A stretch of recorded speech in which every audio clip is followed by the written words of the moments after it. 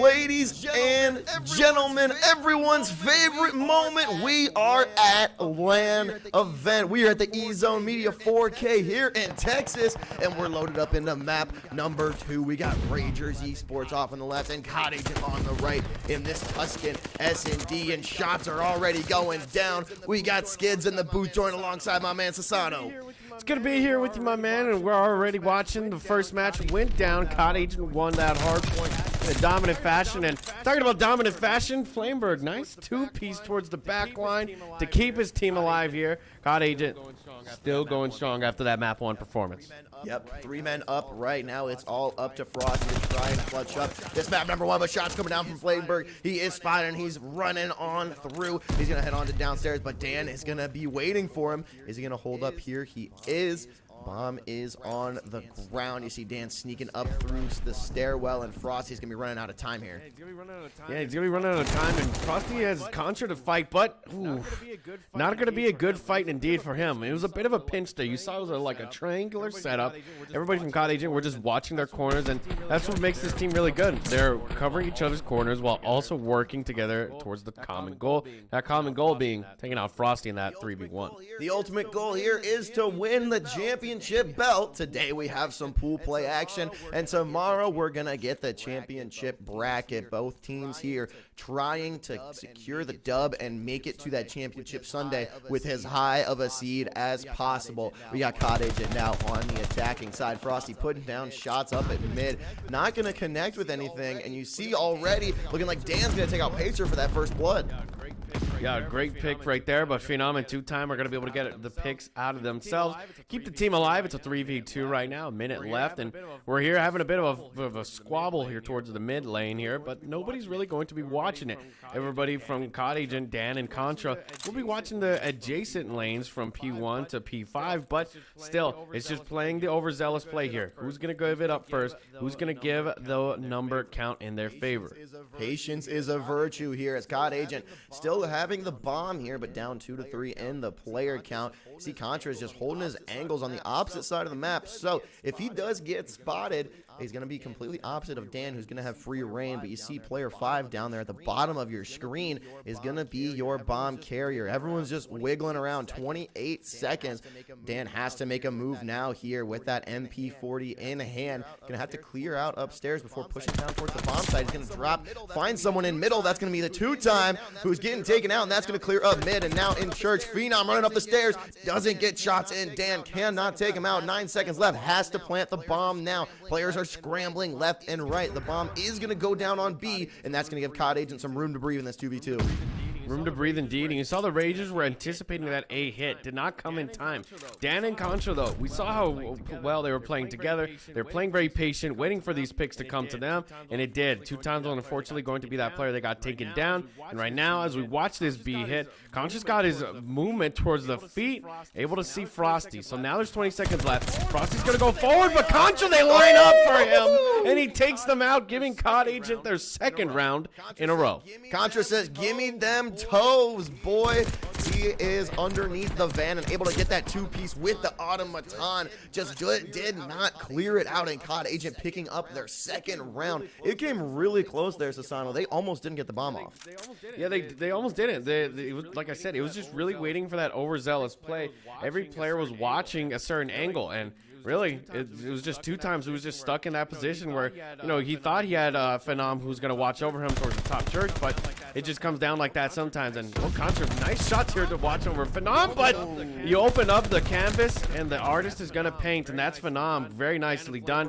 Dan and Flameberg will be getting some nice picks on their own end. And once again, we're back at a 2v3 here, but Pacer will be able to take out Dan, and so now it's a 2v2. The 2 players that are going to be down here for COD Agent were both on 3 streaks, so we have a pretty much full wipe here. You see Phenom trying to get Flameberg, but Pacer on the flank here, and Thor with the trade. A nice trade pick, and that's a 1v1 situation. Bomb is going to be picked up here by Phenom. He's going to run through mid. We are on board with Thor, who's just trying to clear out any bomb site he can. 45 seconds to either gather intel or just close off some sites to make this more difficult for Phenom, who's trying to get Rager Esports back into this. You know, and smart play out of Thor there. He saw that, hey, A-bomb is not going to be occupied, so he's going to go for this B hit immediately. And it looks as though that he's going to actually stick the bomb, but Phenom's got the view on him. I would have liked a bit of a better, concealment right there, but it just, Phenom had him with those angles at the end of the day. But also, he had like 37 seconds. That's plenty of time to go search for the kill. It's a 1v1, not a 1v2. Yeah, I mean, he played that well with the plant for truck, and that allowed Phenom to have the angle on him. But I think that it's either you can bait there, and he didn't get off the bomb, or he's thinking maybe Phenom's still setting up somewhere, so I got 7.5 seconds right now while he's setting up. He tried to, not so much ninja defuse, but make that one quick. Didn't end up working there, but COD Agent still up 2-1 as Ragers Esports picks up their first round. You see 3 players on that top side of the map gonna have an engagement here, and Pacer ends up taking down Contra as Thor all in his lonesome on this side of the map. Traded kills going left and right, and Flameberg getting a kill there as well. So now we're in a 2v2 situation, but Bomb is down. Yeah, both teams are here being very overzealous within those first bloods, and Pacer very nicely done, cleans out the kill into Flameberg. Thor's going to be your last man here. They line up for him, but they're ready for the view on him. So now Thor's going to have to play towards back church, realize the aggression is coming to him, very smart, but he still needs to go grab that bomb. That's going to be hanging out towards top fire here. So really, it's just playing the uptake game. Grab the bomb or, just try and get these 2 kills lined up again. But I think Ragers have learned from their mistakes those last few beginning rounds and are now sticking together. Yeah, and you saw there they almost got lined up, but luckily the turning point to not allow Thor to get that easy 2-piece. But Ragers does know exactly where Bomb is, and it looks like they're going to be playing for this B counter push here, which Thor sneaking his way through church, wrapping around into spawn. He's got 18 seconds. He's got to try and make something happen here, and he's going to see Frosty waiting there to ice the victory, and now Ragers Esports picking up their second round. That's going to tie us up at 2-2. Yeah, and very smart play out of Frosty. Like I said, they learned from their mistakes those beginning rounds. They know that they're going to go for that counter pick towards B, so immediately we see the countermeasures are implemented. Players are able to get that footing that they needed, and unfortunately for Thor, I would have liked if he would have checked that back angle more here towards Potts, but he at least checked it, and that should have been a guaranteed given. Hey, I can go plan for this A, but like I said, Ragers just have that better intuition. Ragers Esports now on the attacking front. They're pushing up similarly to how COD Agent has been towards this A site, and they get a clear, and the bomb's going to be going down with 3 players down on the B site. So that's going to be A is planted. A couple of stuns coming through. No bloods yet, but we are going to get an engagement here as Pacer cannot pick up the 1, and here comes the second. He gets one of the 2 and getting traded there. Almost picking up the 2-piece, but able to at least get 1. And now Ragers Esports, it's up to Phenom and 2 times to defend this bomb down. And you're going to see Dan's even going to be able to take out 2 times. So Phenom's really the last player here, and he's going to shoot Dan here. Not going to be able to grab the kill because Dan just works that angle, gets the kill on Dan, and now COD Agent break that 2 streak. It's a nice little 2-2 split so far. Yes, it has indeed, and you saw that they were trying to figure out which one of them was defusing the bomb. So Phenom hesitated when he sees 2 players over there, and ultimately taking shots on Dan, trying to get him out and maybe buy a little bit of time on that defuse, because only with 18 seconds left, you can still get a little bit of the delay if you can work that trade. So unfortunately, Phenom unable to pick that one up, and now COD Agent back in the lead and on the attack. Back on the lead indeed, and we're going to see a nice movement here towards this A plant. Hopefully a quick one indeed, but Ragers are getting a bit aggressive here. They're moving forward. You've got Pacer who's moving up. You're going to try and watch this angle. He's going to attack number 8, Contra, but Contra will be able to take him out. Dan has a great view onto Phenom there, but he will lose his life to Phenom. So now it's a 3v2. Everybody from the side of Ragers has a pretty good sight watch over this A. Contra's going to get taken down, and now they get put into a 2v2 blender. That was big because now Bomb is down on the ground next to A, and Phenom with the total mid control here has plenty of angles. He's got to make sure he can time up these peaks pretty well, meeting up with his teammate the 2-time, and yet again it's this Phenom and 2-time back at it. So now Bomb has been picked up at 2v2 here. Let's see if Flameberg at 6-3 right now, rocking that double positive if he can clutch up here for COD Agent. Hopefully so, and it looks as though they're just trying to find these players out from top fire. Unfortunately for the side of COD Agent, they're going to be going for this A push, but what you see right there immediately, COD Agent decide, hey, we're going to stick that plant, COD timing at its finest, and so they will get the bomb down. So now Ragers, hey, they were just a millisecond off of that peak. Oh yeah, you know that they're cons as soon as they see that A site, they're like, what the heck is going on? we just cleared that. But they didn't hold it, and now we're going to get a trade here. Look at that. Phenom taking down Thor in a massive gunfight. That's going to make things difficult, but Flameberg taking down the 2-time. So now it's Flameberg with bomb down in his favor, and Phenom having to try and make the defuse. So Flameberg is going to be chilling out here in the corner. Who's going to peek first? And again, some COD timing, not in COD Agent's favor, and Phenom rounding the corner to clutch up and bring us to a 3-3 tie. Remember, this is pool play, so while the loss isn't, exactly the end of the world, it still is going to hurt when you're trying to get, your sizing for your picks in, for, the main roster, the main bracket that we're gonna have tomorrow. Sorry, the word was slipping from my mouth there for a second. That's okay. It's a little bit too much caffeine. We talked about that in the pregame. You got a lot of that coursing through your veins right now, brother. Yeah, I got a lot of caffeine here.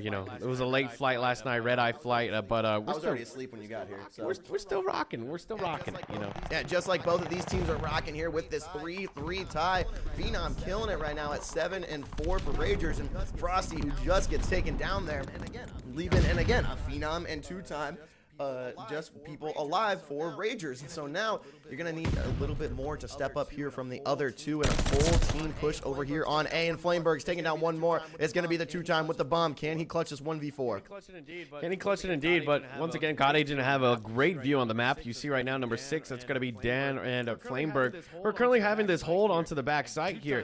And 2-time, well, he's going to be moving out here, and he's going to get into Dan's iron sights here. And information has been given. Dan even gets aggressive and takes him out. Beautiful plays out of COD Agent, and now we're back up to a 4-3. Unable to clutch that 1v4. How glorious would that have been? First stream of the weekend, and man just pops off like that. But hey, especially in pool play. Oh yeah, in pool play. I mean, that's when you're shouting across the monitors and loving every minute of that one. So COD Agent keeping control now, 4-3. But the way the series is going, Sasano, I imagine Ragers are going to pick this one up and tie it for us. Hopefully so. Yeah, hopefully so, because like I said, this is a best of 3, so there's just not really too much room for error, and especially if they lost that first map to COD Agent in the HP, this is really do or die right now. So we really need to see them pick it up. And talking about picking it up, Thor, great shots on the pacer.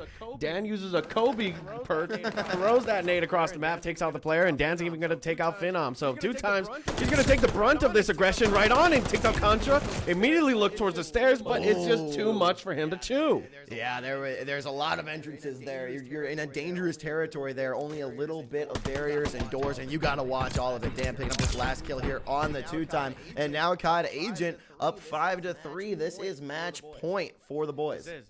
This is, yep. Our producer Freddie informed me that, yeah, they did take the first map, but we'll get more confirmation on that later on. But I believe that information is correct. But other than that, 3-5 is a bit of a tough one. I mean, like we said before, it is pool play at the end of the day, but you still want a great standing when you want to go into the main tournament tomorrow for the championship bracket. But other than that, let's talk about the game right now. Great little 2-2 setup across the map. Every player from the side of COD Agent have a bit of a spreaded out push, but still holding as much map influence as they can. You see right there, they start to time things up, but Esports Ragers, or Ragers Esports, just waiting for this overzealous play. Yeah, I mean, you want to force something here, right? Because you got to take control, and Pacer does just that. Takes down Contra with that first blood. Can they pick up the second here? Frosty does take down Dan. So now in a 4v2 with an open A site. Can he get the pick on Thor? Phenom does call out one, is going to be pushing around him, so Pacer cannot get eyes on Thor, fighting for his life out here. Now he's going to meet up with his teammate Flameberg, who make this trade a little bit easier if they play together. Exactly so, and they are going to play together. You see right now, number 1, Frosty's going to be hanging out towards the back lane, but does get taken down by Flameberg. And this is what it is. It's just breaking it down molecularly, but Thor almost wins that fight on the Pacer. Flameberg, well, he's heading out towards B-bomb, but every player from the side of Ragers Esports has this site covered to the T. A bit spread it out, but still within trading distance. Yeah, and Flameberg's got that AR, though, so he's going to try and keep those lanes as he does take down Phenom. 23 seconds left.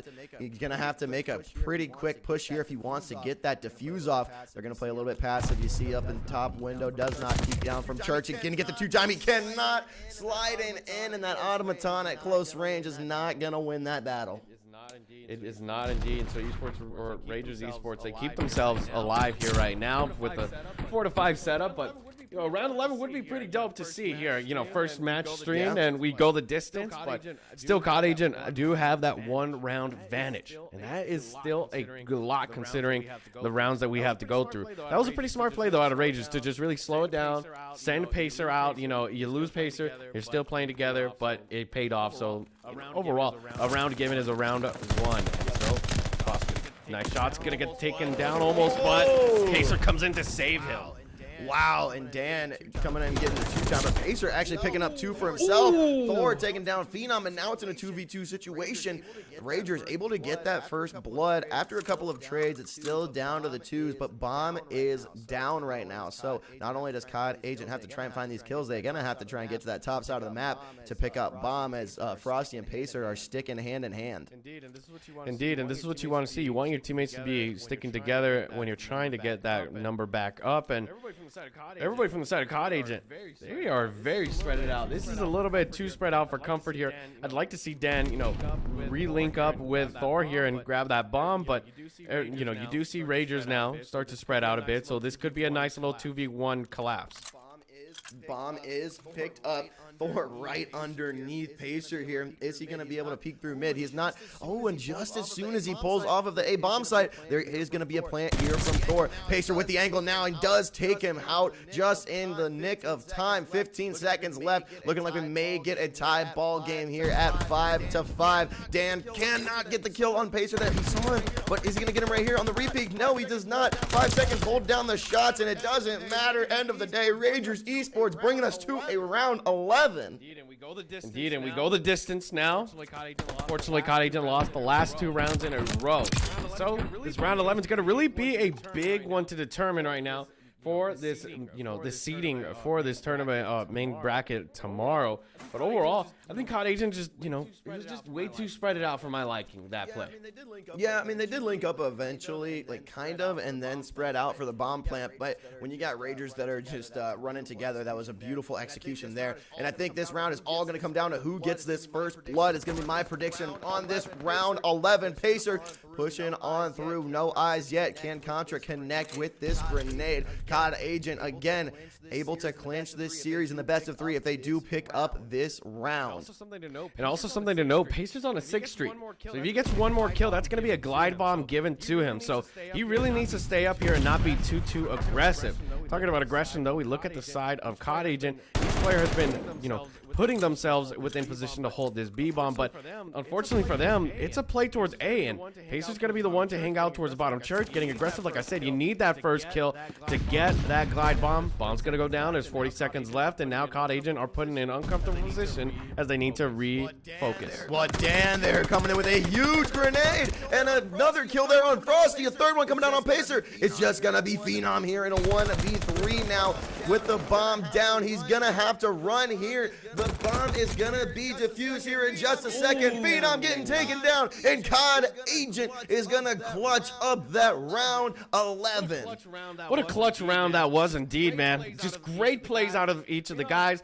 Phenom, he was really pulling his Seth Rollins right there, trying to take each of these players out and get it done. Big Phil, unfortunately, they lose now 2-0, and COD Agent will advance on undefeated, I think. I think they are still undefeated. We'll have to check in later for the confirmation on that statement. But we're going to go to a quick break, ladies and gentlemen. We're going to get this map set up, get our cameras ready to see our beautiful faces. So don't you go anywhere. We'll see you in just a bit. Welcome back, ladies and gentlemen. We're back from that short break. We got some confirmation. It's actually 1-1 in the series. Ragers Esports won that first HP, so we're back at it now with a third map on Tagava 2. Me and Skid's going live on the mic, and it's going pretty good so far. Yeah, we're going to see who is going to pull it out here. COD Agent made it map 3 here. So in the best of 3, it's do or die right now on this control. And it's looking like it's pretty even so far on this match, as Ragers is going to be pushing up into this A site. They cannot get the first tick yet, but they still have 2 players up on the objective.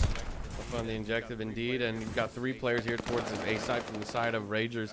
And as I say that, Flameberg and Dan clean up pretty well. Phenom's going to stay on top of both. He does have a great view around the map, so you need to take this player out to get the aid onto this site.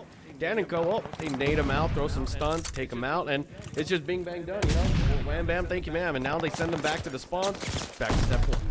Back to the promised land. That would have been a good one to plan or whatever you said there. But hey, we got Ragers. We roll. East. We Yeah, roll. we'll just stick to it here. 13 seconds left. Ragers is not going to be able to pick up any ticks here, which is going to bring COD Agent to this round number 1. It's looking like as they do clear out the site. And Ragers has to try and get back up in the life count for the next round because that -7 might hurt him later. Well, it is tick based. Yeah, you still got to get momentum and still try and get the kills up. Yeah, of course you want your kills up indeed. And talking about kills, we're going to have Pacer here by himself. Now just going to slide onto the site, take him out, and well, this A site's going to start getting secured. Phenom's going to be the player on it. Thor hanging out towards the top. Nice shot's going to be able to take out Frosty. That clears that top position. And you can even see they're about to grab that second tick. So, you know, what looked like was going to be a less than fruitful round, they grabbed 2 ticks. And so now COD Agent had to go up against that. But even then, just grabbing that A site, that's already guaranteed 1 tick plus. Yep, they were able to grab that. And you know, there's that kind of a caster curse right there. I called it a little bit too early, and then they got 2 ticks. I don't know. But if it is, then Ragers Esports should thank me for that, letting them get those 2 ticks there. And now COD Agent still winning that round. Going to try and pick one up here on the attacking side, but we know what it's like to play defense on Control. Oh yeah, it is a polarizing game indeed on Control. But talking about this Control, let's see this 3-man stack headed towards A from the side of COD Agent. You do have Thor, who's going to be playing towards Ring. 2 times has yet to spot him out, unfortunately. So that gives him that free kill. Base is going to be that last piece of opposition, and he will stay alive. Automaton in hand. They're going to try and apply some pressure now to the spawn. Pacer's going to be that player to make it down lane. Thor's going to be hopping into this top rocks, and Phenom and Frosty, well, they are cleaning up the boat. They are security, and they are getting any non-dwellers out of there. And you see there 2 times on the kill feed. That was his first kill of the game right there. He was 0-8 coming into this round, so good for him to get on the scoreboard. You see Dan here at 1-4, just guys right under his kneecaps there. No ticks yet. Looks like solid control here from Ragers as Pacer able to pick up 2 there and push them away from the beachside B site. Very nicely done. Yeah, very nicely done indeed. And once again, we're having a bit of a fight here towards the beach line. And, you know, Dan, nicely done, gets the help from Contra. They take down the player, and that's Frosty and Pacer. They immediately get wiped. So now this lane's going to be a free movement. Frosty's going to spawn up, going to immediately respond to this movement onto the site. Dan, nicely done. Oh, but Pacer's team nade. That's going to cost him a tick right there for the team. Oh, they could not get the full tick, though. That's a as caster's Contra. There it is. And add it to the tally, the caster curse tally, as Contra getting taken down just before the tick. But looking like the number 5 Thor is able to hop on there, and they do get the first tick. So Ragers Esports did not go for the clear. Now 9.8 seconds left, and Thor was unable to clutch that up later as 2-time is keeping them off. 4 seconds left, and wow, 2-time is running and running. That's 6 streak at the end of the round for the 2-time. The guy's just nasty, man. That was just perfect movement. You saw the way he was moving? I knew something was coming out of that. Yep. He was just slide canceling upon slide canceling, going really fast and doing some good movement. And right when I saw him do that, clearing up that mid tank, I was like, oh boy. Dodge, dip, duck, dive, and dodge, and the 2-time picking up 6 on his way to going even. I mentioned he was 0-8 going into that round, went 9-1 to tie himself up at the 9. So will he get the streaks here? Can he get the full as he's going to toss on the stun? We're going to keep on board. He does get the connection, and no, getting taken down by Thor. Yeah, he does get taken down indeed. It's 29-30 right now after that first set of exchanges. And well, Phenom's going to be able to get the kill, pushes onto the site. And, you know, I believe they got 1 tick that last round. They got 1 tick on B. That is absolutely brutal to think about, because we thought, hey, just one, you know, site grab from the side of COD Agent would give them that. So Ragers are actually up. This is amazing to see. So they're going to be hopping onto this A site almost immediately, getting a bit of influence. Thor's going to be throwing some nades 2 times. Well, he loses his streak, but he's still going strong. Yeah, and you mentioned that they changed it to tick-based as opposed to back in Cold War when it was kill-based. And so now people are starting to play the objectives a little bit more, and it's not just a glorified team deathmatch for round number 5, right? So you're going to try and come in and get the ticks as Ragers Esports is almost on that A, but they're keeping the up top of the ship under control, and now a player is on the site. That's going to be Pacer who's going to take it away, and there is the first tick as the 2 times. Now we got pressure on both sides, and all 4 members of COD Agent are just kind of swamped up, and nobody's looking over at B yet. Yeah, 2 times has some great influence here, but unfortunately for him, he's going to get shot from the back, but will win that fight, amazingly so. That is absolutely a huge pick out of him for the team. They still continue to put this pressure onto B.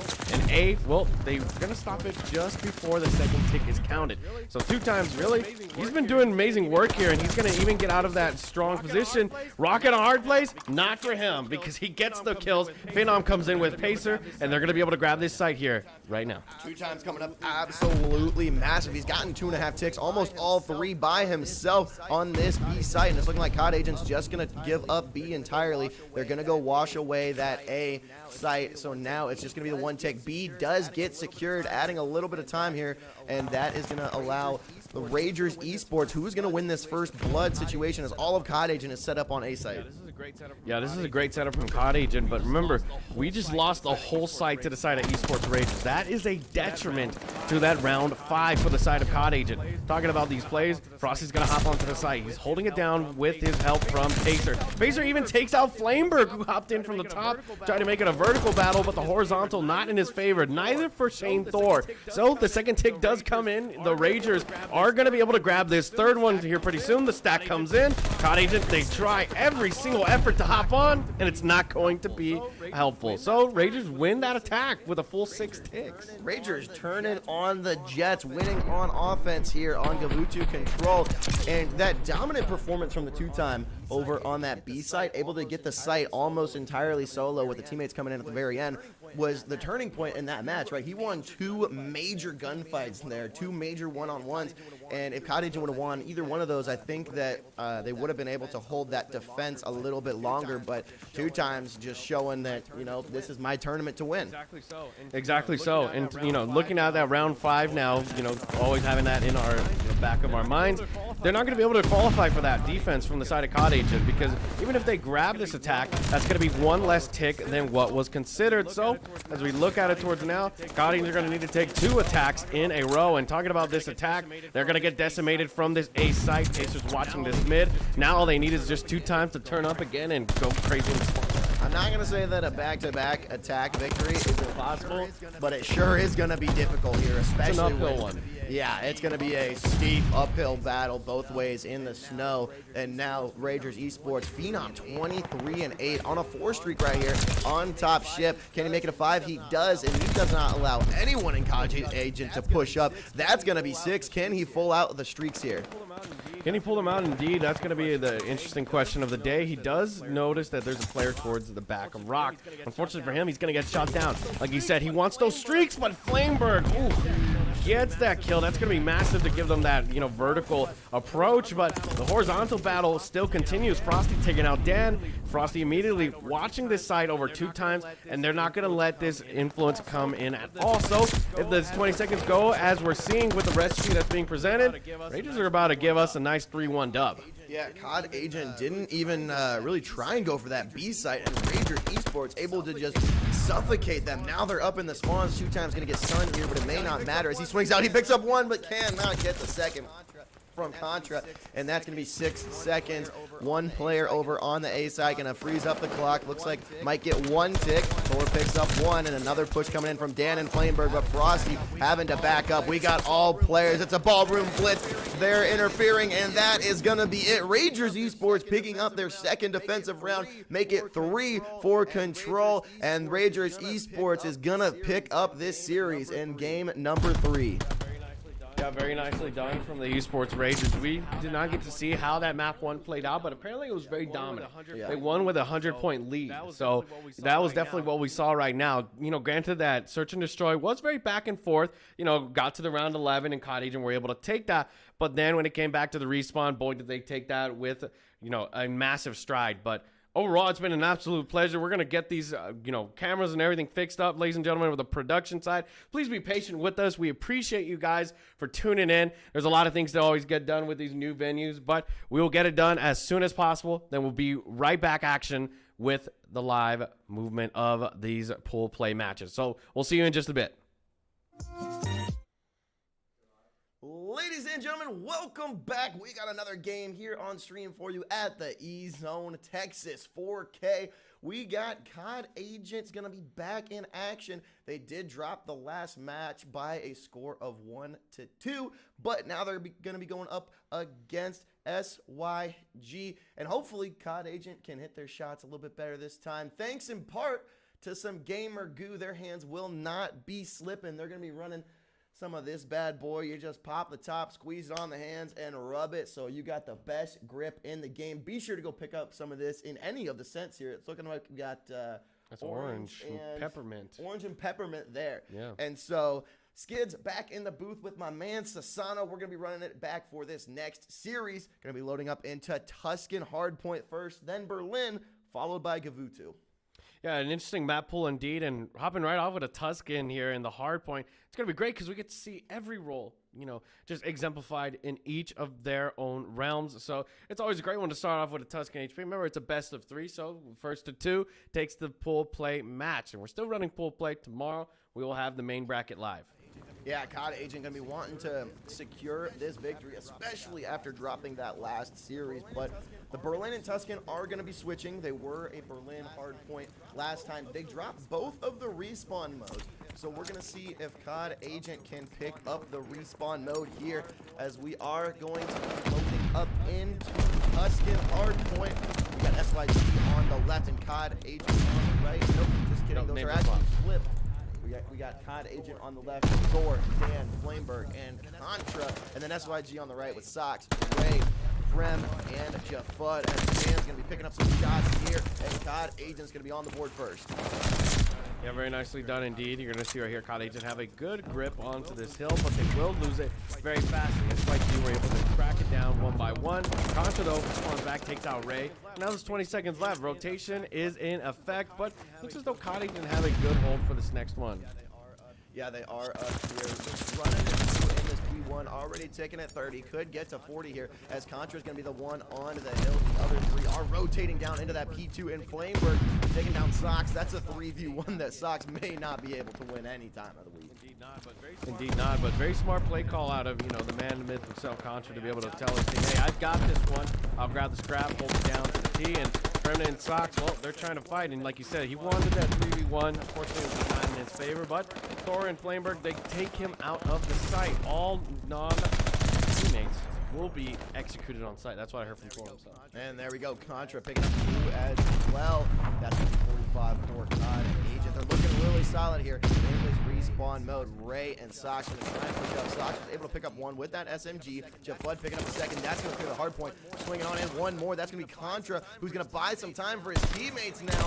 Is he going to get it off of this contest? Contra with another one. Or no, that's Flameberg rather. And Dan with the team nade tries to clear the site, but picks up Ray, and so it does not end up punishing them. This is not, but you do have one player, Sox, who's just holding it back, keeping Dan with that pressure in his head. So he's going to have to, slow it down a bit, but it's that phantom menace, something that's there but really isn't. And that's what's going to happen there. You see him move through the sights, but Flameberg will hop on, not lose a single minute or second, because he did get taken down. So on the side of SIG, they're going to really need to try their best here, because nobody's on site and they're having a hard time keeping this control. Yeah, Prem is just by himself now as COD Agent's getting the spawns down in the backside as Dan takes down Prem with the grenade, finally taking out the other team with those nades, probably for the best now as COD Agent trying to push back in, and Contra picking up a nice 2-piece. Flameberg with another one, and that's going to be a full wipe almost there for SYG, and that is player number 8, Jafud, who held down the site just a little bit longer so they can keep ticking away here. Now Dan's going to swing on in here, gets the pick, and he does. That's going to clear his sight, and the 15 seconds are going to go COD Agent's way here. And I want to comment real quick on Dan's play right there. I think they realize that they have a good comfort status against this team.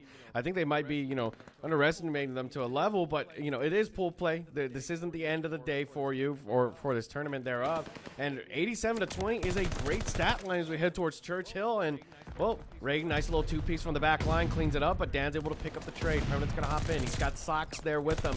Contra will get taken down, and Thor and Flameberg, my goodness, Permanent's just covered right here, but Jafud comes in, spawns up real close, and now they have a good hold onto the site. Players are gonna be forced out to that P1, and Permanent's just still going strong here, watching the back lane.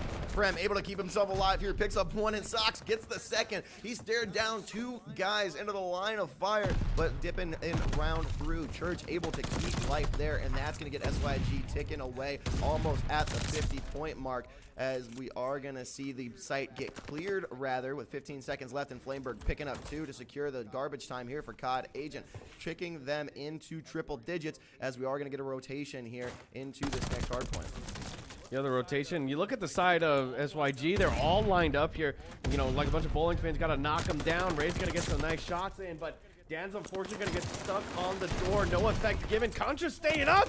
He's pulling out the pistol. Jafud even realizes, hey, I'm out of ammo. It's fair to switch to the secondary. Fights are going in. The ballroom blitz is in order, and 46 seconds still on this hill. Flameborg, you thought he was going to win that one, but unfortunately for him, COD Agent, they're just much stronger, so they hop back in, and Jafud and Socks, it's a fight, man, and everybody is taking a jab. Flameberg able to pick up a huge triple there to keep COD Agent on the hill, and now Jafud swinging on through, cannot get the pick on Thor, tried to get the repin on the grenade, and Thor taking down Jafud right there, and that's going to get COD Agent back in on this hill. And all players on COD Agent here on the left-hand side, besides Thor, are rocking the positive, at least that 1 KD, whereas SYG, you don't have a single player. Actually, you do. Prem is 12-9. That's rocking that positive KD, so being able to control the kills on the hill and control the respawns, COD Agent is going to try and continue to do that, but SYG establishing themselves on the hill. You got 3 players, and here comes a push. We see Dan coming around getting picked,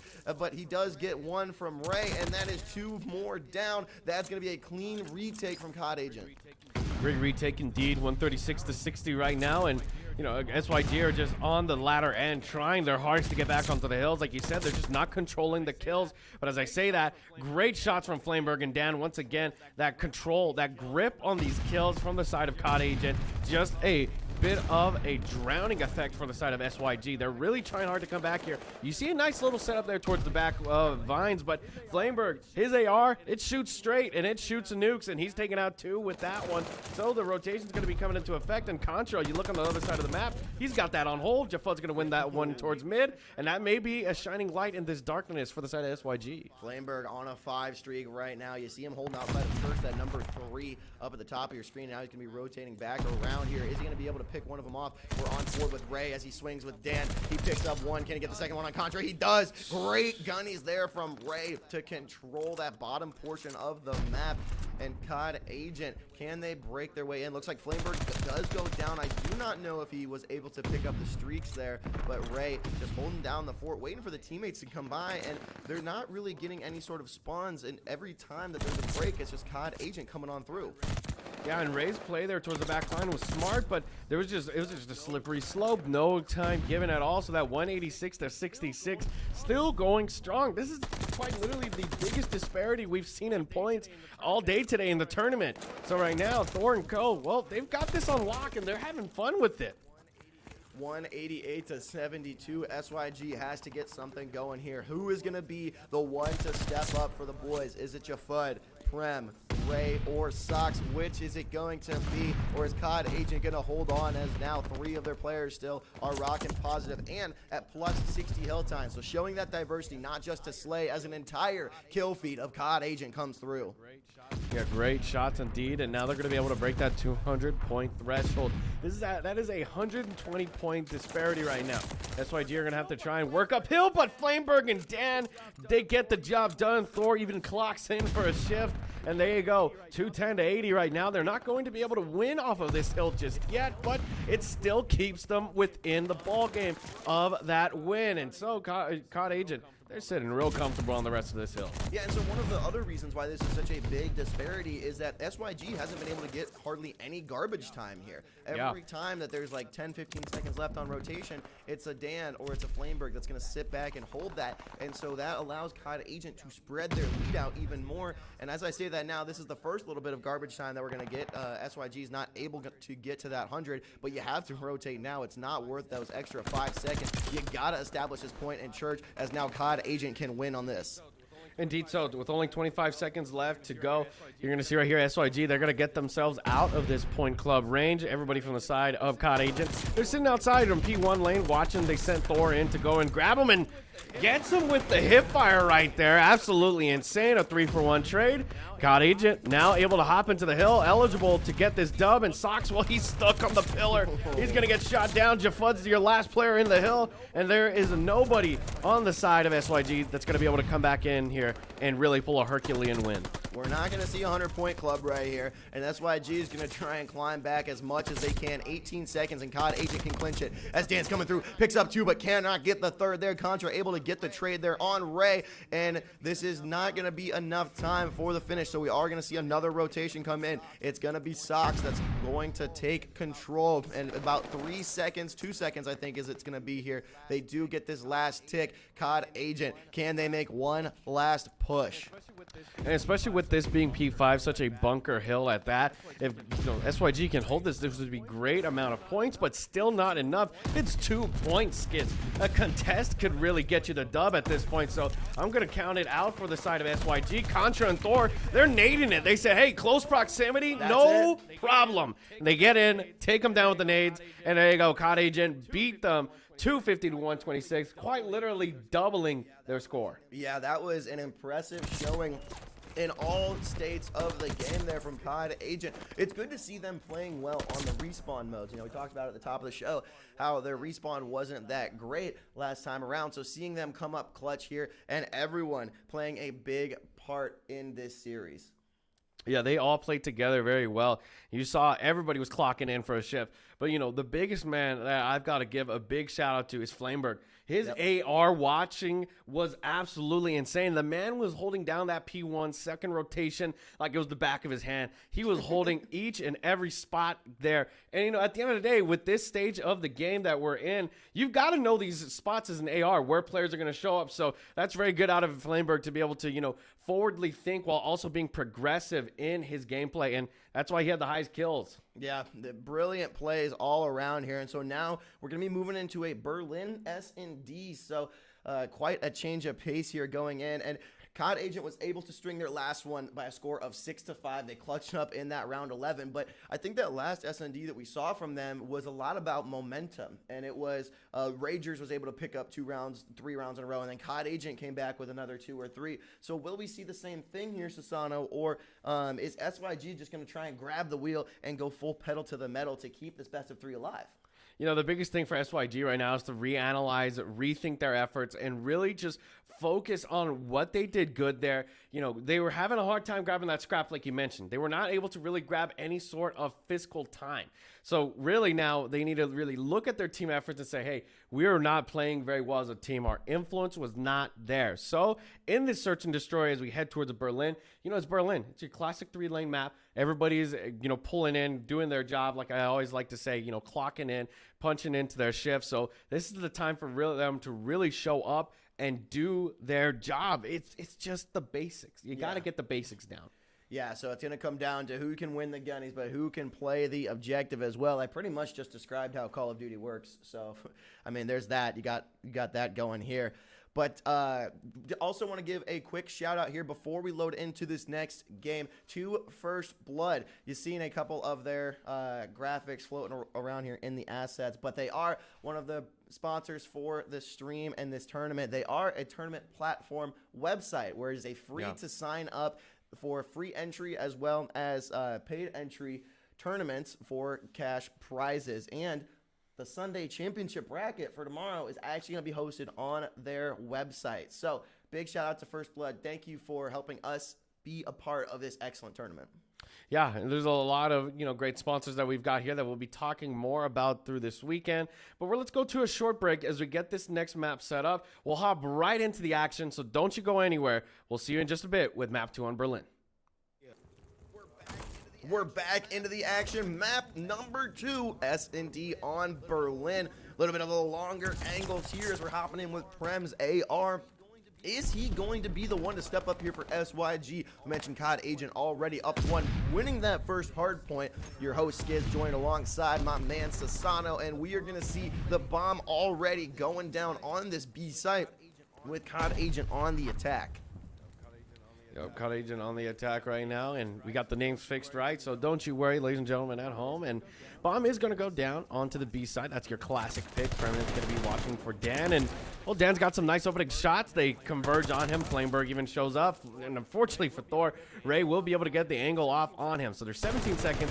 Ray's going to really try his hardest here, and he even sees where Contra is, so Contra's going to really need to step up here and get the shots, and he does. Even grabs the 2-piece as they line up, so COD Agent win that first round. Yeah, that was really disciplined there to be able to grab that kill here from Contra. So you see the man down bottom is defusing, and you saw that sniper glare coming in from Sox. Looked like he was rocking that car, unable to get that kill there. But you got to have the discipline to get the trade, right? If the guy's already defusing, you don't want to shoot the one that's shooting back at you. Otherwise, he's going to get that free defuse off no matter what. So either way, he was able to pick up both of them, and COD Agent picking up round number 1.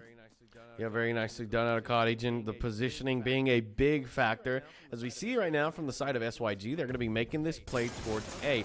Thor does have a nice view onto this door, though, so right now the shots are going to be coming in. Sox and Co are moving in from the back stairs, and ooh, that's a nice stun spot to check, but unfortunately for them, Thor's going to be able to take out Permanent. So Sox is now hanging out towards the bottom, and wow, I was a little worried there that he was not going to get that kill.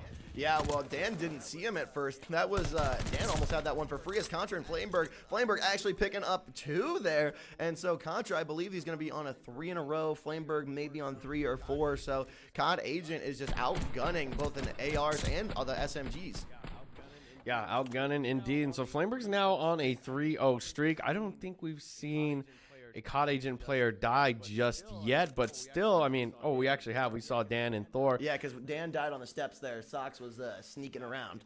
Exactly, and so now Flameberg and Contra, they're going to be eligible for streaks here pretty soon if they keep their streak going. But other than that, we see another fast movement towards B. I think at this point, COD Agent have realized the comfort that they can, use when facing this team on SYG. Call it, underestimation or whatever, or your dominance. But still, and even Sox, unfortunately, I think he almost naded himself there. Sox is a slithery snake. We saw it last round at the bottom of steps. We see it now at bottom of ramp. He's just crawling around, fighting for his life. Now he finally gets some assistance here from Ray. Thor is inside there, able to pick up that first blood, and the bomb is down on B. 28 seconds left for SYG to try and make a push there, and with Sox and getting taken down, it's going to be that much tougher.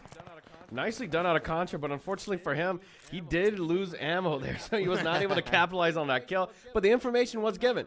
He was able to pass it on to his teammate there, and so now 3 rounds in a row have we seen COD Agent do absolutely massive work. I know you talked about that momentum a little bit before, and boy, is that momentum a big factor right now. Yeah, stringing 3 already. They're halfway to the sweep as COD Agent trying to close out this BO3 in 2 maps, wanting to clinch a win here in pool play. And Flameberg on the 5 streak. We're going to hop on board with him here as he is eligible for streaks this round. Can he pick up a couple of more?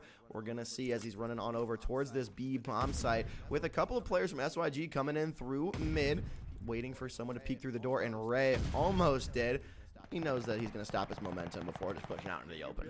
Yeah, you really need to stop Flameberg. He's just 2 kills away from that glide bomb, and that's going to be a scary one. Talking about scary ones, Thor's able to grab the first pick onto Jafud. Sox gets taken out as well, and Contra gives a nice little beat down. So now we've got 1 player left. That's going to be Ray. He's hanging out towards the back of this site here, but unfortunately for him, he's going to get sought out. So Thor will save his life from some help with his teammates. And there we go. That's a 4th round in a row. That's just, that's just tough, right? Yeah, it really is. Raising a 1v4, you're not going to plant that. Maybe you can just find someone to take down some streaks if you're lucky, but at that point, round's almost over. So COD Agent with the 4-0 right now. And what does SYG have to do here, Sasano? They're not winning any gunfights. 2 players have 1 kill. The other 2 have 0. And so what's got to change here in this round 5? Well, if you saw right there, Ray was trying to channel the spirit of King Kong right there to get themselves, within that beast mentality, hopefully. I don't know. Really just switch up the mentality, I think, at this point, because they've just been allowing these kills to go back and forth and not in their favor. Oh, Flameberg went down. Yeah, that's a great one out of Sox to be able to stop him. So that stopped him at the 5 streak. So no streaks will be given on the map. Ray will be watching over this bomb, but unfortunately for them, the bomb has already been planted. Yeah, so Bomb is down. Thor, a menace over there with 3 plants already. He's playing that B-Bomb every time on the attacking side. And now Contra has an ability to get streaks here. And Dan taking down Jeff Flood. That's going to be a 3v3 now, evening it up. Thor cannot get the pick yet on Sox, and he does get it right there. Contra getting taken down, so no streaks for him. But Thor and Dan both on 4 as well. Thor getting shot down by Ray with that heady. He has a little bit of time here now as Prem coming across and takes out Dan. That's going to be SYG's first round, wiping any streak possibilities from COD Agent. You know, big shout out right there, because if his teammate is not watching, that's over. He got it right at the 8-second mark. You realize that was just 1.1 differential right there for error. So if Prevenant doesn't get that kill, it's over. There you go, 5 rounds in a row, match point, and possibly a 6-0. But hey, SYG, like we said, switch up the mentality, work together as a team, and get it done. And that's what we saw there. Yeah, they were able to get that first blood, and I really do think that that plays a big part of it here, right? Because you do have some momentum, and you do have the numbers advantage throughout. You're not fighting those 2v4s, 1v4s. You actually have the ball in your court now. So we'll see if SYG can get this first blood here again. You see player 5, Sox, with the bomb, pushing up towards that A site. 2 players on stairs are going to cover that. And Prem eyeing this B bomb site, which has been popular for COD Agent, but SYG seems to be favoring the A site a little bit more. Yeah, I think they are favoring it to a fault almost. But other than that, we're going to see right now, Prem's going to be watching over this bomb site. Flameberg's not going to give him any view just yet. Contra as well.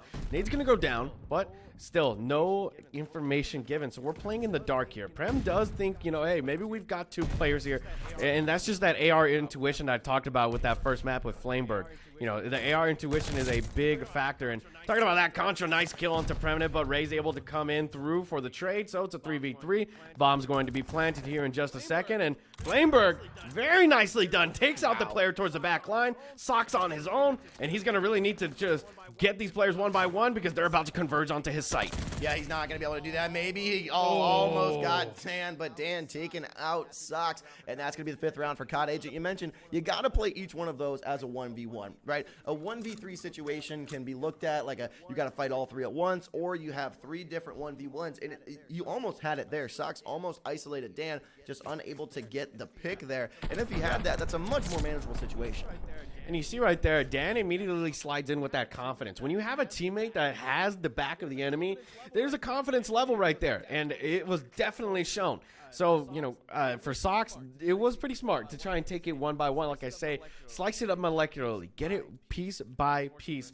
But unfortunately for him, he just couldn't win his one. So now it's a 5-1 match point for COD Agent, series point as well. Because if they win this, well, they take this pool play match 2-0. So let's see as we continue on. Thor's going to be making some movement towards B, but Jafud and Sox, they do get that util onto him, and he actually gets taken down, unfortunately. Yeah, those nades coming through big, not only for the stun, but also intel. Bomb is down, picked back up, and COD Agent just trying to force this B site yet again. SYG finally picking up on it and monitoring now. You see Contra has Jafud inside of the building here. He's going to try and peek around. Is he going to get the pick here? Dan notices where Sox is, and Contra does get Jafud, so that's going to clear out the B bomb site. Bomb is going to go down. Dan taking down Prem. Can he get the second kill on Sox here? Sox last alive. SYG's life is on the line, and that's going to do it. COD Agent taking the S&D and taking the series 2-0.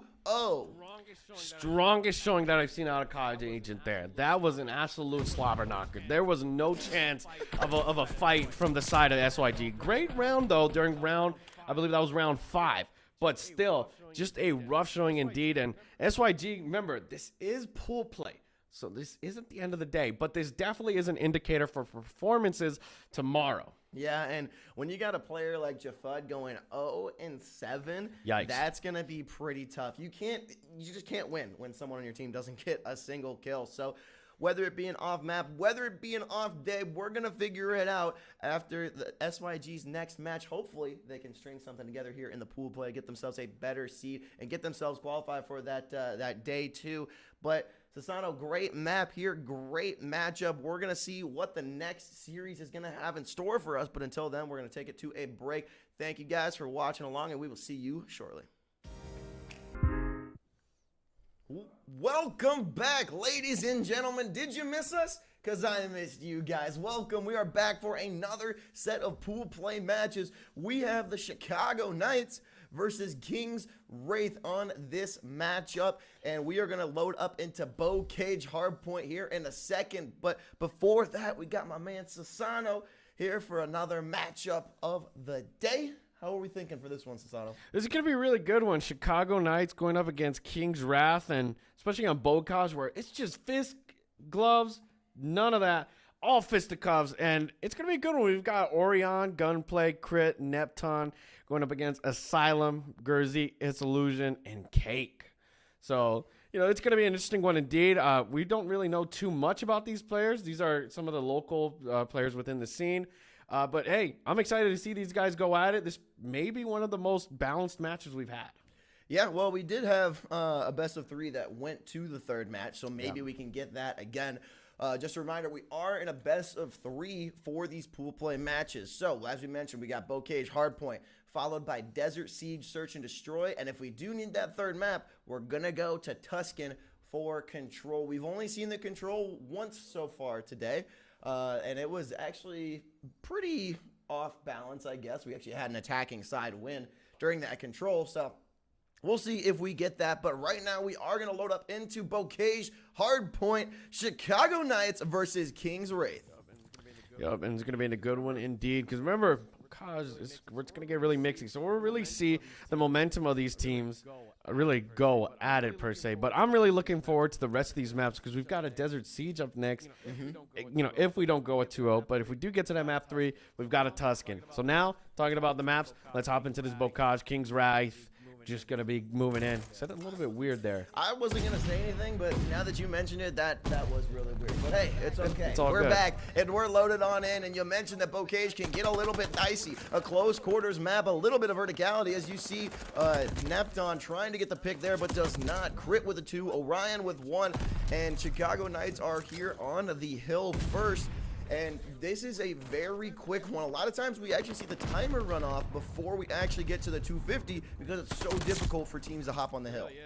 It really is, and Asylum's 2-piece right there is going to be huge because not only do they grab a bit of that time, King's Wraith are able to get the rotation for new. You look at number 2, he's holding down that back lane. That's going to be Cake. He's going to be going up against Orion here for right now, but overall with the movement that we've been seeing this guy do, it's been pretty exemplary. But as I say that, Orion does take out Cake, so that does clear up the back lane, opens up new presence, and now we've got Chicago Knights in control of this P2. Orion with his first death of the match so far, and it's looking like, if you're looking at the gun feed, pretty Chicago Knights heavy as we're rotating onto this P2 here.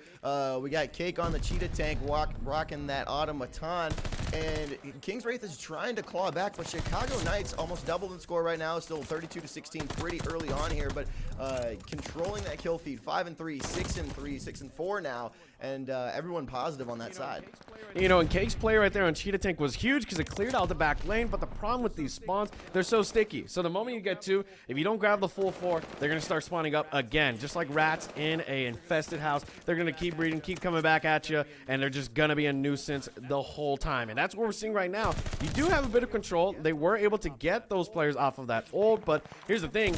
They've already got the rotation for new. They have that sense of time, so that's going to be a good 15 to 20 added on right away. Orion with 3 there, but finally getting taken out by Cake. Could not get the team wipe. A quick triple from him, but time is closing in on P2. Now we're going to rotate into this P3 with Chicago Knights already on the hold. You see Asylum there, 7-6. Rocking pretty solid right here. No streaks. Obviously, we don't really get streaks that much on Bow Cage just because of how hectic this can be. And pushing into the hill, looks like King's Wraith is able to get the contest and a great little 2-piece there, or the 2-play to take down Gunplay. Yeah, great plays indeed, and you're going to see right there, Neptune does get taken down from the street. Illusions have now been able to hold the hill for a second here. They just need to make sure that they put these players within a blender so that they can keep the spawns out of their favor, but also within a trap. But as I say that, there's going to be a bit of a mix in the spawns. You will see number 8 spawn up towards that P2 tank, and you see right here, Orion's going to immediately go for the side flank here with Neptune coming in. Nice shots indeed, but the slide from Illusions, he stays alive, keeps himself up. Chicago Knights are still up, though, by a 20-point difference almost. Illusions looking really good in there to try and clear the area. Gunplay and Neptune getting some kills as well. Garbage time will be going to the Knights, who cross that 70-point threshold as Cake pushes into mid, gets taken out there, and now Chicago Knights, only one player, that's Neptune, rocking 6 and 9 on the KD. Pretty nice line from him. And pushing in, King's Wraith is trying to get the contest here. A trade goes down and another trade as well. these traded kills are going to be pretty even. Haven't really seen too much non-traded kills going on. Yeah, not too much indeed, and you're going to see King's Wraith are going to be holding it down right now for a second. Orion hops in, Neptune unfortunately throws his life, and Cake's got some great AR coverage. We've seen him from that cheetah tank all the way to now, and Gurzy, nice little three-piece to be able to clean out those spawns, but will get taken down.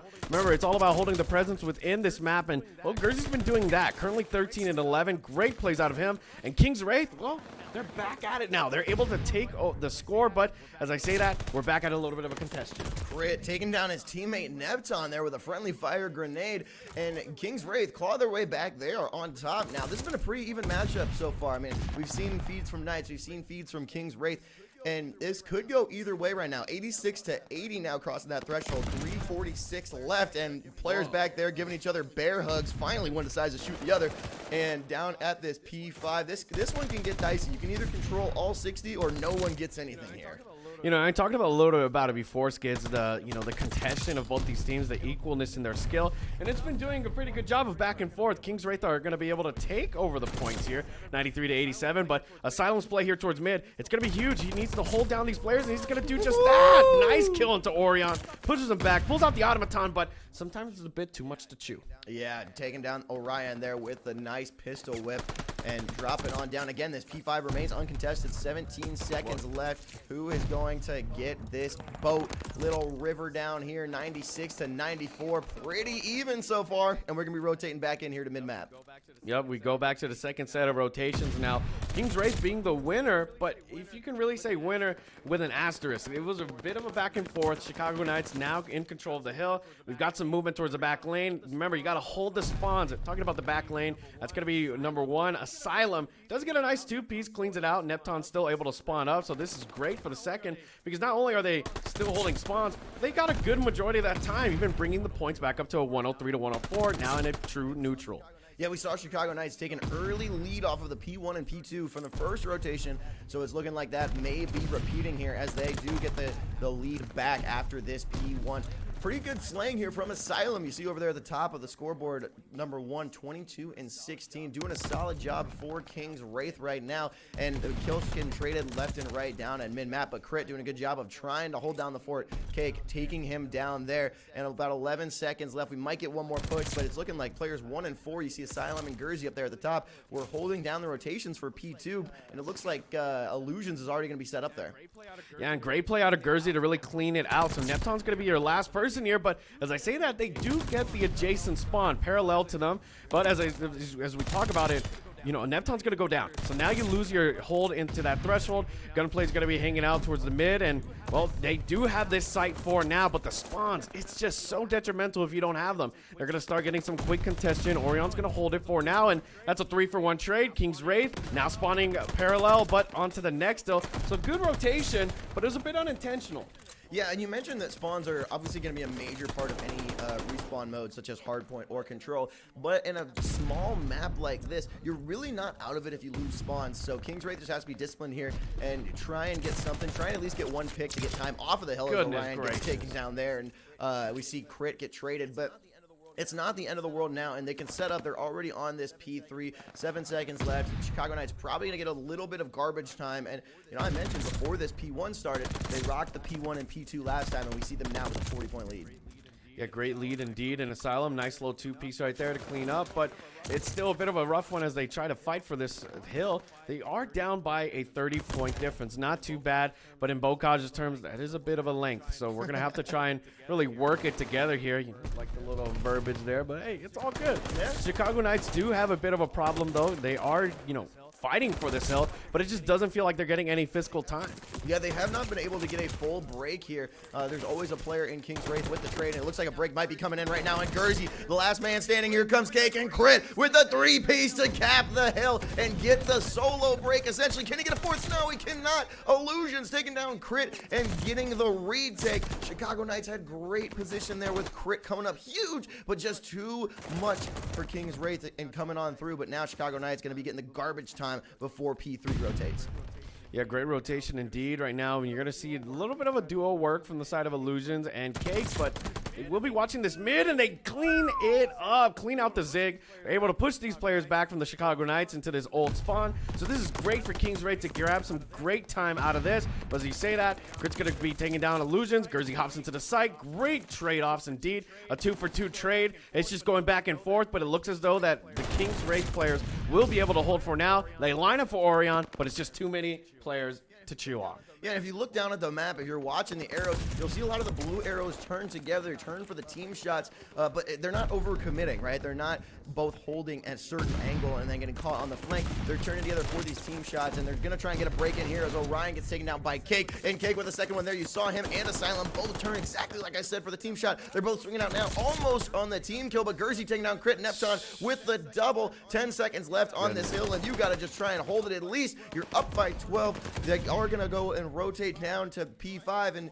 try and hold on to this lead. 184 to 190, 2.5 minutes remaining.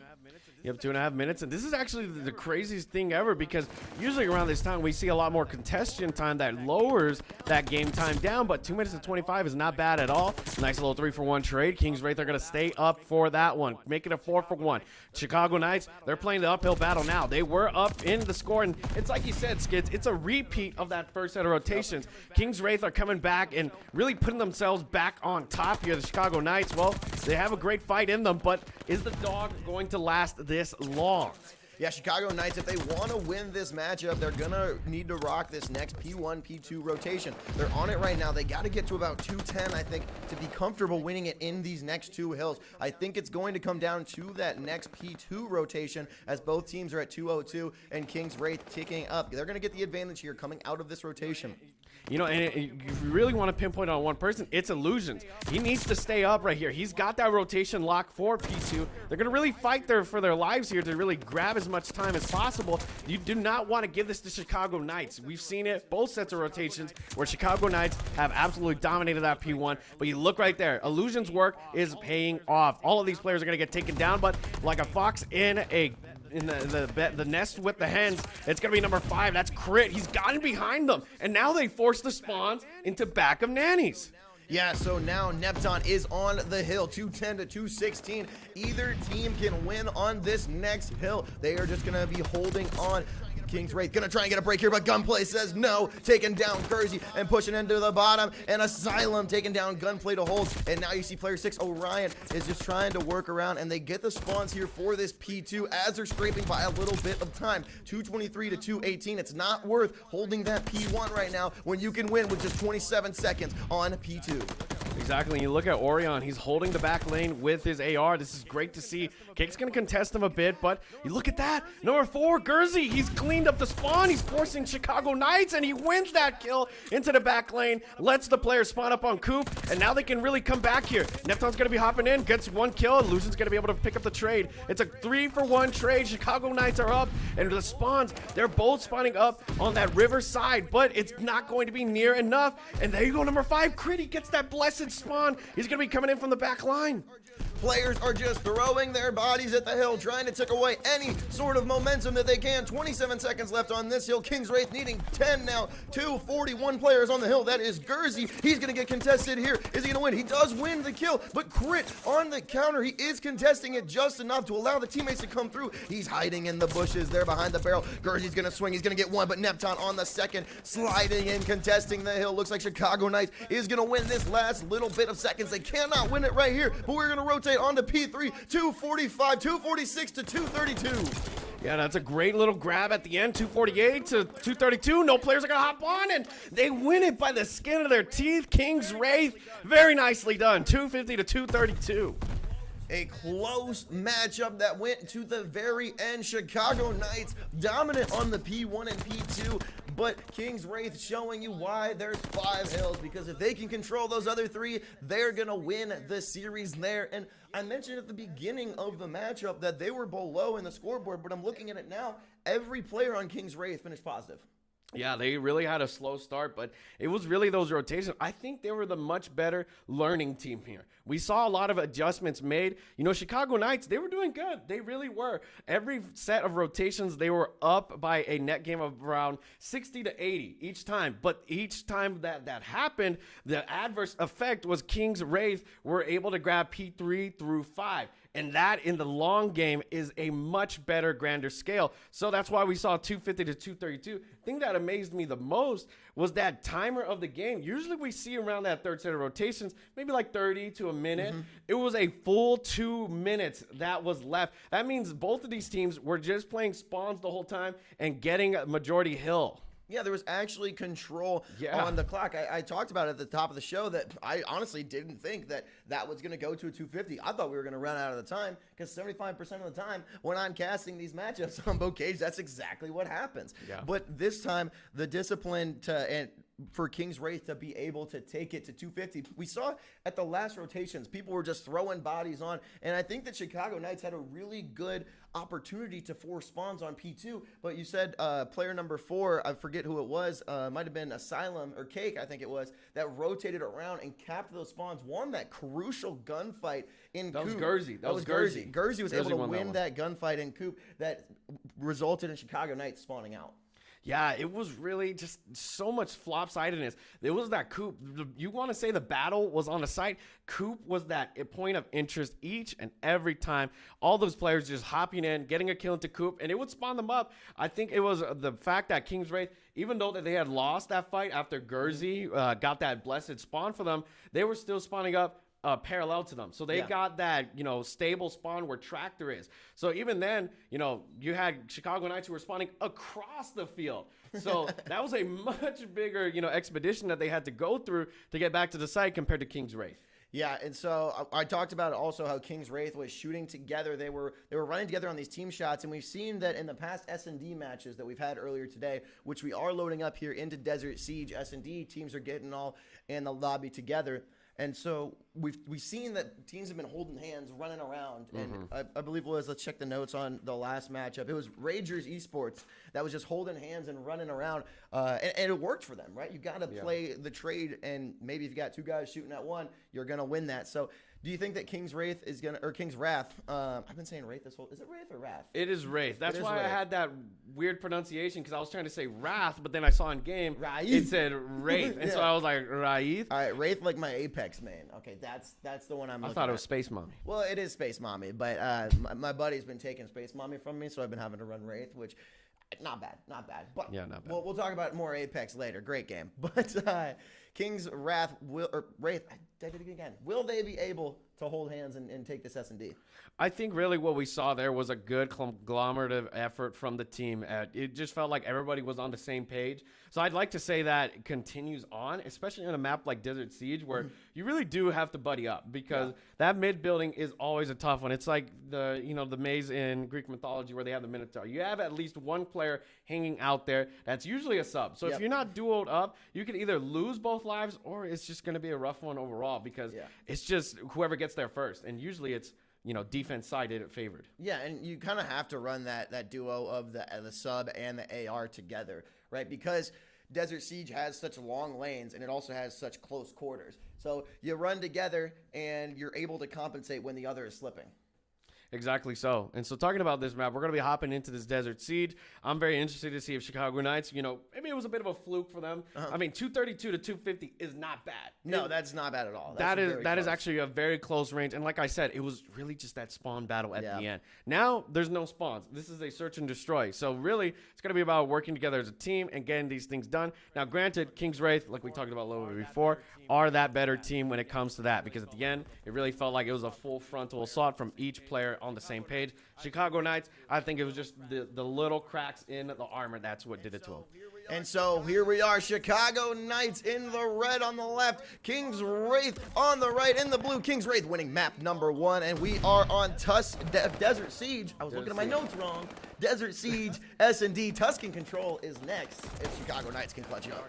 Yeah, if we are guaranteed a map 3, but this is where it's going to be do or die for the side of Chicago Knights. But nice little pick right off the start. We're going to have Illusions, who was able to take out Crit. Great gain indeed. But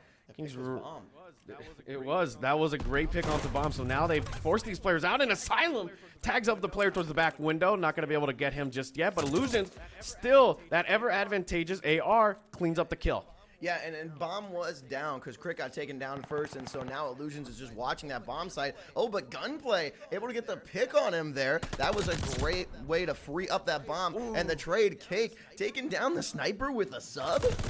Interesting fact indeed, and right here, Orion, 9 HP in a dream. It's going to be him against Cake, and he predicts the route. Gets him off angled, gets him on the heady. There's 25 seconds left. If you are King's Wraith here, slow it down. Wait for those last 10 seconds, then push a bomb. Because right now, Chicago Knights, they are the ones in the uncomfortable position. Like you said, they took him down at bomb, and I'm sure that announcer gives away that information. So, Orion, this is his game to lose right here, unfortunately for him. But King's Wraith, they're going to hop on and some shots, and they take him out. He almost was able to dip, and that whole thing about knowing they picked up the bomb, and that's right where it is. I mean, Gurzy was watching around there anyway, so he was ready for him to run around and find the angle. But picking up that bomb and almost getting the plant, but King's Wraith able to clutch up there, taking round number 1.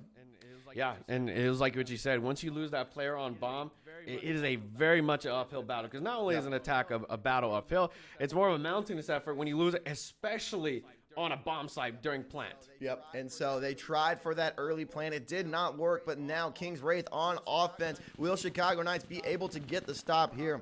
We're hopping on with Orion covering that A bomb site as Cake and Gurzy are over on this side. Who's going to get the first pick? You see Gurzy with the bomb pushing on up into A. Gunplay here in the middle. Bomb. Oh, wait, Gurzy took out Orion, and he got the bomb plant down, and now Gunplay is going to have to try and take over. Oh, he's hopping on the quick defuse. Is he going to see him? He's holding off the gunfight. He gets the kill. Crit gets the first little kill. Can he hold it off for just enough longer? He's defused. He got it. He got the defuse right away. Somebody check that bomb. Somebody hop on bomb. Somebody clip that. Put that on Twitter. That was right away. Great teamwork. Crit coming up huge to take off this guy. And then there's someone else. I don't know who it was, but he body blocked. My biggest thing is, why didn't Gurzy say, yo, there is somebody hopping the bomb right in front of me? You know? Why would they put somebody at a forward position like that? It's because there's somebody on the bomb. Cause and effect. Think about it, ladies and gentlemen. But hey, what a great round from Chicago Knights. They steal that one in the middle of the night. So now Chicago Knights are going to be at a 1-to-1 advantage. Bring it to the true neutral. King's Wraith. Great pick from Gurzy again to open up onto Crit.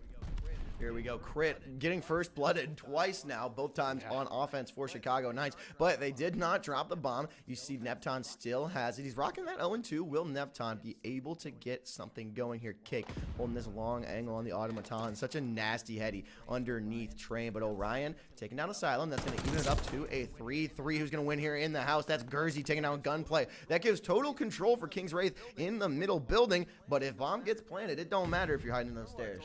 Remember what I told you? You need a definite duo to try and hop into this building. It's just way too many angles where you can get joked. And Gurzy's even able to see the player on the bomb. Tricks him with the sound cue. But Neptune's able to watch over his teammate. And Neptune sees Illusions. Illusion sees him back. But it was Chicago Knights who got that first shot. So, you know, fortune favors the bold. Gurzy with the pump fake of the century, but ultimately it didn't matter as Neptune was able to take him down and then find the kill on Illusions, which was massive because they really didn't have any intel on where Illusions was. So Gurzy almost clutching it up for the boys, but Chicago Knights able to take round number 2. I just feel like King's Wraith have really, you know, come out the gate just slipping a bit. You know, from that quick diffuse to now the beautiful pump fake that was. And now they're going to really need to work it because it's 1-2. They were at a bit of a disadvantage right now, but still not too much given just yet. They dropped the bomb, but Crit takes out Gurzy because he realizes, hey, bomb is yet to be picked up, so he played that spot very well, although the trade did come in. Yeah, so now we're back even at the 3s, and Neptune cannot pick that one up. Tried to trace through the wall, but instead got traced himself. That's going to take out his streak. He only had 3, but all streaks got to start somewhere. And now Orion is watching over that B bomb site. We're not really sure who's going to make the push right now. You see Asylum and Illusions over on that bottom side, and Cake trying to get any sort of intel. Yeah, and it's a hard one indeed because Orion has a sniper, so he's got much better field of view distance of, being able to acquire a kill. And acquiring a kill is about to happen right now. Illusions almost gets taken down, but the bomb does go down. So the job has been done. You kept Orion off of that view. So now he's going to go back again, but Orion just shoot the right trigger, man. Yeah, and Asylum swinging out and taking down Orion there. He was trying to peek, but it's just a little bit too long now. Gunplay rocking that pistol, swinging around the corner. Cannot get the kill with the Automaton. Runs out of bullets, and he just completely missed on the pistol shots. Oh my goodness. It's just the little mistakes, kids, that are just snowballing into these losses right now. Yep. And I love that Catch Me on Land banner that was in that final kill cam. That's hilarious because that's exactly where we are at the EZone Texas 4K here, folks. Skids and Sassano on the cast. King's Wraith up by 1 in the series, but tied 2-2 on this S&D map on Desert Siege. Now, Chicago Knights back on the offensive. Their best rounds have somewhat come on defense, but let's see if they can get this quick plant over on the B site. They're going to bait it, and yes, they are actually going to get the plant as gunplay with the cover. We have a quick bomb plant, and nobody's really moved yet from King's Wraith. Yeah, they really tried to go for a blind counter there onto that A site, but unfortunately, it was an adverse effect. The B bomb was planted. Gurzy once again with an opening kill. He's a hard kill to find on the map, and he gets a two-piece right there. And that's it.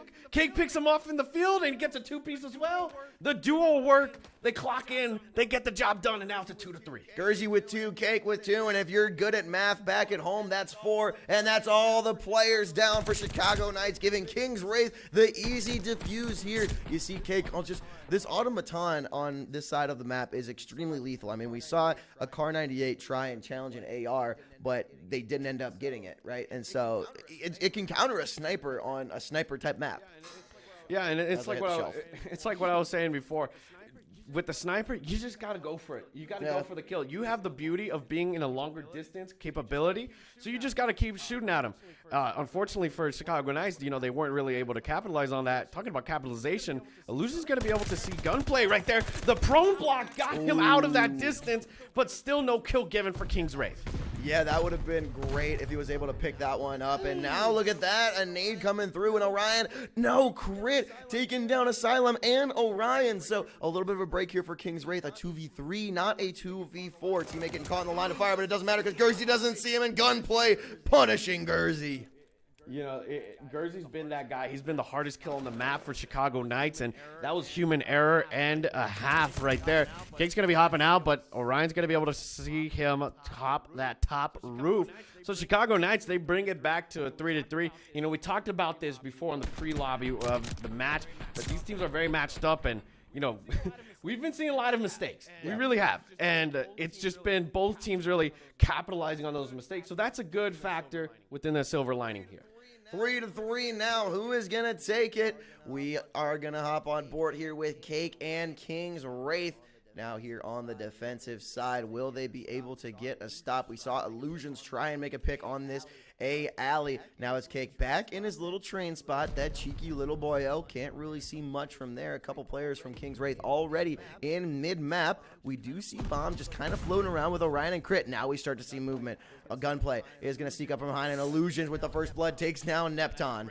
Yeah, that's a great snipe from Illusions. Picks up where Orion couldn't, and Gurzy, nicely done. And what did I tell you about duoing up? Orion was able to pick up that trade, but Asylum picks out Orion. You saw the third player hop in. That's gunplay, but it's a 3v1. You're trapped in the building. Every angle is being watched, and you have one player even just cat and mousing it right now, trying to find this mouse that is gunplay.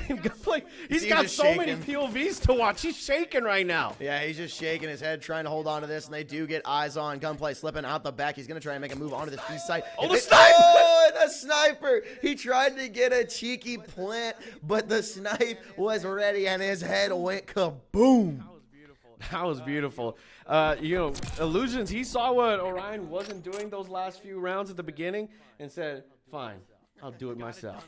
Got it done Thanos style. Very nicely done. That's 2 rounds for them, and it's a 3-4 right now.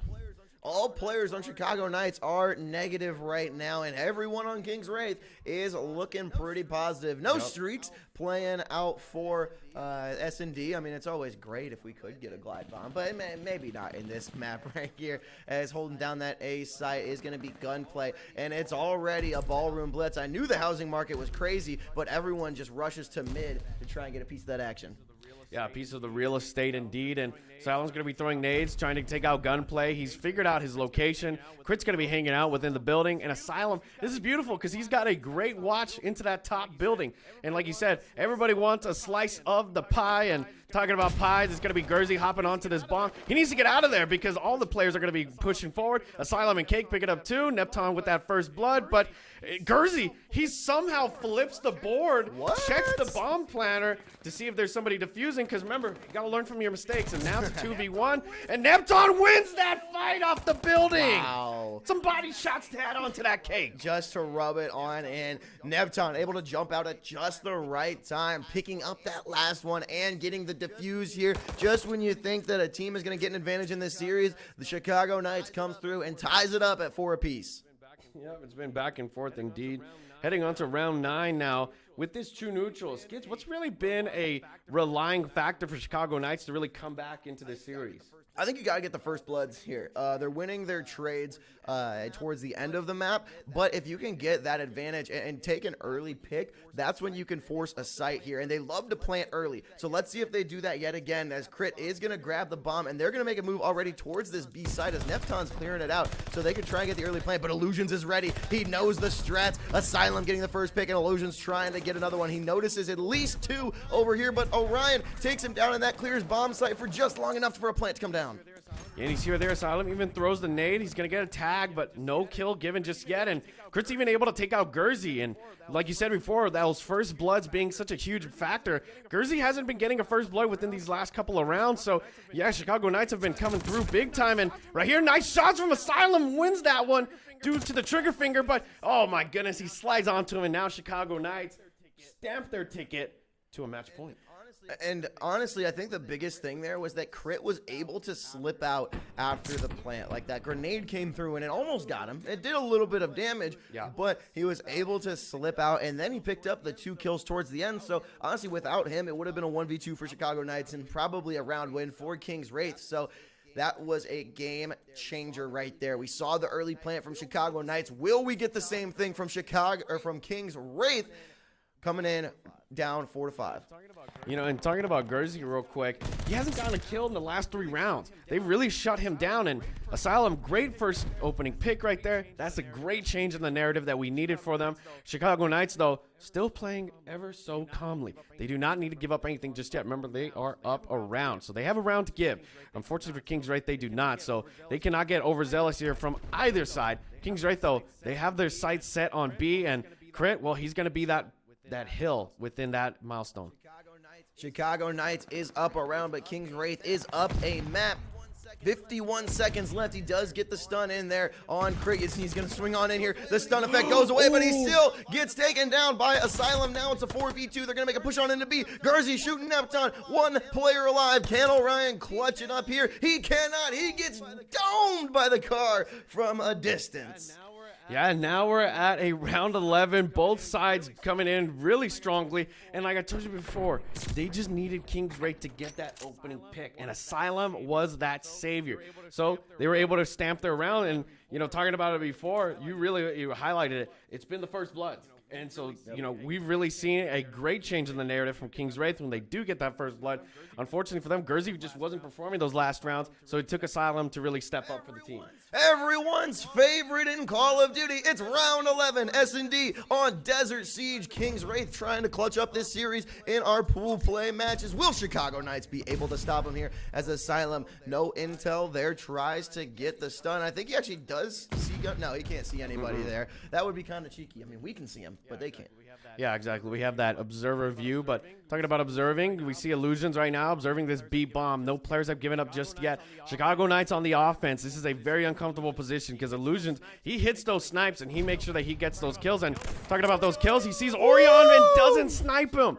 Unfortunately for him. So now they know that this B bomb's coming. Illusions gives out the information. So now he needs to get this player off the bomb. And unfortunately for him, he's just not checking. And Neptun takes out Gurzy. First blood goes in for Chicago Knights. Bomb is down. Illusions unable to get a pick here. Intel only does so much. He can't do anything with it, but Asylum there on the kill. Can he make a move for the bomb? He tried, but he couldn't get it. Cake taking one down as well. Neptun taking down Asylum on the trade. It's a 2v2 for King's Wraith, but one of your players is a sniper, so a little immobile, and I believe both players, or both teams still have a sniper. That's going to be Cake taking down Neptun. Now a 1v2. Orion has 17 seconds. He's going to try and get it. He has eyes on. They know exactly where he is. Can he make the swing? They do! They get him! And King's Wraith is going to get the defuse and win 6-5 and win this series. That's a dominant showing right there, because not only were they playing uphill, they had a 3v4, get the numbers back in their favor, and it was so scary because right there, if Orion just decides to push through, he can get that bomb coverage right there. Yeah, he tried to come back out, and it's a very tough situation. I mean, you got to try and get that, but when you're down in the health, your adrenaline's pumping, you're on land, you're like, I want to prove that I am better than this man. Unfortunately, it did not work for Orion and Chicago Knights, getting taken down in two extremely close matches. I mean, it's a 2-0, but what was it, 232 to 250, followed by a round 11 S&D. Like, you cannot ask for much closer than that. That was some beautiful Call of Duty. I know we had that COD Agent, Ragers esports match that went to that, map 3, but this is just beautiful. It's what we call in the series a close 3-0, but in this scenario, it's a close 2-0. Both sides could have really done it on any Sunday, and it was just beautiful. Both sides really came out here, and this is what we love about LAN. It's the passion, the heart-throbbing losses that just fuel you for tomorrow. Remember, this is pool play. Tomorrow we've got the main bracket where everything's going to be live, and we're going to have the really, really heart-throbbing matches where people are being sent home. Right now, it's just your chance for seeding. Yeah, you got to try and make it to that championship Sunday. Ladies and gentlemen, thank you for tuning in with this cast for Sasano and Skids. Today that was a great series. Shout out to King's Wraith for clutching it up 2-0, and we were going to see you guys later. See you in a bit.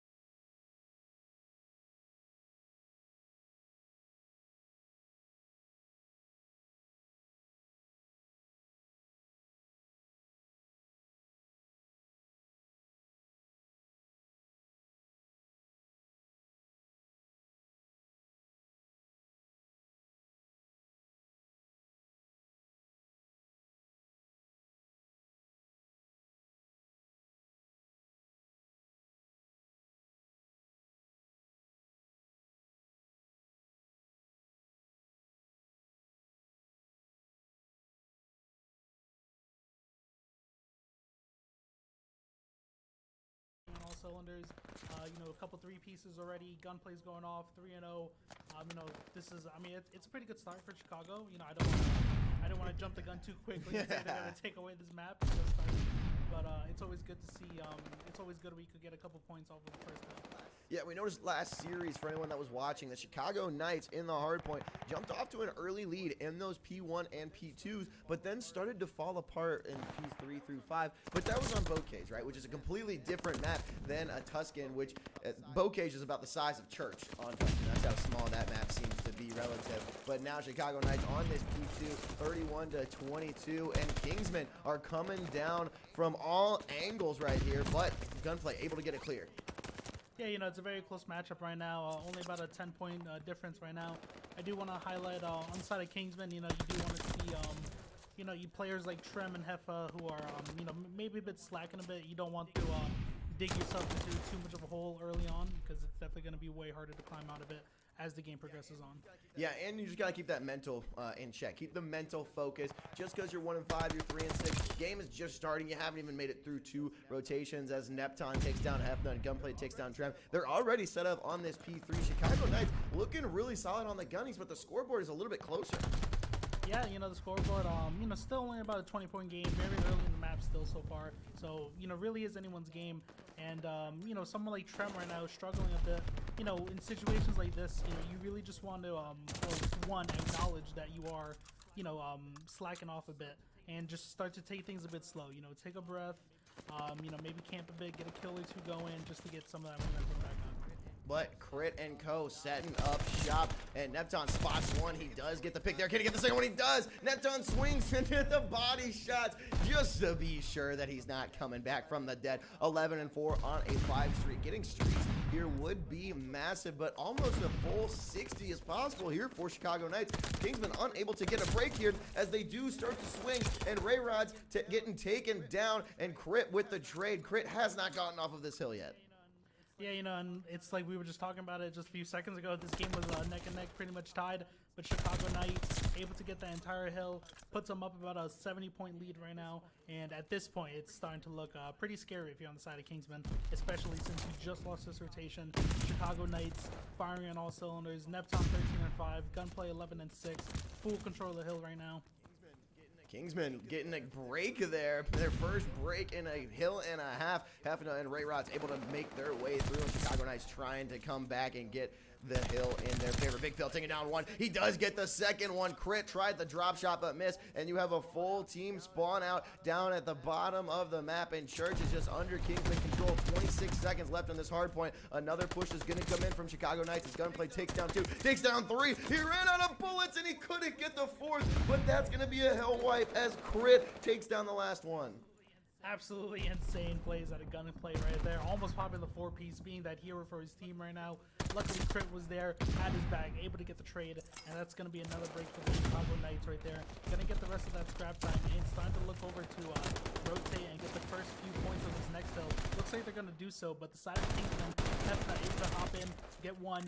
His teammates there able to provide support, but they're getting picked off. Gunplay gets a 2-piece. Wow. Gunplay with the double. Close range automaton is just absolutely crazy on this map. We've seen that AR play up close, outgunning some subs so far as Orion takes down Phil. That stops the push a little bit, not just because of the kill, but because they had to get out of the blast radius. The Chicago Knights now up by about 100. Crit taking down Big Phil, and Ray Rod's there. Hopped on board with Ray Rod's just to get taken out. 26 seconds left, and the Knights, they might not 50 club them, but 100 club is possible if the Kingmans don't change something here. Yeah, you know, the Chicago Knights right there just looking absolutely beautiful. Gunplay, that was dirty. I mean, Orion hits about the greatest stud hits I've ever seen with an automaton. You know, all of them really just going off right now. I think Crit popped a 2-piece, Gunplay popped another 2-piece there. But here they are, already set up on the next hill. You know, it looks like Chicago Knights really just not even just outgunning the side of Kingsman, but out-rotating them and just playing at a higher skill level than them. You know, able to get these first setups, able to get those clean breaks and scrap time. It is the Chicago Knights Worlds. The Kingsmen are just living in it. 178-55 now. As Hefna is on the hill, we're starting to take away a little bit of a time, but the contest coming in from Nepton already. Can Big Phil get the pick on Gunplay? He cannot. Both players still alive. Here comes the swing, and Nepton takes down Big Phil. There is the punish, and Chicago Knights, they could win it off of the next hill if they get a little bit more time here. Yeah, you know, right there, it was looking pretty decent for the side of Kingsman. They were able to get in, break, and hold for a bit. But, you know, typically with the first hard point of every map, it's going to be a little scrappy. It's a little easier to contest. That's exactly what we saw Chicago Knights do. They played for one pick, and they were able to collapse on the hill and get the rest of the time. Rotations already coming through. You see Nepton and Gunplay already on that P2. They had it for almost a full 60 this last time around. Can they do it yet again? Nepton can clinch it here. It's essentially just going to be exact, but they do get a contest, so that is not going to win them on this hill. We are going to need to see another P3, but Kingsman rocking that nice 69. So can they get a comeback? I'm going to hope so, honestly, because like I said, last match full play here. I did not want that last match to be a blowout like this one. I'm starting to think we should have just ended the stream with that last match, that absolute banger of a round 11 map 3. But like it's been the story of this whole game so far. Chicago Knights still just taking the lead, getting the rest of that scrap time. You see players 1 and player 3 already starting to rotate for the next hill. Just they realize the big lead they have. Just gonna chalk the rest of that time and try to close it out on this last one. Yeah, I was mistaken. That was not the hill that they had the full 60 on. It's this next one up towards spawn, and they're already set up here. A stun coming in, but Crit still able to get the kill. And Neptune, who's got 2 minutes on the hill so far, is just outrunning everyone. Crit and Neptune both individually have more time on hill than the entire team of Kingston. You see Crit right there popping absolute beautiful 3-piece, continuing the streak to a 4-piece before he gets killed. The side of Kingsman all spawning out. I think this is it. That's got to be it. 246, and here the last couple of ticks. Chicago Knights going to take map number 1 by the score of 250 to 74, and Kingsman just completely outmatched for that entire game. They couldn't string together any breaks. Every time that the Chicago Knights were pushed into sight, it was just GG. Yeah, I'm a little fairly surprised. The Kingsmen, they haven't been doing so bad in their pool so far. Chicago Knights, I've been seeing the action the whole day, and from my point of view, it actually looked like the Chicago Knights were struggling a bit. But I'm very excited to see that they finally woke up towards the later half of their pool, starting to get some of these round wins, and that's going to be really, really important for them as we come down into the tiebreakers. Yeah, Trem rocking that 9 and 25 KD for the Kingsmen, and that's not something that you want to see, especially like on a respawn mode. If you're on like an SND and you go pretty negative, it's not the end of the world. You can still play live, you can still play objective, but on a respawn mode like that, to be almost triple negative, something's got to change in his mind. Something's got to step up big here as we go into, I believe it's Berlin S&D. Yes, Berlin S&D. And Trem, I bet you anything, his EKIA, he probably had about 30 EKIA. He's probably thinking I didn't do too bad.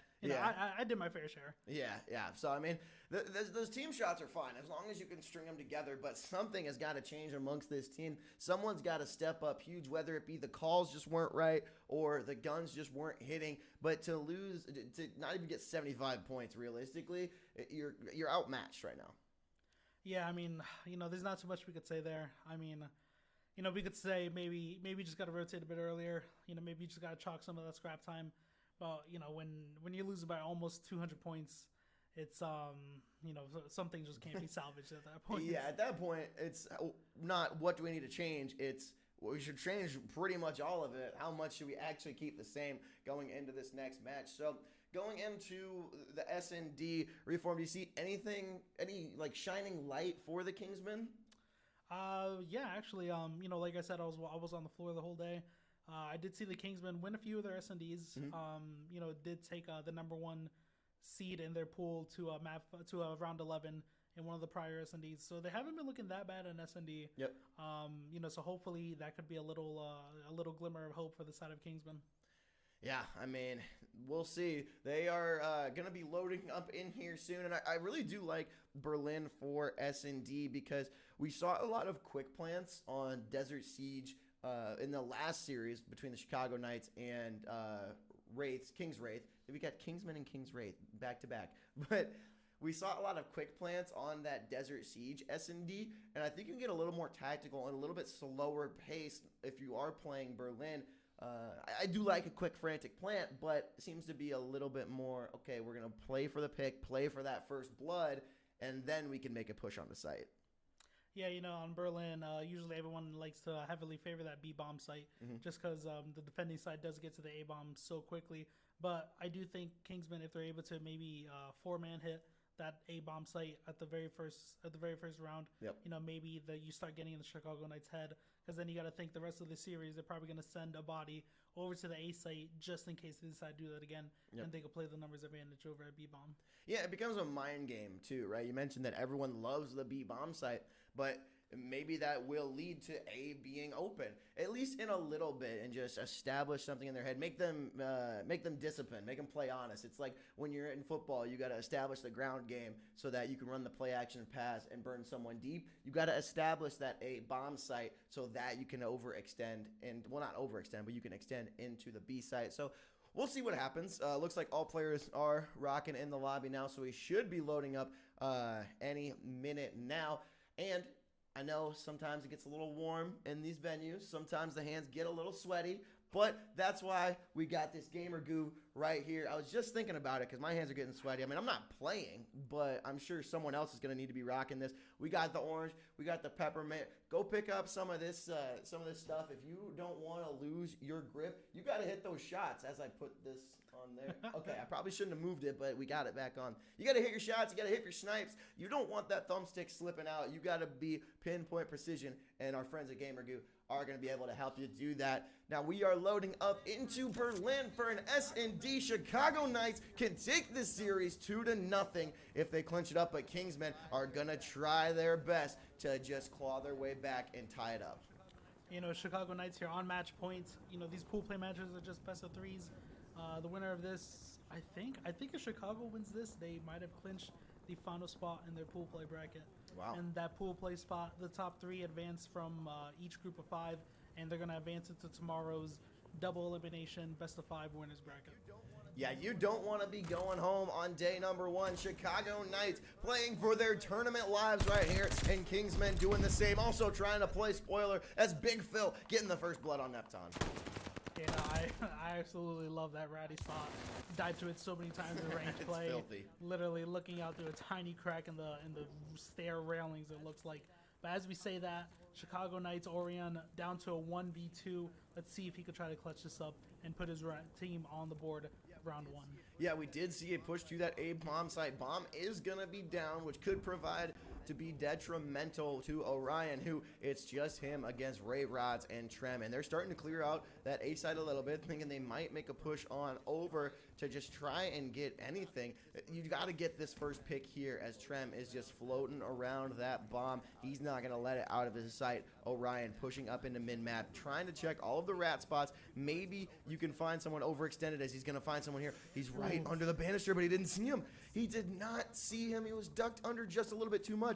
Going to be pushing on into the site here. Who's he going to meet first? He's got Trem just chilling there inside the site. He is absolutely just dodging and evading each one of these players by sheer luck.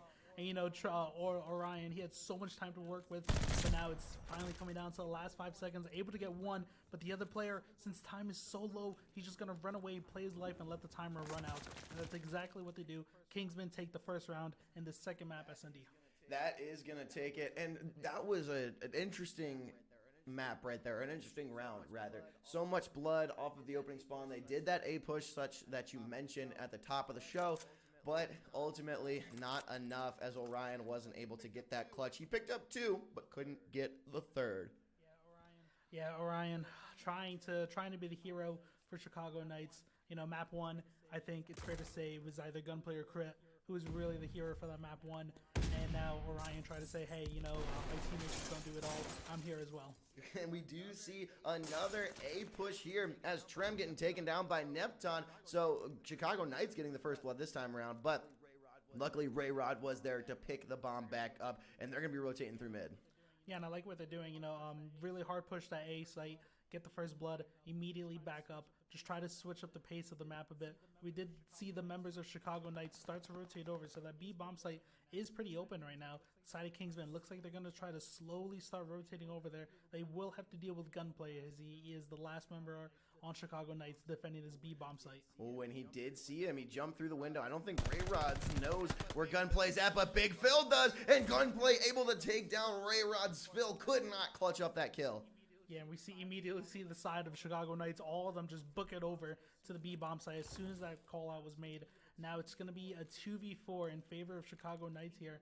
But the Kingsmen, they do have the bomb site down, so it's about only 15 seconds left. All they have to do is get one kill, and this could be a round over. And that is exactly what it is. Chicago Knights tying it up at 1-1, and the crazy wiggle from Gunplay to slip out and not get taken down by Phil. You see the final kill coming down here from Neptune up in mid, but man, that really turned the tide on the round because the Kingsmen could be up 2-0 if Phil gets that kill.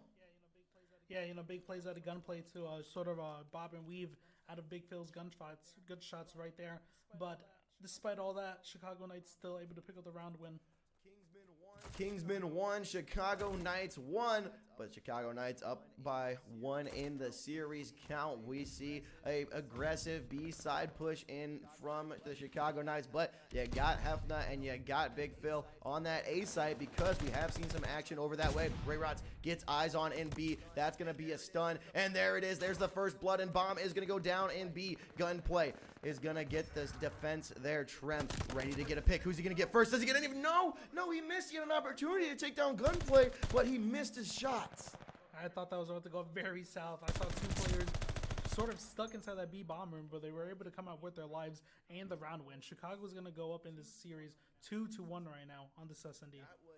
That was a killer right there. I mean, I don't think it would have been enough to win the round if you got that kill on Gunplay. It wouldn't have been that big of a trade because it still only had one other player left, but still a gunfight that you have to win. And maybe that's a little bit of what we didn't see in some of these engagements in the last game was just if you miss your shots like that, you're going to lose that gunfight, obviously, and then punish them in hardpoint, now punishing them in S&D.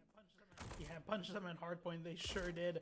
The score was about 250 to 70. If you guys tuned in a bit late and might have missed that map one, but let's get right to the action here. We're gonna see the side of Kingsman sort of favor that A bomb site again. We see 4 of them really hitting onto the site. Just all rushing, pure aggression. You love to see that. First blood is gonna go down for Orion. Kingsman down 4-3. Gunplay getting another one. You see Neptune cooking that nade. He does know there's another player down there, and that's going to be Trem with the bomb. Who's going to get it? Neptune gets the win there, and Big Phil last alive for the Kingsmen. Big Phil able to pick up 1, stuck in a 1v3, makes it a 1v2, able to pick up 2 right there. They do, the side of Chicago Knights, I believe they know bombs down, and it's not going to matter. Chicago Knights able to clean up the kill and go up 3-1 in this second map. Yeah, Big Phil kind of has to just post up there and wait for someone to expose, and they did. Crit exposed himself there, but it was just COD timing. As soon as Phil looks away, that's when Crit peeks over and gets that kill. So Chicago Knights getting the first blood, and I believe that every first blood has won the round. So you see Ray Rods now 0-3, Trem 0-4. Kingsmen have got to pick it up here. I talked about Trem after game number 1, still has not gotten a kill yet. I don't think Trem combined maps 1 and 2 has broken 10 kills so far. That's no. a problem. Yeah, no, that's tough. In a respawn mode and an S&D mode. That's a problem. Hopefully he can get one here. Nope, never mind. Neptune takes down Trem with that first blood, so let's see if the pattern continues. His crit. Oh, beautifully done by Ray Rods to take him out, but the trade coming through in this side of the map is just wide open. There's not going to be enough time to rotate before the plant gets down, and now it's a 2v2. Big Phil and Hefna. Hey, at least Ray Rods was able to get on the board. He got on the board. The first one's the toughest, but now we're going to come down to this 2v2. Chicago Knights has the bomb planted. We're going to see Gunplay playing very close as his teammate Orion is going to be watching his cross. I really like this setup right now. Orion's going to be able to call out the cross. The side of Kingsman really can't get anywhere near the bomb right now. Yeah, and they are forced up in that building, and Orion spots one. I don't think they know where the other one is yet. Oh, they do now as shots come down. Hefna swings on in and gets eliminated there. Again, the first blood winning that round. Chicago Knights 4, Kingsman 1. The Knights only needing 2 more round wins to secure an extra spot in that bracket. Yeah, this game, I was really hoping Kingsman would come up with the fire this map. It's not looking like it. Chicago Knights with another convincing round win right there, going up 4-1 in the series. 6-1 for Gunplay. Neptune 6-3. Orion 5-1. Then you got Crit just chilling at 2-2. I mean, he's positive, but he's just a little 2-2. Only 4 engagements so far for the boy, but they have been crucial. Gunplay on a 6 streak here. Will he pick up another one? Let's see if he can max out streaks on this Berlin S&D as we are on board with Hefna, who's rocking those stairs. Doesn't see anything here as Ray Rods takes down Crit, and that's going to be a B-bomb plant. We do see Trem holding onto the bomb, able to get that bomb down, but he does get taken out immediately. 3 members of the side of Chicago Knights stacked onto the bomb. I believe one of them might be on it. No, never mind, he's not. One of his teammates does get taken down, though. 2v2 right now, all tied up. Neptune able to find one. It's all going to come down to Hefner right now to try to keep his team alive. But you don't want to go down 1-5. Hefner able to get one. He's being chased. Oh my god! Hefner, the slithering snake, able to slide underneath the jump. The bullets getting missed there from Neptune, and Hefner just shoved the automaton in his face and clutched up the round for the Kingsmen, 4-2. That's exactly what the side of Kingsmen needed. You know, they needed some flashy plays. Hefner's able to, Hefner's able to be that guy for his team. Finally winning another round on the board for Kingsmen. Still down 4-2. But this could be a swing round right here. Well, if Kingsman is able to win this round and go down 4-3, start building up some momentum. Yeah, Big Phil there with the first blood. It could be a swing round here as Crit taking down Gunplay, picking up one. And I believe Gunplay did get streaks off of that last, and now picking up a second. That's going to be a huge way to clutch and make this even now. 2v2 on the A bomb side with Orion having the bomb in hand. It was looking good for Kingsman right there. Able to get 2 picks fairly quick into the round, but you blink and you miss it. 2 members of the side of Kingsman go down. And now we're tied up at a 2v2 again. It's going to be Orion and Gunplay. Two very shining players on the side of Chicago Knights going up against Ray Rods and Trem. The guys who've been slacking a bit on the side of Kingsman. Well, now it's just Trem because he got taken out. Still killless in this matchup. A combined 16-4 versus a 2-5. Folks at home, I wonder how this one's going to go as Ray Rods get the first pick on Gunplay. Is he going to clutch up big? Tournament life on the line, and he does it! He doubles his kill count in the series and makes it 4 now that he picked up those last 2 for the Kingsmen. The Kingsmen just clawing their way back into this S&D. Last round it was Hefner. This round it's Ray Rods clutching up a 1v2. Trem, where are you, brother? Your team needs you right now, Trem. Oh my goodness. Ray Rods picking up 2 with the rat there as well. He didn't even need a sub. He just rocked with the pistol there for those 2. And now Kingsmen needing to get the plant and the round win here. They have the option to tie it up at 4-4. We're going to see a pretty aggressive B push. I love this right now. We're hopping on board with Trem. Let's see if we can find out what's going wrong for him. Is he just bomb planner? Is he just getting baited too much? I gotta see something from Trem. Yeah, I'm interested to see what his damage is at the end of the game here. He is planting with the pool boy in the shed with him as well. He's gonna get the bomb plant off and swinging around. Now he's just bullying. Who's that? Crit. That's gonna be Crit with him. But then player number 1, Neptune's gonna come and chase him out from cut. Now he's got a 2v1 situation right now. Who's gonna swing him first? Let's go! Trem getting his first kill of the series. Trem on the board with a bomb, with 2 bomb plants to his name. Able to get 1. Is he gonna be able to spot this next player right next to him? Doesn't look like for now. But as I say that, still players just fumbling around the bomb site. Crit sees 1 playing right around the Rosie with the, oh no, it's Trem. I thought he was gonna be able to pick up his second.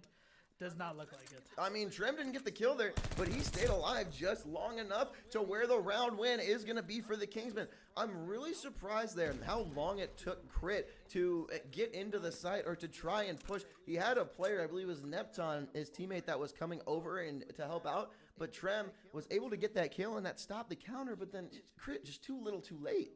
Yeah, definitely, especially when you have you had teammates all around the bomb site. All you guys have to do right there is collapse. One player was right next to bomb site. You didn't see him cross by. In situations like that, that's where you just have to get aggressive and just fly at the bomb site. Chicago Knights dropping 3 in a row. Kingsmen putting on the gas. They're stepping up big. Hefner 7-6. The only player positive for Kingsmen, but just going to show that kills aren't everything in Search and Destroy. You got Ray Rods with the first blood there on Orion. He's just playing that deep with that sniper and was able to get the pick, but still a player moving into B for the plant. Ray Rods really stepped it up for him and his team right now. Getting those first bloods. Trem gets another one, second kill of the game right now. It's looking good for the side of Kingsmen. Up in a 4v2 situation here. Definitely stepped it up in these last few rounds. Bomb is planted. 2 players for the Knights, 4 players for the Kingsmen. Now Crit is just going to be holding that B bomb site. Looks like Rayrad's going to be pushing up here. He doesn't really have any help yet. So who's going to swing in first? He's going to try it. Neptune picking up 1, and he gathered a little bit of intel here. 15 seconds left. Rayrod getting peeked. He overexposed just a little bit. 12 seconds left. Can he get 1 to try and survive a little bit of time? He does. Is he going to get the defuse off? I think he got it. God, I don't think he did. No, he didn't. I couldn't tell. tell. Just a split second too late. Let's see. It comes down. Oh my goodness! At the very last millisecond. And Crit's able to just stay alive. Every single millisecond right there counted for Crit and the side of Chicago Knights right there. Dodge, dip, duck, dive, and dodge. Crit was reeling around all of the bullets, was able to buy just enough time to get that explosion. The bomb detonated there. Chicago Knights, everybody positive, and 1 more round win is going to push them into the bracket. You know, I'm not counting Kingsman out yet. You know, we saw them win 3 crucial rounds in a row, very back-to-back. I think it's still just going to come down to, I mean, I hate to keep bashing on him, but I need to see Trent make a play or something. He got 2 last round. He did get 2 last round, you know, and unfortunately, if you're a Kingsman fan, you guys threw away a 2v4. Yeah, but clutching up there was Crit, and now 5-4, 3 players over on A. Rayrod's with the first blood, and Gunplay finally busting out that streak. Cannot connect with anything. Big Phil picking up 2, and that's going to be a bomb planted because you know that Crit was still in that streak. Now it's a 1v4. Can he clutch it up again? It's going to be a tall task, as he's just going to try and isolate Rayrod's up here in the roof. That's not going to do it. We're going into a round 11. Round 11, you know, after seeing first map and after seeing the first 3 rounds, I would not have expected this at all. I thought we would have been long gone. I thought pool play would have been done and over with. Chicago Knights in, Kingsman, you're going home. But here we are, round 11.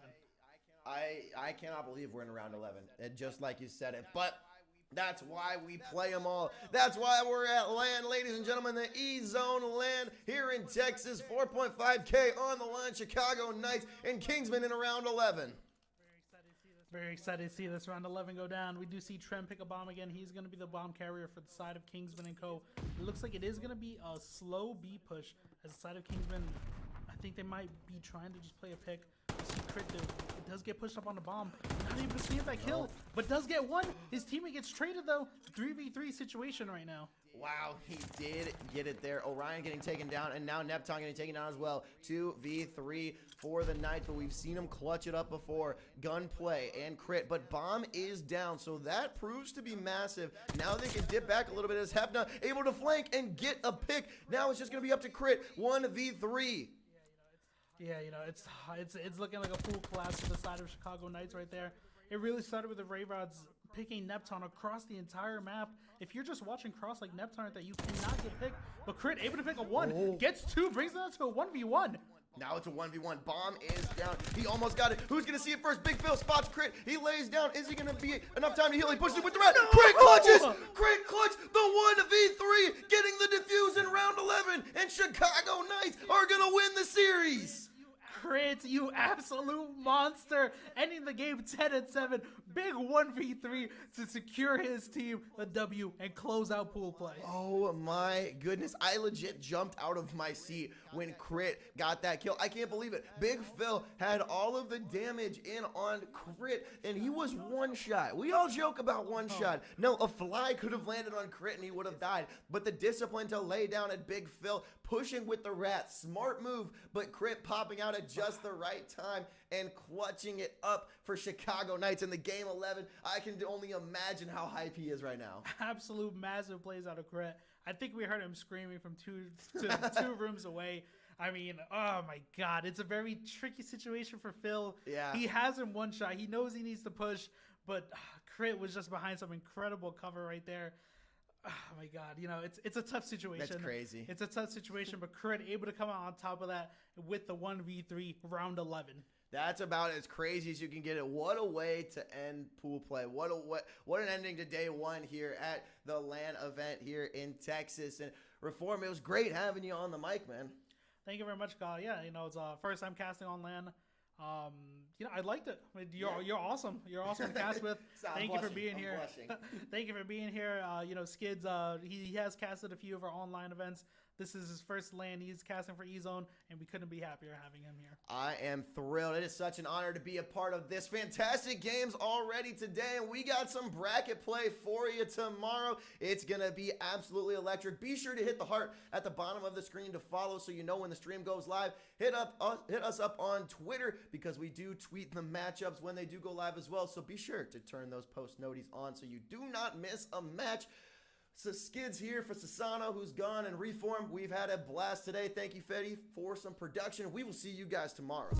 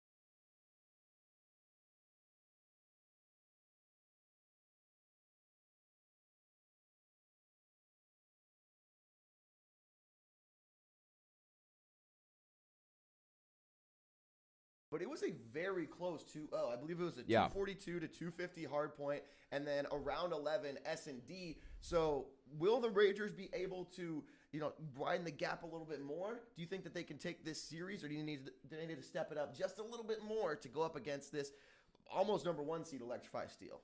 I mean, you got to think at the end of the day, Electrify Steel, they have some world champions on that team. You've got Silly, you've got Assault on that team, and it's going to be a bit of a hard one because those players bring such a level of veteran experience that is going to help this team benefit in the long run. I know we got to watch them a bit out there. It was just child's play to them. They were just having so much fun. They won that winners round 2 first map like 250 to 80, and they weren't even calming. So that's already a big thing to note right there, just that level of experience.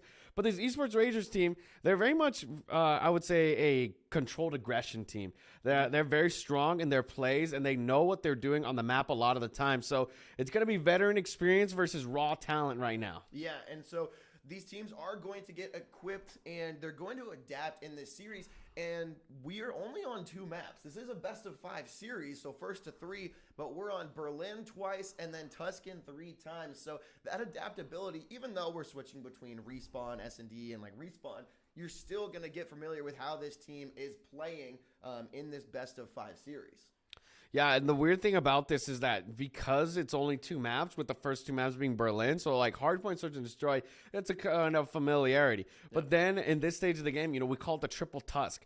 The Triple Tuscan is going to be either A, where we're going to see maybe a reverse, or possibility of a 3-0 real quick. Yep. And like I said, with this controlled aggression team versus this veteran experience team, I just have a bit of some, I wouldn't say bias, but definitely the facts are there that veteran experience typically outshines. Yeah, and people that have been playing together in the past are typically going to have that extra level of chemistry to continue on and be better.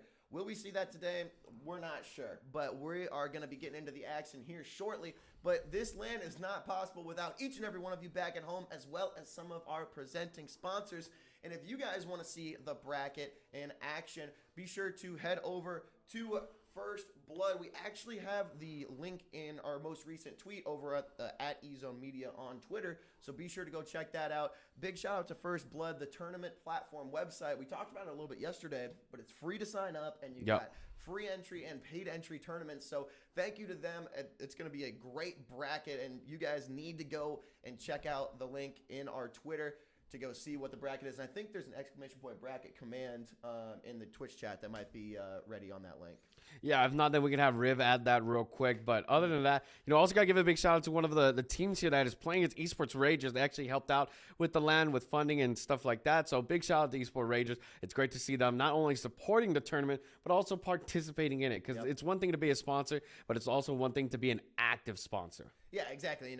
You're willing to put down some money for this event and fund a team as well. That really just goes to show the organization that this is and the level of confidence that they have in EZone and the Esports Cave where we're hosted at right now up in Cedar Park. And so big shout out to the Ragers. Hopefully we can see them put on a show. I'm not going to pick any sort of bias or anything like that because that's not my job, but I will put in a prediction for this series and this best of 5 after you do. I knew you were going to throw it to me, so I already immediately started formulating some thoughts. Look you were giving me. I knew it. I knew you were going to throw it to me. But the biggest thing for me, like I said before, it's got to be that veteran experience. And you also got to talk about T Noy, the man himself, Tyler Noisy, on that team. Yeah. He's such an explosive player. So I'm going to be saying either a 3-1, close 3-1, Electrify Steel favoring, or it's going to be a 3-2 with Esports Ragers just cinching by in a possible round 11. So you don't see the Ragers winning not in 5 maps? It's gonna be a bit of a mountainous task for them. So talking about this mountainous task, let's already get ready because the players are ready to go in this Berlin. Skids, really quickly, what do you got? I got Electrify Steel 3-1. I think that the Ragers are going to take that S&D, that first one on Berlin, but I think that Electrify Steel are going to take those other 3 maps. And we're just going to have to find out as we load in to the first match of day 2. We got Electrify Steel versus Esports Ragers on Berlin Hardpoint. It does not get any better than this. Let us know in the chat who you guys are pulling for, and this action is now underway. Let's get it rolling. We see an immediate fight for this P1 about to ensue. Everybody from both sides are converging onto the site, but you do have to notice Pacer. He's already working towards those P2 spawns. Mochila's going to rock in front of him, get knocked down, and well, that's just how it is sometimes with those spawn battles, but very good on Pacer to not only start being a forward thinker, but also a person of development. He develops the plays for the team. They get onto the site. They even grab 16 seconds.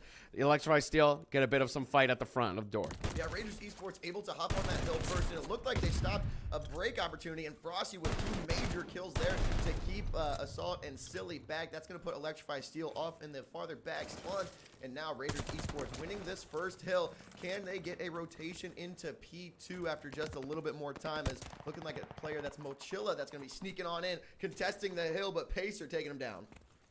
Yeah, great takedown indeed. And Noise is going to be hopping into the site already ready for this rotation. Esports, the Rangers Esports were able to grab that majority on that last hill. They win that rotation as well. Frost is going to take out Noisy. Pacer picks up another kill. And once again, we're at this point where Electrify Steel are just, zoned out of their spawns and put in an uncomfortable position. I know I talked a little bit about that variant experience, but man, that controlled aggression really shining in this first hard point. Kill 2 is here, 50-8 right now for Rangers Esports. The 2-time is chilling on the hill as Noisy comes in with the contest. Is he going to get the bullet pen? He does not, and that is just too much to handle as Electrify Steel swings in, but you still have a player that's Pacer on the stairs. He's able to take down Silly. Noisy still gaining time on the hill as Frosty comes in and wipes him out. Yeah, great wipeout indeed. And once again, Rangers able to take over that site, break through, get the spawns, and are now working for rotation. That's number 8. That's Phenom, who's going to be watching over. They even get that blessed close spawn right there on the street. So that is quite literally the best interval blessing that you could have right there. 2 times going to be hanging out towards the front, watching the aggression from the back is going to be none other than Phenom. Look at this early game slaying power from Rangers Esports. Pacer 6-3, Frosty 10-3, Phenom 7-2. These guys are off to a hot start, and we saw yesterday that they kind of struggled in the P1 and P2s on certain maps, but they're coming out hot right now as it is now 80-25, and Electrify Steel unable to get any sort of breaks. Yeah, this is very strange out of the Electrify Steel team, definitely, especially on a map like Berlin. But right now, we immediately see Electrify Steel. They go in for an aggressive push into the site, but Phenom with a nice two-piece, that's going to clear them out. Assault and Mochila, well, they pick up the scrap and are even able to grab spawns up for the front. No breaks coming in this time. I think Ragers have already realized the recognition of, hey, we can just hold them here for a bit, get that rotation, and the only person rotating for Electrify Steel, that's Assault. Yeah, you saw Phenom there kind of sack his life and stop the push just a little bit to allow the rest of that Ragers Esports team to swing on over into this next hill. And now we do see the new point as players 2Time and Phenom are ready to roll. Electrify still spawning out quite a bit, and 2Time trying to get this map management, getting down one. Can he get the second? He does. That is Silly and Assault both going down as Frosty gets the trade on Noisy. Yeah, and Silly's kill there was huge. He not only opens up that train yard lane, but unfortunately for him, he does not pursue the opportunity. So Noisy's gonna have to pick up where his teammate lacked in there up. They nade the site. No players are gonna get taken down just yet. Ragers have now formulated a bit of a pinch around this site. So Silly and Noisy, well, they're gonna hop on, and Assault's gonna be able to grab a kill. Phenom's gonna be able to clean up a bit, but this last 18 seconds, not exactly a guarantee for the side of Electrify Steel. So Ragers, they're up still. Yeah, so Phenom staying alive for quite a bit there, didn't end up capping the hill back, but he was able to rip a couple of seconds away from Electrify Steel as they were playing a little bit of game of hide and seek. And now we have the mid hill here, and who is going to hop on first? Ragers Esports up by about 41 right now. They hop on now. That's Frosty who's going to be taken away, but taken down quite quickly. And this is a lot about controlling this hill and getting time, but you also are going to take some time to reset and get the spawns ready. Yeah, there really hasn't been too much focus from the side of Electrify Steel for these spawns, especially in P5 right now. It's more of a, a ballroom blitz, a contest hill, if you will. Assault's going to be holding it down with his AR. Noisy's coming in to help out, picks up an AR now. So the clock is in. They're 76 to 107. They're not down too bad. They get the majority of this hill. They're back in the game for the second set of rotations. Yeah, and Electrify Steel now has the opportunity to get closer together as Pacer taking down Assault. Can he get the second one? He does. He clears the hill, and Noisy getting taken down as well. And I was just going to talk about how the two sticking together was really good. They were checking their crosses, but Pacer said, nah, fam, I got this, as he's picking up Mochila as well. That's 3 on the hill, clearing a little bit of a time, and now we're going to rotate on back. Yeah, that was a great play out of Pacer. Now 82 to 119. We head towards the office, and once again, Ragers are going to be in control. Noisy hops in, gets the first kill, does not clear out the second. And once again, Ragers have a blessed spawn, spawning across towards pillars. Every player from the side of Electrify Steel, they're spawning towards that P5, cut opening. And so now it's a bit of a hike for them to get back to the site. And Ragers, well, when you have 2Times and Pacer running around, grabbing kills, and Phenom watching the back line, this is a great equation. I mean, it's super nice that you can trust your players like 2Time and Frosty to run around and break out of the hill. You have 2 players in the hill that can hold, and the other 2 are just hunting for those kills as Silly trying to get the wipe, but no, Phenom takes him down. Assault on the trade, and Ragers getting a lot of these non-traded kills right now. They're getting a lot of them. 2Times even hops in, grabs the scrap, 8 seconds, he still wants that. And that's beautiful. The amount of aggression and domination that we've seen from this Ragers Esports squad, it's just outshining that veteran experience that we know Silly and Assault for. Mochila goes on a 2 spree there, but Phenom once again holding the back line. Exemplary efforts out of the young gun there.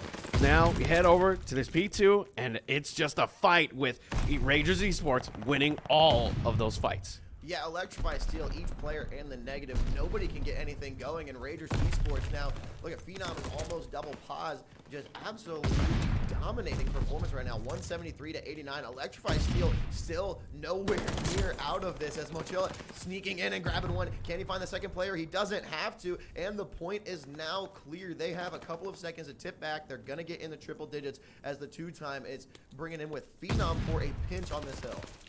The pinch comes in indeed, and 13 seconds trying to go for the side of Electrify Steel. It's a bit of an uphill battle, 105 to 173. Ragers have already moved towards New, and Frosty gets the back of Silly. Finally, a forward initiative coming out of Electrify Steel, but just not enough effort. You send Silly on his own, and unfortunately, he's outed by his enemies. So now, Ragers Esports, once again, have a great hold onto this new hill. Each rotation we've seen them, they've been winning it, and they even got that rotational kill, which was huge. Yeah, and another reason that Ragers Esports is just able to have this lead right now, their hill control is one thing. I mean, Pacer grabs that kill, but they've gotten the first break, they've gotten the rotations to establish themselves on these hills, and Electrify Steel hasn't really been picking up that much garbage time to compensate.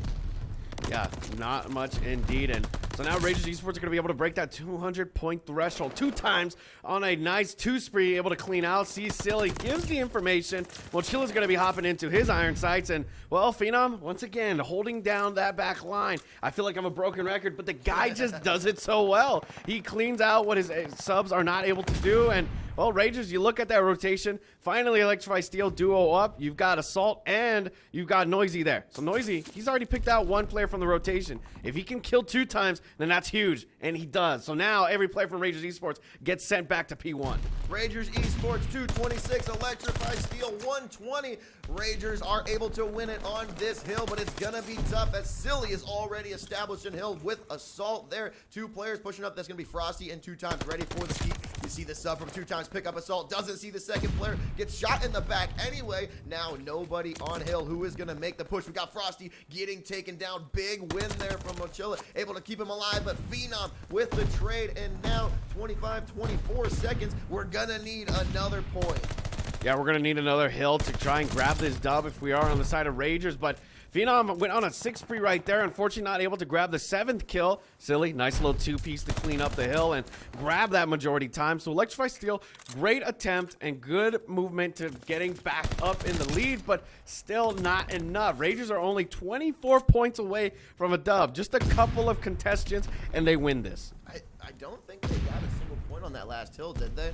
It was like maybe like 3 or 5. Yeah, maybe like super short. Yeah. But now they're on that P5, and if they win it on this one, that's going to be pretty darn impressive as they are 18 points away from doing so. We see 1 player that's going to be Assault getting taken down. He was the last line of defense. Now we got 3 Noisy that's going to try and swing in. He's biding his time. 10 seconds left, and Ragers has map number 1. Noisy has to swing in now with the contest. He picks up 1 and backs off to keep his life alive, and now he's got the help with Mochilla.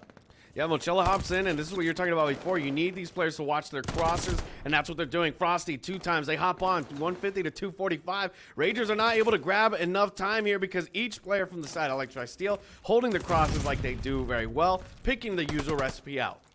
Yeah, the discipline there from Noisy to be patient. Now 2 times coming in. Mochilla with a massive kill. He got 1 second out of it, so now only 4 needed for Raiders Esports. They're already established, and Electrify Steel has to go right now. 157, 246, and they're on the hill. Mochilla with 1, but that is not going to be enough. We are going to see 1 more contest. They do get the clear. They clear off the entire team with 249. Yeah, 249 to 162. Everybody's spawning in towards the dock, but Noisy, he's a forward thinker. He finds the position, but it's just too many players to handle. So now, Electrify Steel, they don't have what it takes right now to win off of this hill, but this would get them at a 210 to 249. Only 1 break is needed from Ragers Esports. You see right now, Phil's going to be going in towards the back line to watch these players. He's taking them out 1 by 1. He's on the steps, getting it done, and here comes the contest. They need to kill Silly. Silly's going to be in the back, and he gets taken out. So Ragers Esports, 250 to 184. Very nicely done. That was, I mean, if Electrify Steel was playing like that for the entire game, like they were on that P5 and that last P1, then they could have won that one pretty easily. Ragers Esports able to scrape up enough time at the end and take that victory. The gunnies were hitting for Ragers Esports. I mean, they were just firing on all cylinders. Looking at the scoreboard, every single player was positive for them. Yeah, and I think the biggest thing for Electrify Steel was just there was just way too many mistakes with those rotations. Yeah. They were not getting on in time.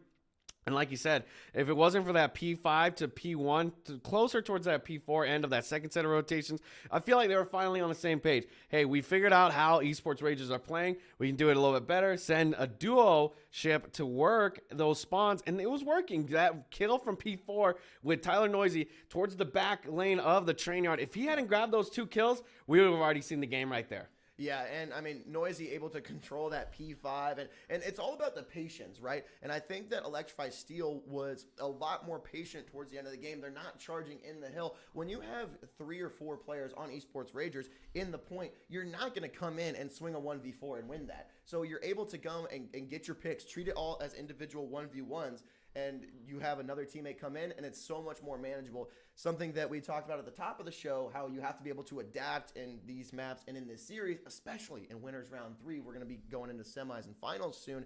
So the adaptation came a little bit too late as Esports Ragers was able to take map 1, but now we're sticking on Berlin.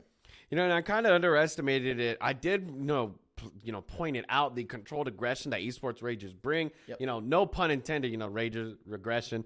But, but I kind of underestimated that a little bit. I did talk about how they were very controlled and aggressive. And you saw Pacer, you saw Phenom. Those guys were holding down areas of interest. Phenom's plays from the back lane were just massive because no support was able to get onto those sides. You had Noisy and Mochila who would hop on the point, but then no reinforcements. You're there by yourself. The contestation comes in, bang, collapse. And then Esports Ragers would just have the site again. Yeah, and I mean, Phenom was double positive through most of the map, but really, I didn't feel like he was controlling the show. I feel like every single player, we called them out a lot, and they were all in the hill. They were all doing important things. There wasn't really any one individual that was the biggest step up, and so if you're Electrify Steel, a lot of the times, and when I'm casting, I'll say, we need one guy to step up. Who's going to be that guy? But if Esports Ragers can have all 4 firing on all cylinders, why can't Electrify Steel do that? And so we're switching from a respawn to an S&D map. Do you think that Electrify Steel is going to be able to pick this one up? I think Electrify Steel can definitely pick it up and, get more of a methodical approach, especially when it comes to search and destroy. I know Esports Ragers were just absolutely insane with their plays and the way that they were moving on that Berlin map. So it's also safe to say that there's a recency bias of that same map. So, that's going to be a big home field advantage for them. But also, Electrify Steel Gaming, they were a little bit slower on the uptake towards the end. But it's good that the uptake was towards the end and not the beginning, and then they fumbled the beginning. So that just means that the momentum is picking up for them. So we could possibly see a very close, map this S&D. Agreed. Now we are loading up to our second map in Berlin. This is going to be Search and Destroy. Esports Ragers able to take map number 1 by just a wide enough margin. Electrify Steel going to try and tie it up in this best of 5. We are going to see some exciting action for day number 2. Yep, day number 2 in full effect. Winners round 3 right now, already through the first map. And remember, this is a tournament, so there are matches going on simultaneously. We're just bringing you a very great match that we wanted to stream. So let's get it going immediately. Ragers are going to be on the attack. Electrify Steel on the defense. And we already see this fast movement for A. And very smart play out of Electrify Steel right there to just send a 2-2 split. Yeah, and you see that Discipline Silly able to get the first blood, but Pacer getting Mochila as well. So now it's going to be an even 3v3. And we talked about how a lot of teams will kind of push to this A site early to give a little bit of distance to free up the B site easier. And Noisy able to swing around to get that pick. Bomb was planted, but it doesn't matter here as Electrify Steel just makes slight work of Ragers. Yeah, very nicely done out of Noisy to just hop in, get opportunistic. Watch that side stairs, able to grab the 2 kills because you saw right there the AR pressure was coming into the site. He knew where these players were going to be. Generally speaking, you knew for sure that there was a player on the bomb.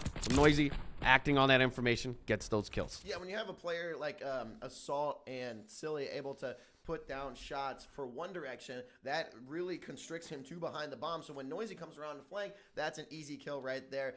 At the end of the day, it didn't matter that the bomb was planted because they got the win anyway, but maybe down the line, a bomb plant could prove to be costly, as we are going to see Electrify Steel now on the attack.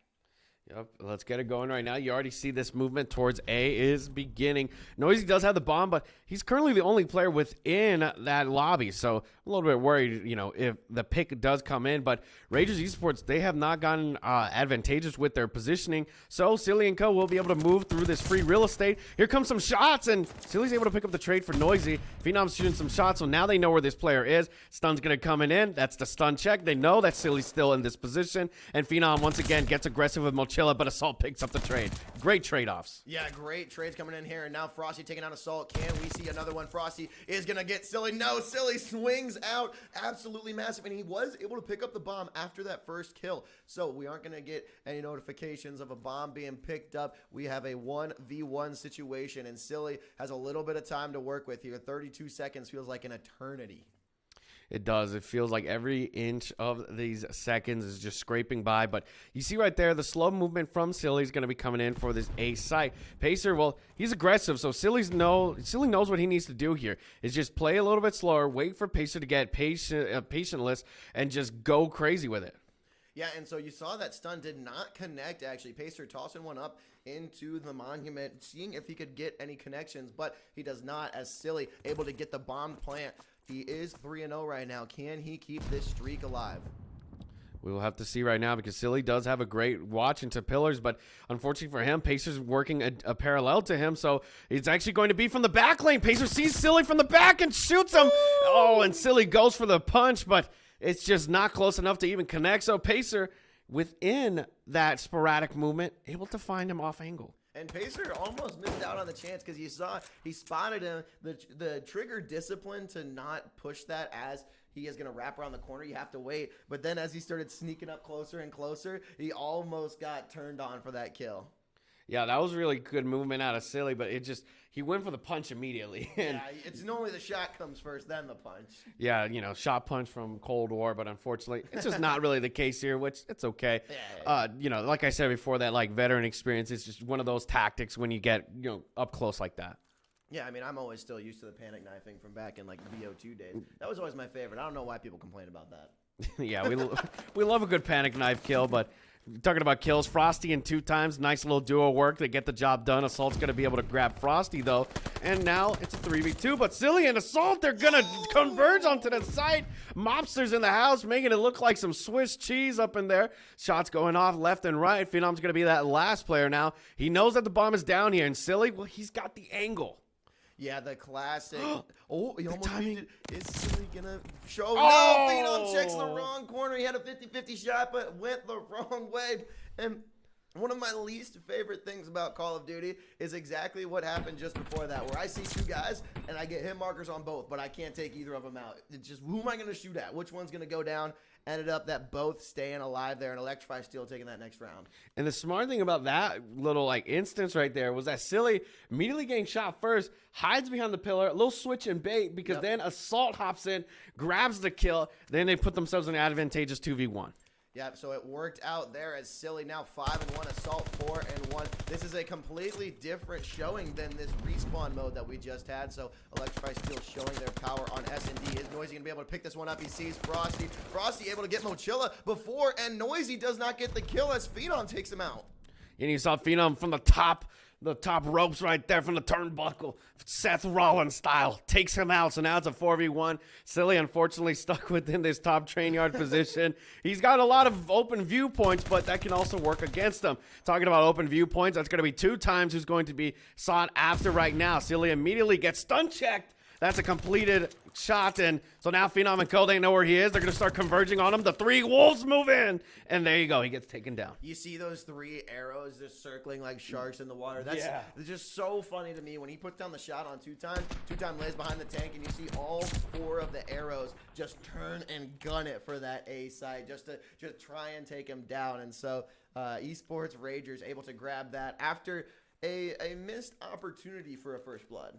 Yeah, that was definitely a bit of a rough one. You saw Noisy, though. He was getting really aggressive with Frosty. He's getting all of his penetration shots. But when Phil activates his Seth Rollins mode, that boy jumps off the turnbuckle and hits you with a slobber knocker. Yeah, I guess that works this time around. And you got 2 players coming in on the A site. That's going to be Pacer and 2 times. And Silly was the only one up in there, but backing off just a little bit to try and get a different angle on mid. As you see a little bit of push over into A. We haven't seen really any B pushes yet so far. Yeah, that's usually the typical push, but right now this A site is just a bit of a hard one as Silly does grab a nade kill, immediately gets traded out, but does get 2 kills. So not only does he get his 1, he grabs a second one as well. A little 2-for-1 trade there, but Ragers, it's no problem to them. They still have bomb control. That's going to be 2 times who's just waiting it out patiently to try and get onto A. Phenom's watching B. This could be a potential movement if Phenom does give the proper info. And so there you go. That's going to be great intel exchange. Everybody on the side of Electrify Steel, rotate over to A, but this B is free real estate. I mean, they were almost stacked up enough to where it only looked like there were 2 players alive for Electrify Steel, as now they're going to rotate a little bit slower. And here is going to come the plant. No, Assault able to take it down the 2-time, who just took a little bit too long to get into that B shack, and now Phenom's just running around. He can only hope to play life right now. He's got a 2 streak, so yeah, if I'm him, I want to keep that streak going, even if it is to every kill matters in the S&D. Yep. So Electrify Steel, they're going to get this round by default. So now we're just back and forth. It's just been a back and forth cycle. You know, Electrify Steel started off with their 1-0, and then we've been going back and forth in that sense. And so now they get themselves back up by that default order. Yeah, we haven't seen a attacking side come out with a bomb detonation or anything of the sorts. And so now Ragers Esports hoping to tie it up here now on the defensive side, 2-3. But they're up 1-0 in the series. And if you look at the scoreboard here, Mochila has yet to get on the board. Yeah, he has yet to get on board, unfortunately. But other than that, you know, it just really hasn't been no bomb effect that's been planted. You saw the first bomb go down on that first round, but Electrify Steel were able to work the numbers and get it done. And so now, talking about numbers, we have a bit of a congestion here for this A site. You see 2 players from the side of Ragers are going to be holding it down. Phenom, once again, watching from the back lane, trying to watch over his teammate 2 times. And you see the nade come out from Noisy, and so 2 times going to be able to get in. He even gets the pre-fire, but it's just not enough. Still a 2-for-1 trade. Ragers Esports favored in the numbers. 2-time knowing that there is a second player around there because of a great call out from Phenom, and Phenom able to dip back and play his life. So it is a 3-2 advantage right now for Ragers, but Silly able to pick the bomb back up. Looks like he is going to go for this A plant, and Phenom wanting to push through. Frosty knows that Assault's right there. He waits to put down shots, but cannot connect, getting quite a bit of damage, deciding to not swing because Phenom is able to pick that one up, and Silly trying to play life now. 1v2. Yep, 1v2 indeed, and Ragers are currently, they've got him trapped. So shots are going to come in. Phenom's going to be able to clean up the job. The duo ship in hand. Phenom and Pacer get it done. They even get the defusal. So now we're back at a true neutral of 3-3. Wait, who would have thought that Ragers Esports was going to win this round and tie it up? Couldn't be me. Couldn't be me. Couldn't be the math. Couldn't be the math. Yeah, no math, no even matchup here. That we have a 3-3 S&D and Electrify Steel needing to pick up this map so that it does not go to a 2-0. Yeah, but the thing is, Ragers Esports, they just need to get a breakout round. This could be the chance, especially heading into this round 7. This is where a lot of, matches are determined, often considered the dagger round. So we'll have to see right now as immediately we get this 3-stack towards A. Shots are going to come in. Silly realizes, hey, guys, we've got a full-on team coming here. Let me get back. And that's very smart out of him to try and hold the back lane. Pacer's going to be watching him, and Assault's going to try and kill Pacer. Gets it. Oh, my goodness, some barrel stuffs right there. Pacer almost just turned on that man as Frosty able to take down Assault. That's actually huge because it evens up the 3v3 as Mochila picking up one. That's going to put him on the board. The bomb did get planted, but the easy heady for Mochila to pick him off, and now Phenom taking Noisy on the rotation. Great discipline to stay back and wait for the counter. And you see right here, Silly, gets the crouch shot, takes out Frosty. So Phenom's going to have to win this 1v1, but Mochila puts himself on the board this round, 2-5 now. So once again, we're back at this paradox of a just back and forth. Yeah. Phenom, if he was able to pick up that one on Mochila, that would have made it a lot more difficult because there was a player on the bomb for Electrify Steel, so I think they still would have been able to get the defuse either way. Phenom being a little bit too far out. I guess we'll never know, though, as Mochila able to come in huge. Finally, this round 7, picking up 2 to put him on the board. Yeah, great rounds out of these players, and Silly right there was a huge factor in that S&D. I mean, he's 10-4 right now. Yeah. The guy's going insane. And that play just to not only stop Pacer from getting into the site, but also, realizing, hey, this AR, he's a younger AR. I've been in this scene for a lot longer. I know what he's going to peek at and look at. So immediately gets that crouch movement and plays him out like that. And now Mochila with the first blood. He must have heard us talking about it because he has gone full pedal to the metal as Pacer, puts the shots down. So the plant does not go down on A, but Noisy was not taken out there.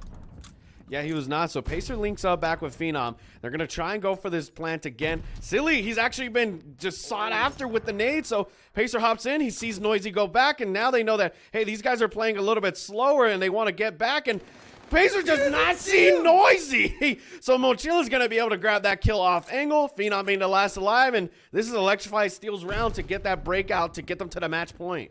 And I mean, I know that we get to see the outlines and the tracers, but I could even see his He had the gun, yeah, the grip. He was hanging over the edge. Pacer just did not look up as Phenom cannot get the clutch and Electrify Steel with the first offensive round win of the match. Yeah, so that gives them their breakout round to put themselves at a match point and potentially swap the lead back to a true neutral in a 1-1. But we're going to have to see how they handle this round 9 because Esports Ragers, this is their chance to really just get it rolling and get the job done. Yeah, when you got a double positive from Silly and Assault Rock in 7 and 4, it's tough to justify a loss. And now, and look at Mochila with a 4 streak here. So if he can pick up a couple and maybe even just play life, if you don't end up winning this round, you could get streaks to clinch that 6. So we're going to have to see what happens as Phenom getting stunned. And we're finally going to see some action over here on the B side. Exactly. Noisy was able to blind counter that to not only stop these players from getting into it, but also just putting that aggression to a forward notice. So now everybody from the side of Ragers Esports are currently corralled within that P3 and are just stuck in the site. You're going to send out Phenom to try and clear out this A, but you have Silly who's watching from that back lane in the building adjacent to him. 2 players hiding in B and a couple, I mean, they're just spread out right now for Ragers Esports. You got 2 sets of 2 right now, some going to clear A, and it looks like we are going to get a rotation through that P5 as Frosty is watching through window, trying to get any sort of intel 2 times, and I believe that is going to be Pacer pushing in through this A site. Yeah, but they do have to worry about Silly. Silly has his iron sight set to A. So that information immediately given. It's going to be some fights from between Pacer and Silly, but you need to hop this bomb ASAP. 20 seconds left. Now you've got Pacer watching from the back, and he grabs the first kill. So Assault's going to be able to rotate in, grab the kill. The bomb is down, 3v1. Frosty picks out Assault, and, well, Silly, he's that last player left who, unfortunately, hops into the site into a blender. So, Ragers keep themselves alive here. Ragers Esports picking up an offensive round there, and I think that was the longest that we went without a first blood. We went a whole 45 seconds before anything happened, and then at the blink of an eye, everyone was just gone. It was a collapse. I mean, you know, Silly was watching towards that back lane, but unfortunately for him, Pacer just went and just immediately challenged him. So not only did that get him in an uncomfortable position, but he wasn't able to give accurate intel to how many players were on that site. Now, 4-5, Ragers Esports playing for their lives, trying to take this one. They need 2 more in a row. Phenom getting stunned. Some intel coming in. Mochila's going to try and swing, but 2 times is ready for him. Ooh, but 2 times was even able to grab the trade. So now it's a 3v2. Noisy has bomb. He is able to take out the 2 times. So now you have this isolated 1v1 on both sides, and you're going to see Assault shoot down Pacer, so that puts them back into a 2v1. They are isolated, though. Frosty needs to take these challenges one by one. There's 55 seconds left, and you're going to see Assault is even watching towards that back lane, but Frosty, he's not able to see him, but he does find him out finally. But you are going to see Electrify Steel link up and get this bomb plant down. Oh, he's unable to pick up the one. Oh! No! He had his pistol out. He had the intuition that a player was gonna be planting, but could not get the pick to keep Ragers Esports alive. And Electrify Steel tying up the series now by a score of 6-4 on this Berlin S&D. Yeah, that was absolutely electric. You know, no pun intended right there. I don't know why I keep on getting these word associations down, but it's easy when they got names like this. Exactly. And, you know, you got to talk about it, how Electrify Steel, like we talked about before, at the end of that map 1, they were starting to bring up the uptake. So that momentum clearly carried over, because the moment that they got that first round, Ragers Esports, they were responding back. It was like a nice boxing match between 2 well-oiled machines. They're giving round for round, blow for blow, until that round 7, like I said, the dagger round that really determines where we're going to go with the rest of the series. And Electrify Steel were able to take that round 8 immediately after. So when you're at a 5-3 right there, it's very hard to try and play uphill there. Yeah, and Electrify Steel has some rounds to give in a sense. They're still going to keep like full pedal to the metal, but if they drop that round 8 or round 9, then that's not the end of the world here. And they were able to pick it up in 10 rounds by a score of 6-4. 2 maps on Berlin and now 3 on Tuscan. Yep, this is the most balanced we're going to get. A 1-to-1 heading into a triple tusk. You, ladies and gentlemen at home, let us know what you guys think in the chat. Who did you think was going to win that map 1? Who are your picks? Who do you love? Show some love in the chat. We'll see you guys in just a bit after this break. We'll be back with Tusk in control. Welcome back, ladies and gentlemen. We're here now in this exciting map 3, Tusk in control between Ragers Esports and Electrify Steel. OG Susano and Skids bringing you the action now live. Let's hop in as immediately Ragers Esports have a great hold onto A so far. Ragers Esports able to win that first respawn mode, 250 to 167 on that Berlin hardpoint. Now we're rocking that Tuscan control, and it's just an absolute bloodbath on that A point. Almost able to get, they did actually get that first tick, almost on the second tick, as it looks like Pacer is spreading the love out here, and now there's going to be a B push as Silly clears A. Yeah, and you can see right now they're immediately hopping onto the point. Pacer was able to grab the first kill. But unfortunately for him, Noisy's going to read that shot. And remember, hey, just because Standy did it in the league doesn't mean I'm going to forget. So he gets him off of that nerd spot. So now 2 times. Oh, that's a huge kill off of Silly. Gets the reinforcements out. Now you're going to have one player towards the back. That's going to be none other than Noisy. Assault's going to come in for the help, but Phenom takes him out as well. The third tick being ever so presently close to being captured right now. Looks like they are almost going to get it. You got 2 players on the hill, and that is going to be B point secured super quick as the 2-time able to pull that 180 drop shot to take out Mochilla. And that first tick on A could provide to be crucial that they already have a little bit going for them. Yeah, great play indeed right there. And now they're going to be able to just work through this A site with already 1 tick guaranteed. So Electrify Steel, this presence is going to need to be intoxicating for the side of Ragers. They need to just slow them down and make sure that their movements are not able to be enacted. Yeah, Assault with a big kill on the 2-time there because he was on a 4 streak. And so if he was able to, you know, get a couple more kills, get that glide bomb to clear out the site, that would have been pretty massive. But now Silly is posted up onto the A site, not letting anything get through. And this is the point where Electrify Steel can start to push up a little bit more on the spawn control.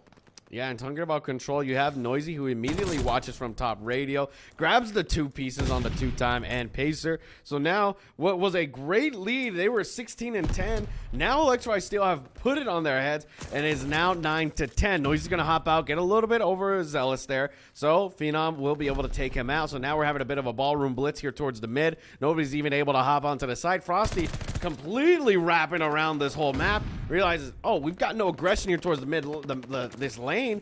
It's only in the middle. So let's hop on, and that's what they're going to do. They're going to hop into those points of aggression and just hold it. Frosty with the hold right there, gets one. He does not see the second one that rotates through Church. He was a little bit buried, and now no respawns left for Electrify Steel. Rage Esports on their last one as well. It is a true 4v4, making it a 3v3, and 2 players going down. It's all up to Assault and Silly to try and keep this defensive stand. You see the 2-time over on the A site. The second tick is going to go through. Are they going to be able to get the third? Assault getting taken down, and Silly getting wiped as well, and Ragers Esports taking that attacking round. Yeah, great out of them, because not only did they grab 5 ticks, they win that attack. So, you know, even though they weren't able to grab a 6, this is great movement and great precedence to set for the map. Now, as they head towards this defense, Ragers Esports are going to be able to just not only put their influence with a forward foot of confidence, they can get it done ASAP and not give any ticks here. Yeah, the brilliant move to rotate all the way through B and into spawns, as Electrify Steel was just holding the spawn of Ragers Esports, just waiting for anyone to peek mid. As you mentioned, that ended up being the turning point for this match, and already 2 players on A. That's 1 tick before I can even finish my recap, and now a second tick almost coming through, but Pacer cannot take down Assault. That's going to be 1.5 ticks. Is 2-time going to be able to clear it? He does! He gets both of the players, and he's backing up, playing his life, as there is a push on B. Phenom getting 2 as well. Just hops in through the top rope again. Frosty unfortunately takes him out with a teammate, but one thing to highlight is they were not able to grab that second tick, and so Ragers will not even grab onto the side of A to just stop that progression. So Electrify Steel are able to, you know, focus their efforts towards this B now. They're going to be able to grab A with no cost at all. 2-times are going to be hanging out towards the mid. Silly's watching for some damage control, but when there's too many players to shoot at, you're not going to be able to grab one. It's just that case of too much to chew. Yeah, that was still a little weird to me how he didn't like hold any of that A side. As soon as he got the clear, he just dipped off. And Yeah. with it being as close to that second tick, you might as well try and stop it a little bit with a solid B push. But now Electrify Steel able to take all 3 ticks onto A. Lives looking pretty darn even right now, and this B push is going to be so tough for Electrify Steel to try and grab. And talking about tough, 2 times is currently on a 6 streak right now. 1 more away from being eligible for a glide bomb. Yes, you heard it here first. The first streak in a while. We have yet to see any here at the tournament, at least on the streams. But he needs to grab this glide bomb here to be able to grab some full effectiveness if they really want to cancel out these players for this round. Or towards that round 5. You never know. You got to keep that in your back pocket for when it's more advantageous for your team. And he's still just holding it down. He needs to play this credit spot to the T to grab this kill. Yeah, and you see Assault bobbing and weaving. Assault able to get one on Frosty. That's going to push him up. He picks up one. Oh, and he could not pick up the second, but the 2-time grabbing that 7 streak. Yeah, he still grabs it. So now he's got that glide bomb in his back pocket. Noisy going to get shot down from the top plat. Silly's your last player here for the side of Electrify Steel to really put some effective pressure towards their spawns. Ragers Esports are currently up by a 3 life differential. 2 times hops on. He's getting aggressive again. He's the MVP of this map along with Phenom, who've gotten some absolutely immaculate plays. And right now, they force these players, and they're going to do what they did before. Take a bit of a play out of the side of Ragers. They're pushing through that A site so that they can grab spawns. Yeah, Mochilla able to take down Pacer, but the way that Raiders Esports is just spread out right now, they have trust in their gunnies as he gets traded out there. That's Frosty picking up 1 and then getting dropped. 32 seconds now. Electrify Steel only have 3 respawns remaining. They have to make an aggressive push into B really quickly, or else Raiders Esports is going to pick up their second round. Yeah, this is the last attempt for the side of Electrify Steel, so this needs to be perfect. Only 18 seconds left. No, he's going to be throwing some nades to check out that plat. No nade check at all. Nice shots, though, with his teammates. They're able to hop in, but Mochilla's going to get traded out. That's a 3-for-1 trade. Noisy's the only player on B. He's your last effect, so 7 seconds. Not enough time, so Ragers Esports get themselves their second round and only give 3 ticks to the side of Electrify Steel. Yeah, and Raiders Esports has just been dominating on that kill front. I couldn't tell who it was, but I think it was 2 times. That's 18 and 8 right now. Yeah, that is the 2-time right now. 1,500 damage, 18 kills, just total map control. And they did give up that A site. That was kind of weird, like I talked about, but also in a sense, it was able to funnel Electrify Steel down into only capping that B site. And so if you were able to control that, it's a little bit closer to your spawn. So Raiders Esports was probably just like, you know what, it's more manageable. We'll take care of it. Indeed, it is more manageable. So now talking about manageability, we're going to be heading over to this B immediately from the side of Ragers Esports. They hop in. Remember, 2 times still has that glide bomb in his back pocket. Here comes the movement. Mochilla, unfortunately, too much to chew. Noisy wins that fight. That's huge. That stops that push towards B, forces these players into P5. And now Frosty and Pacer, well, they're going to have to get aggressive here and take out Noisy. Yeah, you see 3 players for Raiders Esports down in the B-side. Noisy getting dropped, just like you said in Mochilla. Oh, he does pick up one, but Frosty on the trade. That's going to be a B-side. If he can take down Assault, yes, that's even more time that they can take away. Should be able to get a B-tick here. Frosty getting picked off. There is Noisy comes and swings. No B-tick for the boys, but there is a push on A as it's only the 2 times up north. Exactly so, and right now you're going to have Pacer who's going to have to go up against Noisy here. Some more shots, but unfortunately Assault comes in to help him out. A-side gets its first tick out of this whole round, so, you know, it was a nice, valiant effort to try and go for B and really, you know, flip this strategy onside their head, but overall, great movement out of Ragers Esports to just grab that easy site on A. Now they are going to full cap A, so that's going to tie up because Electrify Steel only got 3 ticks in the last round, correct? So that's going to be 8 total for Raiders Esports. If Electrify Steel is going to be able to take these next 2 rounds, that could provide to be crucial, but Raiders Esports does not look like they're slowing down anytime soon. We see a 3-stack rolling in deep as Noisy gets dropped, and we already got players on the B site. Exactly, and Phenom's going to be hanging out towards top broken, which is amazing because his AR can definitely do some work towards those players in the back. Silly gets some shots on him, but Frosty will be able to take out Noisy. So now Assault and Silly, they have to hop in, but there comes that glide bomb taking out Silly. That clears out the effectiveness, pushes these players back, and they're able to grab the first tick. Yeah, that glide bomb providing to be crucial because most of Raiders Esports, I think it was a 3-stack that was rotating or coming in from spawn, so that bought enough time to get that B cap. And although Electrify Steel was able to hop on after that, that still gave them another tick and just a little bit more time as Noisy gets taken down. Pacers fighting for his life, but eventually gets dropped. Yeah, 13-10 right now in terms of lives with a minute 12. Frosty's gonna get in some shots, but punches Mochila. Tells him, you are not Phenom. You're not gonna grab that top turnbuckle kill. So Silly's gonna be able to grab Frosty. Phenom once again picking up for his teammates. Failures there. And Failures is said with a grain of salt because now they're able to move through. Mochila and Noisy nade out this push. So it's 10-7, 50 seconds left. You can play some TDM here. Yeah, I saw Pacer and 2times both get dropped by a grenade, and I thought it was the same one, but the fact that they placed both of those in the perfect spot, brilliantly executed. Great comms there by Electrify Steel, and you mentioned the lives are low. Everything just started to slow down and drop super quick. Electrify Steel with 2 respawns left. Mochila able to pick up 1 and spread the gap, and pre-firing the swing for Phenom. Can he pick up Frosty? He's gonna have to try and reload here, but jump over, and Silly able to pick that one up, and that's gonna close the gap just a bit more as 2times grabs another. Yeah, and 2times right here, he's got it down, and Silly, well, he's gonna just play a little bit more conservatively, not get aggressive, but 2times, so aggressive. He gets him 6-4 in terms of lives right now, 15 seconds left. Mochila's gonna be hopping in towards his B5. They've got these players held down, and there's really no chance for Ragers to hop back on, so this is going to be Electrify Steel's first round. Yeah, just too little, too late. They were able to pick up 1, but traded right away. And just the pre-fire to stop it. Electrify Steel stopping the 3-0 and could get this reverse sweep in here on control. Yup, great job indeed out of the side of Electrify Steel to really, stop that aggression, that drowning almost effect from the side of Esports Ragers. But they still have an uphill battle. At this point, I don't think they can really grab that defense for round 5. They've got 9 ticks now from the side of Esports Ragers. Yeah, just is going to be way too much. Well, they'd have to essentially grab all of these, and then it would be a tie.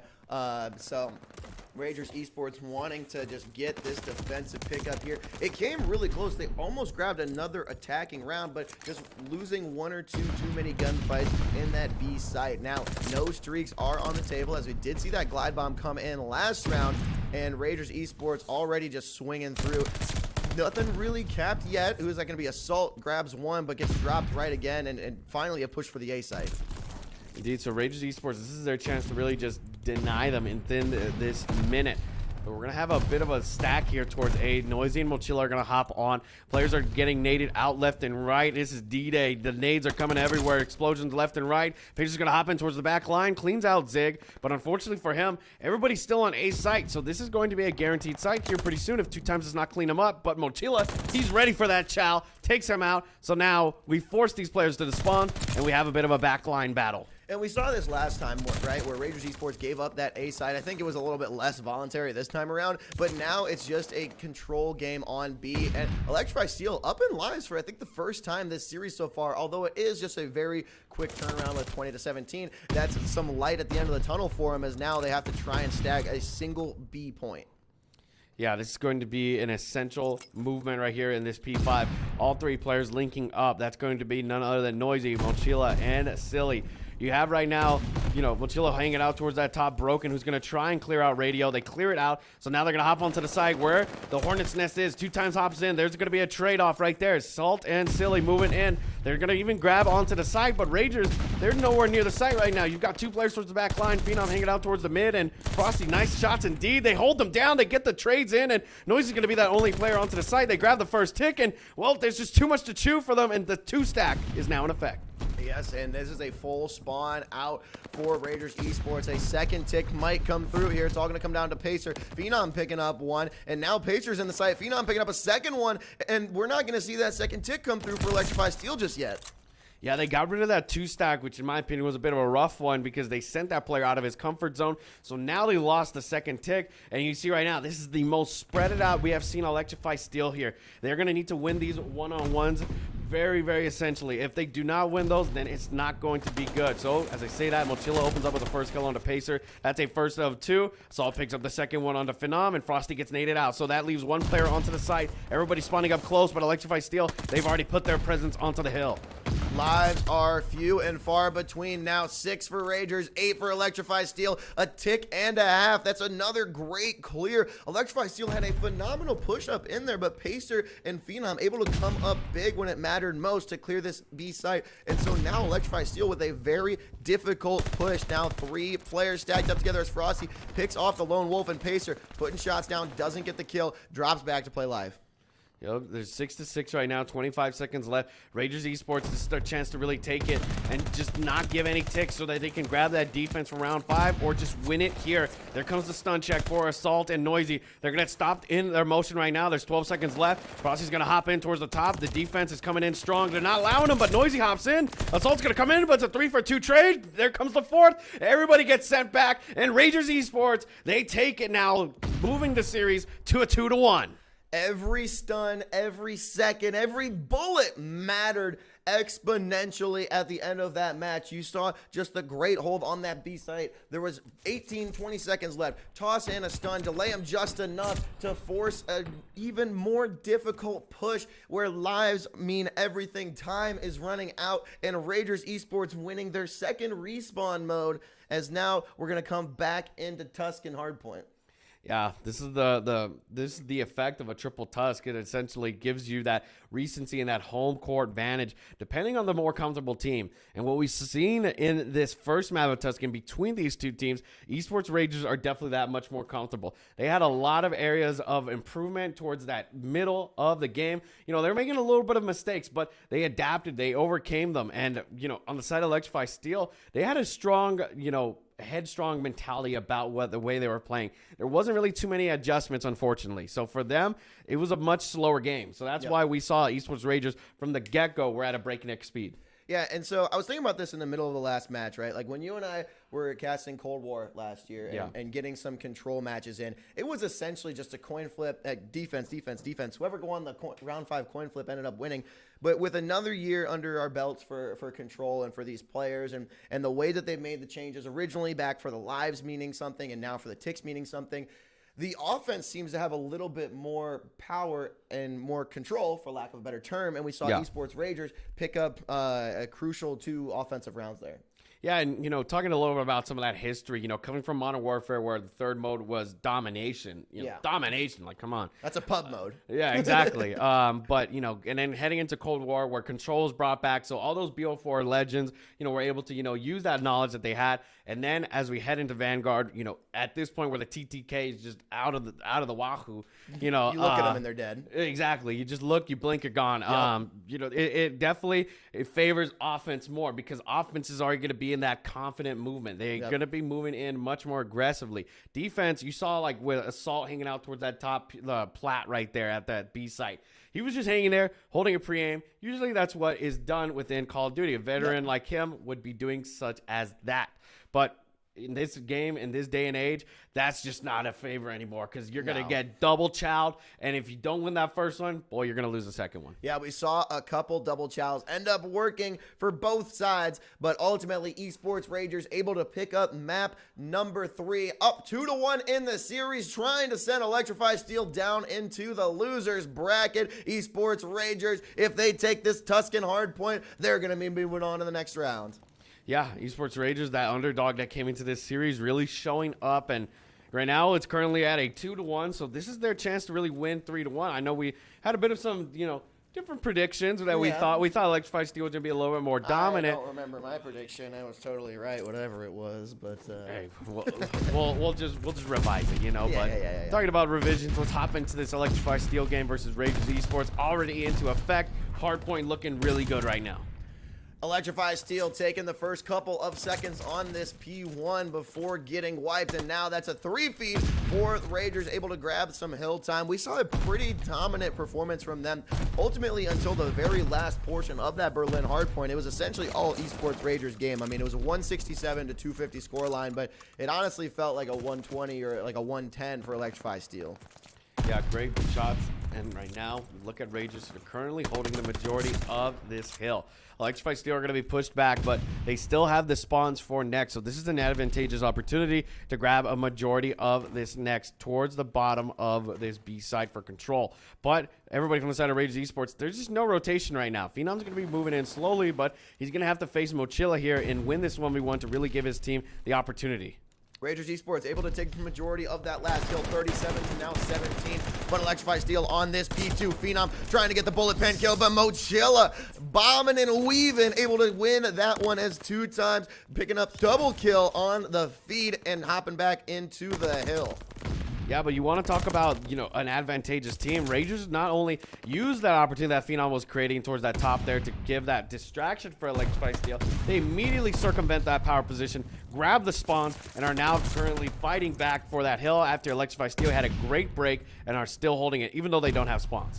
They essentially had all 4 there on the hill. Electrify Steel did, but now players rotating around, trying to search and just find some kills there as Silly picks up 1 and 2 times, getting the trade there. Now on this P3, Frosty with the pick there, and I don't remember if we saw Ragers on this hill, but there was a P3 where it just pure domination. I think it was Ragers where they capped full 60 seconds like twice.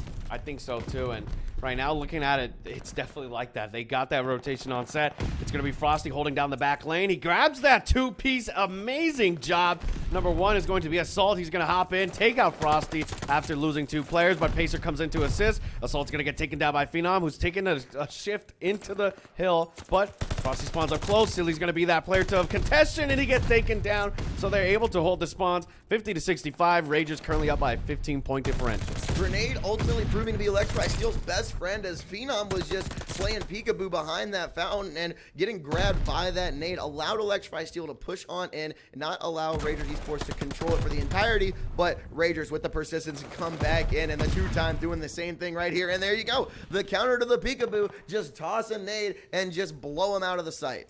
Yeah, when you've got a problem with some groundhogs, you chuck a nade in there, and you get those suckers out. Yeah, you're going to get them out of there eventually with those explosions. And now we're going to rotate in towards P4 and Church. And already established is Electrify Steel. They had to, and now running around. Pacer almost at a free kill, but Assault able to cover his tail. Yeah, great shots indeed. And right now, Electrify Steel are going to be holding down this site for the majority until we can see Phenom win this 1v1, which he does. Clears out that lane, but Assault's able to come back, pick up the shift.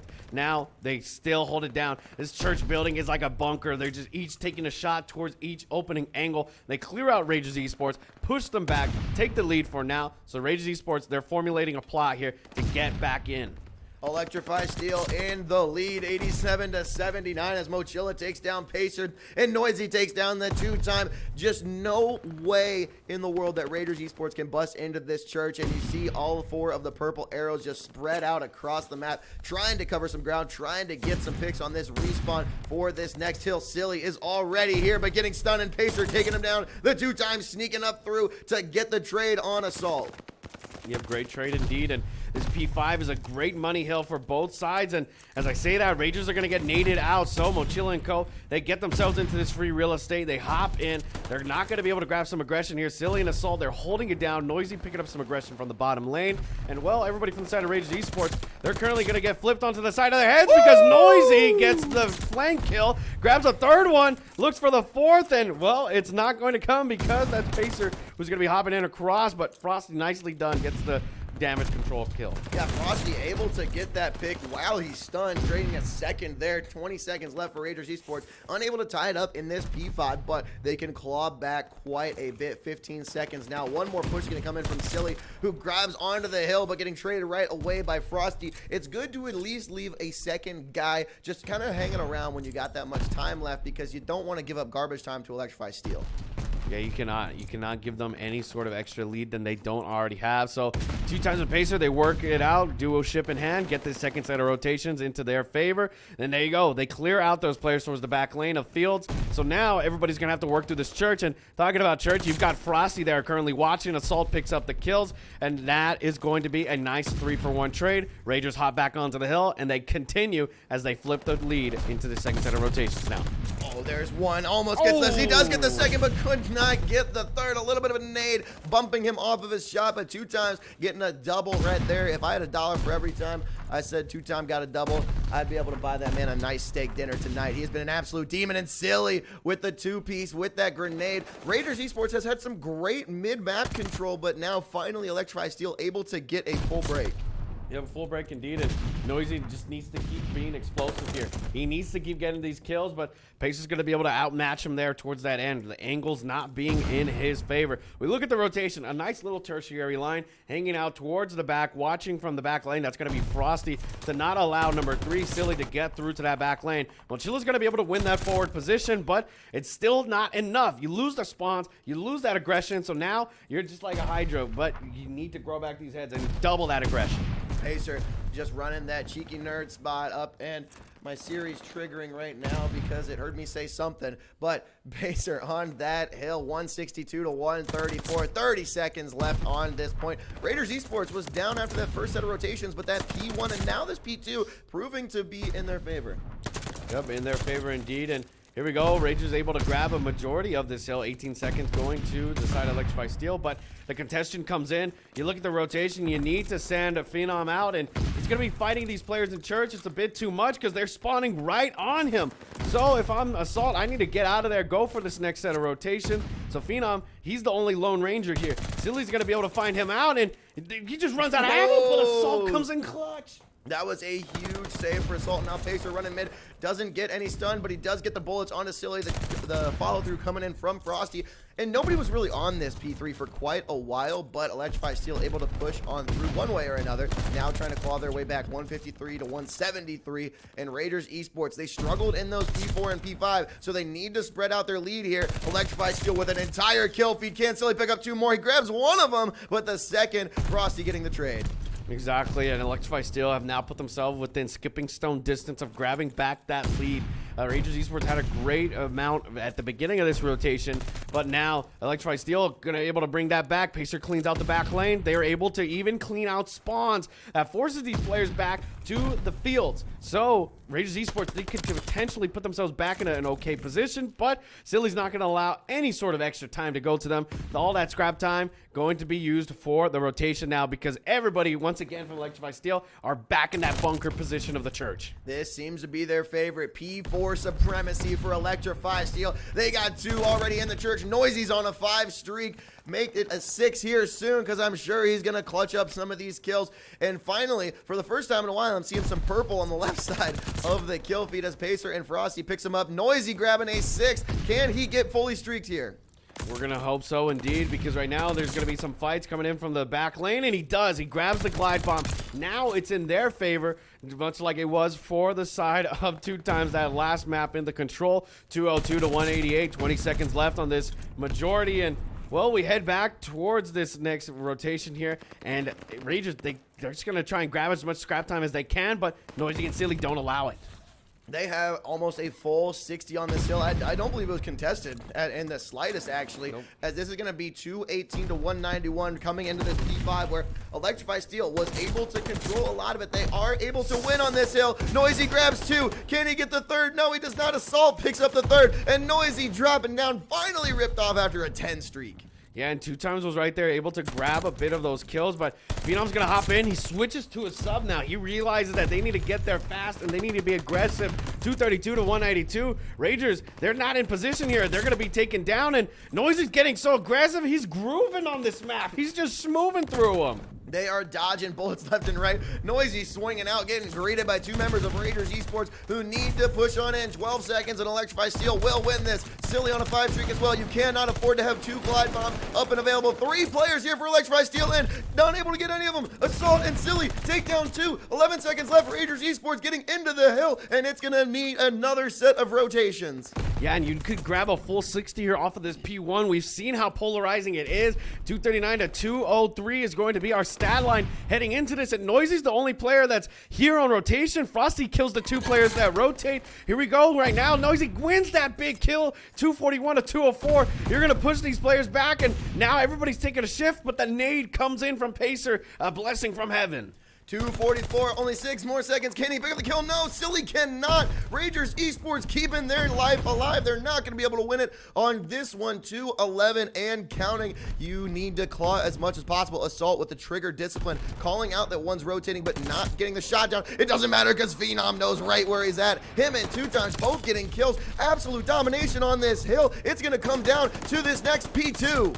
It's going to come down to the P2 and Dini. Look at the man himself, 2Time. He was holding down that whole majority spawn, keeping him up, and Phenom switched to the MP4. He was a great play because he's holding these guys back so aggressively. Silly, unfortunately, not able to take out the last player. You look at the rotation, it's coming down to this battle, and Pacer wins that battle. That's huge. That grabs them the spawn. 244 to 243. We're hopping in. Ragers, they're still fighting. They're pushing these players back, and they're going to be able to win that. The nade coming in from Mochila, Oh, and they take it. They take kill. it after such a huge fight.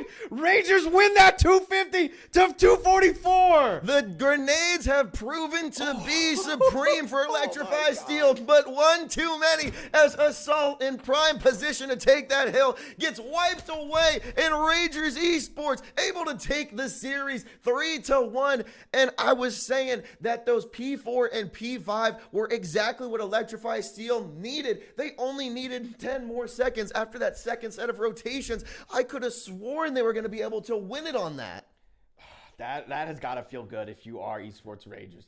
That was a beautiful one right there from the get-go to the end. I got to give a big shout out to Phenom, bro. That was that clutch. switch from the AR to the sub, that level of aggression that was needed to hold them down, and also 2 times he went to that spawn and just started chopping them up and holding them back, so that gave him majority P1, and then that P2 spawn kill from Pacer, beautiful. Gives them that spawn, lets them sit on a foundation of stone, and they get it. Bro, those P1 and P2s just proved to be so crucial for Esports Rangers. They just could not be stopped anywhere there. And so now the closest hard point that we've seen so far in this tournament. And folks, this is just the beginning. We just finished up a matchup in the winners round 3. But Skids and Sasano, we are not going to be going anywhere today. There is so much action left to be had. Be sure to stay tuned in the stream. Follow us on Twitter at EZone Media with those post noties on so that you know when the next cast is going to be ready. Oh, I got to go take a breather after that one, Sasano. Yeah, I've got to take a breather indeed. And as we take this breather, we'll prepare ourselves for the semifinals, which will be coming up here pretty soon. So like Skid said, don't go anywhere. Follow the social media, get the noties on, and make sure you're ready for this next stream because it's going to be a live electric one. We are back for another set of action. We are in the winners semi-finals. This is where the action will get even more intense, but it's hard to beat that last series that we just had. We have Flex Gaming GG versus Team EXO right now. We're going to be starting off with a Tuscan hard point, and we got Skids and Sasano back in the booth. It's going to be with you, my man. We've got some great maps here lined up for us. We're going to start with a Tuscan, then move over to a Berlin Search and Destroy. Then when we get to that third map, it'll be a Gava 2 Control. Now, if we're guaranteed a map 4 and 5, we'll have a Berlin Hardpoint, then a Tuscan Search and Destroy. Quite an interesting setup indeed, and we've got some great players on both sides here of the aisle that I'm personally excited to see, especially from the Flex Gaming GG guys. Yeah, I mean, we saw Flex Gaming. We heard that they went 4-0 in their pool play, absolutely just running through yesterday and securing one of the top seeds in the bracket, which helped them get into this winners semifinals. So the path, I mean, in this double elimination bracket, right? You got the winners semis, and then the winners finals. We'll have the losers finals later as well, brought into the grands. So both of these teams trying to make their way into that grand finals, essentially, I mean, from the winners bracket, so you don't have to deal with any sort of reset. Yeah, that would be a good one indeed. And since, semifinals, like you said, this is when the matches are going to get even more tighter. And, coming from that last series of the Esports Rangers versus Electrify Steel Gaming, I don't know if we can top that. I mean, that came down to just seconds. It came down to seconds in that final hardpoint match. And so we're going to get to see Tuscan hardpoint again. We saw just basing off of the last series, right? Rangers Esports controlled essentially Ps 1 and 2, and then Electrify Steel controlled Ps 4 and 5, and then 3 kind of was a little bit of a mixture. Do you think we'll see the same thing again, or will it be a little bit more even where you can just focus on the rotations? Well, if I was able to watch that round 3 for Flex Gaming GG going up against, I believe, it was Guerzy's team, you know, the one we covered yesterday during the pool play. Yep. They beat them 3-0. And that was a very strong competitive team yesterday. Yeah. So I think Flex Gaming GG are definitely going to be that favored team coming into here.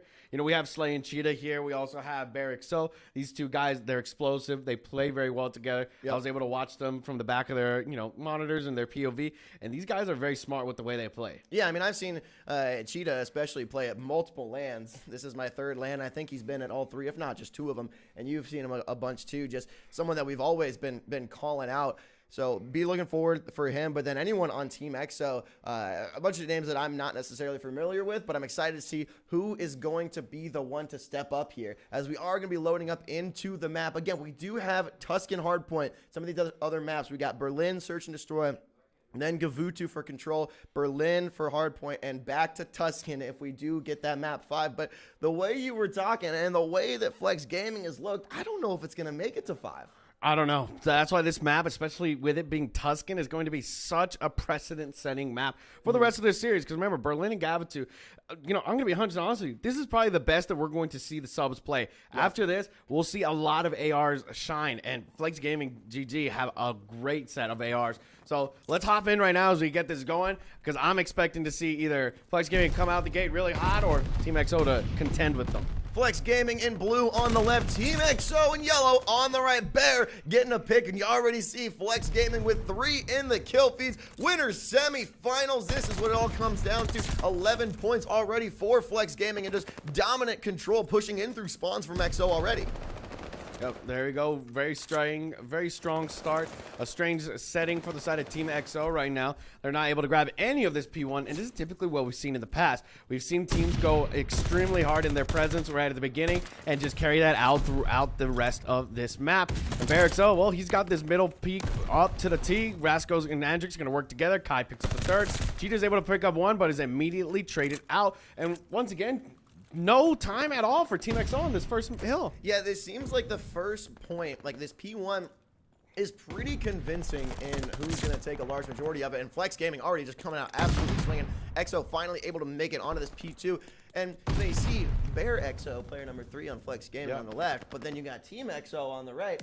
I'm not as familiar with the Chow scene as maybe you are, but is there a little bit of history behind that, or is that just coincidence? I think it's just coincidence right now, but talking about coincidence, you look at the way that Flex Gaming is moving on to this side. They're having a bit of some hard time with this back lane. Rasco's not giving it up at all. Pazel's going to be able to get the first kill towards the front, not going to be able to pick up the second. And Team EXO, well, they respond back in kind now, 25-51. Great hold out of them to be able to make a bounce back right now within this first 2 hills.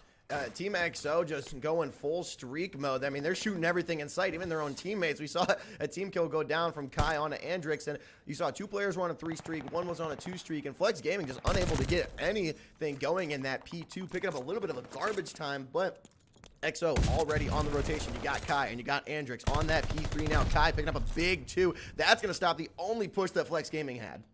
Yeah, and so now you look at it right now, 61-44. Team EXO are still within, you know, just skipping stone distance right now to hop in. Great play out of Zay right there to be able to hop on, grab that kill, and Diaville, ooh, nice little 2-piece, cleans out the hill. Barasco's going to be spawning up towards Vines. You now have the spawns in set. You're going to be able to grab this 39 here, but Flex Gaming are still going to be in the cuff of it.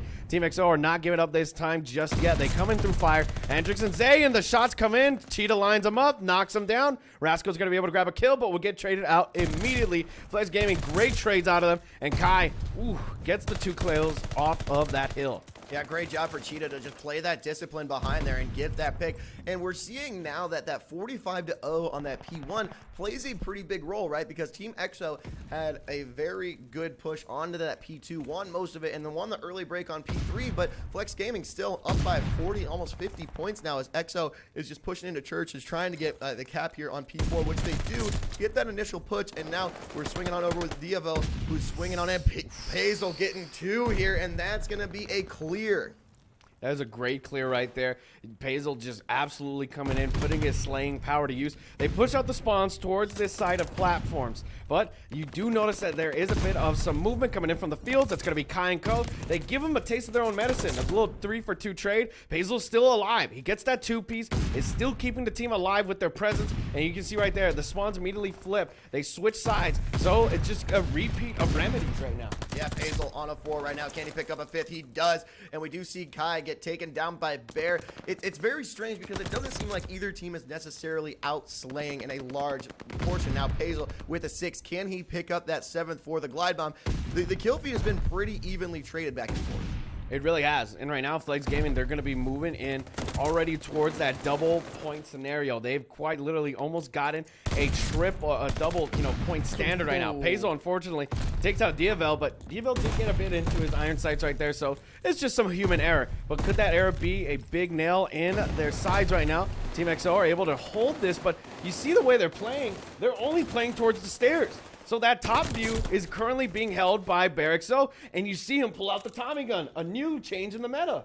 Yeah, and Rasco able to pick up 2 there, one of them being Pazel, so no streaks for the side of Flex Gaming, but still in a comfortable position here. 129 to 81. Andrix doing his best to just play the stairs and keep him off the hill. He gets a big 2-piece there on Pazel, and they're gonna buy the time for player number 8. That's Kai. That's gonna come around from their spawn and now get the time for him. Andrix not playing time in the hill, but doing just enough to not allow Flex Gaming to score. Yep, not enough indeed, but Team XO did grab a good amount of time from that hill. Not enough, though, to grab them back into the leading talk, but right now, you do see Flex Gaming grab the spawns for this new, although, unfortunately for them, Team XO have already conglomerated their efforts all around Church and into the hill. So, it's a bit of a top-down approach. You're going to need to get everybody back into the hill, back in the action, and as I say that, Barrixo immediately forces out Diavel to get some kills, but Andrix picks up where his teammates fell. Team XO just showing this P1 is not going to only be Flex Gaming's. They didn't take a single tick in that beginning, but now 30 seconds left in this hill, and they've been on it this entire time. Rasco and Andrix just putting down some work here with those ARs. Nobody is able to push on through. Diavel finally able to get a pick, and Bear XO doing the same, but there's just too many players here for Team XO. No matter how many people get picked off, they still have 2 on the hill. Yeah, they still have 2 on the hill indeed, and Team XO have gotten a majority of that time, even though Flex Gaming last time around were able to grab a majority of that first hill, almost entirely. So right now, Team XO, well, you look at the rotations, they've got it on set. They're ready to catapult themselves back into the conversation of the lead. Zay's going to be hanging out towards the top, and right now, it's a top-down approach. You need to get this player off the top if you're going to want to get some influence there. Zay with a good 2-piece inside that top Church. And that just does not allow anyone from Flex to come and rotate through Church. Now they have to go the long way. You see 4, 2, and 3. Like 3 players now getting picks here for Flex Gaming. That's going to stop a bit counterplay. I feel like XO had a good majority of those last 2 hills, but they're still down by 20. That's beautiful, though. That's a great 4 down from the side of Flex Gaming. They get themselves back in the conversation. They were a bit slower on the uptake right there, but right now, it feels like they're back in full force that we saw at the beginning of that first rotation. Cheetah's currently 13 and 17, having a bit of a slower game than what I would like him to. He's definitely that turn-up player, that's that impact player, but Pazel, he's been really outshining right now, 19 and 14. Barrixo coming up as well with 19 and 20. It's 182 to 134, 7 seconds left on this ult, and the rotation once again skids for Team XO. Yeah, they're gonna be here, but will Flex Gaming get the break? You see Diavel taking down 1, but getting traded out there by Andrix, and XO still on here. We see player number 3, that's gonna be Bear, that's waiting. He does get a pick, but knows the discipline to drop right back, then finds Andrix as well, the double heady. Can he get the 3rd? No, he cannot, but Zay holding his horses straight up there, and Cheetah taking down 1, and this is just a bloodbath for P3.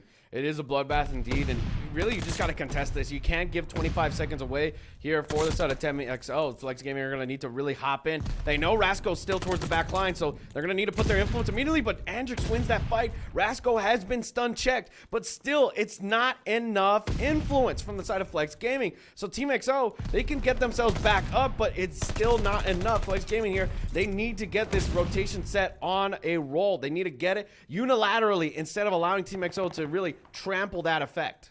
And Flex Gaming picking up the garbage time here. That was 14 uncontested seconds. And when they're already at 190 points, you cannot give up that much garbage time. But Team XO is going to try and set up here. It doesn't even work. They don't even get the initial push up into this P4. So they give up 14 seconds. And now it's looking like Flex Gaming was up in there, but a couple of big picks coming through. And now Rasco on a 5. Can he string together 2 more to see our first streak? No, he cannot, as a 3-feed coming in from Flex Gaming.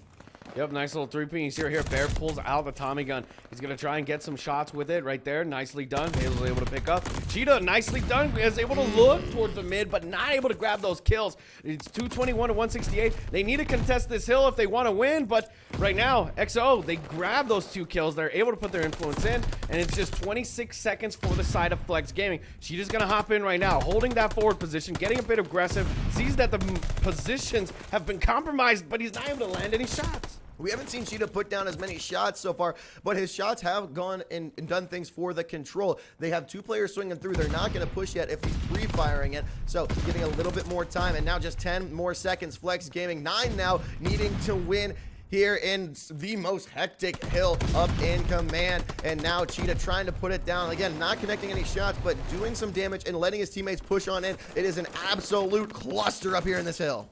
It is a cluster indeed, and Flex Gaming only need 9 points to win this. Team XO, this is their do or die hill. They're going to get shot down. Cheetah's going to get some help from his teammates, but Faisal is going to get shot down as well. And, well, Cheetah's your last man in this hill, and unfortunately, he's been caught out. But Diavel, he was able to get some kills there towards the end, but like I said before, this is not the end of the world. If you can get that P1 rotation, because 5 seconds, it's just 5 seconds now for Flex Gaming. Team XO, they've been doing really well holding it down because P5 is that perfect money bunker hill.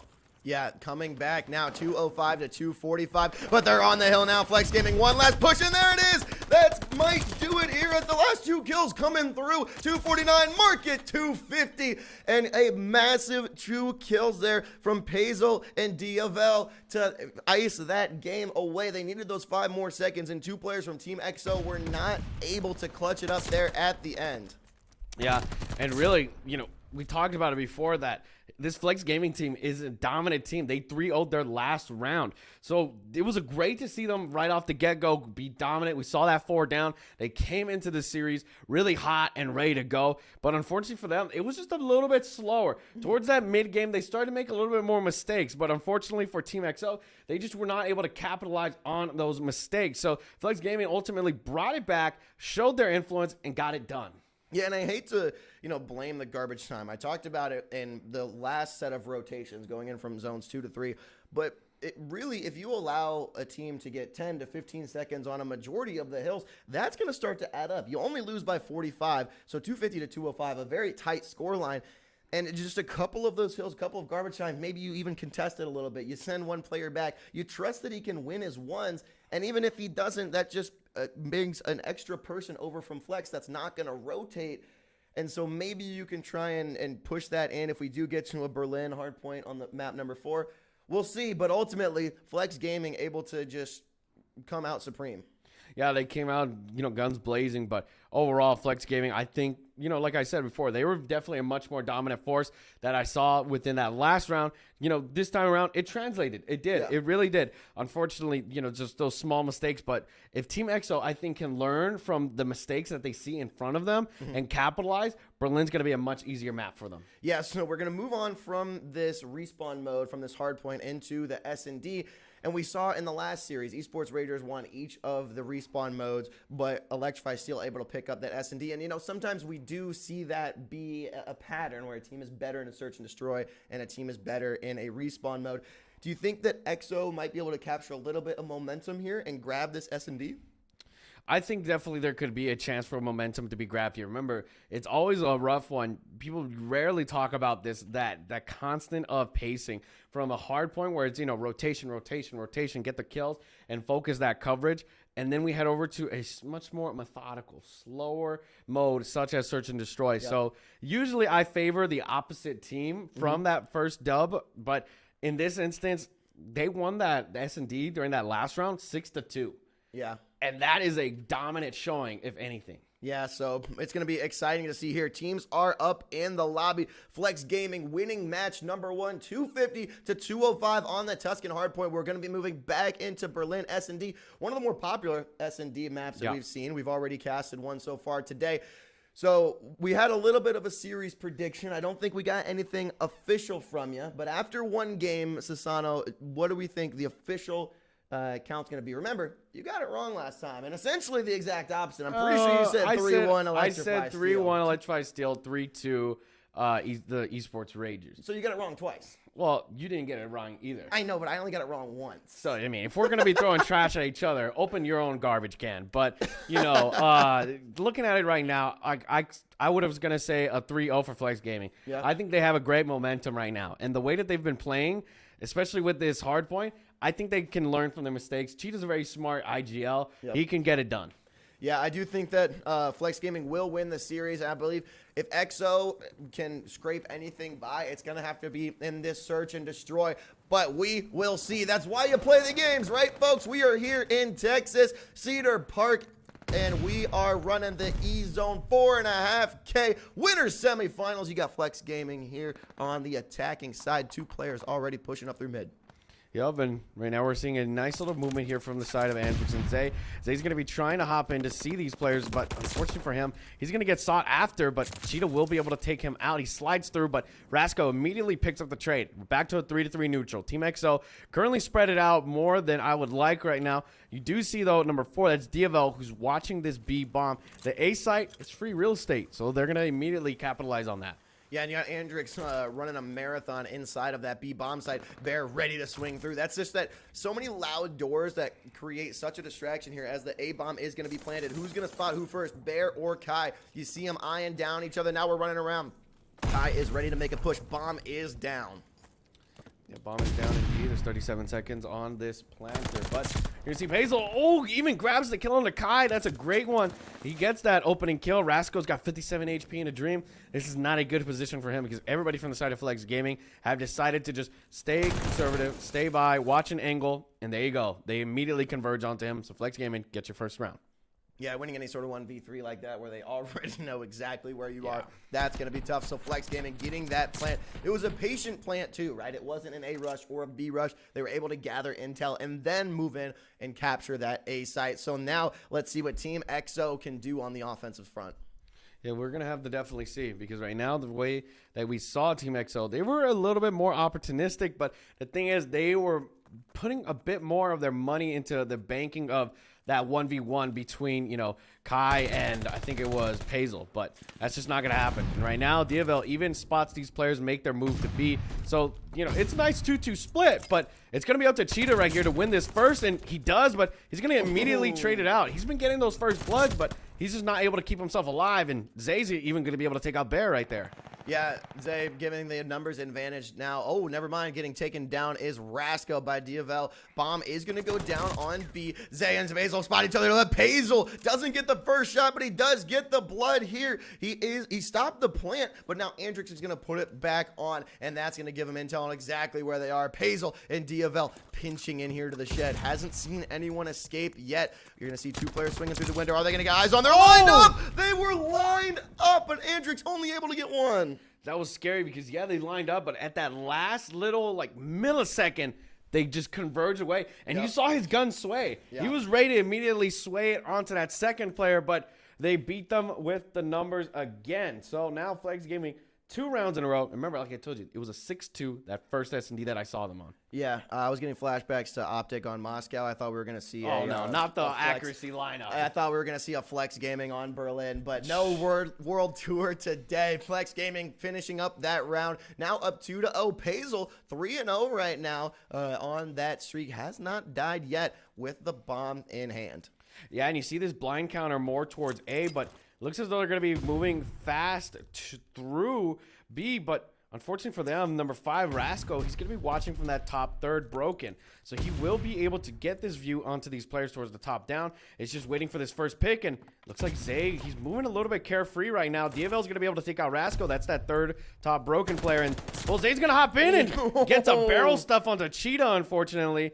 So once again, Team XO get their first blood, not of the round, but again on Cheetah. Cheetah first to die 3 rounds in a row. Zay busting through the door, says, I'd like to talk to you about your car's extended warranty, and Barrel stuffing the man. Now 3 up and 3 up for both teams. Bomb is down here towards the A site. The only player is going to be Kai. Who's going to get the pick here? Pazel getting taken down. That's going to be massive. You still have Bear XO rotating over, and he's on the A site, but Bomb is not in hand, and the 2 other players for Team XO are rotating through.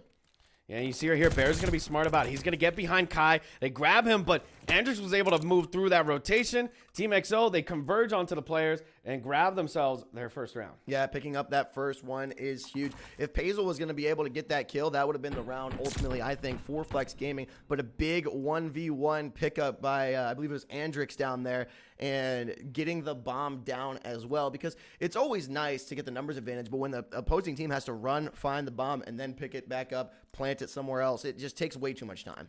It is very hard when you lose that bomb, because you got to remember that announcer as well. Yeah. Hey, he's right here, guys. He's right here. Exactly. It's like, hey, that kill you got, well, they're back at that kill. So now you know exactly where they are. Talking about knowing where they are, Diavel, great opening onto Rasco. Takes out that AR. Pazel's even hanging out at a nerd spot. Takes him out as well. Now Andrix, well, he's been found out on the stairs, and he's running for his life here. Team shots all around, 6 bullets in a dream, but they're going to allow him to get away for now because they've got a player, Bear XO, but wow. Nice slide out from Andrix. Andrix not only able to stay alive, but to take down a player as well, and Cheetah's been alive for more than 45 seconds this round. You see him getting a kill there. Andrix last alive, bomb in hand. Pazel running through. Who's going to get spotted first? Andrix finds Cheetah, knocked down, and so bomb still in hand. 45 seconds left. Both players for the defense are on A. I think they were banking on Cheetah winning that 1v1, so they stayed within their comfort of A. But at this point, Andrix needs to play smart, get that bomb down B, and take these fights one by one. But Flex Gaming, they're sticking together. They're being smart about it. They're picking a site. Andrix, he's going to head back. You know, word to lightning the joke, my boy Michael. He always says, they always come back, Scott. Remember that. And what is happening right now? Andrix is heading back to that place of usualness and gets taken out. So, I mean, ultimately, it's a game of rock, paper, scissors right there, right? It's like, okay, I know they're in A, but they think I'm going to push a B, so I'm going to go back to A. But actually, he thinks that we think he's going to go back to B, so we're going to stay A. And it's like, what is happening? You just got to take a 50-50 there. And like you said, they always come back. So, Team XO dropping that round here. The discipline to stay in that A bomb site, proving viable for Flex Gaming, who now is up 3-1 in the game and 1-0 in the series. Yeah, very nicely done. And this is the domination that I expected out of Flex Gaming. You've seen Diavel, great opening picks a lot of the time. Cheetah was doing pretty good with those openings, but the thing is, he gets his one and immediately gets traded out. Yep. So there's really not too much of an effect there because Team XO immediately get their numbers back. Pazel, very nice opening onto Zay actually, and Diavel, once again, opportunistic, grabs that second. Bear XO grabs the third. It's just a nice little collapse, and unfortunately for Bear, he thought that was going to be a nice little wham bam, thank you, ma'am. You were ready to call that round. I could hear it in your voice. It was literally almost there. I know that signal, but now Rasco still alive. 1v3 situation now. And these rounds on Berlin have gone so much quicker than I'm used to seeing here on these SNDs. The first blood, second blood, they're all coming together, all stacking, and Rasco is gonna not yet. He does pick it up there with the trigger finger on the rep at 16 seconds left and 2 players left alive. He does not have time for the reload. He's going to try it here on the automaton, slaying it on in, but Cheetah is able to grab that, and one other player, I couldn't tell exactly who it was. I want to say it was Pazel that was still alive, and a great pinch. Yeah, it was Pazel, but yeah, it just goes to show you when Cheetah's alive and he's able to keep his IGLing up, they're able to, you know, really just collapse on that team. Yep. I really thought it was over. I'm not going to lie. I mean, it looked like Barracks was just lining them up. A 1v4 with bomb down, it's essentially over. It's not impossible, but very slim chances regardless that he was going to come back from that one. And now Team XO down 1-4. You got to get this attacking round here. We've seen a lot of quick bomb plants primarily to A, but here comes a 4-man stack to B. Flex Gaming is ready for it as the dogs are just pushing the front lines, and Bear XO getting the first one and Cheetah getting the trade for him. Well, they know where Cheetah is. They were able to spot that out, but Andrix isn't playing on that information. Now Andrix has spotted him out, and so here comes the slide in, and, well, Cheetah, he's staying alive somehow. That's amazing. Ego chow. Yeah, the ego chow coming in. Pazel's even coming down to give him some reinforcements. He picks up the AR, and Andrix, well, he's been blocked out now. He has literally been zoned out. Yep. So he is away from his reinforcements of Rasco. Rasco's going to be playing towards that back chain link fence, and, well, this is way too isolated for comfort for the side of Team XO. Andrix and Cheetah looking like a scene out of Scooby-Doo, running through each and every door. Both players still somehow alive. Andrix with the bomb, Rasco also alive, but he's stuck back there. He doesn't have any intel now, looking like he wants to push on out, but players 2 and 3, that's Pazel and Cheetah, are just holding the angles because they know that Andrix is right there.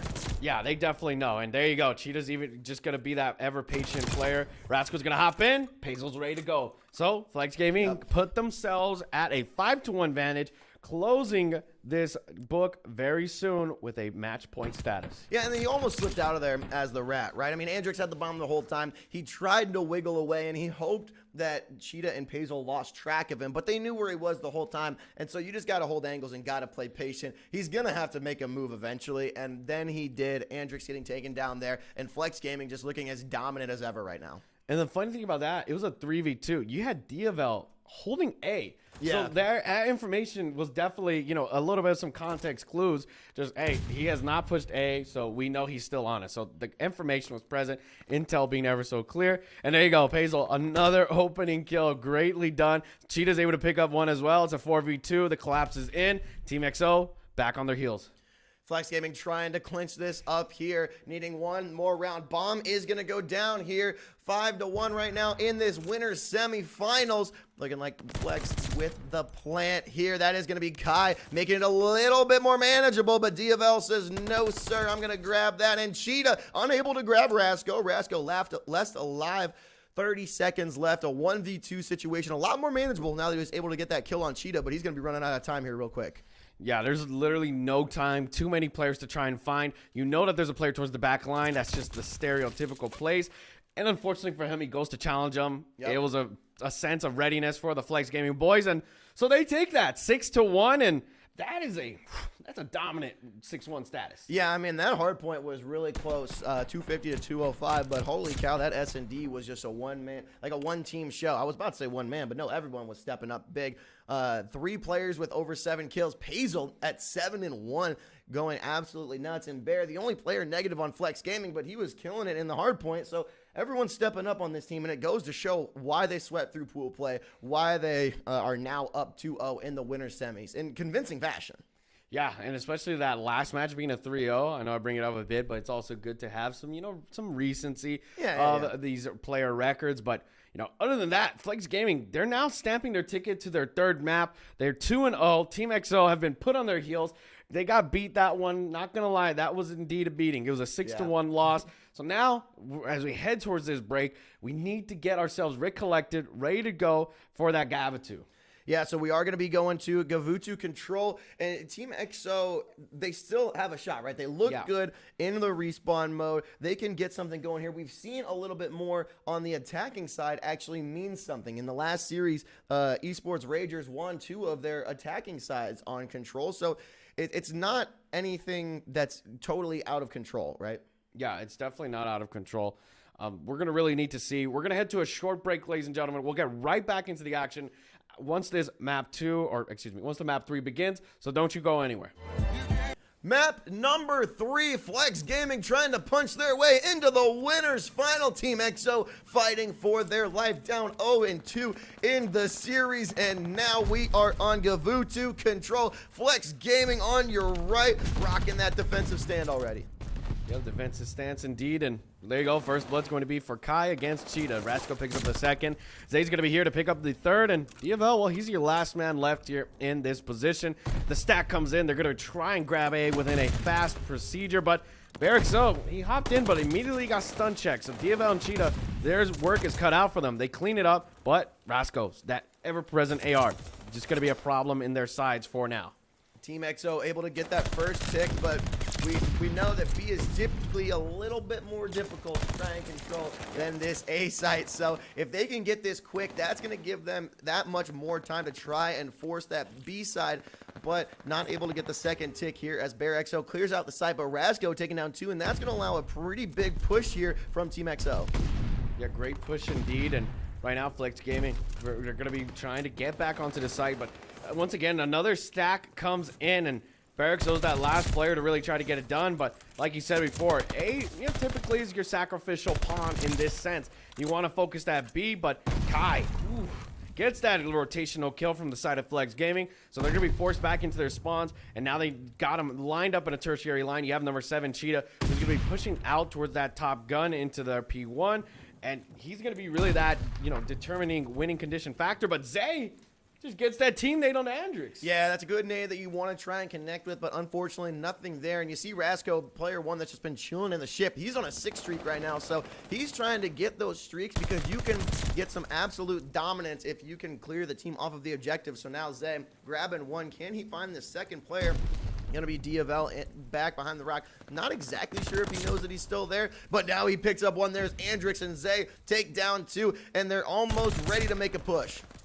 Yeah, they're just cleaning up those spawns ever so presently. So now they're going to be able to hop on the side. Bear's going to be able to stop that presence for a second. But Kai immediately comes back in. And Rasco, he still has yet to grab this kill now. So we're watching right now to see if maybe he can grab it. But the action is still at B. They're going to be fighting for it. And Rasco, well, he's still at the top there. He is able to grab a kill, though, onto Barraxo. That'll give him that glide bomb. And B, well, it is not very good for the side of Flex Gaming because they're 16 and 8 in terms of lives. Yeah, so I mean, I like Rasco staying up there in Sniper's Nest trying to get that pick for the kill streak, right? It can really change the way this map can go. But if you're up there for too long, your team kind of needs you to make a push into B. Yeah. And you see that they weren't able to get a single tick, but they are up in the life advantage by a double right now. Yeah, so it's really up to Flex Gaming right now to play close to the chest and not allow any of these players to really grab any unnecessary kills.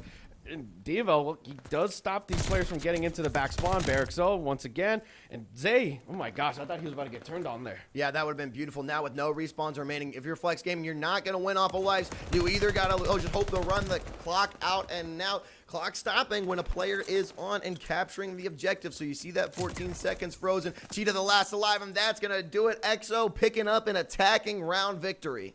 Yeah, but that was only 3 ticks for them. Yeah, so that's going to be an interesting one when we get over to Flex Gaming's offense, because even if they grab 1 tick, that's already going to be an advantage. So 3 ticks right now for the side of Team EZone.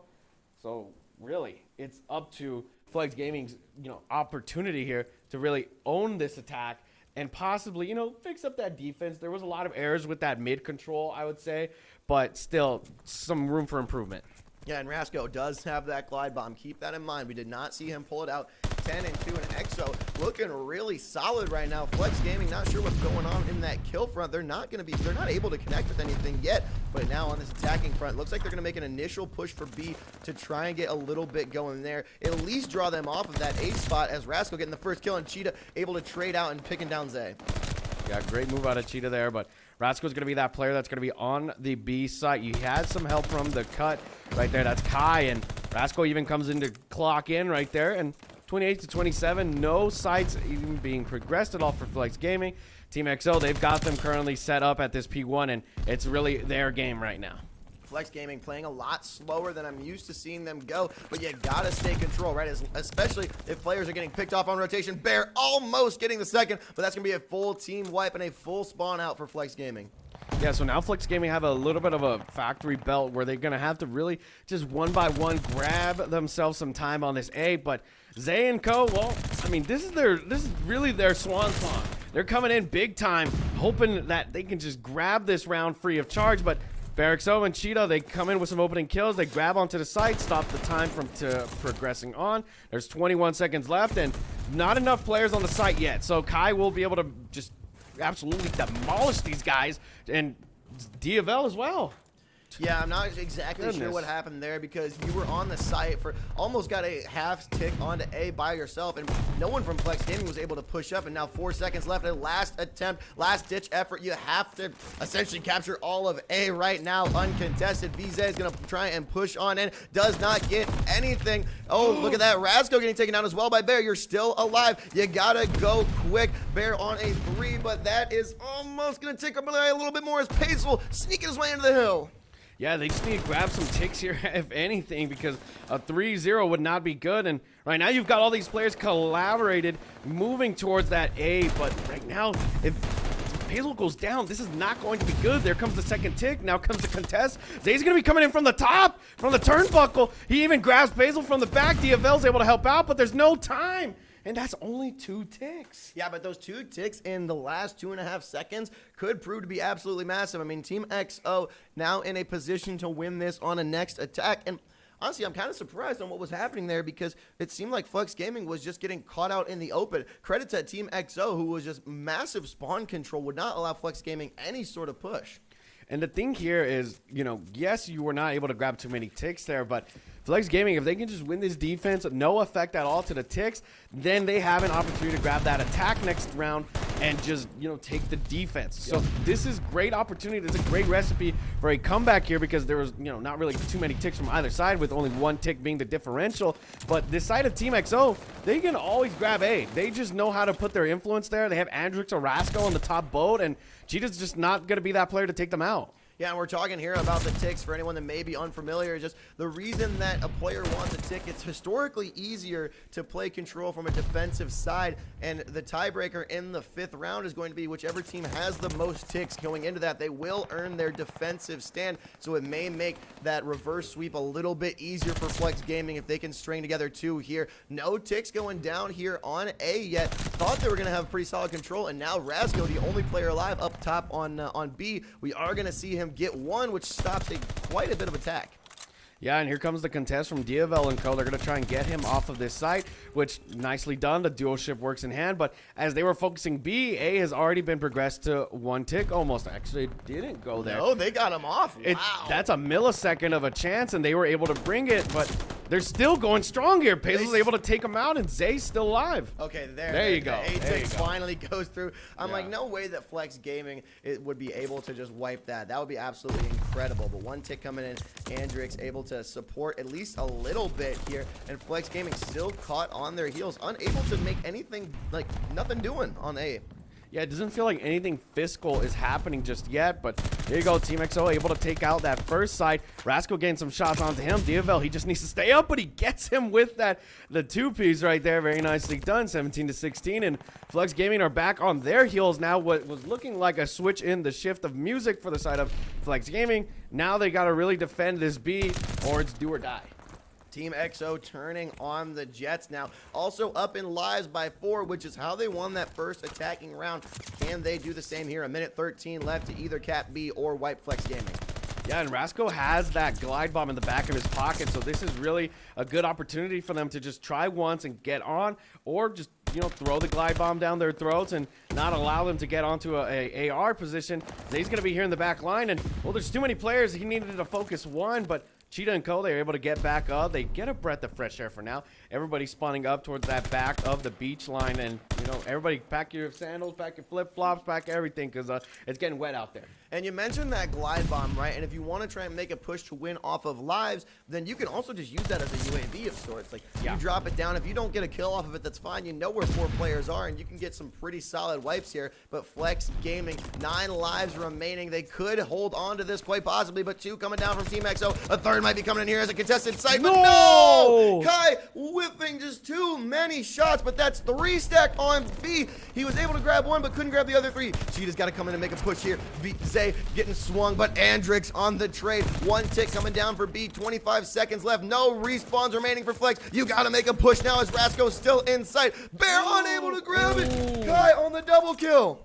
That was beautiful right there for Kai to help him out, and now they're even able to grab the 2nd tick, so Cheetah's going to have to really work uphill here. He grabs the shots, and they're not able to do it, so Team XO win 3-0 in a very dominant switch of momentum. Wow, that is actually incredible, showing pure dominance there on that Gavutu control. Well, I haven't seen many 3-0s on control, especially at this level when we're in the winners semifinals. Beautifully played by XO. Just each player going positive, and Rasco almost going triple positive. Didn't even have to use his kill streak. Yeah, and at the end of the day, it was really just that presence. Team XO, we saw them, lose that Berlin 6-1. I'm glad that there was a regain there. Yeah. They were able to really, focus themselves up and get this going now, because now they're going to be heading back to Berlin. But the thing is, when they were at Berlin, that was not a good showing. So as we head into this hard point, they were able to, fight back a bit on that hard point. They were, using those mistakes that Flex Gaming were giving them. But right now, this is their opportunity to just keep that momentum rolling, keep the shots going up, and just get this team in a position to, reverse sweep. Yeah, and you mentioned just how XO was able to just completely rewrite that story. They were down 6-1 in Search and Destroy, which is just an absolutely dominant performance by all standards. And to 3-0 in Control, that's a tale of two tapes right there. Two completely different matchups. So now we're staying in the respawn mode. Flex Gaming was able to pick up that first hard point on Tuscan, but now on Berlin, there's really I got no predictions here. Anything could happen. Yeah, that really flipped our predictions, out of the window. I said Flex Gaming 3-0, but after that one, I think that was definitely a bit of a fluke for the side of Flex Gaming. Yep. They didn't look very comfortable. Cheetah was going in a negative aspect, and everybody in that team, it just felt like the whole team was negative. It just felt like everybody was throwing themselves at points, and we're not really, working together like we saw in that Berlin. That teamwork kind of went out the window. I get it. You're up 2-0. You're feeling good. You want to get yourselves that 3-0. But job's not finished. Word to Kobe, rest in peace. The job is not done until you are hoisting that trophy above your team. So you need to keep it going. Each map, each round is going to be like it's the last. Yeah, and so we are getting queued up here. Looks like we waiting on one more player to join up in the lobby. Then we can switch all these teams around and be ready for you guys to rock and roll. Believe they're actually just getting ready here. But Flex Gaming wants to get in this winners final, and they want to do it now. You mentioned that, okay, we're able to drop one, and now we're going to continue on, and we're going to push on through this next point. Berlin, I don't know, man. I'm just lost right now because I thought this series was over, and XO is just back. Well, that's the thing. Teams have a lot of turn-up factor. Sometimes they realize, hey, we've got nothing to lose. Yep. Let's just put our best foot forward. And sometimes that can either be a dagger to the mental, or it can be the quickest, sharpest way to get yourselves back in and realize, hey, there's nothing to lose here. Yeah. We are the team that's going to try and just come back. And so you come into that without no, bias within your mind of those last two maps. It's like the classic S&D story of, if you're down 5-0, you just disregard the numbers and take it round by round. And talking about round by round, the lobby did drop a bit. So we're going to actually go to a quick break. We'll get right back into the action for this map 4. Don't you go anywhere. Berlin. Welcome back, ladies and gentlemen. We're now here, map 4, Berlin Hardpoint. Team XO going up against Flex Gaming. Flex Gaming currently at a 2-1 advantage in the series. Team XO were able to take that last map, and it's a hot fight here for Flex Gaming. They're able to take out 2 players, OG Susano and Skids, bringing in the action. Let's get it rolling. I love this P1. It feels like the fight in Avengers Endgame when just worlds collide. Everyone's charging up the middle, and Team XO able to come out on top for a couple of seconds there, and Diavel is just fighting for his life as Kai was holding down the hill. Now Flex Gaming taking it. Pazel 4-2 right now, and Diavel still alive on the hill, taking up time. Yeah, taking up time indeed, and Flex Gaming are able to grab a bit of this hill right now, not a majority just yet. Diavel's unfortunately going to be reloading, checks the door, finds the government agents, and just get taken out. So right now they're able to switch up the lead. Flex Gaming right now, Team XO, they go for the rotation. They have it for now, but you have number 4 Barrack. So fighting for that, Rasco and Zay were able to grab some kills there off rotation. Now there's only 2 players left, and well, they get taken down as well. So this is a great rotation for Team XO. Team XO winning that control last map, now down 1-2 in the series, trying to force a map 5 in this winner's semifinals. Flex Gaming trying to punch their ticket into a top 3, and now a couple of players down on either side, but Andrix has just been the constant in the hole as he gets traded there by Cheetah, and Rasco doing the same. This P2 has gone Team XO's way as they are now up 42-28. Yep, there we go. Nicely done. Team XO grabbing a majority of this time right now. We saw how well they did on that rotation. Right now, Flex Gaming, they try to hop in, and, well, some team kills right there. Unfortunately, not going to give them the equation needed to grab the majority. But you do see the rotation has come in, and once again, it's for Team XO. Coming out the gates swinging right now. Zay, Rasco getting some nice kills, able to hold this new already. Everybody from the side of Flex Gaming, I feel like that teamwork factor is just not existent right now. Yeah, and you got Rasco at 7-3. We've seen him be the gunny last match and then this match as well. Will he be able to get streaks going? We're going to have to find out, but Andrix and Zay chilling up in the hill. You see 3 players up by fire. Flex Gaming, Cheetah poking his head, unable to get any kills there, but Rasco, Zay actually with the double and just pure domination on this hill. Yeah, pure domination indeed, and Barraxo and Diavel bringing some much needed fresh air right there. Able to grab 3 kills, shove those players back to the line, and it's a nice shove indeed.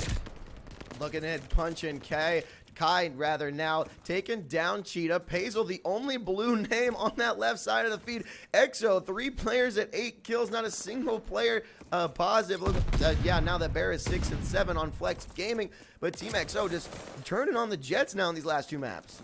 Turning on the Jets indeed, and Diavel's going to be that one player that they're trying to grab right now. Although some help from Cheetah and Pazel were able to clear them off, and well, it looks like though if Flex Gaming can grab the majority of this hill, they can get back in that conversation of being in the lead. This is some good teamwork that we did not see within that last map into the beginning. So a nice little wake-up call, I bet, came in from their IGL. Cheetah, hey, let's get this game going. Let's get the game rolling. We know what we're doing. We're much better. We were up 2-0, so let's keep that momentum going. So now, great hold indeed from Flex Gaming. Team XO, they grabbed the 4 down, but they're going to need to get back in. And look at those spawns from Flex Gaming. Yeah, I mean, it's just crazy how EXO has been going wipe after wipe. Flex Gaming able to get a good amount of that hill, but now these last 20 seconds looking like they might go EXO's way as Andrix picks up 2, make that 3, and Kai takes down Cheetah as well. That's another full team wipe. The only wipes we're seeing are when EXO takes down Flex. We have not seen them pick up one yet as Andrix takes another one down. That's 4 for him. Finally getting wiped now as Kai on a 4 streak and taking time down as well. There we go, Pazel picking up 3. Yeah, great shots indeed from Pazel on a 3 streak right now. Even able to get out Andrix, and there you go. That's a nice shot. Zay, unfortunately, hops onto the screen, but, the automaton bullet change has already come into effect. You definitely could have taken him with those 12 bullets in hand. Zay's going to be hopping in, takes out Barraxo. Now, no streaks eligible for Pazel at all. 76 to 121, P5 in full effect, and she just got to fight from every level of the stairs there. What a typical P5. It's just...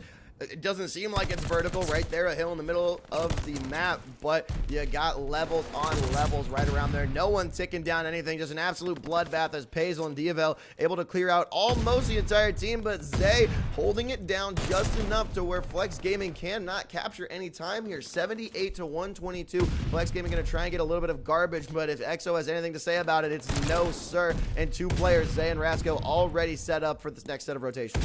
Yep, already set up indeed, and now as we head towards the second set, we're at an 84 to 122 stat line. Team XO really did a good job and a number on that mental for Flex Gaming, but Flex Gaming have now turned back up. They've got their mental right in the good place of teamwork. So as they get towards this 100-point threshold, Pazel is going to be that impact player to really get the job done. Diavel's not allowing any OBJ, intruders, and well, Pazel, wow. What did I just say? Even grabbed streaks as well. So now he's got these players corralled towards the spawn.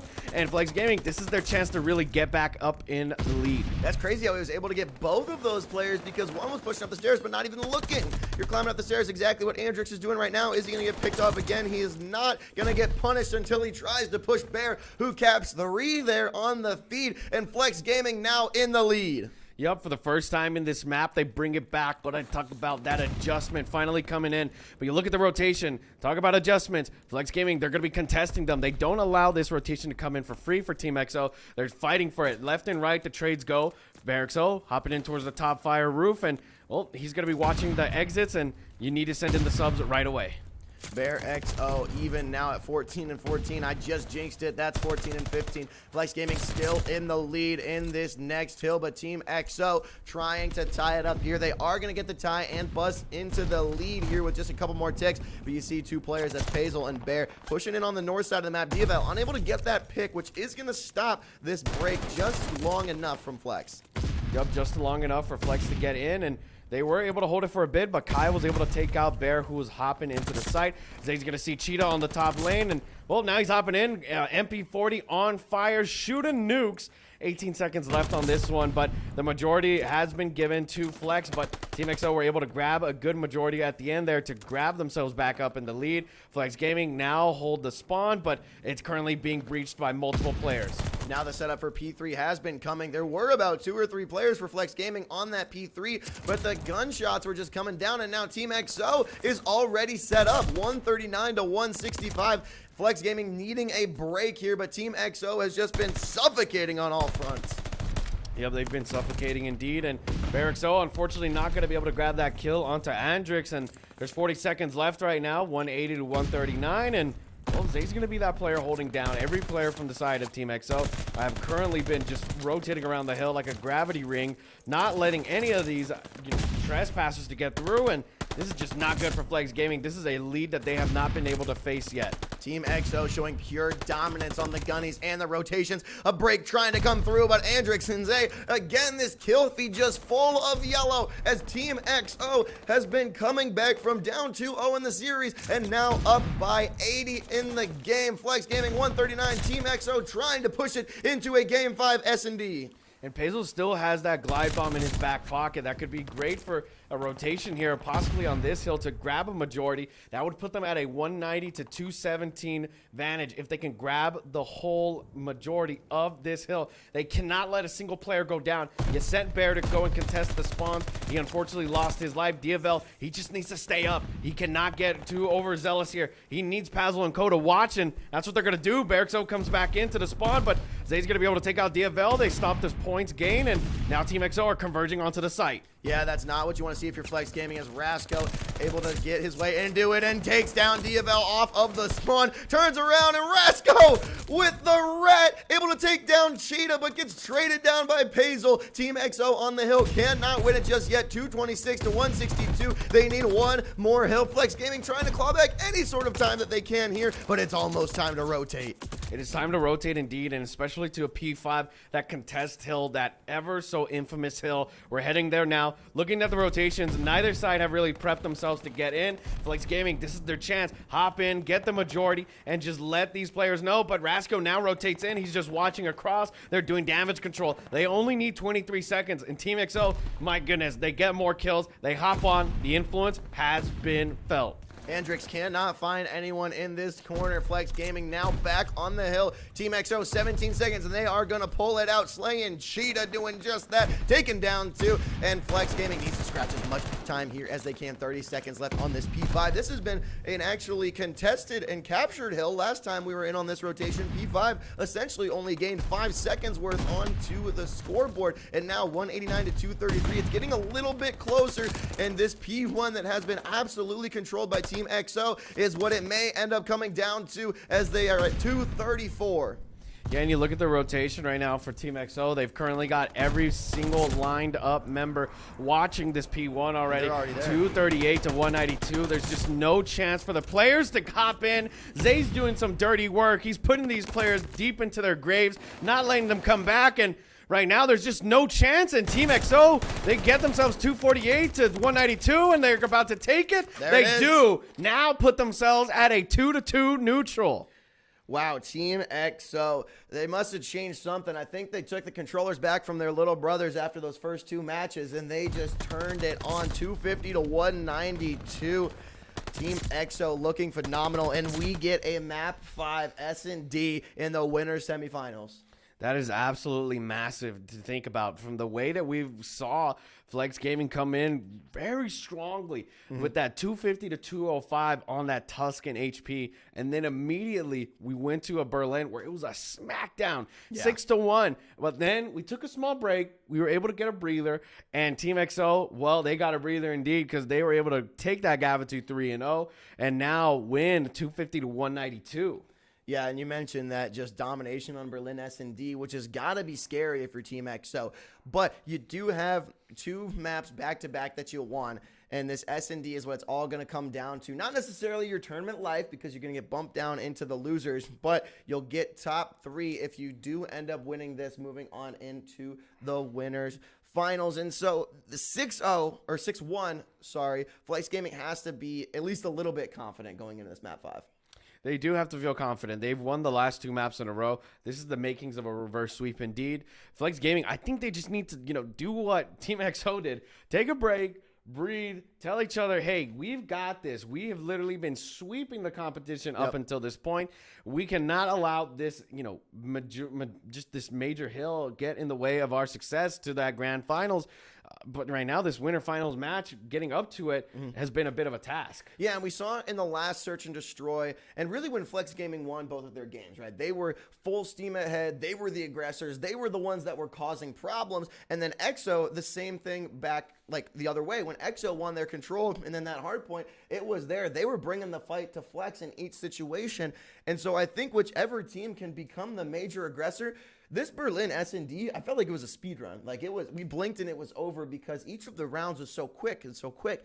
Will we see the same thing on Tuscan, or are both teams going to try and get like a map 5 kind of weird brain thing going where they're going to play it slow and it's okay, we're going to wait for them to make a mistake? Yeah, and talking about waiting for the players, right now they're currently on a break, so that means we're going to be going on a break too. So we will be back in just a bit with that map 5 on Tuscan. Put your predictions in the chat. We'll see you in just a second. It all comes down to this in the winners semifinals. Map number 5, Tuscan Search and Destroy. Flex Gaming winning the first 2 maps, but EXO on the comeback. And now we are going to be pushing on in. We see Team EXO on the left. They are going to be blue here, pushing on in with Rasco, Andrix, Kai, and Zay. And now they have the bomb and making their way over to team Site A. Yep, Site A being our motion right now, unfortunately. There's going to be a 3 versus 4 for the side of Flex Gaming. Right now, everybody from Team XO just getting the bomb down. They're going to play it slow. Just wait for these numbers to come out and just one by one peel it back. Now, a little bit slower here. The bomb has been planted. 32 seconds left. 3 up on the side of Flex Gaming. 2 up for Team XO. Oh, but Kai taking down Bear right there. Diavel swinging around. Is he going to get the kill here? He noticed that Kai's in the stairwell, but no. Kai takes him down in a 1v1. Here is Kai versus Pazel. Who is it going to be? 16 seconds left, and Pazel picking it up, and that's going to be Flex Gaming taking round number 1. Beautifully done as well, and you can hear them roaring out there. Yeah, between 2 layers of doors, we can hear them getting hyped. They are roaring right now, so this is going to be a passion-filled last map, and you know, understandably so. These last 2 maps have been, you know, polarizing, and from the first 2 to this 2, the last set, it has been amazing. So now this is really where the passion is at its highest, and you can definitely hear the chirps. Oh, that is absolutely crazy. And Flex Gaming, I mean, dropping those maps 3 and 4 for them to take this first round and get a little bit of momentum, it feels like anything is going to be working for them. Yeah, anything working for them indeed. And right now we're going to see Flex Gaming on the attack, headed towards B. Everybody from the side of Team XO are currently watching this A. They did take out Bear XO, so great opening pick. But Pazel's going to actually react on that info. Does he not realize that he has the bomb? Because now he's going to put himself in a dangerous position if he loses this 1v1.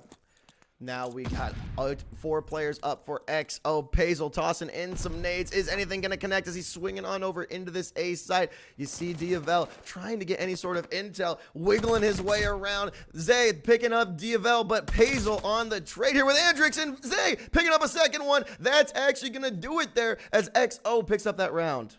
Yep, nice little back and forth. No more will we see a beat down like we saw that last one. So this is good. This is great. This is showing that, hey, the regain from Flex Gaming's in and XO are just considering, you know, hey, we've been winning these last 2. We have the majority momentum. Let's keep it rolling. So this is a great back and forth. It's like watching a boxing match, blow for blow, round for round. I mean, we're going to be all the way through. We probably will see a round 11 here in this S&D winners semifinals. Possibly. Players are all rolling out. Looks like a heavy A push this time. We've seen A be favored, which is not necessarily uncommon here on Tuscan. But Zay, no intel yet. Andrix with the first blood onto Cheetah. Feels like Cheetah's the first blood magnet. Yeah, he's really the guy that tries to go and find it. So, you know, if you're that player that has to go grab the first bloods, it's also the adverse effect. You're possibly going to be the first one out. And, you know, usually that's the case right now. So that's what we're seeing. A little 3v4 action right now. Team XO currently up in the numbers. Flex Gaming, well, they're playing this slow, playing the numbers to their, to the advantage, just trying to stay up. And unfortunately for them, Diavel's going to get taken down. He's cleared fields, but not enough because now everybody from Flex Gaming are just on the heel foot. Oh, Zay able to find Bear there as the bomb is going to be planted here for EXO. That was massive, as if Bear would have spotted that, it would be a completely different story, but now Pazel in a 1v4 with bomb down is going to be a lot to try and handle, but if anyone can do it, it's going to be him. 4-1 on the KD. Oh, he peeks away just as Rasco comes in the sight, and oh my goodness. Shooting. Wow, he stopped it as Rasco was able to turn on him. Gosh. That's just, you can't stop shooting right there. Basil stops shooting, and Rasco immediately just takes advantage of that. I get it. It's a 1v4. You don't have streaks, but still, you don't want to throw your life away and feed them that streak. Yeah, I mean, it's just tough to see that play. As Zay, speaking of streaks, he's at a 5 right now, rocking 6-1 on the KD and EXO, already with more rounds than they got in Berlin, so they're feeling pretty solid here.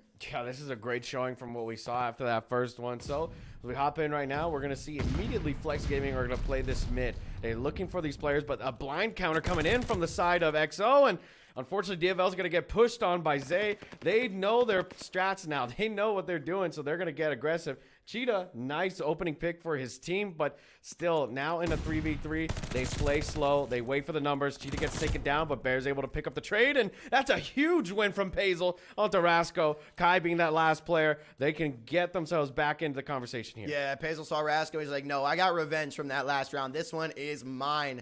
Pazel with the bomb and Flex Gaming and a 2-1, but Kai pushes in.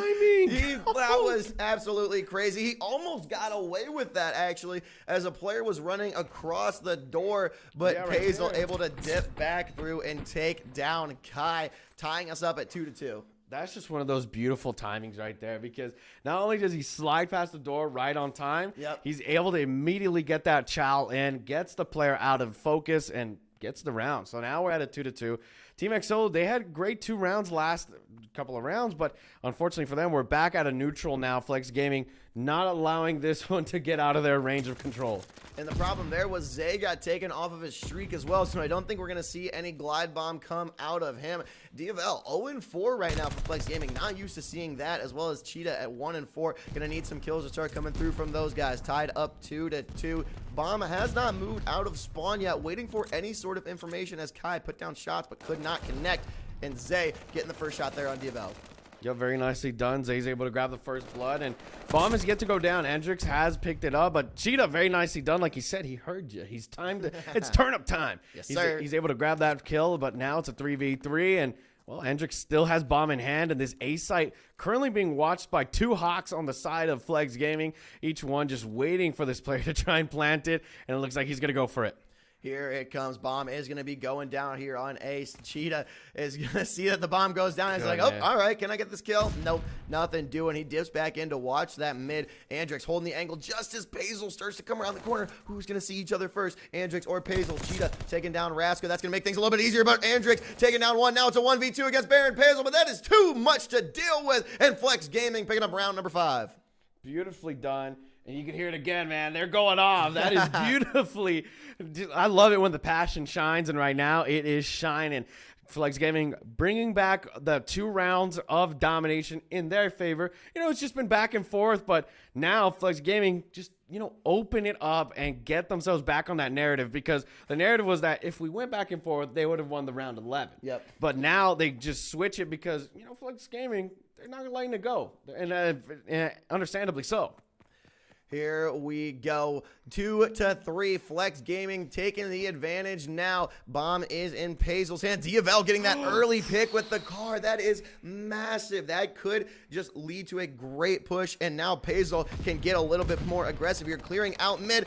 He has the player, Rasco, that is looking up. But the bomb is going to get planted, and Rasco doesn't see anyone. He does get a grenade lob, though.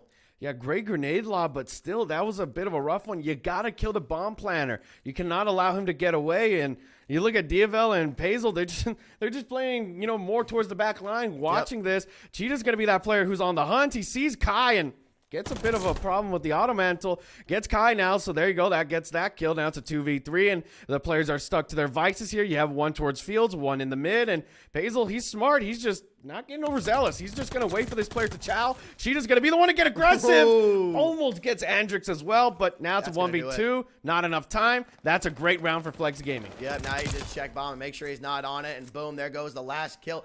And that snipe to come in from Diavel off the beginning to give them the numbers advantage was huge, and it was crazy. But then you get the counter from Rasco to lob the nade onto Bear and essentially even it up in the 3-3.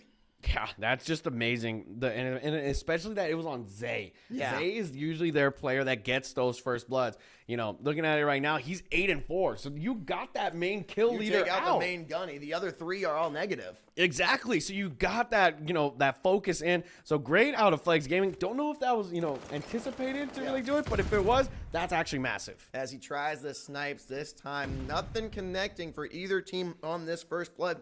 And the problem is, with the sniper, if you don't get a first blood, you're kind of at a disadvantage for a lot of other parts of the round if you can't have an angle to hold. But we're going to see what happens here as Flex Gaming up 4-2, and Zay with the first blood, but traded out right away. And talking about positions to hold, you're going to see Diavel unfortunately got pushed on, but that's actually kind of bad. I would like him to go and grab that kill. Yeah, get overzealous. Diavel immediately was just put towards like 20 HP. Though they do get the bomb down, it's a 3v3. Andrix is going to be that player to watch this bomb, but at this point, you have number 6 fighting number 3. That's going to be Barrixo and Kai, and, well, you've lost Zay again. So you don't have that main gunny. Oh, and Pazel getting taken down there. He was on a 4 streak, so no streaks are going to come through. Bear doesn't check the corner, but it doesn't matter because he gets the kill anyway. Now a 2v2. Bear swinging, ring around the Rosie here with Kai. Who's going to get it? Kai putting down the first shots, but Bear staying alive. He's going to run out of time here just in a bit, 11 seconds, and that is going to do it. The round is going to be over, and XO is going to cap this one now at 3-4. Oh my goodness, dude. I literally almost threw my pen. Kai did not turn around. No, he had no idea. He just realized, hey, my teammate that's like really close to me just got killed. I gotta keep watching this angle. Yeah, you I'm know, gonna hold this. And that could have been an easy lineup if, you know, who was that? Pazel just gets overzealous and just immediately gets the 2-piece right there. That would have been over. Well, I mean, Bear shouldn't have even gotten that first kill in the first place, right? Yeah. He didn't get the first shot, so the ability to turn on him when he didn't even look in the corner, like that's a pretty common corner you should expect someone to be in. But hey, it doesn't matter because Bear got that kill. But at the end of the day, Flex Gaming did not pick up the round, and XO down 3-4 right now. Yeah, they do win that dagger round, which is huge. Andrix gets a nade onto Diavel. They've got them figured out, and Andrix picks up a 2-piece. What did I tell you about the dagger, man? It's just a hard one on the mental. Rasco picks up the 3rd. Cheetah, now the last man alive, you know, in a very scary situation because he's the guy who has to go for the first bloods. And there you go. And within the blink of an eye, XO bring it back to a 4-4. Yeah, I mean, this is very similar to that Berlin S&D that we saw, right? That it was just super fast-paced, super quick. Obviously, Tuscan a little bit smaller of a map than Berlin is, but these teams are so aggressive. We can't even finish the recap until like before they get a kill. Yeah, and you saw right there, it was all up to Andrix. Andrix just nades, sees their second player. He's like, hey, wait, I got a tag on that second nade. Let's actually go and push that, get some help. They grab it with Rasco. So now it's a 4-4. Team XO, this is their chance to really take the lead. Look at this. Andrix with 4 plants. He's been able to plant the bomb every single round for the side of Team XO. Now we're tied 4-4 in the map, 2-2 in the series winners semifinals. Both teams trying to punch their ticket to the winners finals. Cheetah, is he gonna get eyes? He does get eyes on Zay, but he didn't get eyes on the second, so he didn't see Andrix that was hiding right in there and able to save his tail. Oh my goodness, you got to check your corners. You know, you get over advantageous there. It's 4-3 now in terms of the live count, 4-4 in the series. And we look at this movement from the side of Team XO. They're going to be hopping towards A. Everybody from Team Flex Gaming are just sitting back, waiting for these players to just come to them at B. But, you know, you're going to send one player. That's Zay. And Zay, no. He gets that kill into Barrixo and runs away with his life. Now it's a 4v2. Diavel has been spotted, so Kai's going to try and snipe on him, but he shoots him when there was no chance that should have gone in his favor. Kai didn't even look at him until 2 bullets were already in his spine, but somehow still got the kill. If you are Flex Gaming, you got to be upset with how this round is going. I mean, you get that first blood. You can't even string together a single kill. There are so many missed opportunities there. And yeah, credit to XO for that one, but Flex Gaming really just threw that round away. My goodness, that's just so unfortunate. You see right there, Pazel even tries to like line up the shots onto the player towards mid-fire, and What does he do? Shoot above his head. Gives him a nice little haircut. Yeah, and nothing doing there. And now Team XO down 0-2 at one point, in position to finish the reverse sweep. Round 10 here. 5 for Team XO, 4 for Flex Gaming. Who is going to come out on top? Who's going to come out on top? Indeed, right now we hop into this round 10. Here we go. Pezo's going to be hanging out towards the mid, looking for these players. You see Rasco hanging out towards the top. Zay and Andrix, they've got A on lock. There comes the stun check. They know that somebody's on their side of you. Here comes the nade, but unfortunately, Cheetah's going to get taken down by Kai. That's not good for this instance. You needed the numbers, so you're going to have to play this one very slowly. Kai putting his team in a good position. It's always nice when you have the numbers advantage. Make that a 3-2. Now, here's Diavel. He picked up 1. Can't find Andrix necessarily. Pezel going to make the numbers even here. Pezel with the bomb, 10-5 right now. This is where he shows what he's got. And Diavel trying to earn his stripes only at 3-8. Players are a little bit they're more subtle right now. 36 seconds left on this clock. Yeah, and you look right now at Diavel. He's going to be hanging out towards mid with his teammate. They're looking for this player, Andrix right now, because they know that he was here towards A, but instead they're going to go towards the wrap, but they're actually going to run into Kai, and that COD timing, he does not check it right on time. So Andrix is going to be that player that's going to be in their way, and here comes the double chow. They don't get the kill, so now they're going to grab this bomb hero quick. Kai needs to hurry up to the site and at least grab one of these players, times the nade, throws it, and no effect. Yeah, bomb is down. Now 2 players are up. Diavel gets taken down. Kai, it's all up to him now. A 1v1 to possibly push yourself into the winners finals. Pezel able to slip out by just enough. 30 seconds left on this bomb. Kai with the absolutely massive kill right there. He's gotta be super nervous. 22 seconds left. He finds Pezel. He found him in the mid. He overextended, and that's gonna do it. Team XO is gonna be moving on to your winners final. Goodness gracious, 4 rounds in a row? Come on. Unreal. 3 maps in a row, 4 rounds in a row at the end, completely turning the tide right there. Team XO punching their ticket into the winners final. And not only that, they complete the reverse sweep. Absolutely incredible. After a 250 to 205, and then a 6-1 S&D. Bro, I thought it was going to be over map 3. I really thought so too. I was feeling good. I was like, yeah, I predicted that 3-0 pretty right, Say less. Yeah, exactly. I was like, the Gava 2, easy schmeezy. But yeah, no sir. Unfortunately for Flex Gaming GG, they're going to be headed to the losers. I feel like losers final now. Yep. So they'll be waiting there between, I think the winner between Electrify Steel and I can't remember who the other team was, but Electrify Steel, I don't think they're going to allow anybody to stop them from getting into that grand finals again. No, they have no reason to take off the gas. They want to fight for their tournament lives. Sasano, man, 2 back-to-back electric series today. I mean, it has been an absolute blast. Thank you guys right now for sticking around through that winners semis. We still got the losers and winners finals, as well as the grand finals here at the Texas 4.5K at the Esports Cave in Cedar Park, Texas. Don't go anywhere. Again, be sure to follow the Twitter with post noties on so you know when that next series will go live. And while you're over there, just follow It's Skids and OG Sasano on Twitter. Yeah, you might as well. You're on the website anyway. But stay tuned, folks. We'll let you know when the next series goes on live. Just when you thought the action couldn't get any hotter, we came back with the winners finals. We got Esports Ragers versus XO. 2 teams that we've already seen go almost the distance. These have been electric matchups so far, and we get to see the battle of the Titans now. We got the belt up here in the center. We got the gamer goose, so our hands are nice and dry from that sweat. And we got Skids and OG Sasano here in the booth to bring you the action. It's honestly a great time indeed, because Esports Ragers have been going on a spree. And then, at Team XO, we saw them go the distance that last series. So we're going to really see if, Team XO have what it takes to really take down that giant that is Esports Ragers. Yeah, and so we are going to run through the maps. We're going to start off on Bocage with that hard point, of course. And then we're going to stick to Bocage, go to Tuscan twice, and then we've seen a map 5 already. I have no reason to believe that we're not going to get to the map 5, which is going to be Desert Siege S&D.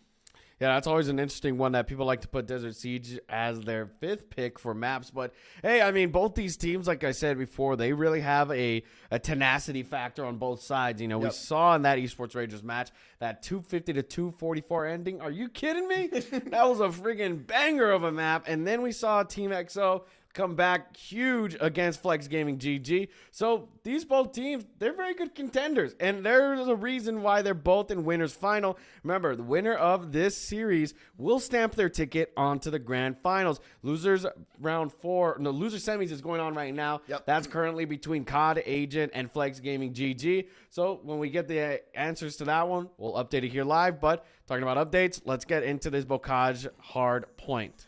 Winners finals action, Esports Rangers versus Team XO. Both teams trying to clinch their way into that grand finals to take home that 4.5K prize at the EZone LAN here in Cedar Park, Texas. Your action is underway. Skids and Sassano in the booth, and this Bocage hardpoint is getting started. Yep, let's get it rolling right now. We're going to see immediately P1 into full effect. Kai, Rasco getting trades left and right. Now we're having a bit of a fight here towards the back of the saddle. Getting some good shots from the side of Team XO, but overall, the Rangers Esports team are able to hold them down for a bit, and they even have spawns. And Phenom already with 3 right now, off to that 3-0 start. Been pretty even back and forth. Now Ranger Esports finally ticking by a little bit, but Bocage hardpoint is just so hectic. It's for the entirety of the map. There's just going to be non-stop action as Phenom finally getting taken down for his first death. Yeah, he's finally taken down, and, you know, great effect at that. And you see right now, Frosty's still going to be holding down that spawn for P2. P1, you know, typically that contest ill, so the focus is for those P2 spawns, and they're still spawning up there. So Rangers Esports, while they did not get the majority of that time, they got the fight for this next battle. Team XO 15, and now Ranger Esports on 15 as well. Ranger Esports Rangers up in this P2 already. The 2-time is just running it back. 2-time getting a kill there on Andrix. Yep, great shots indeed from the Esports Rangers. Team XO are currently trying to fight back uphill from that zig, so they're going to try their best here. Kai's going to be that first player to push through. Nobody's going to contest him. He hops on the side, gets the contest, even grabs the kill onto 2-times. Andrix cleans out the barn. Now you have all these players spawning up towards the mid, and, well, at this point, you've gotten majority of that last kill. You can definitely try and contest it one more time, but in all matter of sense, it's better to just go for this rotation on next. Yeah, 15 seconds left here. Team XO trying to take the lead here. No shots able to go down from the 2-time, and actually getting taken down himself is Andrix on the gunny. And now this P3 is going to come by with Esports Rangers taking the lead 44 to 34, or 33 rather.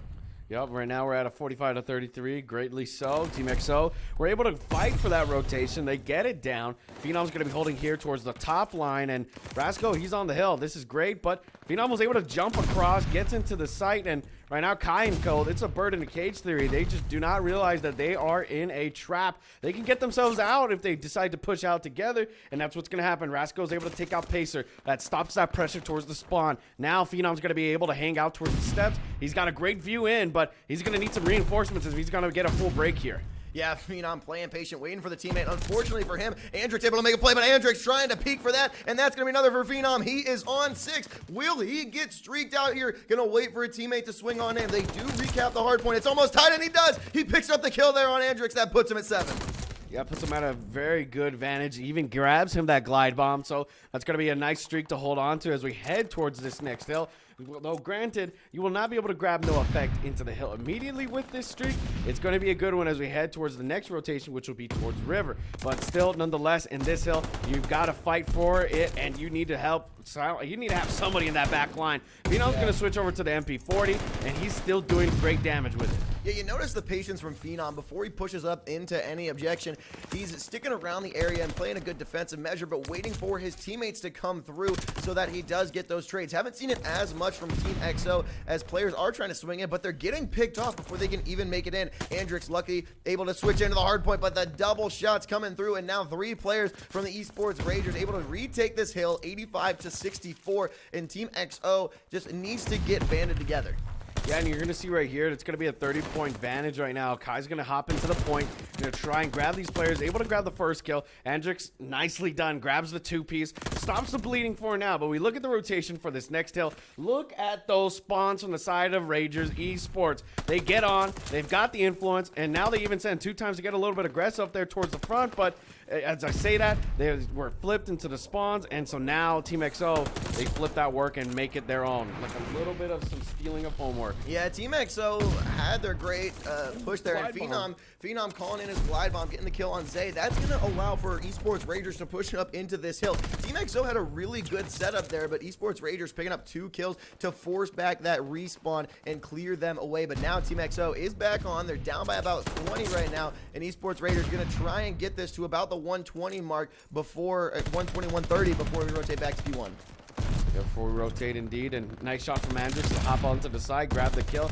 Guy even grabs another one, grabs 2. Greatly done. That's a 3 streak now, so Phenom's going to be that last player on site. Cleans him off of that streak, 120-86. What looked like was going to be a big advantage for Team XO flips, and Phenom even almost teams kills his teammate right there that slides in front of him. But hey, second set of rotations now ensue. Rager Esports up 129-86. I mean, when you're as cracked as Phenom right now, 22-10, you're shooting at anything that comes in your way. So if you're a teammate, you better get the heck out of the way. Phenom's just going to blast you. It don't matter. And 133-86, Esports Raiders looking really, really solid right now. Team XO was able to hang in there for quite a while, but now the lead is getting spread out. That 2 times trying to swing in cannot get either one of the kills.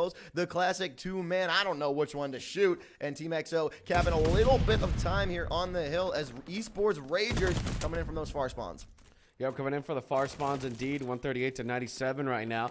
Team XO are still trying to fight for this P1. Frosty gets a nice 2-piece. We'll get traded out by Rasco. 15 seconds left. Look at those spawns for new. We've got Team XO already on it, but 2 times. He's currently working the route. He's going to get in behind them into the coop. This is a chance for him to really get these kills, and there you go. They got these players in lock. Kai gets traded out, so the homework's been done. We've been able to grab this project ensued, and so now Rasco's going to get some fights here from the top lane, but Pacer, he loses that one. Yeah, Pacer didn't have the trigger discipline that we're used to seeing from him. Rasco did not get taken down. He's now on a 6. Can he string together another one? We're just going to have to find out. No, Rasco does actually get taken down by Pacer, getting his revenge and stopping that streak.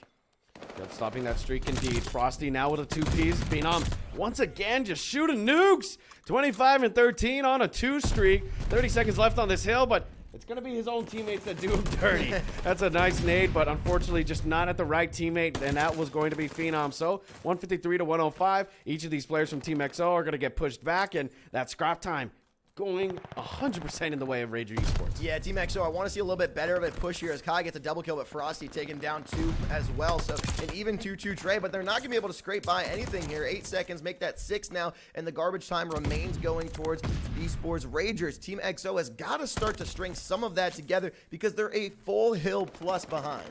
Indeed so. And on Bocage, where the proximity is your guaranteed victory, that is a big, big, huge disparity. So right now, you see 2 players hopping on the hill. Going to try and hold this down from different angles. Rasco's hoping to get some more kills from the mid lane, but it's 2 times he comes in from the top. He even grabs the kill. That's a 3 down. Phenom grabs 2. And there you go. That's going to be pushing these players back into their spawns. And like I said, bird in the cage. They're stuck. They cannot get out just yet. They need to get themselves out of this situation. But 2 times is that last man. He's just trying to stay up here.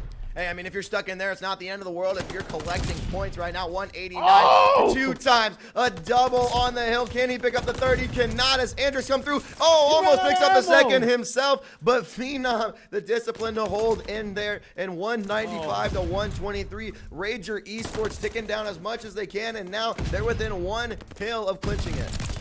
Within 1 hill, indeed. Look at the way that Kai's been moving right here. He's going to need to hold this mid lane within the zig. All these players are going to be moving through to his lane. He grabs 1 kill, but Frosty's able to take out Zay. Now he gets traded out. So Phenom's going to be hopping in. Sees the first player, looks for the second one, and he grabs that. How does he grab that? Rasco's just not able to hold him to the T. 204 to 134. He wants that grand finals, and he wants it bad. You can feel it in the air. Yeah, Phenom rocking that double pause just about. He tried to get another one there, but Frosty on the pickup. Phenom getting taken down. Team XO has to make a move into Hill quickly. 24 seconds left on this one, and Frosty's on a 5. We've seen a lot of 5 and 6 sprees. Only one glide bomb so far pulled out in this game, and now 222 to 134. Team XO has got to pick it up here before this next rotation. Yep, they're trying to pick it up indeed. Frosty right now on a 6th streak, looking for the 7th, and unfortunately he's not going to come just yet. So 233 to 134 as we head towards this next rotation, towards the Riverside. This has always been a notorious spot for Rager Esports. They've been having a bit of trouble there. They usually get the latter end of it, and with only 15 seconds needed for this dub, that's of no problem to them. Yeah, Team XO holding down the 4. That's going to be Andrix. He's got the most hill time for his team, and he's going to try and add 60 ticks to that right now. 149 to 235. A player gets knocked off of Hill. Rasco actually takes down Andrix, which is going to be critical because they could have gotten an extra 15 to 20 seconds here, and instead, Esports Raiders are able to hop on the hill. Yep, 238 to 149. Andrix hops on, but the immediate aggression from the back lane, he's able to get some help. Frosty's trying to take these players out. He does. He grabs the 2. 239 to 152. They just need 11 seconds here. Phenom has now switched over to the AAR. He's 34 and 21. A little bit different of a stat line than what we saw before, but still, he's the only teammate right now with a 30-plus kill feed range.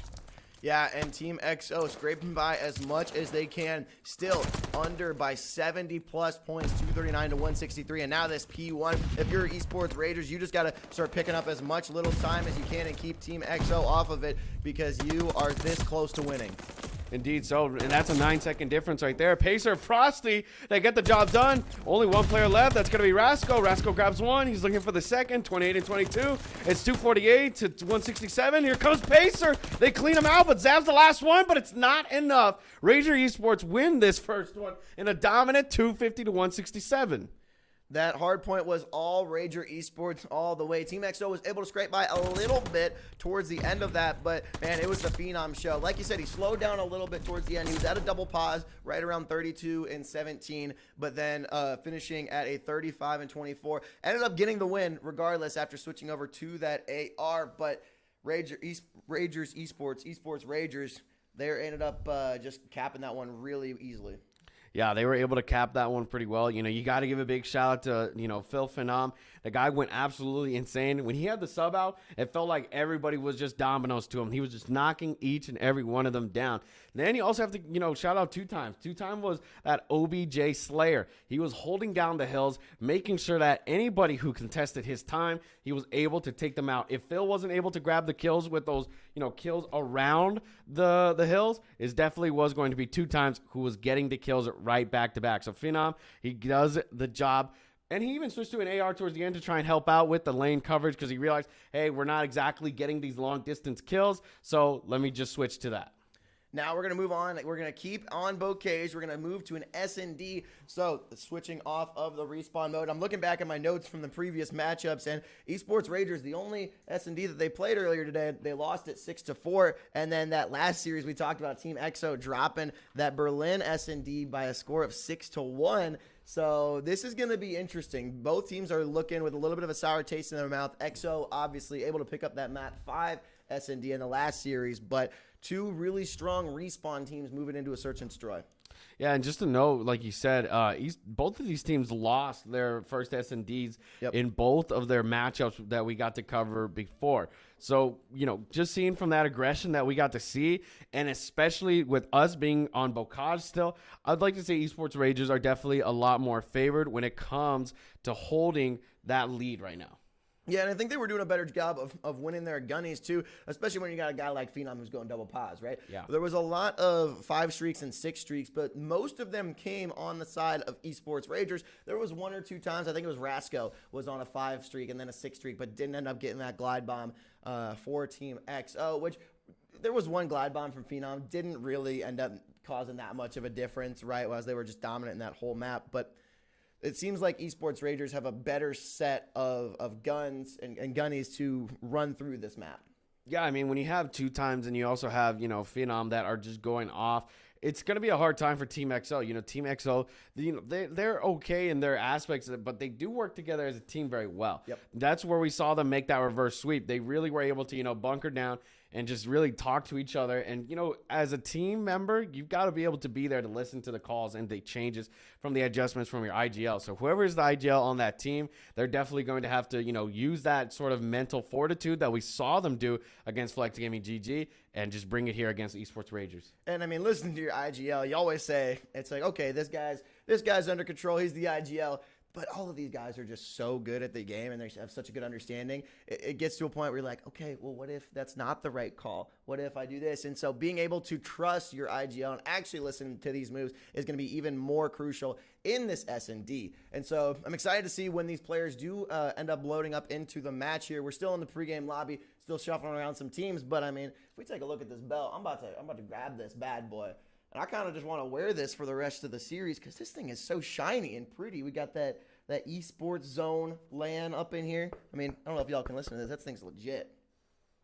Yeah, it's a very nice belt indeed. Remember, we are going to be giving this belt to the winner of this LAN. So, you know, right now as we're getting through this winners final, we're going to be able to get that first person. And I don't know if that's how it was intended to be worn, but I mean, it fits. It kind of hurts. It hurts my neck a little bit. I'm not gonna lie, but I think it looks okay, and it's protective. I guess I do need a new belt for the gym, so maybe I'll just grab this and then I'll start using this as my squat belt. That'll make everyone just really respect me.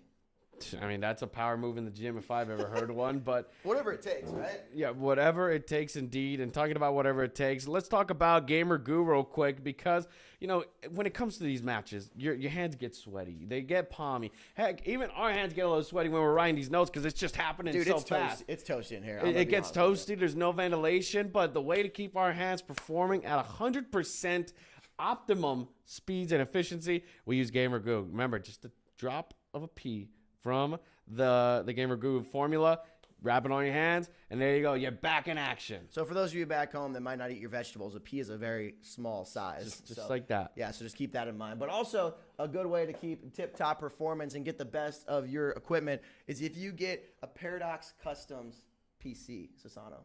Yeah, Paradox Customs coming in clutch as always.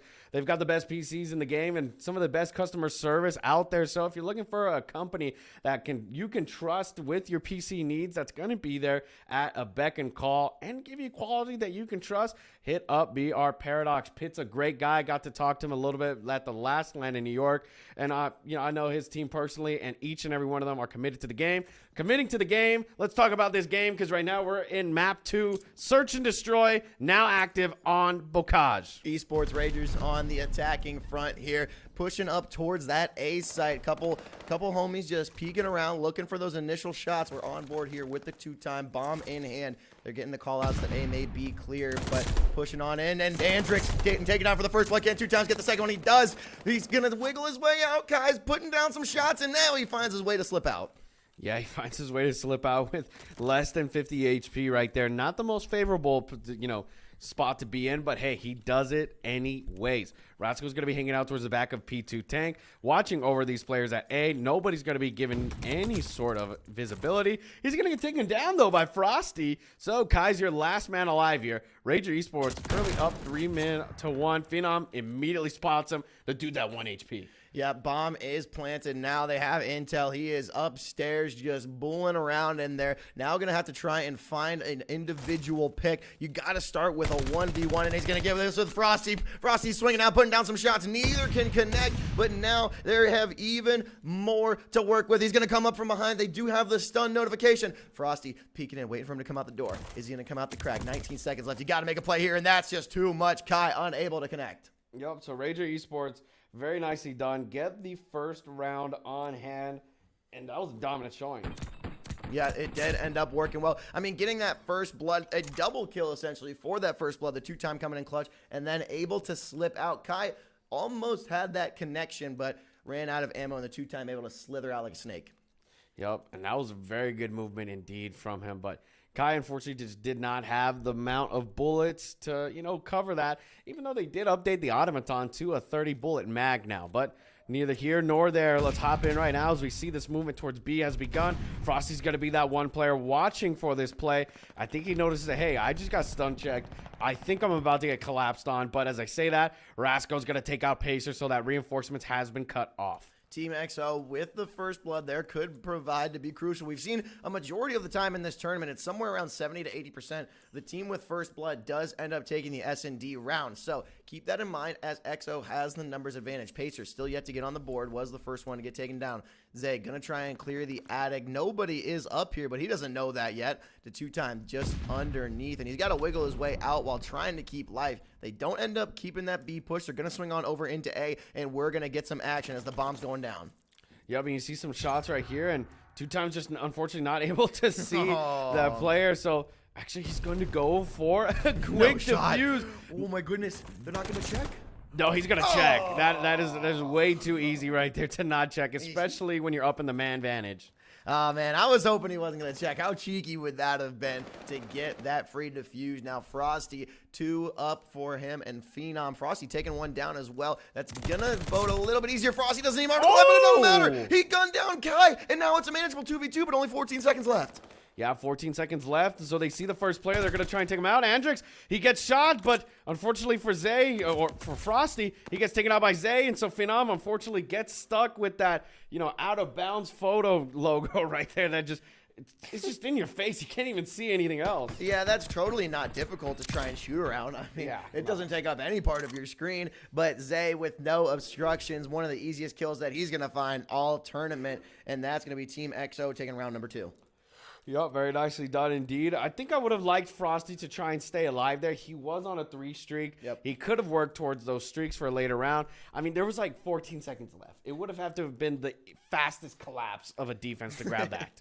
Yeah, it was a tough switch because you can't really cut out through like the mid cut to try and escape. And now Frosty picking up an extra one, getting swung out by Zay, and Andrix picking up one as well. So now 3v2. Zay putting on a stun just to try and escape, but it doesn't matter because Phenom's gonna come up from on top.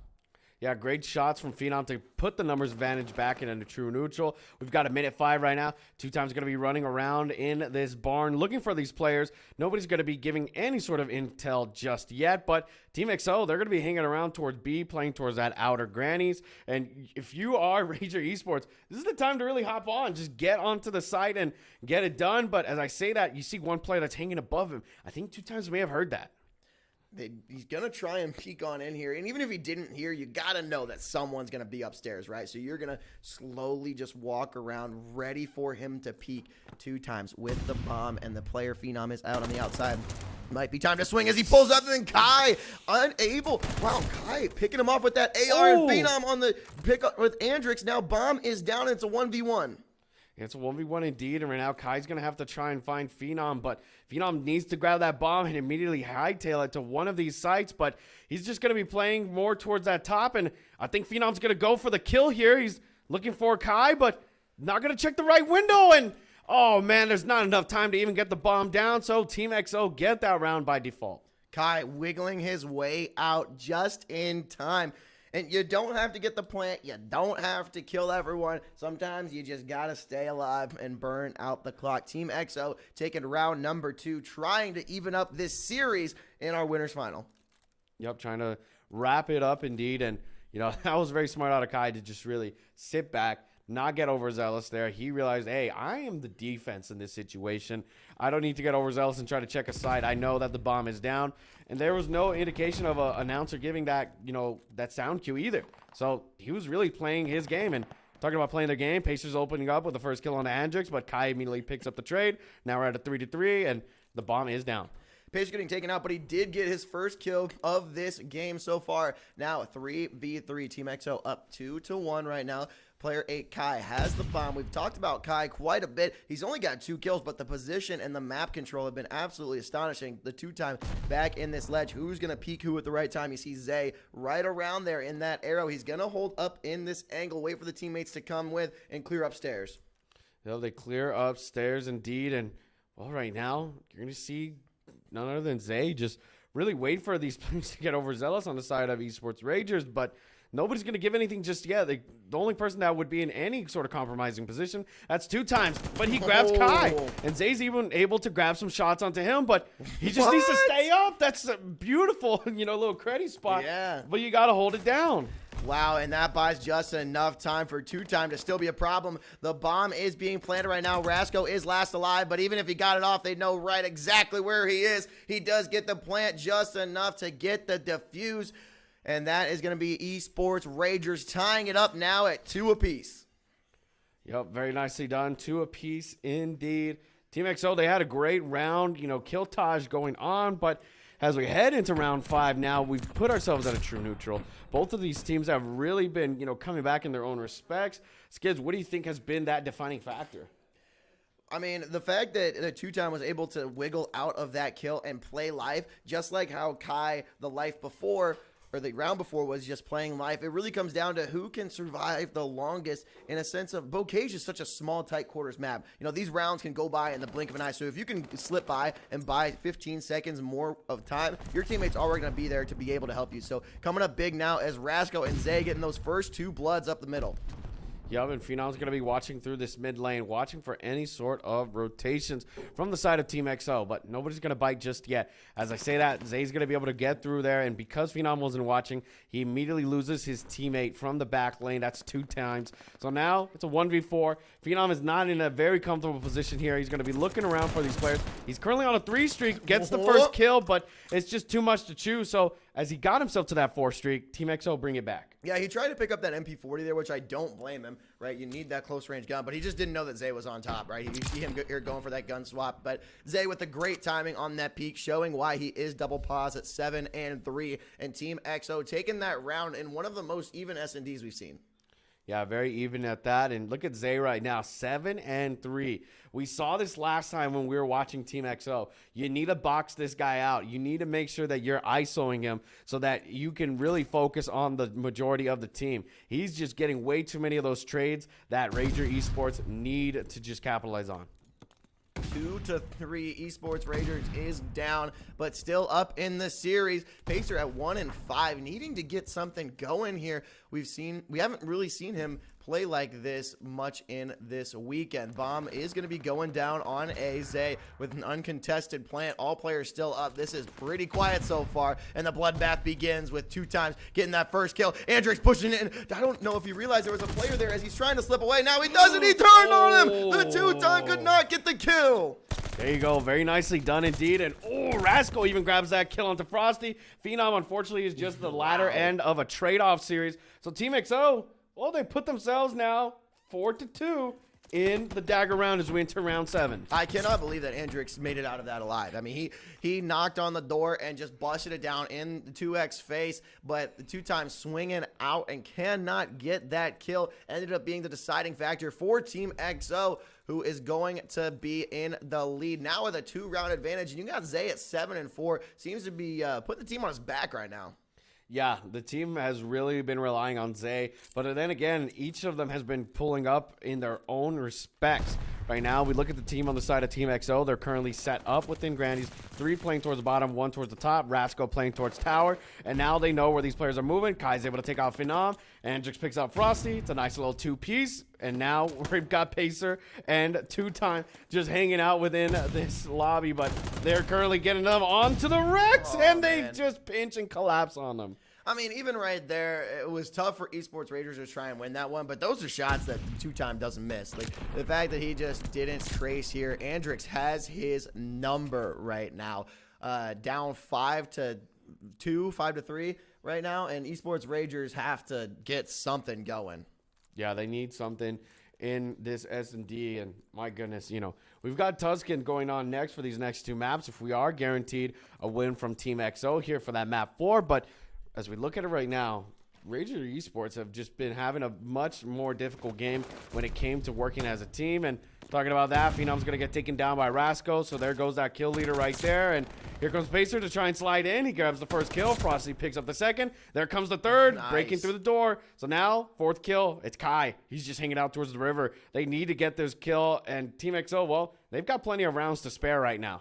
And I was just thinking that Pacer can't be 1 and 7, right? Like, you cannot have that and try to win in an S&D. You gotta just stay alive, and he's picking up 2 massive kills there, what's gonna put Esports Ragers in a solid position. Now, Kai really gonna struggle here to win this 1v3 with the bomb down as well. So can he get any intel? At least they all have angles on him. Frosty finds him, but Kai finds the kill. 37 seconds left. You don't want to be too aggressive here as they do get the stun. Not going to let him move as Pacer. Got to be careful, but he got that nade kill. Jeez. Did you see that nade coming out his like left eardrum and explodes on impact? Great timing of the nade. You see right here, a little action replay. Gets to the back of him, knocks him out like Mike Tyson in the first minute. Just absolutely put down on the ground. So now we're at a 3-5. Esports Ragers are going to need to work their way up these next 3 rounds in a row if they're going to want to take over. Yeah, but it all starts with one, and that's exactly what they got in that last round. Pacer able to put himself on the board. 3 kills in the round. Now just down 3-5. It is not out of the question yet, but Esports Raiders struggling on the offense. Can they get a plant here? Yeah, they're going to need to get a plan, and Zayd's going to hop in, but nice little trade from the 2 times, and oh, nice little crouch shot from 2 times right there. Able to clean up 2 kills right there from the mid. Even grabs the trade. Follow up. Phenom's going to grab that bomb down. Every player from the side of Team XO are currently still at tower on B. So it's up to 2 times here to grab them on the rotation. Yeah, and that's the 2 times that we're used to seeing. Able to pick up both of those kills. 1 on the trade and the second after. And 2 times does not have the angle there. He's just not even looking as Rasco swings around and finds him. That stinks that they got taken down, but at least they got the intel. Phenom getting traded down. Now it's a 1v1. Frosty with a great angle, realizing he has eyes on the bomb, and Rasco trying to make his way for the defuse. I mean, they know where Frosty is, so Rasco just really needs to, go for a chow here, and that's what he's gonna do, and he takes him. Oh my gosh, that was so fast! You literally blink and it's gone. So there you go, Team XO win this S&D 6-3. Yeah, being able to win that chow is actually pretty incredible there for Rasco. He just got lucky in a sense, also because he's got 2-3 angles to check. He checked the right or the wrong one at the wrong time, and that allowed Rasco to just slide on out here. And Chalet, you see Frosty isn't even looking his way. But Team XO taking that one 6-3 in a pure dominant performance, pretty much. That was a very dominant performance. You had maybe 2-3 spread it out rounds from the side of, Esports Ragers, but, round 2 and 3 going to XO, then 5 through 7 to XO. Those are so many rounds that it is a detriment. It was a 6-3, and when we went to that round 7, we were up. Oh my goodness, we were up literally 4-2, and then they win that round 7, that dagger round. I mean, it was kind of hard, but Esports Racers were able to come back in the round 8, but I mean, you just need 1 round compared to 3. So they immediately took that with 1 round right there. Great chow out of the play right there, but Frosty unfortunately just didn't have the angle. Yeah, now we're going to go back into a respawn mode. We're going to we're going to Tuscan twice now, and control followed by hardpoint. We saw Esports Ragers win that first respawn mode in that hardpoint. You think they can pull it out again on this control? I think definitely Esports Ragers have a much better time when it comes to their respawns, but, it is what it is. They say, S&Ds win championships. So, and we're trying to go for a championship here, especially if we're trying to get to grand finals. So Esports Ragers definitely have a little bit of polishing to do. Yeah. It wasn't the best performance, but it also wasn't the worst. So, as you head towards this Tuscan, control, you got to think about that map 5 and the potential that we do get there, because if we're not going to be winning S&Ds, then we're definitely going to be heading to that map 5, and in that instance, that's a scary one if they're not going to win that S&D. Yeah, and remember that this is in the winners finals right here. This isn't the end-all be-all if they do lose. These teams very much could meet in grand finals, but you secure a top 2 right here if you do win and go into that grand finals, and you get the advantage of not having to reset the bracket. So you want to be able to go in from the winners bracket, make your job that much easier. Both of these teams are going to be ready to roll here soon. Yeah, both these teams are ready to go. And looking at this Tuscan, we talk about how Tuscan's a lot more of a favored map, when it comes to being more, relatable for both sides, from Epping 40s to automatons. In this instance, both of these teams really came out swinging. We had that first map that was 250 to 167, and then the Bocage was 6-3. In your opinion, what was Team XO's, was it the MP40? Was it the automaton that really shined in that moment? Well, I mean, it was a little bit of both, and I remember just one clip in specific where man goes to swap his rat for that MP40 and just gets taken out right there. And so you got to be careful when you're going for, if you get the situation where you can be doing both, then it's nice to have both. But we'll see after we load up in here to the control. Looks like the players are taking a little bathroom break. They got to grease up the wheels a little bit, so we'll get them a break, and we'll give you guys a break just back here in a second. Welcome back, ladies and gentlemen. We are now here, map 3, Tuscan Control. Esports Rangers going up against Team XO right now, currently at a 1-to-1 true neutral. And great opening shots from Esports Rangers, already a 2 down, and they hop on to A. Both of these teams have shown very strong control so far today. We saw Esports Rangers win their control 3-1, but Team XO taking their control 3-0. The only difference was Esports Rangers was on Tuscan. So can they get this one again? Team XO trying to get the defense. One tick is already through for Esports Rangers, though. Yup, great tick advantage indeed. And right now Zay gets a nice little barrel stuff onto Pacer. Frosty, nice shots indeed. And they open up this site for B, but you look right now, you've got 2times who's watching the spawn. He needs to grab these kills, and yet he does. Phenom's going to be holding down. They're able to get both sites at the same time simultaneously. So right now, Team XO, they're currently SpongeBob looking at both sides of the pages. They need to pick one. Yeah, Phenom able to hold down the B, and when you can have a man hold down that one site, that's going to be incredible. They're going to be pushing on in here, but finally getting the wipe as the second tick almost getting controlled for B. But while that's going down, Frosty getting the one pick on A, and now they're going to have a full cap on it. Did you see those tacticals from Andrix right there? He threw the nade, hit the corner, bounced back. He's like, all right, I'll get him with the stun. Threw the corner, hit the back. That was just a funny one. But, you know, B already being a vantage point. They've already got a tick and a half there. So Team XO, they're fighting on the back of their heels right now. Esports Rangers really came out swinging. Yeah, Rangers almost got that second tick onto B. And look at the lives remaining right now. There's an 8 difference, which is actually pretty substantial when you have that tick as well as the lives advantage. And Pacer with a double kill there. Phenom getting one, but traded out right away. Yeah, great trade-offs indeed. And Esports Rangers are going to be coming back from the spawn. You have Frosty hanging out towards the top of church. You've got some good shots from 2 times, and Frosty wins that kill onto Zay, but he will get traded out. The spawns are still in close proximity. It's 6-16 in terms of the lives. No respawns now remaining for Team XO. Then there you go. Here comes the stack. At this point, you just got to throw your lives and not let them grab this full 6 ticks. Yeah, I mean, they got the second one right there. Can they grab the third? No. Pacer's going to take out 2. One of them being Phenom, his teammate. Last alive is going to be Rasco, and make that no alive as 5 ticks come in for the Rangers as well as the win on lives. Yep, great 5 tick counter right there. So much domination in those spawns, man. They were just absolutely going crazy. They were forcing those players not only into the back of tank, but they were applying that pressure there as well. It had to take a player spawning out towards front of church, because that's just how much pressure was in the spawns for them to lose that hold. But even then, they got those kills. The effect was made, and there was just no chance of coming back from Team XO. Now let's see if Team XO can prove that attacking side on control really ain't half bad. Can they make it up, at least get the 5 ticks to balance it out, as 2 players are already pushing up into A. Yo, you see the A being a quick attack from the side of Team XO. Nice little 2-stack.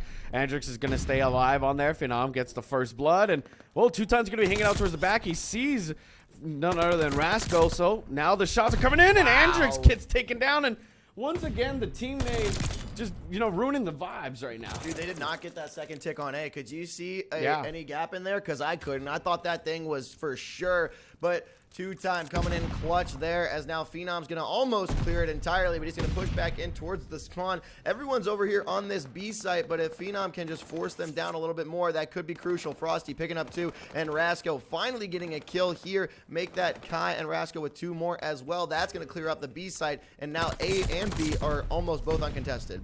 Yeah, but Phenom's long wrap definitely paid off right there. Kills everybody off of B. But you look at A, he wasn't able to grab that full second tick off, so they're able to progress it very, very fast. Now Frosty's going to be having a bit of a problem, because Kai's going to be here towards the back line, but Kai doesn't realize that Frosty's there. Zay does, though, so they are able to grab that kill. That forces A to be captured, but the live counter, my goodness, 2 times. This guy's just demolishing these players. Yeah, I mean, 2 times, 12 and 5. Phenom, 12 and 3. Everyone on Rager Esports is positive by at least a couple, and that's just struggling to get on the board here for Team XO. They capped A, but at what cost? They are now down 5 or 6 lives.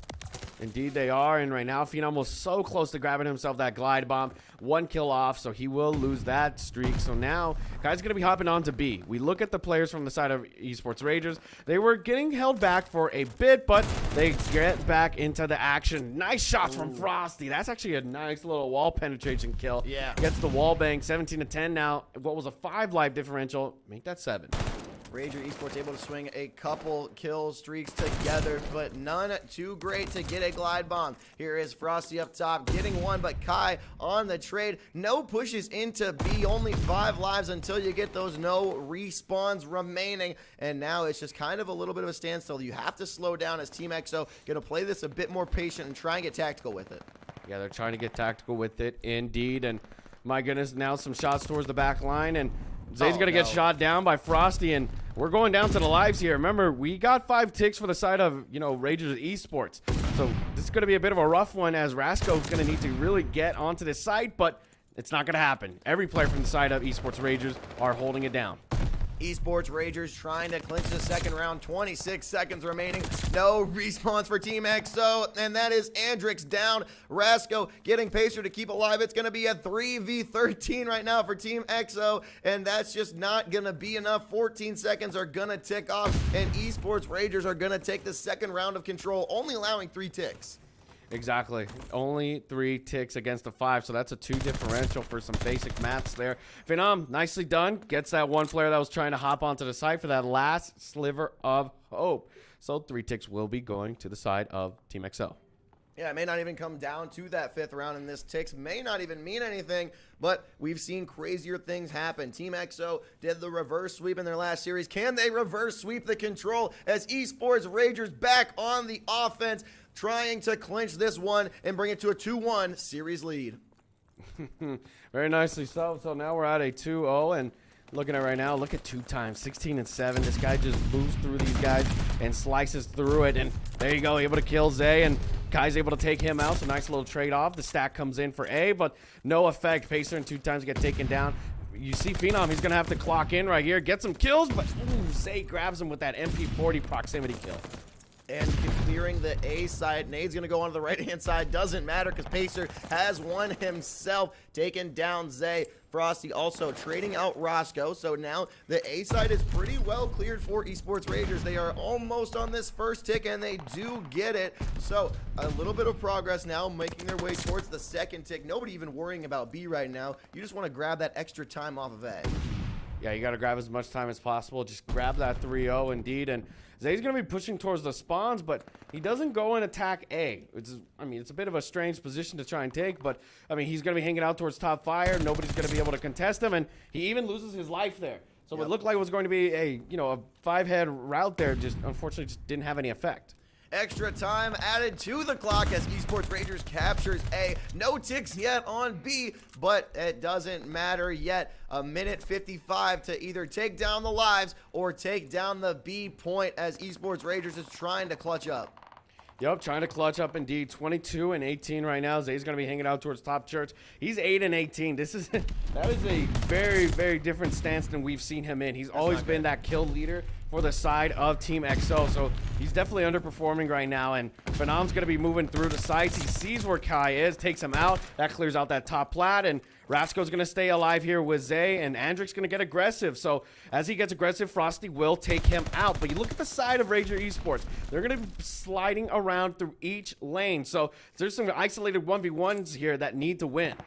Esports Ragers, they're only up by 3 this time in the life count. You see every player at positive 2 times, almost at that exact amount of positive, almost at 2x. Can he pick up this kill on Andrix? He does. That's going to put him at 20 and 10. And now as I say that, we blinked and they're already up by 6 lives, controlling B for one of the first times this game. Exactly. And right now, Phenom's going to be hopping onto B, holding it down with his AR. Nicely done. Takes out Rascal from the back line. Pacer will lose his life, but Zay goes for the long flank, and it pays off. He's able to grab these players off of P5, 13 to 10 right now in terms of lives. Great shot from 2 times. He cleans out Zay. Now these players are going to be forced into this P5. If I'm Team EXO, I need to get aggressive here. I need to hold it down and work together, but each player is kind of isolated right now. You have one towards the back line, one on the hill, one on plat, and there you go. Plat player dead. That's Andrix. Guy's able to clean up a bit, but the work is cut out for them. The only player that was there for Team XO was Kai, and now Rasco's trying to just buy a little bit of time for the rest of the team to come by, and as soon as Esports Ragers tries to get a push, they cannot capitalize. 26 seconds left, 6 lives remaining for Team XO. XO trying to just play this slower so they don't lose on lives here, and Kai with a beautiful takedown. That could be the round-saving kill. Could be indeed, but Phenom stays up. He kills the player towards top church. There's 11 seconds left, and Rasco's getting some shots in, but Phenom stays alive. He's going to hop in. It's 6-3 in terms of the life count. Zay's going to have to try and find this kill. He's looking around. This guy needs to pick a POV. He's going to get shot down, and so now it's 5-2. Here comes the choke, and Kai's going to try and fight them, but he's his only man. It's a 1v5, 8 seconds left. He grabs the first kill, but now they know where he is, and so there you go. Esports Ragers take that 3-0. A 3-0 when ultimately I thought Team XO was going to be able to capitalize on that round. Same. They had super low time, but as soon as they ran out of respawns, you see that notification flash up on the top of your screen, and Phenom's like, yep, it's time. They barrel in to that B site because when they're on the site, the clock stops. The countdown timer does not keep going unless there's nobody on site. So you can freeze that and then force Team XO to overextend themselves, which is exactly what they did, allowing Ragers Esports to 3-0 sweep the control and take a 2-1 series lead in your winners finals. Yeah, and I mean, you got to give a big shout out to Phenom right there because he kills that player towards top church. That denies that access to be able to watch the lanes. Then he immediately kills the player towards the back lane on Rasco. So there you go. You killed the guy who was watching the lanes and the guy who was watching the site. Now you leave the 2 players that are adjacent, the plat player Andrix and then Kai towards bottom church. So you take out Andrix because that's just a natural movement where your players are going to go. So Kai's left to his own vices, and you know it's a 4v1 collapse right there. He was able to grab one though. He was able to grab one, but at that point, every player, they look at him in an alley, shooting a fish in a barrel, take him out. Yeah, there's only so much you can do there. He almost gave him a little bit of time, but now we're going to stick to Tuscan and Esports Ragers winning both of the respawn modes. Do you think that they're going to be able to pull it out here on the Tuscan hardpoint, or is Team XO going to make some adjustments and bring us to a map 5? I mean, Esports Ragers, they've got to. They have to. Yeah. They didn't win that search and destroy, so if we're just assuming that they're not winning S&Ds this series, this is the do or die. Yep. Because I don't think there's a chance really that, you know, when we go to that second break, that if Team XO don't regain and get themselves ready for that Desert Siege. So this next Tuscan is going to have to be the absolute best performance that we've seen from Esports Ragers. But, I mean, look at that Bocage, you know, hardpoint that they did. Domination. 250 to 167. Yeah, absolutely unreal. You mentioned how Esports Ragers isn't really an S&D team from what we've seen, right? We've only seen from them what we've seen. They couple lost of their times. first S&D against Electrify Steel Gaming. That was a 4-6. Yeah. They didn't even go to that map 5 S&D. They won 3-1. So they're definitely a much more favored respawn team. And that's just the facts. That's not even us being opinionated. Yeah, I mean, we could do that. We can throw some guesses here, this, that, and the other. But when we got the stats to back it up, that's why we write stuff down. We write stuff down here in the cast, so we have things to talk about. But hopefully for them, if you're an Esports Ragers fan, let us know in the chat, by the way, who you guys are cheering for, Esports Ragers or Team XO. And if you're an Esports Ragers fan, you need them to win this hardpoint. Because just like Sasano said, we don't want to see them in an SND, just from what we've seen. Yeah, it could be that, hey, maybe Desert Siege is their pocket S&D map that they, you know, have picked. You know, because one thing that we don't have, which I wish we kind of did, was the vetoes. I wish we could have seen what vetoes these players were playing towards. But, I mean, maybe towards the grand finals we can ask for that extra information. But other than that, definitely it was a bit interesting because we saw from the get-go how Esports Ragers are that much more dominant, you know, just respawn team. 3-0 in the Tuscan control, that's insane. So that is absolutely a great momentum setter, and we're not going to break either. So this is going to be just carrying on over from that last map. Yeah, I mean, the players are just now carrying in. We did get that 8th player, a little bit of an issue loading up in here, but I'm not going to say who it is, but we can see who we can blame. We're not going to say that his name is like a Wendy's ice cream treat or anything, but we're moving into Tuscan hardpoint. Esports Ragers gonna try and clinch it right here, punch their ticket into the winners finals of this EZone 4.5K and grab themselves that beautiful looking belt right there. Yeah, they want to grab that belt, that trophy. I remember Phil at EZone Kansas was hoisting that thing, so he was feeling really good. But I don't think he won that one. I think that was the Gamers Club who were able to win that tournament. But, hey, we don't have Gamers Club right now. So, you know, we've got Esports Ragers going up against Team XO in this map 4 now. But we're going back to Tuscan. Yep. So that recency bias could definitely play a factor here. Or we might see Team XO pull up again like we did that last series against, you know, who was it? It was the Flex GG. Yep.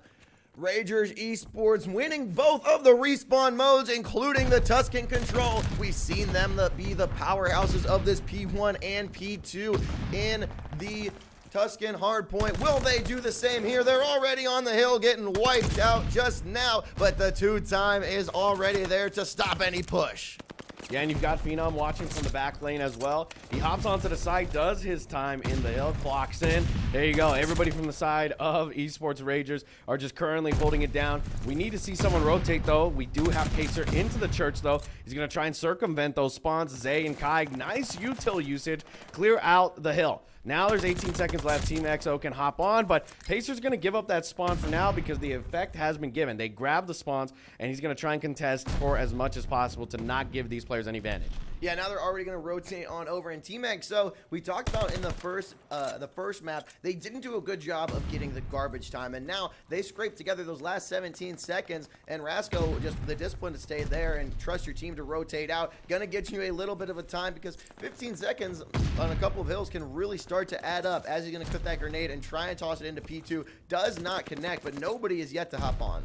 Yep, nobody's yet to hop on indeed, and right now Team XO, they're currently stuck within this alley. This is a familiar scene that we saw within that last little second of control, so now it's just shooting fish in a barrel, but there's too many fish, and the fish have teeth. They're fighting back, and they're getting able onto the site. You can shoot fish in a barrel, but only if you got ammo, and Phenom running out right there. Could not connect with the last two, picking up one, but not the others, and Andrix hopping on hill just to get wiped, and that's 3 down for Team XO. A full team wipe there as Frosty takes down Rasco. That is always great to see because you have to wait to respawn as well as wait to run back into the hill. Who's that going to be? Number 6, Andrix sneaking up from behind and actually stealing the last couple of seconds there of the hill.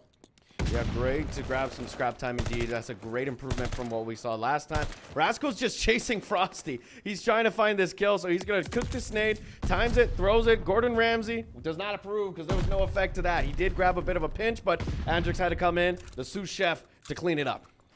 Look at that Phenom on the hill yet again. Going to collect 30 seconds now total. And the 2-time on a killing spree. He's got that 5, 9, and 3 right now. Esports Ragers, P3, one of their favorite hills on any map right now. The pure domination as Frosty's just going to play peekaboo to buy a little bit more time. Yeah, great out of Frosty right now just to hold this. Andrix and Phenom, they just have a little bit of a fight there. Andrix going to lose that one, unfortunately. And that majority time already going to the side of Esports Ragers. Beautifully done and so. And you see right there, Andrix last second saying, hey, give me that 15. Not going to happen at all. Esports Ragers, Zay, nice trigger discipline, but still to no effect because you look at number 2, Pacer. He's fighting for those spawns for new. Yeah, Phenom staying back to be the support when the 2-times did get down. Zay getting dropped right there by Phenom. He's been lethal with this MP40 on this map. Look at this just so far. 106 to 28. Esports Raiders are just absolutely dominating Team XO right now. Indeed so, and the fight for spawns from Pacer have paid off. Phenom and Co, they push these guys out back. Kai's going to lose that fight onto Phenom, so now Phenom's on a 5 spree. Give this man 2 more kills, and he's got a glide bomb eligible. So 114 to 30, this is possibly the biggest differential that we've seen, especially on Tuscan. Yeah, Tuscan going to have this in the winner's final right now. Team XO is here for a reason, though, and they're going to try and prove it to you as Pacer drops 2 of them. Frosty drops another. Rascal, last alive, picks up a second one, and can he get the 30? No! Oh! He picks up another one, but no, Phenom comes in to swing and contest that hard point, clearing XO out. All of that work from Rascal to not get any hill time. That was just some great observing from Fetty right there because he just transitioned over. I couldn't even tell it was a switch. I was so confused, but it was beautiful. It was a great job right there. Yeah, big shout outs to Fetty for that switch right there. 130 to 32 right now. That's a 100-point differential already within the first set of rotations as we head towards P5 right now. 2-times in code. They got this one in lock. Phenom on a sub, that's a dangerous sight. They clean out the site of the hill. Now Frosty's gone a multi-kill. He's on a 5 now. He's looking to complete those streaks. Frosty trying to just hold the staircase. The discipline did not push up into the hill. Didn't pay off that time as all 4 players are going to swing. Phenom taking down one of them. He's still got 3 in the hill. You can tell with the little indicators up on the right-hand side of your screen. Pacer going to try and lob a nade in here. Only 2 players on the hill now, Andrix and Zay. Who's he going to get? One of them goes down, and they both go down, actually. 2-time and Frosty both swing, so you don't even need Pacer to get a pick there. 150 to 48. Yep, 150 to 48 indeed, and 6 seconds are going to be going off right now towards that scrap time. We head towards the second set of rotations. A great fight from Team XO to be able to come back here in these fights right here towards the mid, but unfortunately for them, 2-time's going to win that first kill. Kai's going to need to get aggressive here. He's going to get naded out, 39 HP. Pacer's going to hop on, but that was actually a great chow from Kai, but yeah, it's just the health did him dirty. Yeah, I like that from Kai. I'm not upset with that in the least bit, but Pacer, I don't like how he missed those shots, but it doesn't matter. He had the teammate to come in and help him. Pacer dropping back. And this Hill 1, this P1, was kind of Team XO's only chance before that P5 where they got any points. So now to see Esports Rangers back on it, that's not looking good for Team XO. Yeah, and you saw right there, Pacer was ready for that challenge. Phenom's going to get tagged up by a nade. Rasco cleans out one. Phenom's just going to hang out towards the back line and waits for him. Great kill indeed. 178 to 61. There's 14 seconds left on this scrap. We look at the rotation. Already, everybody from the side of Esports Rangers ready to go. 186 to 61. This map and this series seeming to slip away from Team XO. What are they gonna do to make something happen? You see the 2-time putting down the pre-fire shots, waiting for someone to swing, but then as soon as he stops, Andrix decides to come join the party, picks up Pacer there as well, and Team XO on the good side of the kill feed for once. Exactly so. Great to see some change in the narrative. Team XO are currently holding on to this hill right now. Here come some shots. Frosty takes out Andrix. Guy's able to pick up Phenom from the back lane, and now we have a bit of a 3v3 towards the side. Players are going to spawn up, and you look at it again. That's going to be Phenom and Andrix again going back at it towards that church. And there you go. It lights up purple. 3-for-1 trade. Rasco being that last player alive. They break the 200-point threshold, and they're going strong. 200 points now for Esports Rangers. Only 80 for Team XO. If anything, you just don't want to get clubbed here in the winners finals. How painful would that be? Esports Rangers gonna be setting up for their favorite hill on this map, this P3, where the fountain just provides the perfect amount of comfort. Phenom picking up 2-times, unable to clean up the rest, but 220 to 81 now. Yep, 223 to 81 to 84 actually right now. That's a bit of a rough stat line. Ranger Esports, they're still holding strong. They go into the deep water and they're still able to swim. Andrix gets a nice 2-piece, but unfortunately for him, he's gonna get pushed back to the spawn. So now we're back to step 1 with Team XO. 236 to 81. This could end right here. Team XO having to make some sort of push. Who's it going to be to step up? Rasco, the only player that's positive, able to get 1 kill, but it just wasn't enough. 244 and counting. One last push. 2 players. The 2-time takes down 1. Can he get the second? 249. Here's the contest. He picks up the AR. It doesn't do much. They just need to hop on the hill, and they do. Esports Rangers able to make the run through the winners bracket, and we will see them in the grand finals. Dude, they just clubbed them on Tuscan of all maps. That is absolutely insane. That not only means that Esports Rangers was working as a cohesive unit right there. Yep. It meant every single spawn was just not in their favor. And that is so rough, especially on a map like Tuscan. You got to give the biggest shout out. Pacer, man. He was working for those spawns each and every hill. I do not care what you guys say about the man. The man was working hard. He was going through each and every one of those rotations. Yep. He was there in the spawn. When I was looking at that P4 setup towards church, I was like, okay, well, the fight's coming into the back. You see him right there towards the back lane. I'm like, oh, there's Pacer. He's already watching and getting it done. Big shout out to him and everyone on Esports Rangers for clinching their spot in a top 2 scenario going into the grand finals. But if you're a fan of Team XO, you are not out of it yet. You could still make that run in the losers finals, which we are going to be waiting on another series to finish up before we do go live with that losers finals. So it may be a little bit more time for y'all to go grab a drink, go grab some food. Come on back to the stream shortly. Be sure, again, to follow at EZone Media on Twitter. I'm going to keep saying it until each and every one of you follows that account with noties on so you do not miss the stream. Skids here with my man Sassano. It's been a blast so far. We got 2 more phenomenal series coming up later tonight.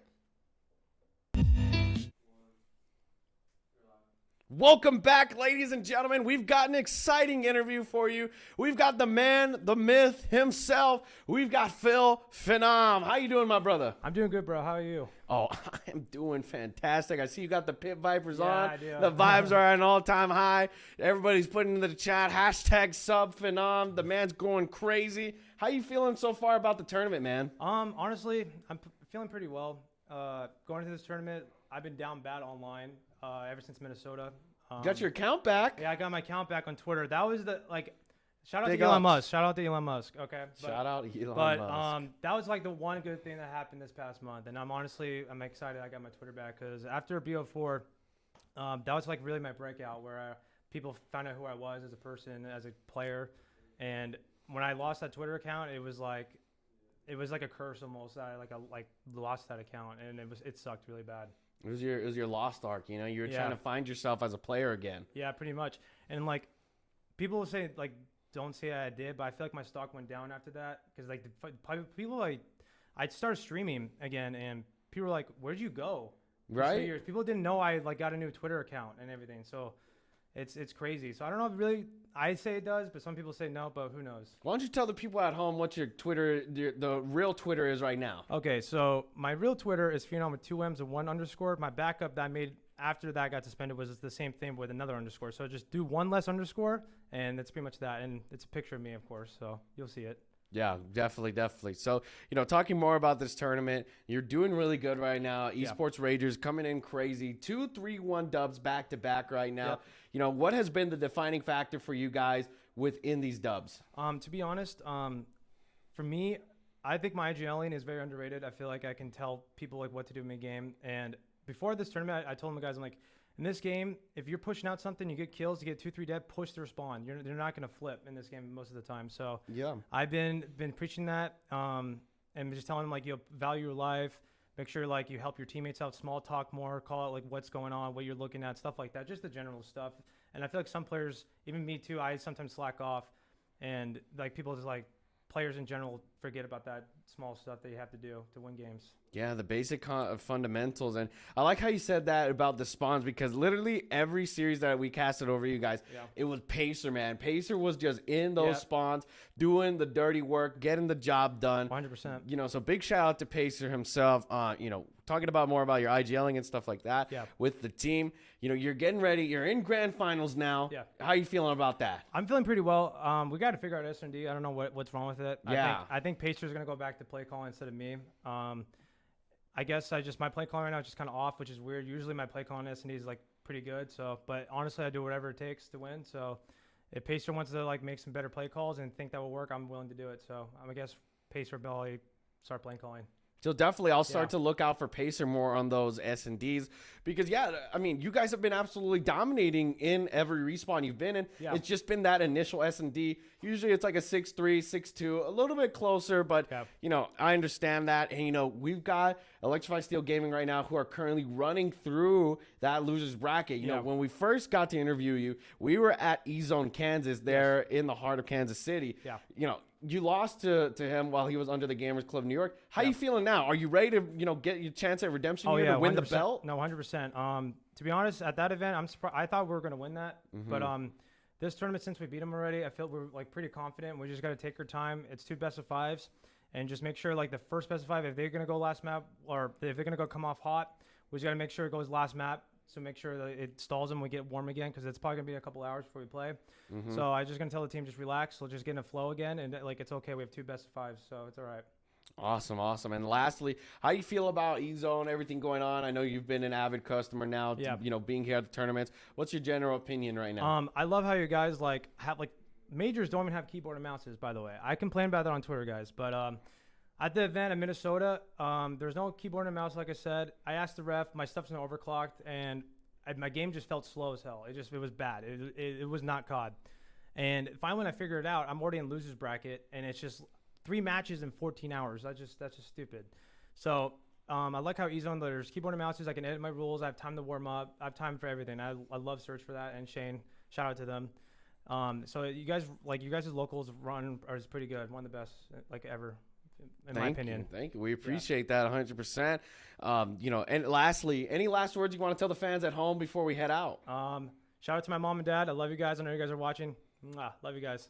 Shout out to Mr. and Mrs. Phenom. Thank you, Phil, for hopping on to this interview with us. That was an exclusive interview here at EZone Texas with Phil Phenom. Make sure you go follow him and his new Twitter. He'll post some stuff out. We'll even do a little retweet just so you guys can follow the old account. Get everything up to date. We'll be getting ready soon here. We've got a bit of a break. We've got to get the loser semifinals done. Right now, it's currently Electrify Steel Gaming going up against Flex GG. So once we get that one done, we'll head over to the losers final and we'll get right back on track. So don't you guys go anywhere. Go get your food. Go get whatever you need. We'll see you soon.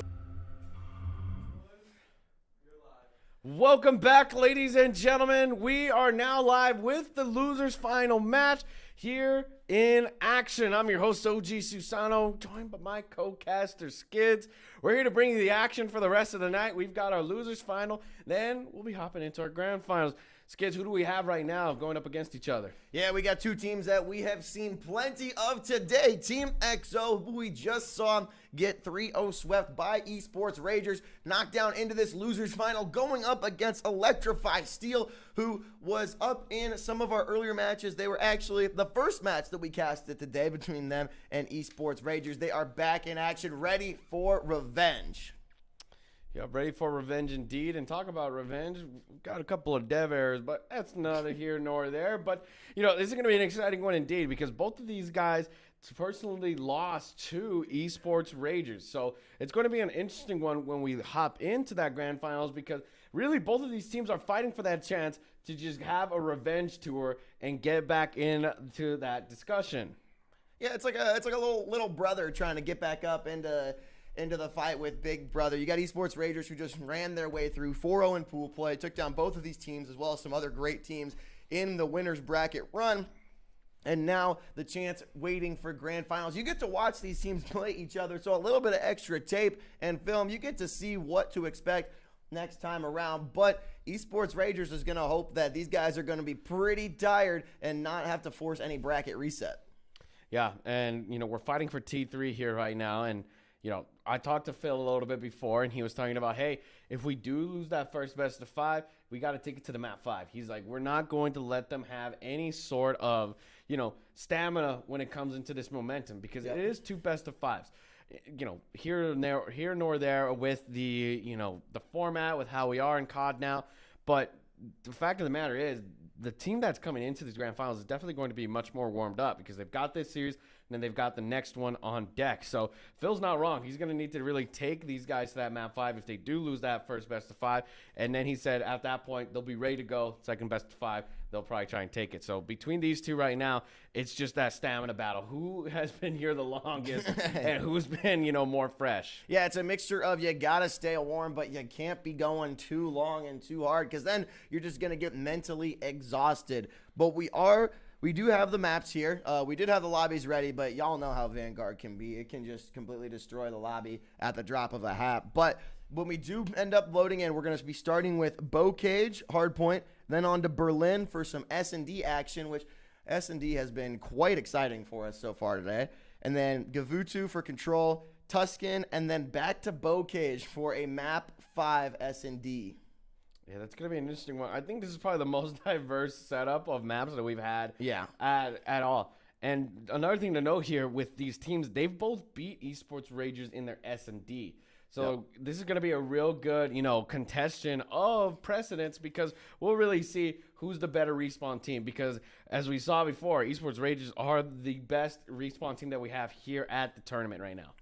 Yeah, so they're just going to be waiting. And now Electrify Steel, they got a bad taste in their mouth from getting 1-3 a loss against Esports Ragers. And then Team EZone, I mean, you get 3-0'd and then you just come back and you are ready to take down anyone in your path. Who actually, Electrify Steel just 3-0'd the previous team in, what was it, the loser semis? Yeah, at Flex GG. Yeah, so they have the momentum riding here. And this Bocage hardpoint, don't blink or else it's going to be over on this map, essentially. Which team do you think is gonna come out on top on this one? I need a concrete prediction from you. I'm going to be honest. I think ESG's got a great momentum right now after that 3-0 against Flex GG.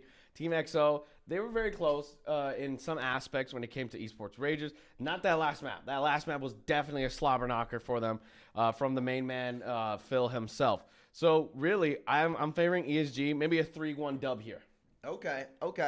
Now, since you said ESG is going to get a 3-1 dub, then that means that Team XO is going to win 3-0. That seems to be how your predictions today are going. Let's see if that caster curse. Don't give me that look. You know, I don't think that's even right. That's not remotely true. No, you called. That's not within the same ballpark. You called 3-0 or 3-1 for Electrify Steel, and then Esports Ragers ended up winning that one 3-1. So I got you. I got the facts. Check the VODs. Someone go back and clip it. No, you wanna pull out the VODs. Let's talk about your nameless picks. You don't have no picks at all. I did a pick. I was wrong, and I'll admit that I was wrong. But this one, you come into these and putting the pick on me, and then like to form your opinion around whoever wins first map.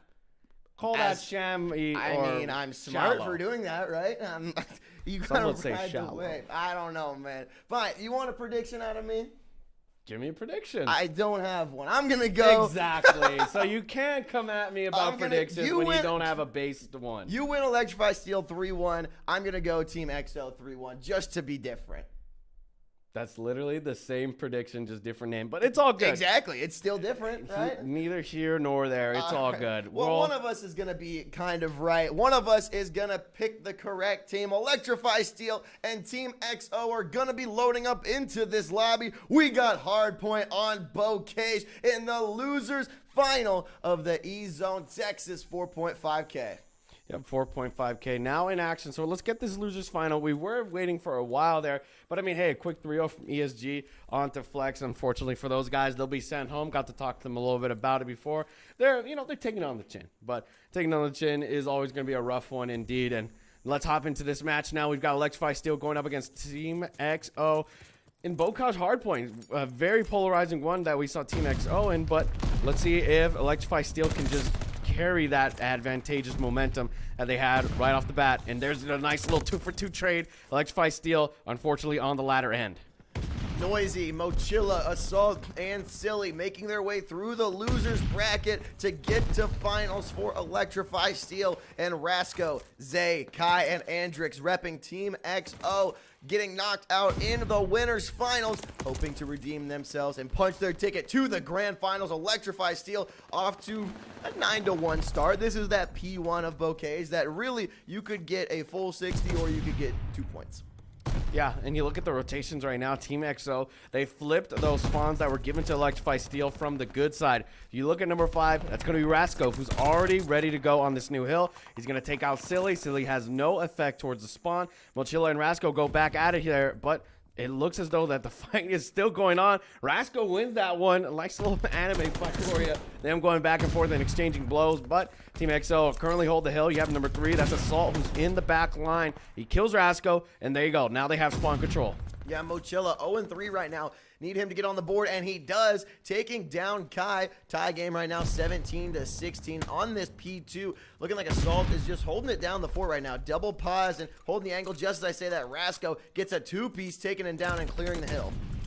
2-piece indeed. There goes the nade. Mochilla is able to hop on, but he will get traded out immediately by Rasco. It's 23-24 right now. Probably the biggest interval that we've seen in just a while. Right here, Mochilla and Co, they still have spawns. So they spawn up. They get that good spawn. Assault's still doing AR work from the back line. He cleans it up, but you look at this mid right now, and he's already on the rotation, but unfortunately for him, Andrix, he's ready to go on the top, cleans it up. That's a nice 3-piece right there. You can't ask for much more there. 7-4 on a 3 streak. Streaks have not been as common on Bocage as some of the other maps so far today. Will we see anything come out in this match, you think, Sasano?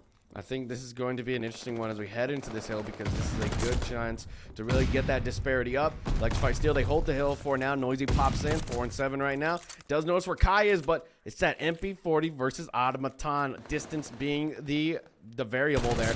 So Kai, once again, nice little 2-piece as they line up for him on a 5 spree. He's going to try and go for streaks here. 40-33.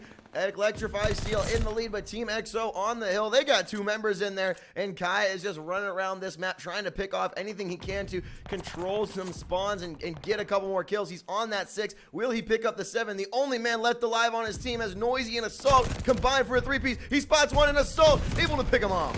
Great pick indeed. Assault, Noisy still going strong here towards the hill. Andrix, the last man alive. They're going to have to try and, just absolutely smother him with that presence. They do. They hold it back, push this Team EXO all the way to the grannies. Now we're having a great hold from the side of Mochila to get more points and just catapult themselves into a good lead. 65-39, Electrify Steel is back on the hill. EXO has been able to get a little bit of time here and there, but nothing too tremendous as Mochila is just on this hill, dominating 45 seconds so far of hill time, more than the entire team of EXO as Rasco tries to push on it. He does end up picking off one. A couple more coming into the hill. Assault sliding in, but Rasco takes him down, and Andrew picking up a 3rd. There's still 1 contested in there. That's going to be Mochila. He dips away to play life, but it doesn't matter. No, that was Noisy, rather, but Kai able to pick him off, and that's a full wipe. That's a great wipe indeed. That's going to put them back at a 78-78. If they do hold it, Rasco's going to have to hop out. But when you lose 3 for 1 trade there, not going to be in your favor. So the last 10 seconds go to Electrify Steel. They can hold this hill for the majority. And now you look at the rotation. That's number 2. That's Mochila, who is already ready to go within that back elbow. Mochila, though, he has been on the hill, but struggling at 5 and 10. That's okay because he's getting the 53, now 55 points for Electrify Steel. You can't ask much more of him when it is a objective style game. Assault on a 5 streak right now, double positive, make that a 6. Hopefully for him, he can pick up some streaks here. But again, I just cursed it. I got to stop saying when people got 6 streaks. He definitely was going on a spree there, but unfortunately, he just was in a rock and a hard place. There was really no chance to escape. And Silly, some shots onto Andrix there. That, in word to formal, you celebrated a little too early. We'll have to see if that plays out in favor or against them, but from the way this first half is going, it is definitely going in their favor right now. I mean, we're not even halfway through the first map. That is a quick little body shot. We'll see if it comes back to bite him, but if anything, it's going to light a flame under Kai's tail, and we are rotating back to P1. Electrify Steel 136. Team EXO at only a mere 58 right now. Yeah, mere 58. Well, you look at the way that they have them pinched right now. They're just fighting for those spawns. Like we said before, you need to grab P2 spawns. Everybody from the side of Team EXO are spawning back because of that forward presence into grannies. Assault's even going to pick up this tank. He sees Rasco and actually beats him due to some nice little, crouching movement. Rasco able to utilize Cheetah Tank effectively and hold into the coop. Open P1 right now, 30 seconds left. Nobody's really hopped on a whole lot. Electrify Steel, I think, at about 5 or 6 seconds. Here's Mochila able to put one down on Bomb Grannies and then take on the second one. No, he does not. Zay with the second there, but getting traded out, and that's almost a full team wipe. Almost a full team wipe indeed, and 151 to 64. That's our stat line heading into this P2. That is a massive lead, especially for Bocage. So yeah, I can understand why Silly, of all people, is feeling super confident right now. Especially coming off that 3-0 sweep in the loser semis. They are full steam ahead as Assault 23 and 14. He is just doing work right now for Electrify Steel. Silly in on the objective. He is just past the 30-second mark, 176 to 64. Team EXO, only 2 players rather positive, but that's just barely by like 2 or 3 kills. Yeah, exactly. And you look at the stat line, 180 to 69. Nice score line indeed. Over 100 points for the side of Electrify Steel. Noisy. He's got those full streaks. That streak earlier that we didn't want to commentate on, because Cass was cursed. He was actually able to grab that. So that's a big plus out of him. He's going to be able to use that if at all necessary. Right now, they're just moving and grooving around this map. Look at the rotation. Immediately, Team EXO are going to try and push through, but they have to go up against Silly. They take him out, so now they can push through tower side. Electrify Steel can technically win on this next hard point. Here comes the glide bomb from Noisy. He's able to pick up Andrix, which could be massive as you see Mochila rotating in, getting that second kill, and that is a clear hill as the new B rotates in. Electrify Steel could win it right here, but it's most likely going to be pushing on to the next hill. Yeah, they're pushing on to the next hill indeed, and there you go, 3-for-1 trade. Silly holding down the back line, waiting for these players to push him, and just fall into his snare. Kai's going to be pushing through the Zig right now. He needs to take this approach to a different level. Silly's still holding back into the spawn, but a 3-for-1 trade, make that 4, is going to be able to grab them spawns for now. 218 to 83. Team XO, they don't have their work cut out for them, but they do know that they're going to have to hike up this mountain of hills of points. Assault wanting to swing on in there. 27 and 17 looking solid. Oh, he tosses an nade just a second too late as Rasco had hit Rat ready, and Team XO trying to at least break the 100-point barrier here. 221 to 96. Silly at 19 and 20. He swung out. No, but it looked like Kai didn't go and contest that point. Rather, he dipped on out, and Silly is still holding the point now. 2 seconds, and a rotation will come through as Zay, who's been struggling at 10 and 25, is now on this next hill. 100 points for Team XO. Great. Here comes Noisy with another glide bomb. I did not think that he had 2, but I mean, hey, he takes out his teammate Silly, but he does pick out Zay. So the effect has been given. A low 1-for-1 trade there, unfortunately due to TK, but 230 to 109. Team XO, they're going to really need to just play some perfect hardpoint here. Mochila handing out to the back line. He's going to have to take out Kai here if they're going to want to, circumvent these spawns. Instead, he chooses the hill, sees one player towards the top, and they know that the information has been given that, Rasco's out there towards the hills. Yeah, and Mochila pushing on in, only needing 14 more seconds. You can win it right here if he wins this gunfight, and he does. A nice little double kill and picking up the automaton to try and hold Coop. 8 seconds left for Electrify Steel to clinch this map. Number 1, one final push. That's going to be Andrix getting the wipe, but no, all 3 players are down, and Electrify Steel is going to take map number 1 in our loser final. That was beautiful. 250 to 119. And remember, ladies and gentlemen, this is Bocage, where it is literally proximity over everything. They were coming in here strong. Electrify Steel, they felt great, not even at the half-point mark with Silly's body shots. If that isn't an indicator of confidence for this team, coming out of that 3-0 dub against Flex GG, unfortunately for Flex GG, they sent them home, but now they're like, okay, we know that we can take Phil. Yeah. From EZone Kansas, they took out Phil, unfortunately, when Silly was under Gamers Club. So he's still feeling good. He wants to, keep that dominance going.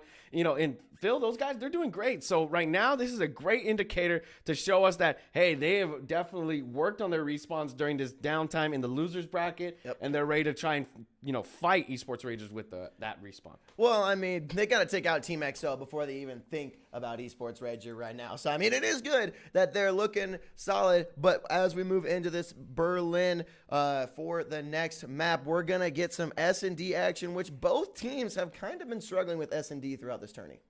I mean, they did win the S&Ds when they were in the winner's bracket, so definitely it's going to be a bit interesting because, just looking at score-wise, it was a 6-4 for Electrify Steel Gaming, but then when we hop over to Team XO, I believe it was a 3-6 around there. Yeah, it was 3-6. Yeah, it was a 3-6 win, so that's kind of good, though, because both sides are within just a one-round difference of winning. So if we're looking at ESG as that team that has been learning and just been practicing their basic essentials and getting themselves ready, Team XO might have a big fight on their hands. Yeah, XO did lose 6-1 in that S&D against Flex Gaming. Yeah. So that is something to worry about, and that actually was on Berlin as well. Ooh. But the last time we saw Team XO drop 2 maps, they came back to win the next 3. So will that happen here for Team XO?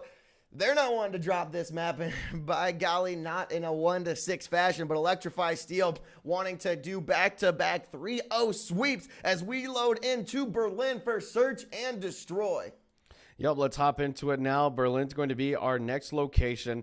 Both teams, like I said before, had a pretty good stat line when it came to the Search and Destroy. The only one having any sort of disparity was Team XO with that 6-1 loss to Flex GG. So just the facts that we've had for this pre-context heading in, ESG, of course, is favored. They were favored from the last round of that 3-0, and they were favored in terms of S&D. But the reps that XO have had has definitely been more. So let's hop in as we see immediately this B push is the main focus for both teams.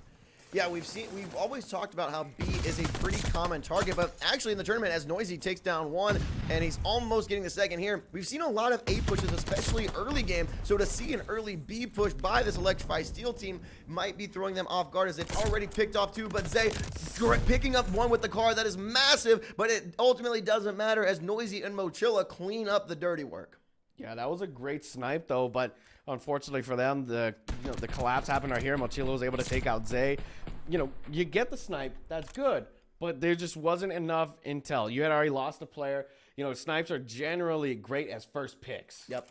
Yeah, so getting that snipe late was nice and did help a little bit. Your team didn't get completely swept. So Noisy with a 3-0. Yeah, I mean, Noisy is nearly halfway to his streaks here. We'll see if he can continue it on as him and Assault make their way over to B. But a Team EXO heavy A push, just like I talked about last round, this is something that they really like to do as Mochila puts a stop to that, takes down Kai, but Rasco with the trade. Yep, great trade out of Rasco to be able to set that one back into their true neutral. Assault finds Zay, and no snipes for him. So Andrix, unfortunately, almost team kills, and he weakens him. I mean, I know some people in here want Electrify Steel to win, but I really didn't think that XO was going to be cheering for him as well. Imagine getting your team one shot like that, and Rasco with the bomb getting taken down, the assist going to his teammate. That's just game awareness. You need to realize where your teammates are, because that was a detriment right there. You put your teammate at one shot, and Noisy, looking like accuracy right there, just gets the lineup with the one tap. And I mean, the funny thing is that could have happened to literally anybody, but the one time that we tune in to Andrix, we see that it was him that was shooting him. So, I mean, he's not going to live that one down, but hopefully it will not be the ultimate deciding factor if Team EXO can make a comeback. But Noisy with the bomb and 5 kill streak, Assault taking down 1. Can he get a second here with a pretty aggressive A push? Make that 6 for Noisy. I'm not going to say anything because every 6 streak that I mention always gets stopped as Electrify Steel winning their 3rd round. Yeah, they're just demolishing through here, and I'd hope that Team XO do not have a bit of some aggression now towards each other, or animosity, because I can definitely understand in that moment, dude, you shot me in the back, and then that feeling carries over to this round where they just get decimated one by one. Yeah, I mean, these guys are good enough though that they're definitely resetting, hitting the mental, and getting ready to go. And the biggest problem right now is they're just not connecting on really anything. 1 kill for Zay, 1 kill for Rasco. And they gotta get something going on here. You can't have a full streak from Noisy 3 rounds in. Yeah, look at Silly. He's 0 for 0 right now. He's chilling in the back, watching the lanes, and Mochila hops in. He gets a little bit aggressive there. Noisy picks up the kill on an 8 streak now. Can make that 9. The guy's insane. With the glide bomb as well. A minute left, 3-2, and Silly will get taken down, but the information has been given. Noisy's going to be able to react off of that, trying to break the window, but Rasco's at A. We've got a player hanging towards the bomb, towards B. Their work is cut out for them.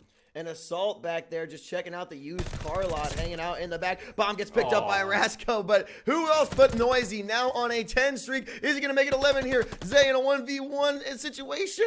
No, he's able to dip out, so now it turns into a 1v2 as Assault is finally able to help. They're going to try and find the pinch. Can Zay get them isolated? Looking like Assault's doing ballerina dances, spinning his triangle in all sorts of directions, and Zay somehow slips out of that.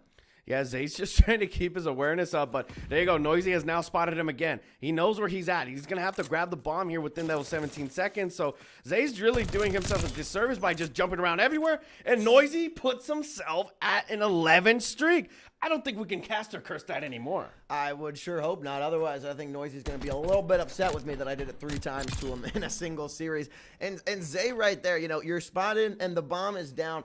I get it, you're panicking a little bit, but it might be worth it to, if they already know where you are, you might as well pick up the bomb, right? So that way you don't have to double back like he did there, and then you can slip out and make a play. But it doesn't ultimately matter as Noisy's just 11 streak right now. That's 3 kills around. Yeah, he's literally been that guy each round. He's gotten multiple kills.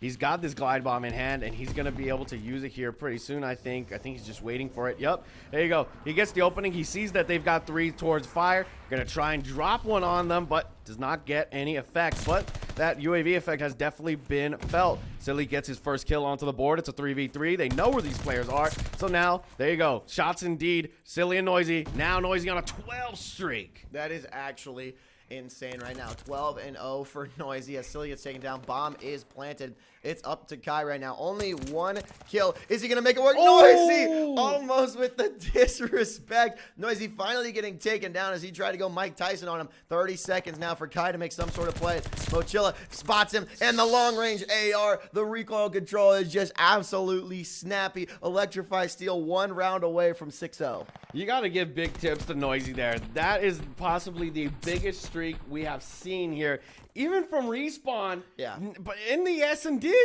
I mean, Goodness. it's completely unheard of at this stage, especially in a losers finals match, right? You might be able to see that in pool play when there's a little bit of an uneven match, but these teams should be pretty even. Noisy going to show that a 12 streak may not be the case. Now, Team XO, at this point, nothing really is clicking for you. So trying to get a reverse sweep on this 5-0 doesn't really look like it's going to happen, but at least string together something, get some confidence up to just keep your life on Gavutu. Yeah, and great out of Team XO, though, to be able to, you know, shoot down Noisy first, isolate that team kill leader. So now you're going to be hopping in. Mochila grabs the second one, and, well, Salt gets a little overzealous there. Silly's able to pick up the kill almost, but Rasco beats him due to an ammo off. So now Mochila has a 1v2. He sees where Andrix is, going to try and stay up here, hide behind the rock. Goes for the Eagle Child. Not going to be effective, though. But both of these players from Team XO are separated enough that he can ISO these 1v1s. And Mochila does have the defending advantage now with the bomb is going to go down on B. He's reading that super well. Now, can he get the pick if the player tries to escape? He's going to just stay in there on B. That's going to be Andrix. Who's going to win this fight? He gets the first spot. That's Mochila. He doesn't know where the second player is. That's going to give Rasco enough time to wrap around. And now it's going to be a 1v1. Mochila versus Rasco. Rasco gets the first shots on him, but it doesn't matter. Mochila is simply better. Get turned on, and Mochilla's going to clutch up the 1v2 to 6-0 sweep for Electrify Steel. What is that? How do you take a chow with the player throwing a nade in hand and then just give up that POV? He just stopped shooting. That's what it was. It's the classic, oh, I hit him enough. Cool, I got the kill. No, you can't have those brain farts. That's something that you do in a pub. That's something that you do when you're playing ranked at home, not at the losers final of a local LAN event. Oh, my goodness. There definitely needs to be a big regain right now from the side of, of Team XO. You know, yeah, you did 119 to 250 on the Bocage. That's understandable. Sometimes it can be a little bit harder. Yep. But then a 6-0 on Berlin, you had the numbers. The numbers were in your favor. It was a 2v1. You ISO each other. Yes, I get it. You want to hold A-bomb, but you're on the attack. You need to go stick with your teammate, hang out with them, get that dual shift. I guarantee you, Mochila does not win that, you know, if he takes that on a 2v1. Yeah, and honestly, I didn't even think he was going to win that first 1v1 that he had inside of B Shack, and he ended up making that, and then Rasco dropping the ball and unable to get the clutch there. Oh, man. Is there anything that's going to show us that it's not going to be a 3-0 on Control?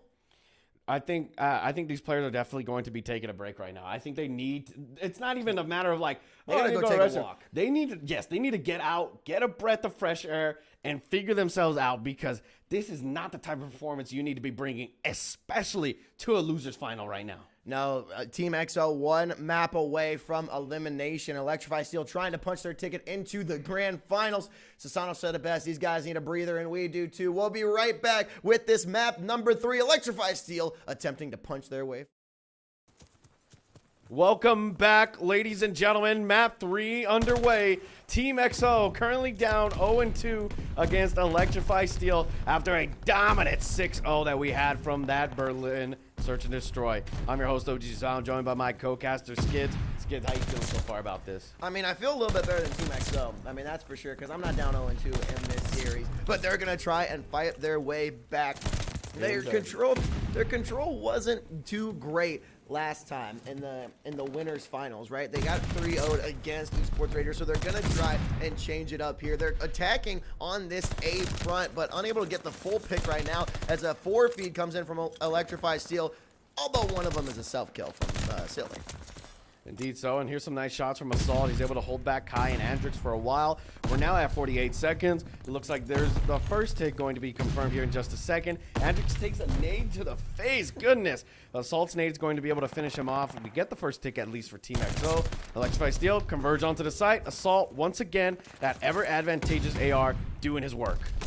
3 up for Electrify Steel. Silly taking down Rasco. Andrix taking down Zay. We saw Andrix putting down some team shots last time, and now unironically he actually got the team kill with the grenade. That's 2 down as Assault and Mochila put down a couple of shots. The second tick not going down from A. 23 seconds left. They have to try and get something going here. At least a full capture, but all 3 of the 4 up on Rock Cliff and putting down some shots. Kai cannot get the finish on Mochila. Silly with the bullet pen.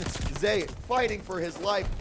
9 seconds for Team XO, and that's just gonna do it for round number 1 here pretty soon after Andrix. Gonna try and make this last a little bit longer.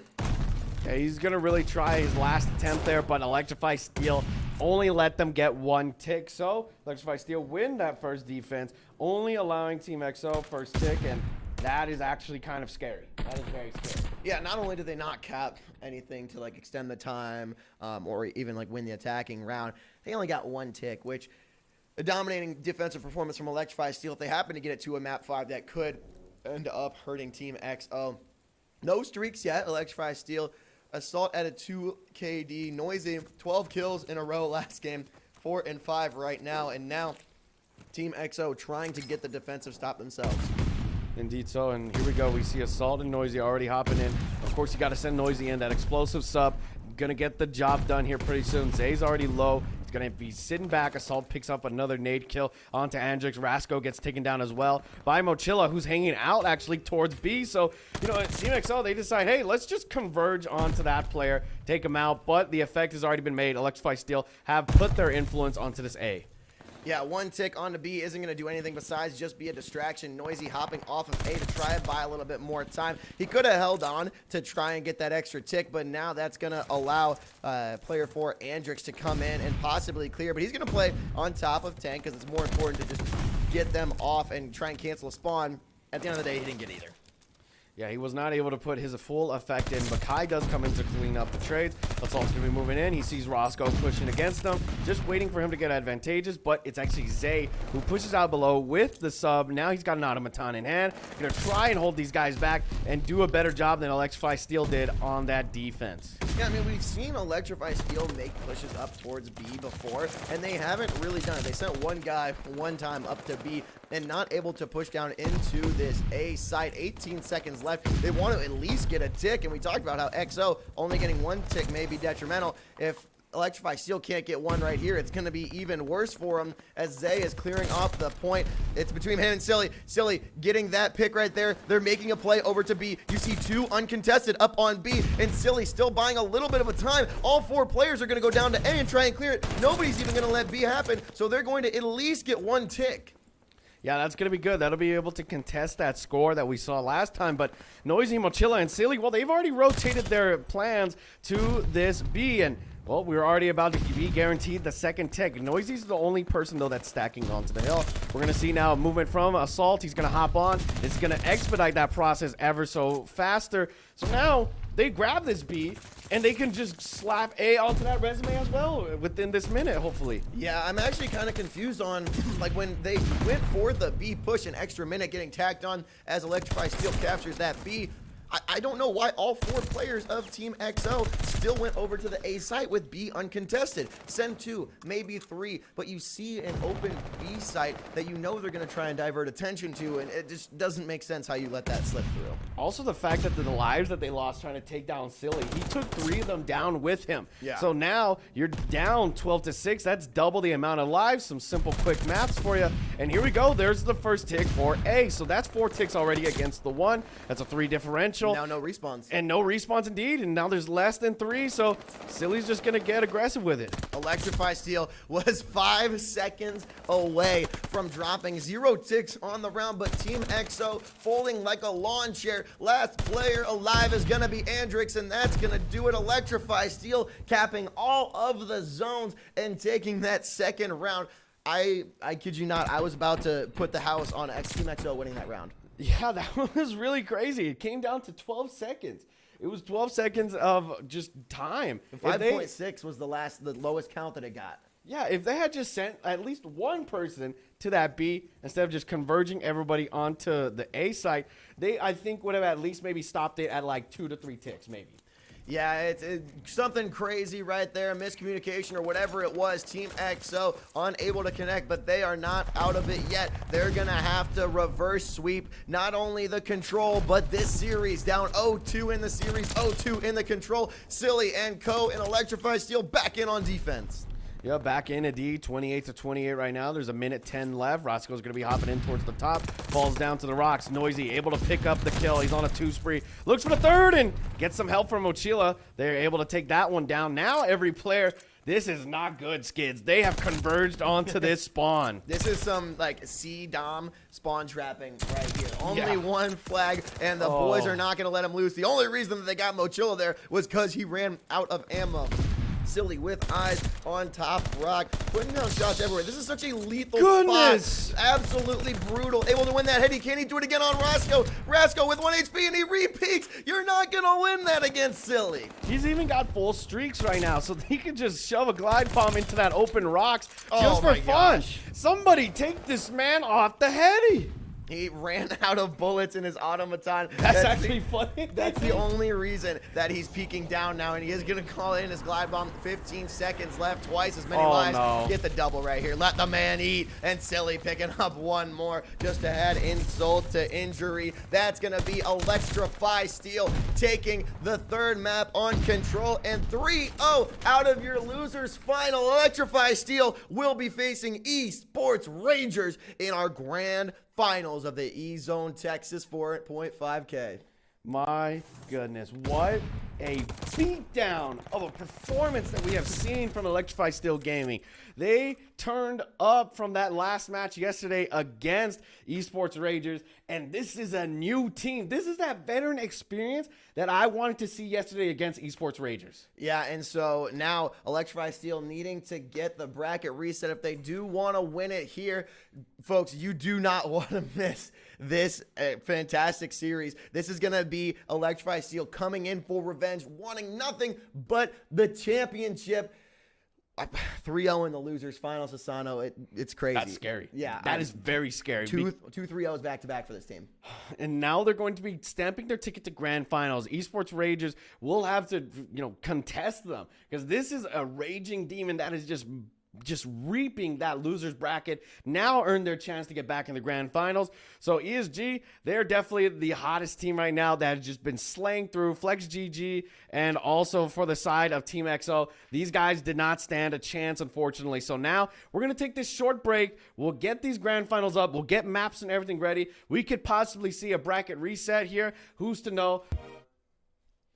Ladies and gentlemen, I know you enjoyed that last match as much as I did, and we're fortunate enough to have none other than the S&D man himself rocking a 12 streak out there in that Berlin. S&D, Mr. Noisy, thank you so much for joining us. Yeah, thanks for having me. Yeah, of course, man. And thanks for giving us your time. I know you got a series to prep for against this team that, maybe a little bit of a sour taste in your mouth, but you're ready for revenge against the Esport Ragers. What are you looking forward to in this matchup? Just to run it back, I feel like we really shot ourselves in the foot the first series. It was really winnable. Really hoping that we can turn things around and switch things up with a vetoes, maybe play a couple different maps. Because, we're not a really practiced team, so we don't really know our vetoes. We're just going to try to do just whatever. Just throw something in the wind, maybe it'll stick. Nice. Whatever's going to work. Hey, whatever gets you this belt, right? Yeah. Now you got your eyes on the prize. You know what you're going for. And so you've been enjoying this LAN so far, working with EZone. You excited for LANs to be back and people actually getting together? Oh, yeah, LANs are great. I mean, this is my first EZone to attend, and it's been ran great. Yeah. I'm a fan of it. LANs in general coming back are even better. I mean, went to Minnesota. That was a great showing. Didn't place as well as I wanted to, but come back another time. Yeah, that's why you get the next LAN, right? And so when you're here, you're able to actually show off in front of other people. Like challenge online, that's one thing, but getting together with everyone, how important do you think that is for just the scene in general, for challengers, for anyone that wants to, start taking this next step in competitive COD? Yeah, I mean, proving yourself online is one thing, like you said, but doing it on LAN, that just solidifies you for sure, because online there's so many other different factors than there is on LAN. Like, it's so much more straight up on LAN. So. Yeah, and you actually have to look the man across. I'm sure you enjoy some of that smack talk. Yeah, no, it's great for sure. Oh yeah, get a nice little bit of banter there. And so we already talked about this next matchup. Does a bracket reset ever scare you when you have to go like back-to-back series against somebody? No, not at all. I mean, we played the most recent cup recently with my actual team, and we won I think it was cup number 10 through 2 best-of-5. So it's nothing new. Yeah, so, I mean, these are marathons, not sprints. So I'm not going to take up too much of your time. I know you got to get prepped for this next series. But, Noisy, anything else you want to say before we dip on out of here? No, nothing much. Just appreciate you having me on. Yeah, no worries, man. Hey, if y'all don't follow Noisy already, be sure to head on over to Twitter and hit him with a follow. He's tagged in our most recent tweet at EZone Media. Anything else you want to shout out before we dip?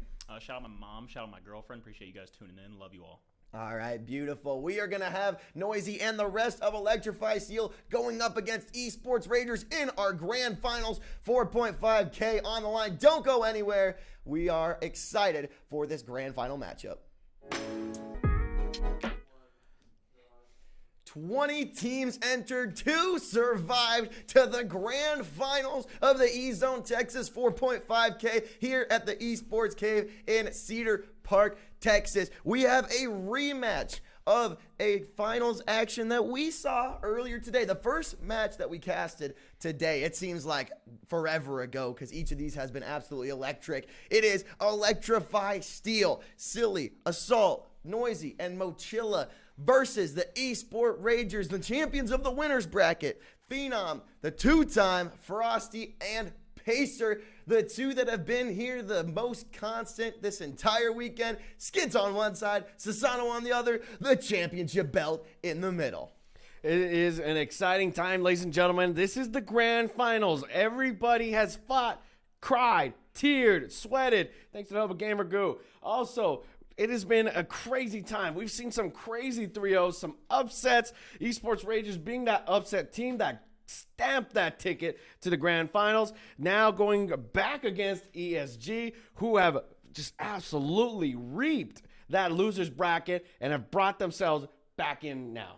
Yeah, and so anytime you get knocked out in any competition, you are out for revenge. Whoever took you out is the one opponent you want to see. And Electrify Steel did whatever it takes to get back against Esports Ragers. Electrify Steel dropped the first series 1-3. The only one they picked up was that Berlin S&D. Esports Ragers absolutely dominating every sort of respawn mode that we've seen so far. Will they be able to do it again? Or will Electrify Steel, who's been hot, back-to-back 3-0s in the losers bracket, will they maintain that momentum and give us a bracket reset?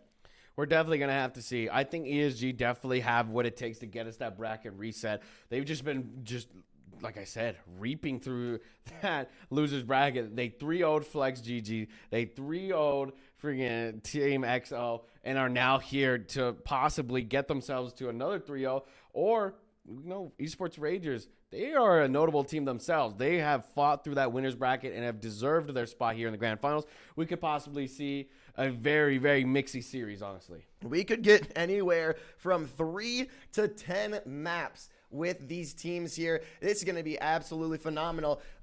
Electrify Steel, the fact that they were able to back-to-back sweep in the losers bracket, like they won all their pool play matches, right? They made it up until that matchup with Esports Ragers, and then to just go ahead and prove, hey, we're going to get back in the grands. No one else is going to stop us. We need to take these guys down.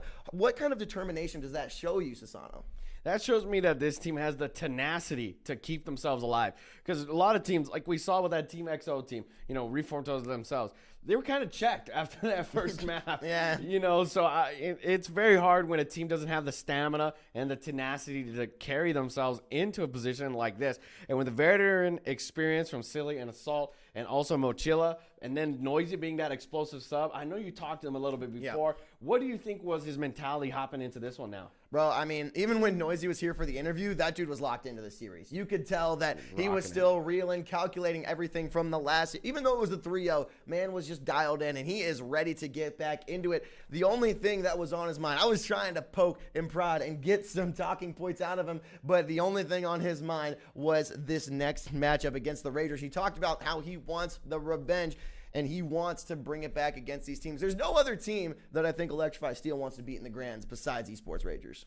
I can definitely understand that. And looking at these maps right now, we're going to Bocage first for this hard point. Second map will be a search and destroy onto Bocage. Then, if we're guaranteed a map 4 and 5, we'll start with that map 3 on Berlin with control, then a Tuscan hard point, and then a Berlin search and destroy. I can definitely see this series going the distance. So as we hop in right now, we're looking at this, Bocage being that precedent setter like we talked about in that other series.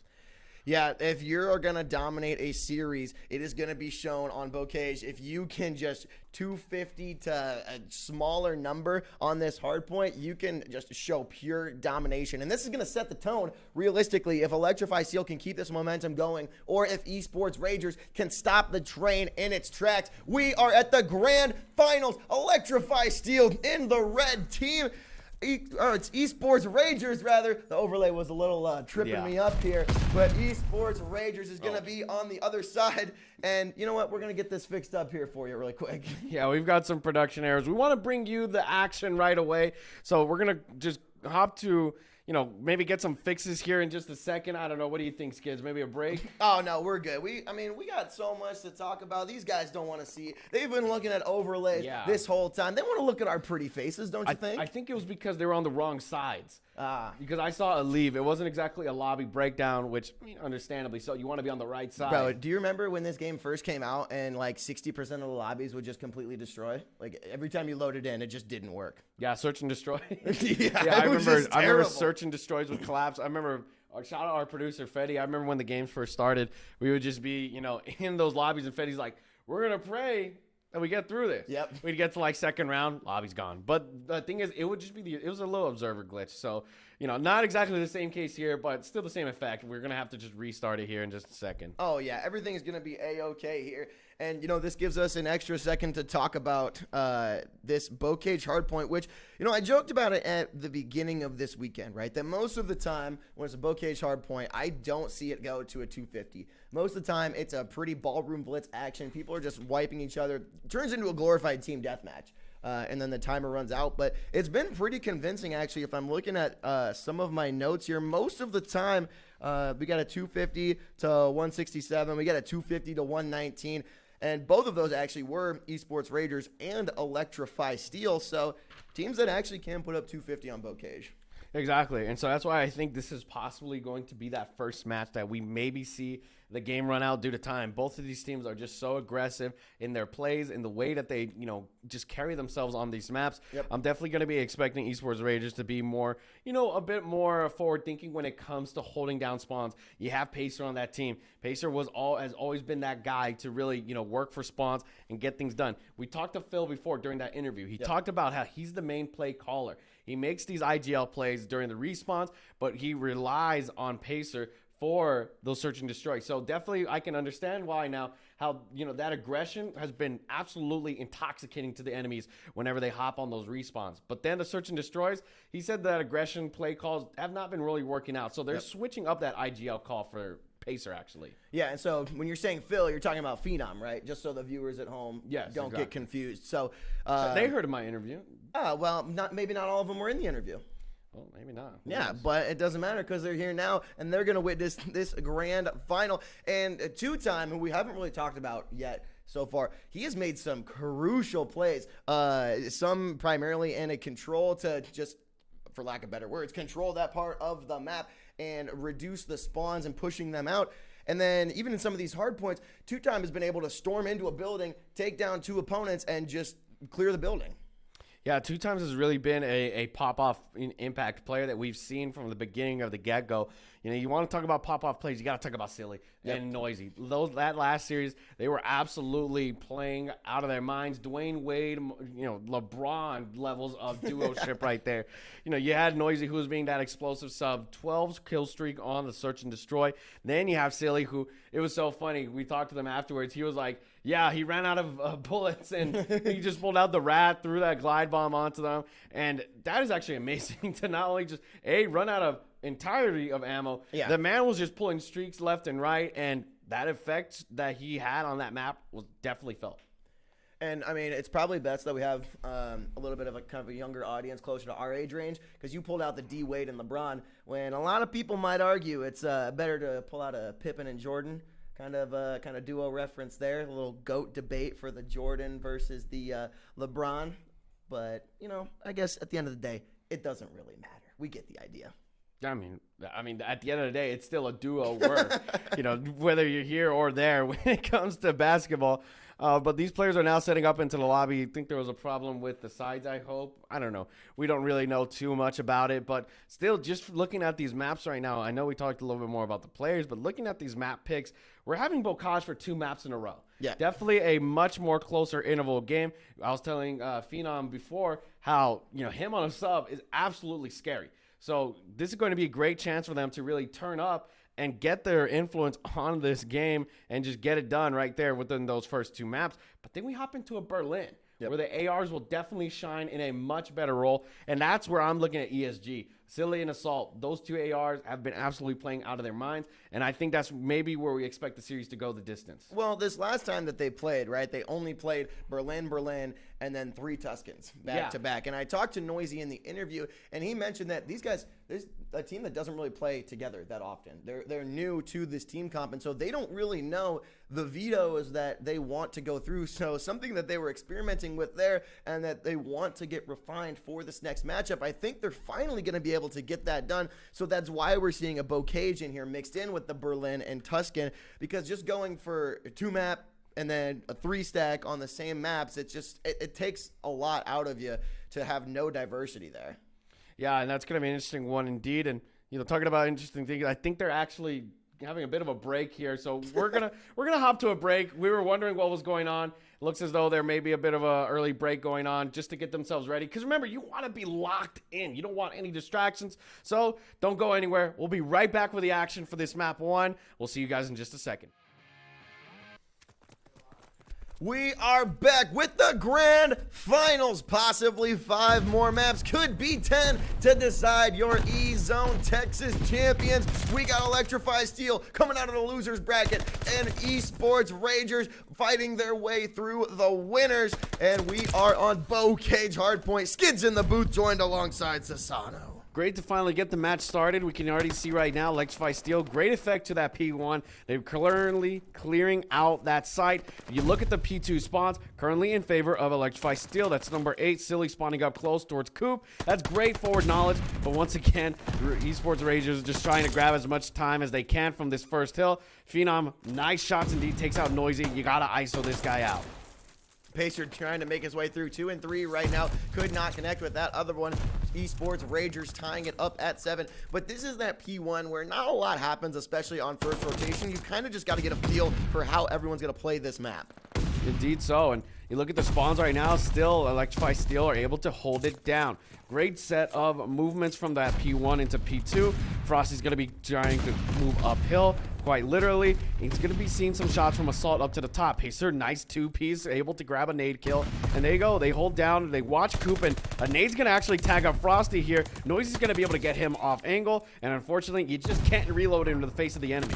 Esports Ragers taking an early lead here, 25 now to 9. 30 seconds left on this P2. Silly able to take down Phenom, finally clearing that hill, but getting traded right away as Frosty takes down one. Noisy with a 2-piece. Frosty getting that trade. A double for him as well. It's the battle of the gunnies. Frosty at 7 and 3. Noisy at 7 and 5, trying to carry their team to victory. Yeah, they're trying indeed. And Nade's coming from 2 times. Absolutely explosive. Noisy's going to be hopping on, but he gets some shots from the back. So he is damaged enough that Pacer can grab that kill. 35 to 10. Great interval of exchanges for this time. Now we see Rager Esports going to be having a bit of a harder time with this contestant because Silly's playing towards the top. Assault's coming in from around the back. And you've got a huge siegement on this site. 2-time spots, 2 of them, but cannot get either of them as Mochi swinging through. The contest is coming down from Phenom and Assault with the rat kill to hold a little bit more time. Electrify Steel 18 right now in the 2-time, getting redemption and clearing out the hill.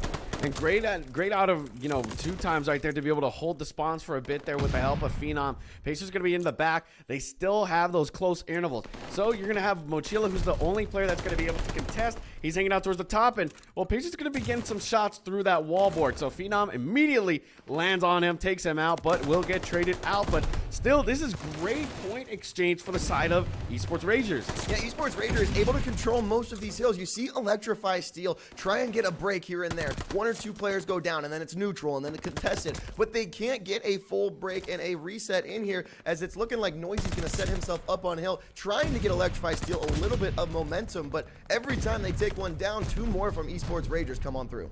And good job out of 2 times here. He's going to be hanging out towards the back, immediately kills those sticky spawns. You see they spawn up towards river. That's great because they have Phenom there watching that river side, and immediately the effect comes in. Phenom has an AR in hand, and this is what we talked about before, then that versatility that he has as a flex player. He gets the job done. Esports Ragers immediately get themselves a bit closer and closer towards that 100-point interval. Noisy unable to pick up that second one as Frosty having more time in the hill. 81-26. This is a pretty solid showing right now from Esports Ragers. Electrify Steel, no players are positive right now, whereas Esports Ragers, each one of them has at least 12 kills. Sharing the love right now is that squad. 91-26. Electrify Steel, we've seen them adjust on the fly though, so don't panic if you are a fan of any of these players on Electrify Steel. These guys know how to make the mid-game adjustments as we rotate to P5.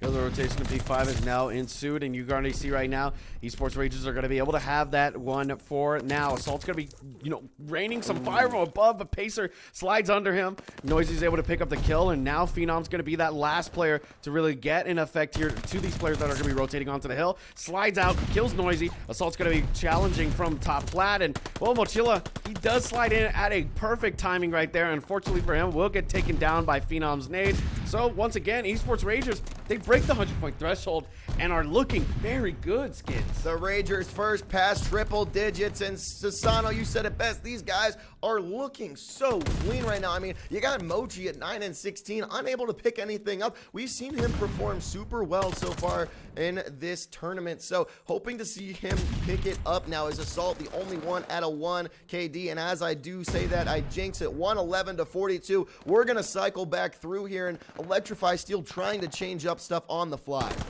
Yeah, you see right here, Mochi's going to be that last player to really contest. There's a 3-for-1 trade. Electrify Steel now have to work back up from the spawns of Grannies. You see right here, Phenom and Co, they've got it already in set. Pacer's going on a spree. He's on a 2 spree right now. Immediately jumps over Assault from the top buckle. Takes him out, 122-42. This is a huge differential in Bocage.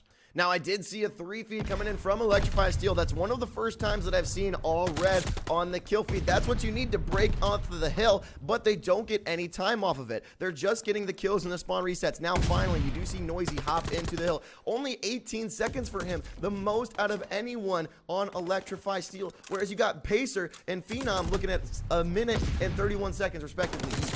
Exactly so, 126-49 as we head towards that P2. And you see right here the difference in, you know, the priorities right now for the side of Esports Ragers. They've got that spawn, and 2 times in Pacer, well, they're holding down these guys. They're not letting them get past that zig line. Unfortunately, though, Assault's going to run out of ammo. So he's going to let that player run free, but the spawns will flip for just a second, though, and it looks as though the convergement of the site has begun, and Noisy gets a blessed spawn. He spawns out towards the back, but 2 times is able to snuff him out. So what looked like was going to be a blessing from heaven does not go into effect, and Esports Ragers hold the hill. I'm not sure if there was a no comm or what it was, but Noisy had no idea that 2-time was there. And the great retake from Ragers after, exactly like I said, Electrify Steel was able to get the break, but they couldn't hold it. And now a tie going in here, as this is a clean break from Mochila and a second player Assault. But here comes the nade from his own teammate. You gotta comm that there's nobody there. What are you doing throwing a nade when you got 2 players on the hill? But you do see Silly does, you know, reclaim a bit of some honor there. Gets a 2-piece. And, well, 141-72 is our stat line as we head into P3. Phenom's going to be watching the back line, not allowing the spawns to go away just yet. This is great work out of him. But Noisy will be able to take him out. That tank heady, I feel like every time we've seen that chow has not gone in favor of the heady. I mean, they've been trying and time again, but you've watched the tapes, you played enough COD, you know someone's going to be there, so it's somewhere that you're going to peek, and your crosshair alignment is going to be set up there, as we do see a total clear on P3. And Pacer hopping on board, 1:12 for him, looking extraordinary on this hill about the same time, and now breaking what Electrify Steel has total for their team. Yeah, and Esports Ragers just ever so presently putting their presence forward and not getting complacent. This is what you need to take out this team of ESG. Pacers even going to go for these new spawns into the back of the barn. 2 times wins that big kill from Silly, but it's going to be Pacer who cleans up the kills. 12 seconds of scrap time to lose isn't too bad because you do force the spawns into that back nanny. So, you know, is it a blessing or is it really a curse in that sense? I'm not exactly sure, but 164 to 91 now. Esports Raiders, they've typically been the ones so far in this weekend to pick up that garbage time. So allowing the 16 seconds there to Electrify Steel, it's not necessarily a change of pace, and it's not a terrible thing because they could get set up here, as Pacer was on a 5, but did get wiped out there, I believe, by Noisy on a double. And finally, you got Silly, who's rocking that positive KD for the first time now for Electrify Steel. They're ticking away this time right now, still more than a hill away, 164 to 103. And Esports Ragers try to get the take. Can Frosty do it? No. Ooh. Noisy on the counter. That was a huge kill. That's going to give him a little bit more time, and now he's going to play his life on the 6th Street. Yeah, he needs to grab this glide bomb, but he's going to get caught, and that's a 4 down. 170 to 108 as we head towards this rotation for the river. And you see right there, every player from Electrify Steel have just been spawned out to that back coop. That's something we got to highlight here. Yep. Esports Ragers, they flip the spawns each time. Put another $1 in the Skids Jinx jar. That was 3 times in the last series I jinxed Noisy on a 6 streak, and already in map number 1, I did it yet again. Pacer on board now, 32 and 23. We talked about at the top of the show how Pacer's got to step up, and he is doing just that. 182 to 112 now, and this P5 can be really dicey. We've seen Esports, or Rager Esports, just struggle a little bit on this P5, but now showing what they can do, tucking away in the corners, and Electrify Steel has even dropped down into like the boat area, but they haven't checked the corner and just gotten picked off. Yeah, and I love how you mentioned Pacer. He's 34 and 25 right now. Phenom doing some shifts in the hill, and once again, another team nade from Silly. Takes out Noisy, and so now Frosty and 2 times they pick up that extra 2, so that's a 3 down. They're going to start spawning out to the back of tower, but the majority of the hill has already been given to Esports Ragers. Yeah, and now they have 13 seconds left of possibility. Phenom with a great pick there. Mochi getting taken down. What is with it, you guys? You're supposed to kill the other team. That is 3 team kills from Grenades, 2 from Silly, 1 from Assault, and now Esports Ragers 226. They can win on this P1.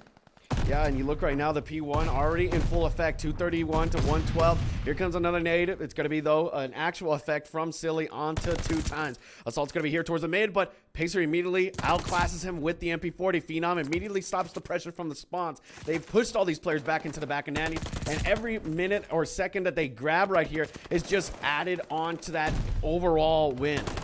2:39, 11 more seconds, and Esports Ragers are going to take map number 1. Frosty with the rat kill. That's always great to see when you see a pistol just popping off in the kill feed. The 2 times getting 2 kills, and now they still can clinch it. 2:45 and counting. Phenom and 2-time hopping on. 2 more seconds, and that is going to do it. Esports Ragers taking map number 1 in a convincing fashion. 250 to 114. That is absolutely insane. That is nowhere near what my prediction of this map was. Like I told you, I thought it was going to go to the match timer. Yeah. But really, those subs from Esports Ragers just coming out here and being so aggressive. You look at those stats real quick. Each one of them within 34 to 37. With a 3 kill differential amongst the team, that means everybody was taking their turn slaying. And we've talked about it as well with Esports Ragers.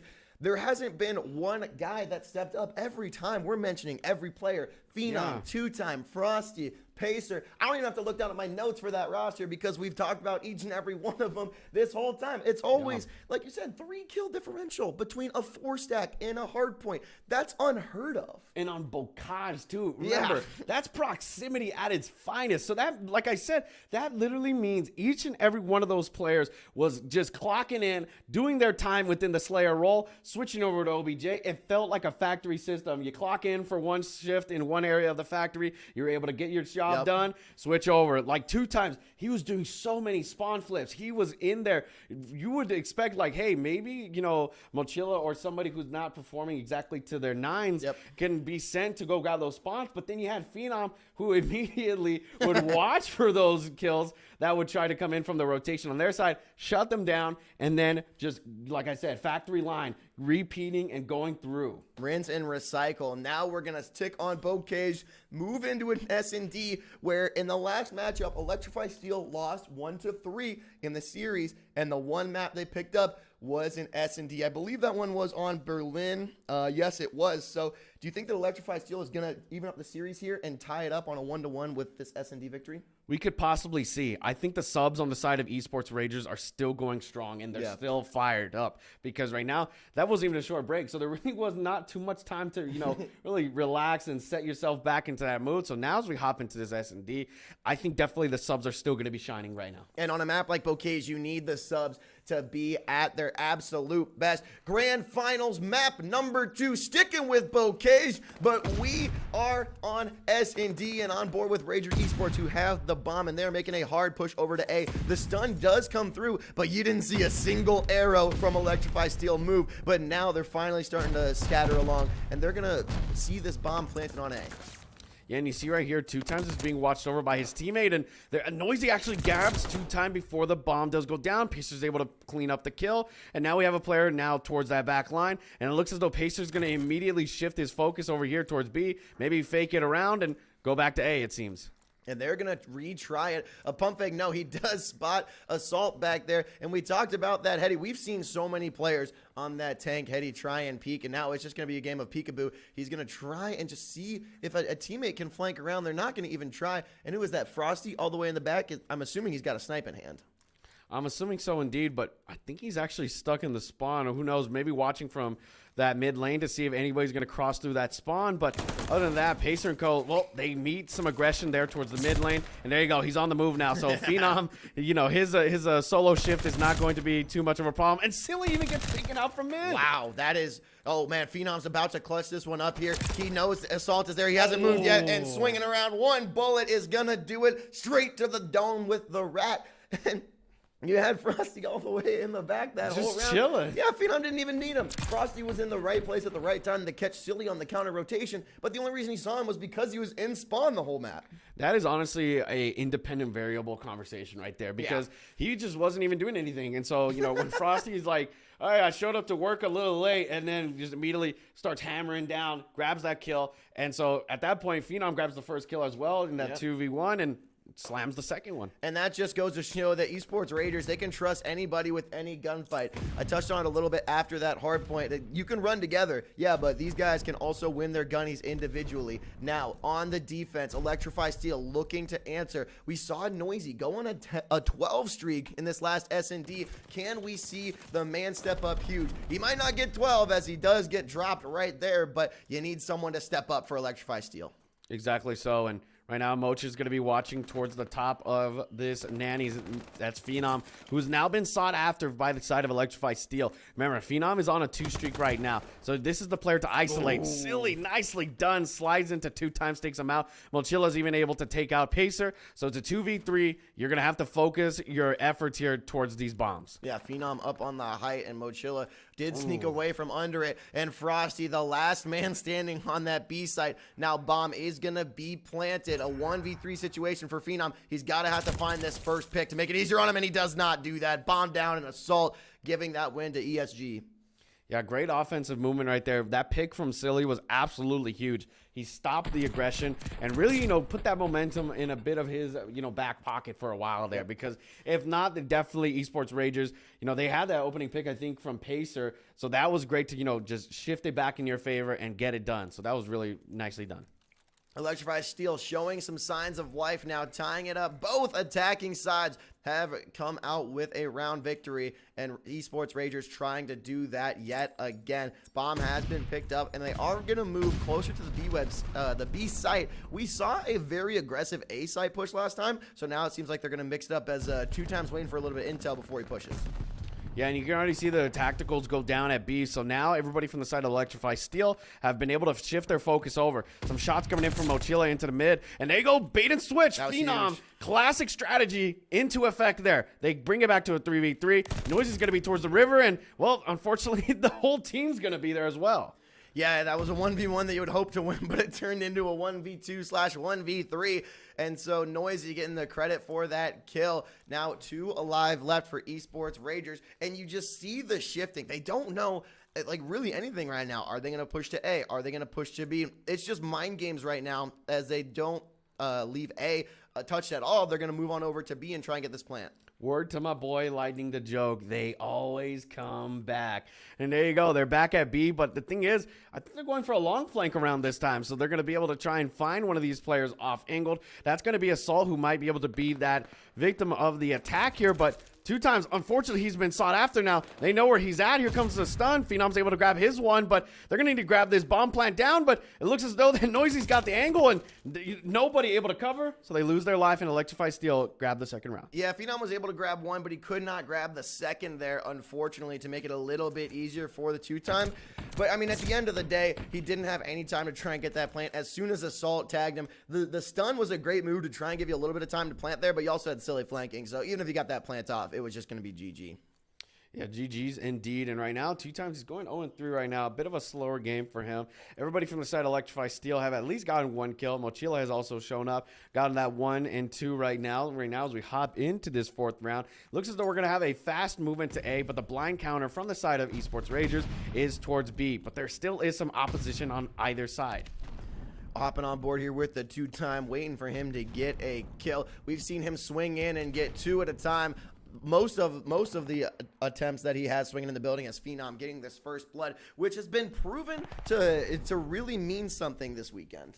It does, and Assault's able to pick up the trade, so that kill has not been lost. So 2-time's going to be hopping up here towards the top. He's looking for these players, and that bomb plant is going to be a big indication, but Pacer takes him out, and Assault tries to get aggressive there and loses his life.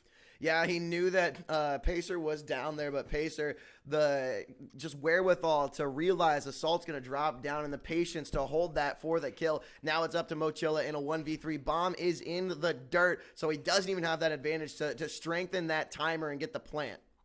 Indeed so, but he's going to really need to work his magic here to grab that bomb. But you have number 4, Pacer, who's currently watching it on a 2 streak. So Mochila's really job here is just do some damage control, get some exit kills, and keep yourself alive, because this is a monumentous task that you're not going to really be able to do. So Pacer's on his iron sights, but there you go. I think that was actually 2 times who got him in the back line. Yeah, you talked about a bait and switch, right? In the middle right there to keep 2-time alive. Yeah. They did the exact same thing where 2-time is able to shoot down Mochila because Pacer just took a couple bullets from him. And even if he didn't connect there, Pacer was still alive. So now we're going to be switching yet again, but this just remains to be a tie ball game.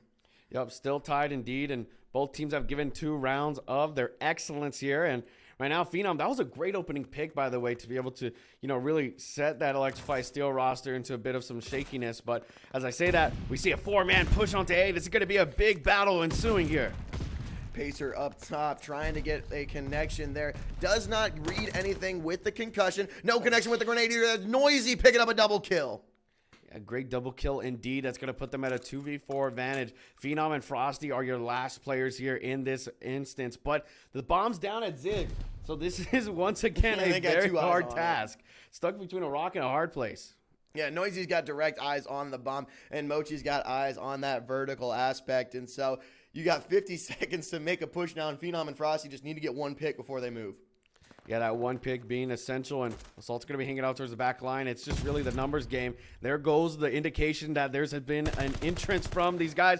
Mochila's going to be hanging out towards the old A bomb. Frosty even grabs a first pick. That's amazing, but silly. You do not get to rest around there. He's ready to go. He's watching that, so it's a 1v3. Phenom, at this point, like I said with Mochila in the last instance, grab some exit kills, try to do something, because I think it's just really hard to really get this one. Yeah, now he spotted Mochila, but I think he thought he was spotted, but Mochila still had no idea he was there until those first shots go down. If Frosty would have been able to slip out and stay alive, maybe it would have been a different story, but I still think that even if Silly doesn't get that first kill, it's just too little time. Yeah, there's not enough time indeed, and So there you go. ESG grabbed themselves a third round. Now we're at a 3-2 as we head into round 6.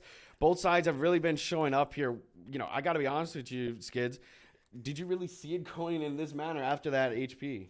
I mean, honestly, I kind of had some sort of prediction, right? Because Electrify Steel, the one map that they did win was the Search and Destroy. So I'm not too terribly surprised, but Esports Ragers, they're going to be, they're ready to fight back, and they're not going anywhere. This 2-3, they're trying to strike here.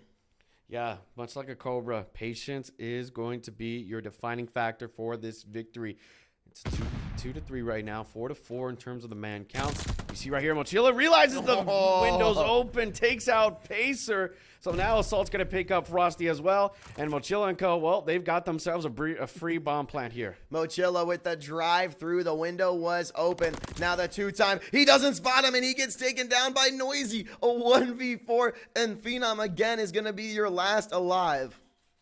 Yeah, he's your last alive here. He's been really holding his life down, and he even takes out Noisy. That stops the bomb plant, but it's still not enough. So now we head into the dagger round with this 2-4 split. Yeah, for the first time, we didn't see it go back into an even split. Assault here on the slide.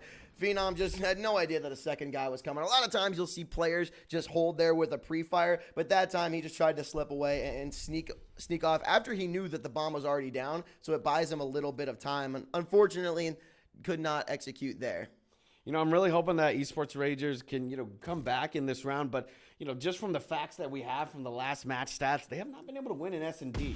So this is their really, you know, their rep match to really, you know, keep themselves warm and keep it going. So if we can get a dub here, that's absolutely massive. But if not, I can expect them to turn up in the rest of these respawns. Yeah, and like even at the beginning of Vanguard, right, when all of these comps started, we saw a lot of the time what happened was a team won 3 hard points and then lost 2 S&Ds. So Esports Ragers showing that they are more so of a respawn titan, as Silly does get the trade there, taking down Frosty to even it up. So I'm not totally surprised that Esports Rager is down in this series, but they just want to pick this up because with as strong of a team as Electrify Steel is, you don't even want to worry about dropping a map.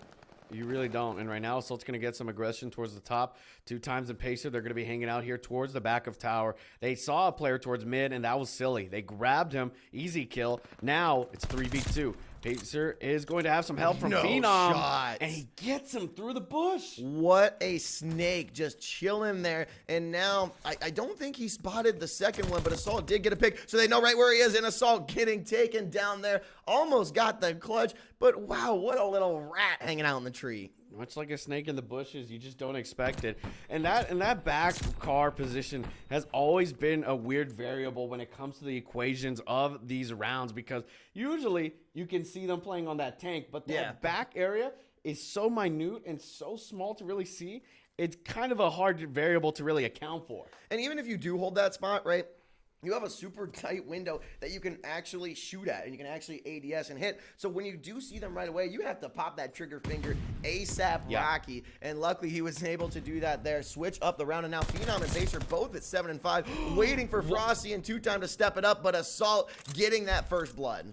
He just wall banged him through that view, but goodness gracious, that denies Pacer any sort of attacking capability. And he's the other kill leader on this team. Both him and Phenom were both 7-5 at the start of this round, but after that loss, he gets down and Frosty with the movement 2 times picks up Noisy, and there you go. Silly puts it back to a 2-2. Mochi got absolutely turned on there, and now the 2-time ready to clutch it up. Him and Phenom against Assault and Silly. 2-time only at 2-6 right now. I want to see him do better as Phenom, the gunny on Assault. This man cannot be stopped. They know where Phenom is now, but the last player is gonna be Silly in a 1v2. Esports Rager trying to tie this one up here. 27 seconds left. Who is gonna peak first? The discipline from 2 times to stay up top, and Silly getting the gun down on Phenom, but the bomb is still in the dirt.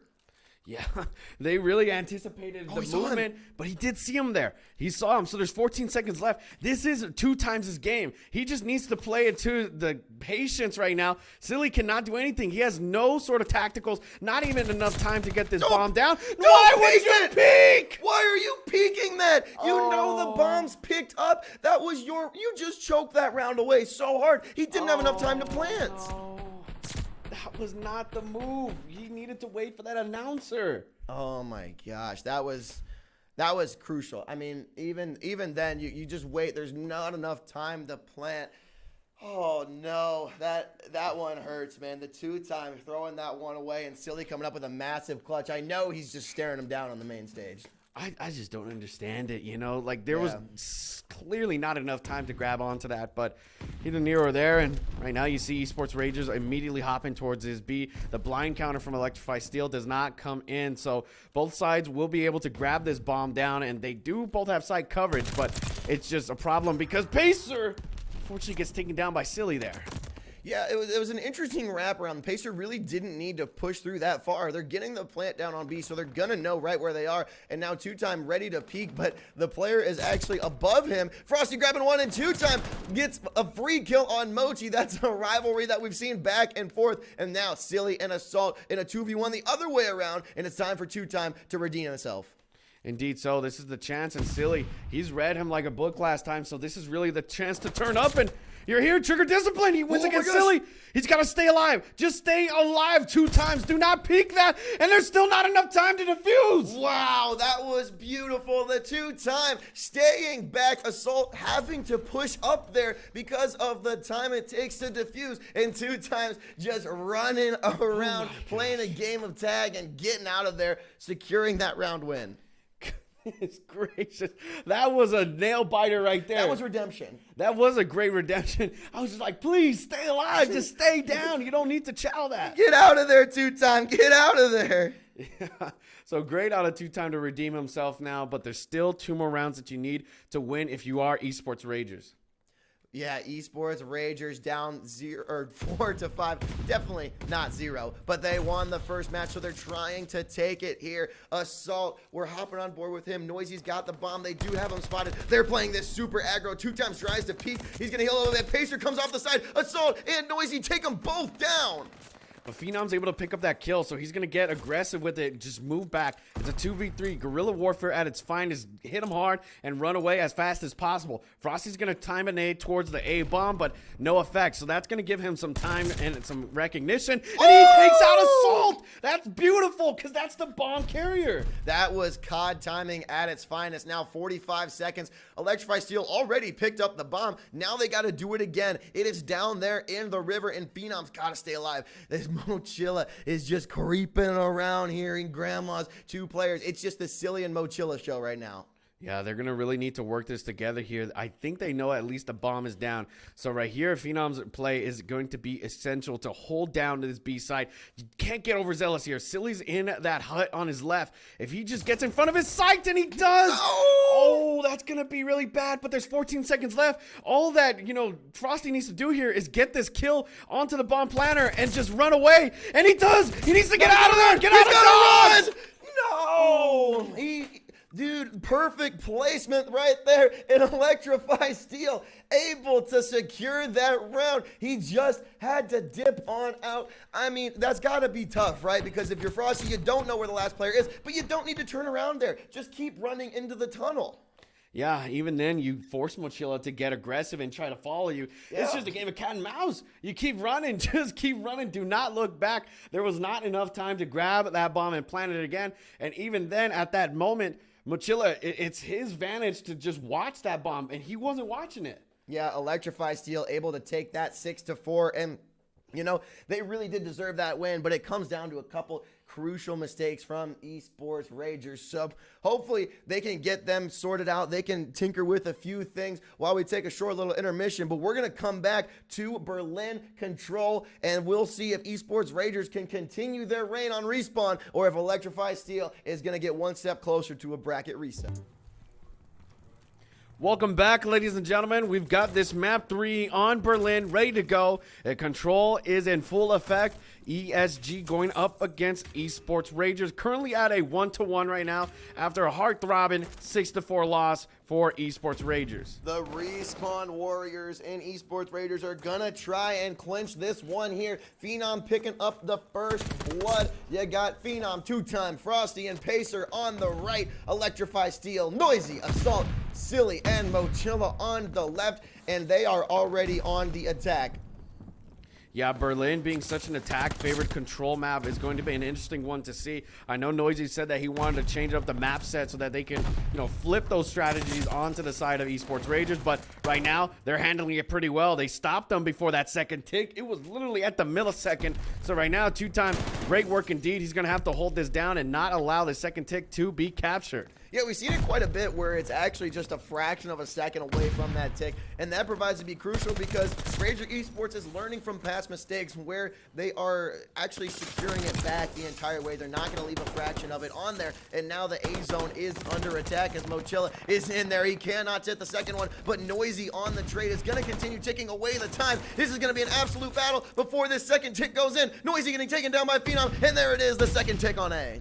Yep, great to grab that second tick now. Currently at a 3-tick set for the side of Electrify Steel. Looks as though they're going to be able to capture A here in just a second, but actually Phenom hops in. He's able to get some shots in and takes out Noisy as well. That stops that third tick from being advanced. You have a minute 5 right now. Silly's going to be hopping in trying to take out 2 times, but the stun comes into effect. And you also have a 2-2 split here. You have 2 times in Phenom while his teammates are working that B and stopping them in their spawns. This could be a blender. That could have been a game-changing stun right there as a 2-time swinging out and showing what he's made of. 6-1 now, getting that last kill on Noisy. 44 seconds left.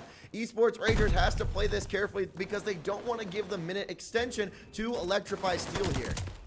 Yeah, they don't, and very smart out of 2 times to try and get out of there, but unfortunately for him, Noisy was ready to go. There's a nice 4 down. They're going to be able to grab this A, so we recommit and focus our efforts back to B. So with 16-11 in lives, that's a 5 life differential. This could be a recipe for success for the side of the Esports Ragers, but it could possibly be bad if we lose another 4 down like that. Yeah, I mean, Electrify Steel really only needs 1 4 sweep to make a difference here. That's also going to give them another tick as Frosty and 2 times get 2 extra kills for Esports Ragers. They are at a 15-8 life advantage, and they're set up in the B. This is going to be an extremely difficult break for Electrify Steel to come in and grab, but if anyone's going to do it, it's going to be them. Yeah, and you look right now, it's going to be Mochilla against none other than the man himself, Frosty. If Frosty loses that right there, that shakes up their foundation. They're able to get attacked from the back, and it looks as though Mochilla was able to grab that effect. Now 2 times has to pick up where his teammate fell, and it looks as though Noisy's already timing the nade, throwing it into Pacer. He's going to be able to tag him up, but Frosty once again goes down, so Noisy's in the advantageous position here to clear out the spawn. And now here comes the pinch, but Noisy getting stopped. Phenom taking him down the 2 times, taking down Silly. Assault with a double kill, though, and Pacer, the last one alive, taking down Assault. That is going to be the stop. No respawns remaining. It is Noisy, Silly, and Mochilla with 28 seconds to try and at least get another tick here to make their lives easier for a possible round 5. Well, still, 4 ticks is a great amount, but remember, like I said before, this map is very attack-oriented. So the attackers definitely have a much better favor when it comes to hopping into these hills. Silly's going to be hopping in. He shoots down, I believe that was Pacer, yeah. And Noisy's the last player, but unfortunately, he gets turned to Swiss cheese as every gun there turns on him. And Electrify Steel unable to capitalize there. They had a really clean take in on A, but Esports Ragers showing again their respawn potential on defense. Now, they've been so powerful on offense, and as you mentioned, an offensive heavy map. Let's see what they can do on Berlin here. Hopping on board here with Noisy and the rest of Electrify Steel on defense. Assault's the only one that's positive on that side, though. Yeah, he put himself in a lot of advantageous positions to really take out the side of Esports Ragers. But right now, as we look at it, they're going to be hopping towards this B, so the blind counter coming into full effect. Frosty's able to open up with the first blood, though, onto Silly. Pacer's looking around. He does see Mochilla, but Mochilla was able to grab that kill onto him. So the trade comes in from 2 times. Assault holding down the back line. He's that last sentry. He will get taken down, but you look at number 1, that's going to be Noisy, who's hopping onto the site, clears it out, and the shots are coming in from everywhere. Noisy with a double right there. That's a good way to get the stop, as this B is just so hard to capture because it is so close to the spawn. So they're going to get a little bit here now on A. A rotation around from players 3 and 4. That's Silly and Mochilla trying to get some angles, and now Assault coming in as well. 1.5 ticks in on the A. Mochilla's about to bust his way in. He gets stopped, though, and Phenom hiding behind the door takes down Noisy as well. Yeah, great 3-for-1 trade there. They're going to be able to grab this A. The 2-stack was very beneficial to them. So now Phenom and Co., they've got to use this opportunity that's been presented to them to move fast. Assault's hiding out within the train yard, so that's going to be a problem and a half. Noisy as well moves on, but they grab this A side. Assault now, MP40 in hand. He's going to try and get aggressive. He sees 2 times. 2 times does not see him, but looks as though he's going to lose his life. But Frosty, very smart of him. He's going for those spawns so that they can grab a foundation at this B. And now the B is posted up. You see Pacer and Frosty trying to make their way in. Who's going to draw the first blood here? Esports Rager up by 3 kills, but that can change with the drop of the hat. Phenom getting 1, but Silly, Noisy, and Assault controlling that kill feed. Frosty, the last alive, takes down 2, and a team kill yet again. It's been a whole 2 maps until we've seen a team kill. And Frosty's position here is so essential because he's holding down these spawns. He's putting pressure. So what was going to be an opportunity for the side of Esports Ragers has now slowed it down. But 2 times, he's not allowing that. Nice shots with the turn on to Silly there. He's going to be able to hold it down. And finally, they take down Frosty. But it's 17-14 in lives with 1:20. That's what we've wanted 2 times to be doing this entire time. We've seen him pull those off time and time again. That 2-piece can absolutely take control. But the 4 full stack out for Esports Rager, that's going to make things a little bit easier for Electrify Steel. The live count is pretty even and no ticks here on B yet. Yeah, so now that was a pretty good play call from Phenom to be able to, hey, let's get stacked together. Let's get this done. That's a 2-for-1 trade. 2 for 2 now. Noisy going to be able to hop on, gets aggressive, 3-for-1, and there you go. Frosty tries to go for those spawns again, but Mochila has learned their play. So now there's only a 1 life differential here. Yeah, and if you're going to push up into the spawn there, if you're Frosty, then you got to be able to win that one as 2-time getting the trade there on Noisy. Noisy almost got that double, and Mochila with the long-range SMG unable to connect. But Frosty loves that flank. You just got to win your ones if you're going to do that. Especially so with the live count being 9-9 now. This is the most equal we can get. They need to at least grab 2 ticks here if they want to work towards that round 5. Pacer's going to be hopping in. The window has been broken, so that's a 2-way view. Assault's able to take out Pacer. Now the site is being besieged from both. The 2-for-2 trade, 10 seconds left. You've got to get on here. Assault's going to be that last line of defense with Silly, but it looks as though that no effect is going to come through, so no players from the side of Esports Ragers are able to hop on. So that will give them 3 ticks for the side of Esports Ragers. Nobody is able to bust into this B site yet. A 1-1 tie ball game. Electrify Steel able to take that one. And it makes me wonder, do you think we're going to get a little bit more of an aggressive B push now? Maybe a pump fake to A and then a 4-stack into B? There could possibly be that. Like we said before, it is a bit attack-oriented. Frosty had the right play there, though. He was trying to hold down the spawns, but the moment he let off the gas a little bit, these players were able to just use that proximity to their advantage, get back on B, and get the job done. So right now, if I'm on the side of Esports Ragers, I need to just keep focusing these attacks and just show up with Frosty. Try to send somebody in the back with them.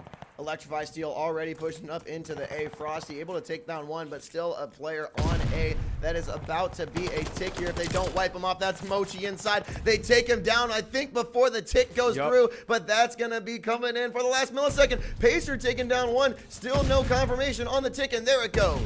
Yep, there you go. They were able to just hop in, grab that quick tick, and right now Pacer and Co, they're just watching that bead, thinking, like you said, maybe that was a pump fake, but still not going to be the case. Noisy and Co, they've got this one on lock. Silly's going to be helping them out. So they hop onto the side. The stack comes in, but Noisy, like he saw Frosty do, it's time to get aggressive. It's got to hold the spawn to give them some access to B, but looks as though Phenom's not going to be able to help them out just yet. Yeah, Noisy with a pretty big kill there, and now Pacer going to try and trade out. Noisy with the peek. He put down shots. That's a little bit sketchy. He tried to pump fake him, but the discipline from Pacer to ride it out there, and 2-time not clearing the site, using it as bait. He knows that a player's going to come swing through. Who's going to peek first as Mochila in the mid, and he does not get Phenom.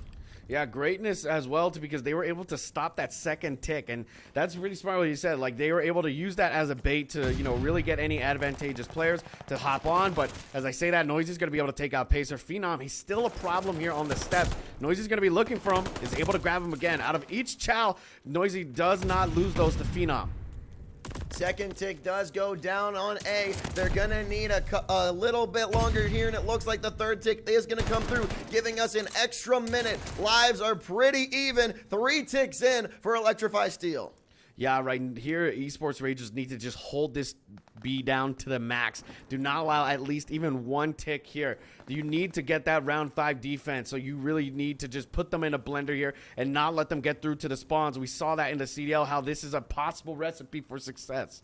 I mean, we know that Electrify Steel is going to play this patient. They're going to play for that first pick before they push in. So who's going to overextend? That is Pacer getting shot out, but staying alive. And Frosty actually getting the first pick on Noisy, which may stop it a little bit. But now you see Assault and Mochi ready to swing in as Silly gets that blood. Yeah, but he will get traded out immediately. Phenom as well will get traded out. But here comes some shots. Pacer's going to stay alive. Assault's the only player on this site, so every player's going to converge onto him. Noisy's going in a forward aggressive position, but he does get taken down. So that proximity spawn once again going in favor of the side of Esports Ragers. And the V-tick getting entirely cleared. 15 lives for Esports Ragers, 10 for Electrify Steel. That could come back to bite them. That is what we saw that first map. Lives becoming a major factor as Mochi and Assault getting 2 kills there to tighten the gap a little bit more. But the 2 times taking down 1 cannot get the second. Yeah, and so Frosty and Pacer are going to use that spawn to their advantage, try to get forward, but there's also a player on those pillars. That's Silly. Noisy's going to stay alive as well. They hop into the site, and now Phenom's that last player. He does not have any teammates really near him. 2 times gets some kills, but you still need that teammate support. No ticks, though. No ticks and 1 respawn remaining for Electrify Steel. Assault is going to pick down Phenom. That is massive because not only does that help them a little bit more as Noisy's getting 1, they're not burning any lives. Every single one matters. 5 seconds. You have to make a push now and stop this clock. But Frosty taking down 1, getting traded by Silly. 1.8 seconds left. No respawns for Electrify Steel. 2 players in the hill. 1 tick is about to come through. Pacer trying to put down a stop. Here comes a tick. 1.8. Noisy with a pick. Now no respawns for Electrify Steel. 2 lives remaining for them. They may get the second tick. They do. This could be a full resweep as 2 times trying to jump in the hill. Cannot connect. This is a full collapse right here. And Electrify Steel able to clutch it up from capping all zones. There you go. That's 6 ticks for the side of Electrify Steel at 1.8 seconds. That is massive for them. So now, as we look towards that round 5, I don't think there's any possibility of it now because no matter what, even if, you know, Esports Ragers grab the 6 from this round, they'll still have that 1 tick over their heads. And the absolute collapse from Esports Ragers, we talked about how they threw away a round or 2 in Search and Destroy and not being able to stop one last push of Electrify Steel. That could come back to bite them now as Silly and Mochilla 3 kills right off the bat. Yep, right off the bat indeed. And there you go, Pacer, nicely done. Takes out Assault. Remember, you need to just sling these 2 attack rounds in a row if you are Esports Ragers, but Electrify Steel have put themselves in a great position here now. Looking to really just capitalize and make it a 3-1, but 2 times isn't going to allow that. Takes out Noisy, pushes these players back into the spawns, even closes the door, says, no, thank you, sir. No loitering around here. Let's capture this site as the 2 stack comes in. And you need to cap this as quickly as possible to give you as much freedom for this B push because you struggled with it last time. You didn't even get a single tick. So now 2 ticks coming in from that A site. It's about time for Noisy to swing on in. Can he get the second one? He does get 2, but a third is there. Phenom snaking that extra kill. Just a little bit left on the A site. Mochi dropping down. Phenom had no clue he was there, and that's going to be a clear. There you go. Mochilla comes in the last second. The savior. Silly's even going to come in to reinforce the site. 2 times watching. Breaks through the door like the Kool-Aid man with some help from Frosty. They get the job done. Now they can stack onto this site. Assault and Co. They're trying to hold down these spawns. Just absolutely put that detrimental set into the sides of Esports Ragers. Now you've got a convergence here coming towards that B site. 2-1 Electrify Steel trying to clinch it up right now. This B site, which has proven to be super hazardous for Esport Rager. Assault able to get a kill there and stop what could be any sort of push now. Lives are favoring Electrify Steel for the first time in a while. Yep, first time in a while too right now. And let's see how it goes because 2 times going to be hanging out towards the bottom here. He's waiting for Phenom and Frosty to get aggressive here. Remember, this is the chance to do it. You need to hold these spawns, but unfortunately for them, no players are going to be sitting out back. So everybody from the side of Electrify Steel Gaming have pushed up and are just holding down. So unfortunately, it's a reverse trap. They're the ones currently on the R side. Mochilla's that last player onto the site, so it's Frosty's job to really take them out. 2 times at 30 and 18 right now, but still Esports Ragers unable to get anything going. Assault in perfect position to get the double kill, and just no pushes coming in here from Esports Ragers. Not what we were expecting to see. Not what we were expecting to see at all, and right now it's 19-13 in terms of the lives. Electrify Steel are currently up within a 6-life differential. 2 times it's trying to hold down the spawns, but Silly has the pre-fire, gets him down. 30 seconds remaining now. The time is ticking. Pacer even tries to do some jobs, but Silly with some body shots, letting him know, hey, we are stealing this respawn off of you and doing it in a just absolutely dominant fashion. That's not the first time that we've seen Silly shoot some bodies, and we've seen him more than anyone else. 2 times, could not get the kill there. He had 1 more bullet, and Silly was dead, but instead, Mochilla able to get the kill there. 3 seconds left, and that is going to be Electrify Steel grabbing this Berlin control and a 2-1 series lead. Yep, they take it now and put the series to 2-1. That 3-1 looking very strong out of the side of, ESG. We did not expect them to really do too much in terms of the respawns because that was, Esports Ragers' backyard. But like I said, they just need to steal 1 HP or 1 control, and that's what they did. They came in, they showed up, got that win condition into their favor. And, even though it was more attack favored, Frosty's efforts towards those spawns, it wasn't physical. There was nothing that was giving them that advantageous position. And now we're going to go to Tuscan Hardpoint, another respawn mode, which we expected Esports Ragers to win that last one, but Electrify Steel showing why they are in the grand finals. Phenomenal performances there, but you just got to be a little bit upset if you're Esports Ragers. You're better than what you just showed. Yeah, that definitely was a bit of a rough one. It just, like Noisy said, he wanted to switch up the map set. He did not want Esports Ragers to have a comfort level when they're coming into these maps. So you could definitely see that comfort level was not there. Sending Frosty by himself to try and do a team's job was exactly not the play right there, in my opinion. Yeah, and so on this Tuscan, now we haven't really had Tuscan Hardpoint for either of these teams. We've seen it with a couple other matchups, but nothing really to talk about in the history for these folks. But do you expect that Esports Ragers is going to be able to pick this one up and start to, fire off some of the miscues that they've had in the past? Yeah, and the biggest thing right now for the side of Esports Ragers is just win this next, hard point and try to just, show that new life that they had in that map. It looks like some of the players are using the bathroom here. They're taking a quick little break. I don't blame them. This has been an electric series. They need to get all the energy they can get. Stay tuned, folks. We're going to take a short little intermission, and we will be back with match number 4 in the grand finals. Back in the hard point action, we are in the respawn. Electrify Steel up 2-1 in the series, trying to get this bracket reset, and they're already on this P1 just set up. We've seen Mochilla be an absolute demon, and he's already hogging 15 seconds on the time. Esports Ragers wanting to claw their way back. Skids and Sassano back in the booth for a little bit more action. Yeah, and this is going to be an interesting one indeed, and we saw how it was that last matchup. So right now, as we hop into this, it's just all bets off, all gloves off, and we need to get this rolling. Yeah, and so look right now, you can see here, Esports Ragers are going to be able to hop on for a second here, but a little bit of some production errors, no worries, ladies and gentlemen. But right now, you can see Esports Ragers are currently up within this map count, or actually, excuse me, within this map, but Electrify Steel, they're currently up 2-1. We are back into it, and Mochilla on the hill, 20-38 right now. Electrify Steel needing to establish it here because we've seen Esports Ragers. I talk about it every time that they're on Tuscan. It's that P1 and that P3 that they just absolutely dominate. So if Electrify Steel can get as much of an advantage before those 2 hills come around, I think they're going to be able to work. And what is an Electrify Steel matchup without a team kill? There is Assault taking down Silly with a grenade. A little bit of revenge from map 1.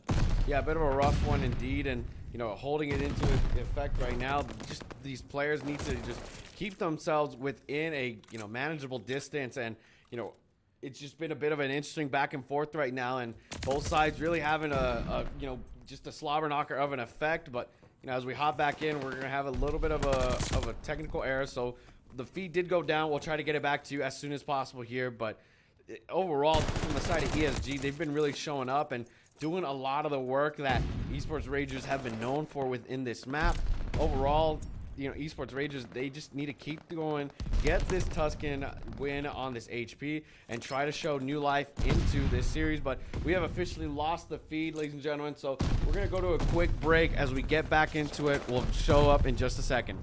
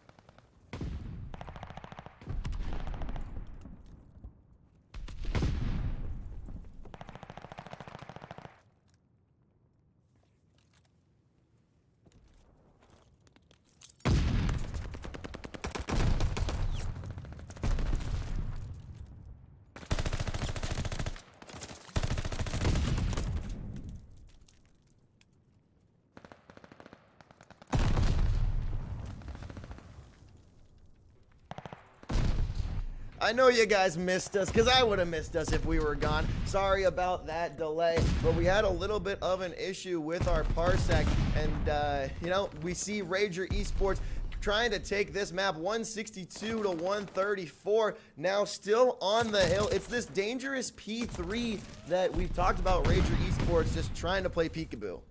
Yeah, trying to play peekaboo indeed, and right now, you know, you look at it right here, Esports Ragers are able to get themselves up to a nice advantageous position, but right now, with the way that they've been playing, they're just trying to just smother those effects of the efforts from the side of Electrify Steel Gaming. Yeah, and Electrify Steel taking that 2-1 series lead, trying to clinch up this series in that hardpoint respawn, but it's just super critical every chance they get. You know, every chance is going to be a new opportunity for them to try and overcome this, but it looks as though Make this up. Yeah, we literally cannot make this up, ladies and gentlemen. We are having once again another production error. We're gonna try and get it back up going. I'm so sorry. Y'all got the feed though, and that's what matters. Exactly. Y'all are still able to see, but unfortunately we are not able to. So we'll get back at it in just a second. See you soon.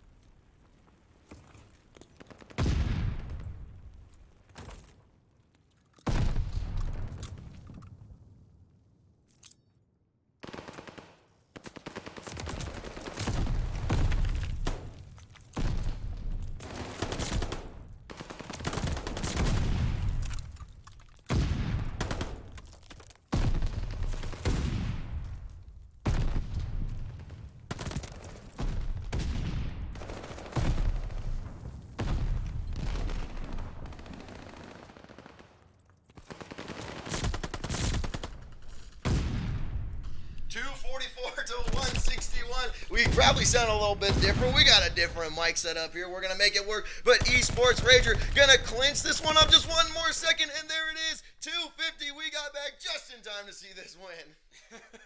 Yeah, you know how it is, ladies and gentlemen. It's Call of Duty. It's not going to be a game without some problems, but you know, 250 to 161. And unfortunately, it's not on the side of Fetty at all. So don't you worry, ladies and gentlemen. It's just the internet within this area. So we're trying to get it back up and going, but this is the best that we can do for now. Never blame Fetty. It's never his fault. We love Fetty. 250 to 161. Esports Ragers gonna tie it up now with a shot to win it on Search and Destroy. And it really doesn't get much better than an S&D to clinch the grand finals. Hey, I'm praying for a round 11. I'm gonna be completely honest. Yeah, it'd be awesome to get us around 11, honestly, but from just the way we've been seeing it, it looks as though there's still some life on this Esports Ragers team. They're trying their best to really get it done, and right now, from the way we've been watching them play, there's still life in this team. And it looks like Phenom was popping off according to y'all in the chat. I mean, did we expect anything else? Sasano, you talked to him before, and you know that guy, you know he's just ready to roll. You know, his game plan, he told me coming into this, was going to be that they wanted to take it to a map 5. But overall, from what we've been seeing, he's not lying. That map 5 is now on board, and we're going to really have a fast one to really just, you know, decide that this S&D goes into their favor, or are we getting that bracket reset? Hey, I mean, if y'all in the stand, y'all fans, if you want this bracket reset, let us know in the chat, or do you want Esports Rager to clinch it right here? Yeah, this is going to be the opportunity to really get these things down and just move into a sense of the urgency. You got to get the job done, and you got to get it done now. Word to Kobe, job's not finished. Job's not finished. Fighting for their tournament life. Who's going to come out on top in Berlin? Search and Destroy. Yep, now we're back into it here. We're going to have some movements of both teams now at a 2-2 true neutral. You know, it's going to be a good one indeed. Overall, you know, with the way that we've been seeing the side of the S&D of that first one with a 6-4, but right now, but just the way that these teams have been playing has absolutely been crazy. We need to get this job rolling, but overall,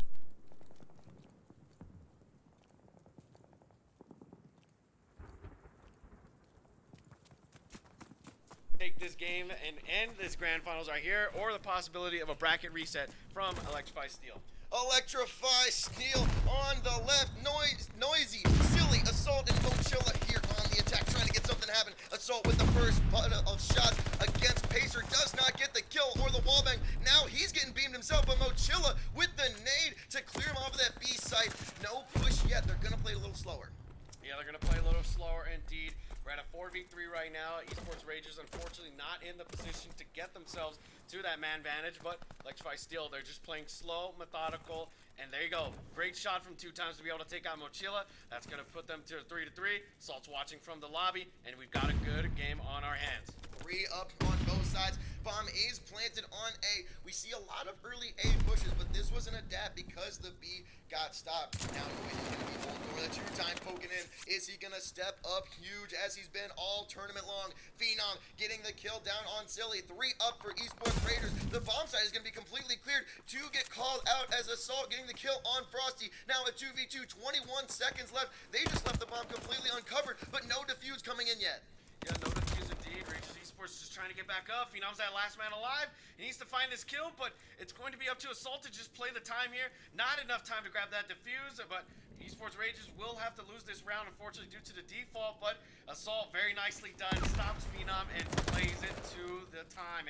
But Phenom does get that exit kill, so that will help out towards streaks. Yeah, I mean, it was kind of crazy because both players on Electrify Steel pushed out and picked up 1 kill. I'm wondering if there was either like no comm or they didn't know that both players were gone and away from bomb site, because there was time for a quick defuse if they wanted to grab one with a second player to hold. Either way, Electrify Steel able to grab that round. Able to grab it indeed. So now we're going to have some movements here from the side of Esports Rangers to really work that offense, because right now the defense just clearly was not in their favor. They lost that due to the default of time, but let's see this movement towards B. Each side moving in. The fast counter coming in from the side of Esports Rangers. They're going to be hopping in. Noisy's hanging out towards the back lane, and Pacer wins that crucial 1v1. Pacer coming up big and getting the plant off as well. Phenom at 3-0 right now. Going to try and play for any sort of streaks. You know, that's a ways away, but if he gets it, that could be game-changing, series-clinching. Bomb is down, 35 seconds left. 3 players up still for Electrify Steel. They're going to have to try and get that first pick. Look at this. Here is two times. He gets the pick on Mochilla. And you see right there, Assault's able to grab the trade, but Frosty will pick him up. Silly, he's up to his vices, and so gets taken out. And now the offense for both teams have now gone in their favor. And we're at a 1-1. And it's all about playing together. We talked about it at the top of the show plenty of times, but if you can run that duo together, 2-time able to pick up that trade and a massive kill inside Library against Mochilla, he was the hero of that round, tying it up for Esport Ragers. Yep, we're tied up now at a true neutral, 1-1, 2-2 in the map count. Possibility of a second bracket here. Let's see it go in right now. Mochilla has picked up the bomb. We're going to be heading towards this A. We look at the side of Esports Ragers, and they're sending a nice little 2-2 split. One watching through that mid, one going to be hopping on, and 2 times, well, he's going to face the brunt of the aggression here in a second. Knock. 2 times sees the door open right his way. Who is going to peek first? They're going to swing in together. Is Noisy going to see him? The shots are going to come in. 3 players storm into the A-bomb site. Noisy and Silly getting kills there, and Frosty getting another one for himself. Yep, great shots indeed. Unfortunately for 2 times, he was just caught by that aggression. Now in a 2v3, 55 seconds left. Mochilla's got the bomb. It's his advantage to try and go for a rotation here, but Pacer, he's trying to watch that. Does not see any players on A, but Noisy, he was able to find them, so now they got to rotate around and get this job done. 3 players up. That's Noisy getting a kill for Electrify Steel. Pacer just getting picked off. Cannot get the kill on Mochilla. That would have been pretty solid, but now they know exactly where you are. Bomb is going to go down as if it even needs to. They just got to get this last pick, and there you go. Electrify Steel taking another round. Yup, 2-1, and we've really been seeing the offensive come through really strongly here. They've been using that confidence in their steps to make sure that each round is a guarantee. So right now, these defenses are really going to be that shining light if we're going to see any sort of round deterrence. Switching sides now, 2 rounds. Electrify Steel, 1 to Esports Rager. They are trying to clinch it up here. The grand finals, 4.5K on the line at the EZone Texas LAN. Rager Esports back on the offense. Yep, back on the offense indeed, and there you go. You're going to see Pacer pick up the bomb. Now they move towards B. That classic stereotypical push is going to be coming in. Noisy once again caught on that windowsill, but he's smart. He's learned from this time. Gonna sit back, wait for his teammate Assault to watch over him. So there you go. He gets in aggressively. Mochila's going to be able to take out Frosty, and Pacer, my goodness, just getting shot left and right. Assault's going to have some problems with 2 times, but 2 times he goes in aggressively and does not get that kill. So Phenom's going to be your last player alive after that trade-off. He's going to get caught down by 2 ARs and a sub. So Electrify Steel win another round in a row. Now, we were seeing back and forth, but Electrify Steel able to win that first S&D. They're going to try and do it again. Now, Silly with that last kill. The 2-time was able to pick up 1, but couldn't get the second on Noisy, which Noisy's just been an absolute beast so far today. So to see him pick that one up is no surprise whatsoever. Yep, no surprise at all. Now we get ready for this defense from the side of Esports Ragers. We haven't yet to see really the defense, shine for them. Electrify Steel were able to take that round. Great movement out of Noisy. He was just absolutely teasing that window, not allowing those players to feel comfortable within that bomb plant, and that's what you got to do. You got to put them out of their comfort zone. 3-1 is our round count right now as we hop into this round, and it looks as though Frosty's going to be able to open up with a first blood onto Mochila. That is crucial because most of these first bloods have been coming through the side of Electrify Steel.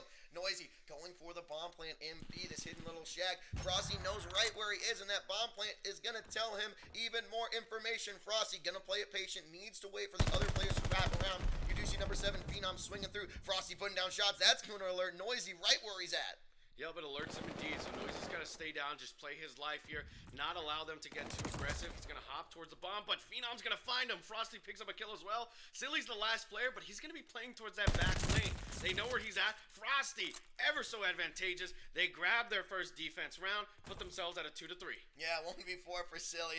There's not a lot you can do there to try and clutch that one up. They already know where you're at. Bomb's going to get defused, and so Esports Rager able to grab that one there. 2-3 for them. Electrify Steel hoping to get back in on the defense. Hoping to get back in indeed, and that's a nice movement though to be able to grab a 2-3 right now. Remember, they are playing to the game of the side of Electrify Steel. Esports Ragers just need to just play calm, get it down, get their strats going, and just really show up, because right there they showed up. They were there, able to help each other, and got that round. 3-2, Electrify Steel in the lead. Bomb is in the hands of Pacer. We've seen him step up 1 or 2 times, but now at 1 and 4, he seems to be struggling a little bit on this Berlin S&D. Assault ready, has eyes on the B side. First blood is going to Phenom. Noisy's going to push up in and get the kill. Bomb is down. Bomb has been down in the worst possible position ever. It's at that B bomb. Frosty 2 times and Phenom are going to really need to work together here. Silly grabs that big kill off of Frosty towards top 3rd.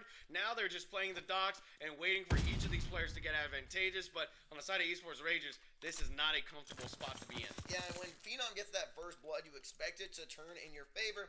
But Pacer unable yet again to get that crucial kill. Noisy getting the jump on him at 6 and 3. And we expect nothing less than the S&D beast himself.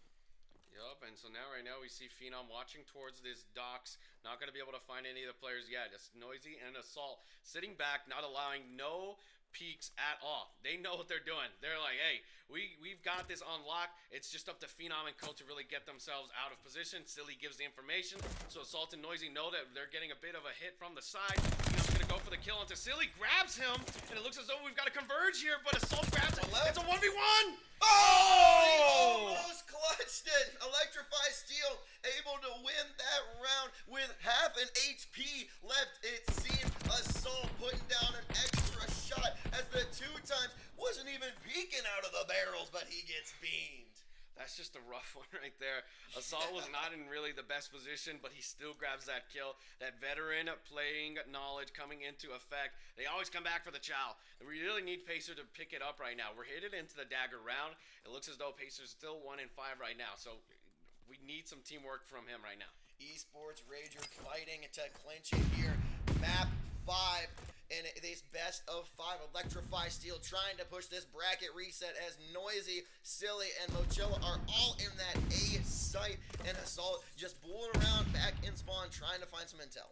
Yep, you're going to see Noisy realizes they've got a free site here. Pacer's going to try and get back. Remember, like I said, Pacer needs to step up and help his team. Noisy will get the bomb planet. Assault picks out Phenom. That's a great pick out of him. stop that AR. There it is. Noisy getting taken down 2-time, and Phenom getting taken down as well. Silly with the blood. 29 seconds left for the defuse. Pacers in here. There is a player laying down behind bar. Mochilla gets taken down. That's a clear sight, but they just don't know it yet. It's a 2v2 situation. You got to get a little bit of intel. 2 players here. Who's going to get the first pick? He's got eyes on. He's going to swing Assault. Able to dip around an Assault. Turn it on the man. And there you go, Frosty picks out the first kill, but it's just up to Assault to stay up, and he does, but there's not enough time. So that gives Electrify Steel their match point. Esports Rangers, they've got to work not only just these 3 rounds to get them to that round 11, but they've got to work for that round 11 too, and this is a mountainous task to go against. Assault may have just saved Electrify Steel's tournament life, winning that 1v1 up by P5. Match point here for Electrify Steel to take map number 5 and push us to a bracket reset. Yeah, the bracket reset ever so present now into our horizons. Esports Rangers are going to have to work up 4 rounds in a row if they're going to want to win this and just deny that bracket reset. Let's see, as we see a big movement towards the middle crack right here.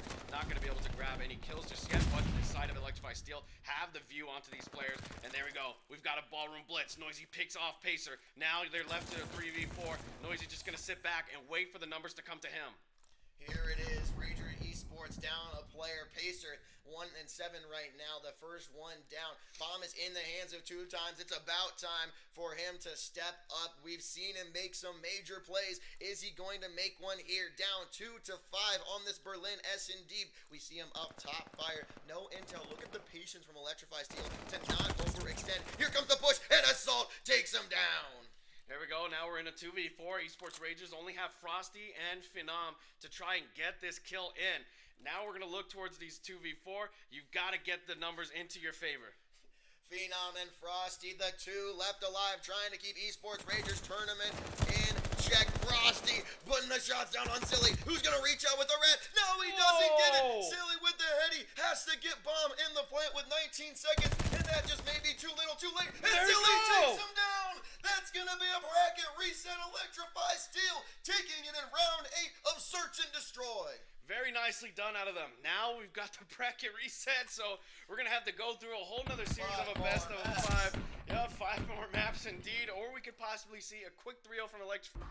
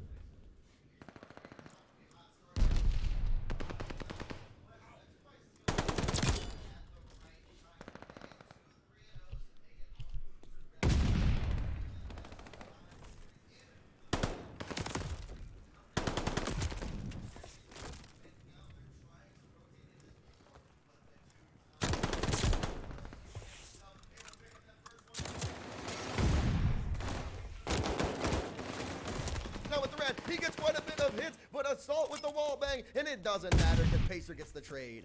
Great trade out of Pacer there. 2-times, unfortunately, did keep him at bay, though. So that was a bit of a shining light there, but 43-10 is our stat line as we're getting ready for this P3, but 2-times still not giving up this hill. He wants this majority time, and he's going to grab it. Assault's going to be the only player to contest him, but even then, Frosty gets him with a nicely placed nade. The rotation in effect, and for Electrify Steel, they still maintain those P2 spawns. So even though this happened yesterday, right? Esports Ranger and Electrify Steel, they have played each other. But I noted in the last time that they did that Electrify Steel was good at getting those kills down. But Esports Rangers gets the initial break, and Electrify Steel can't retake. And we've seen that already off of these first 2 hills. Granted, it's just P1 and P2. 2, and Electrify Steel now on it with Assault holding main door with that exit to fire. 2 times is waiting on his teammate. Can they do it yet again and get another break as Phenom grabs one and Noisy swinging out to take down 2 times? Yep, comes in and swing in, and there you go. That's a 3-for-1 trade. Phenom is going to get taken down, and now 25 seconds left, 61 to 36. Electrify Steel coming back up into the score range. 2 times, nicely done. Takes on Mochila, but he's going to get some opposition from Silly and Noisy. They work together to get it done. Silly on a 5 spree right now. Assault's going in with the time on the hill, and everybody's just taking a shift here and working together, which is great to see. Silly stepping up huge here, 11 and 4 with that 5 streak.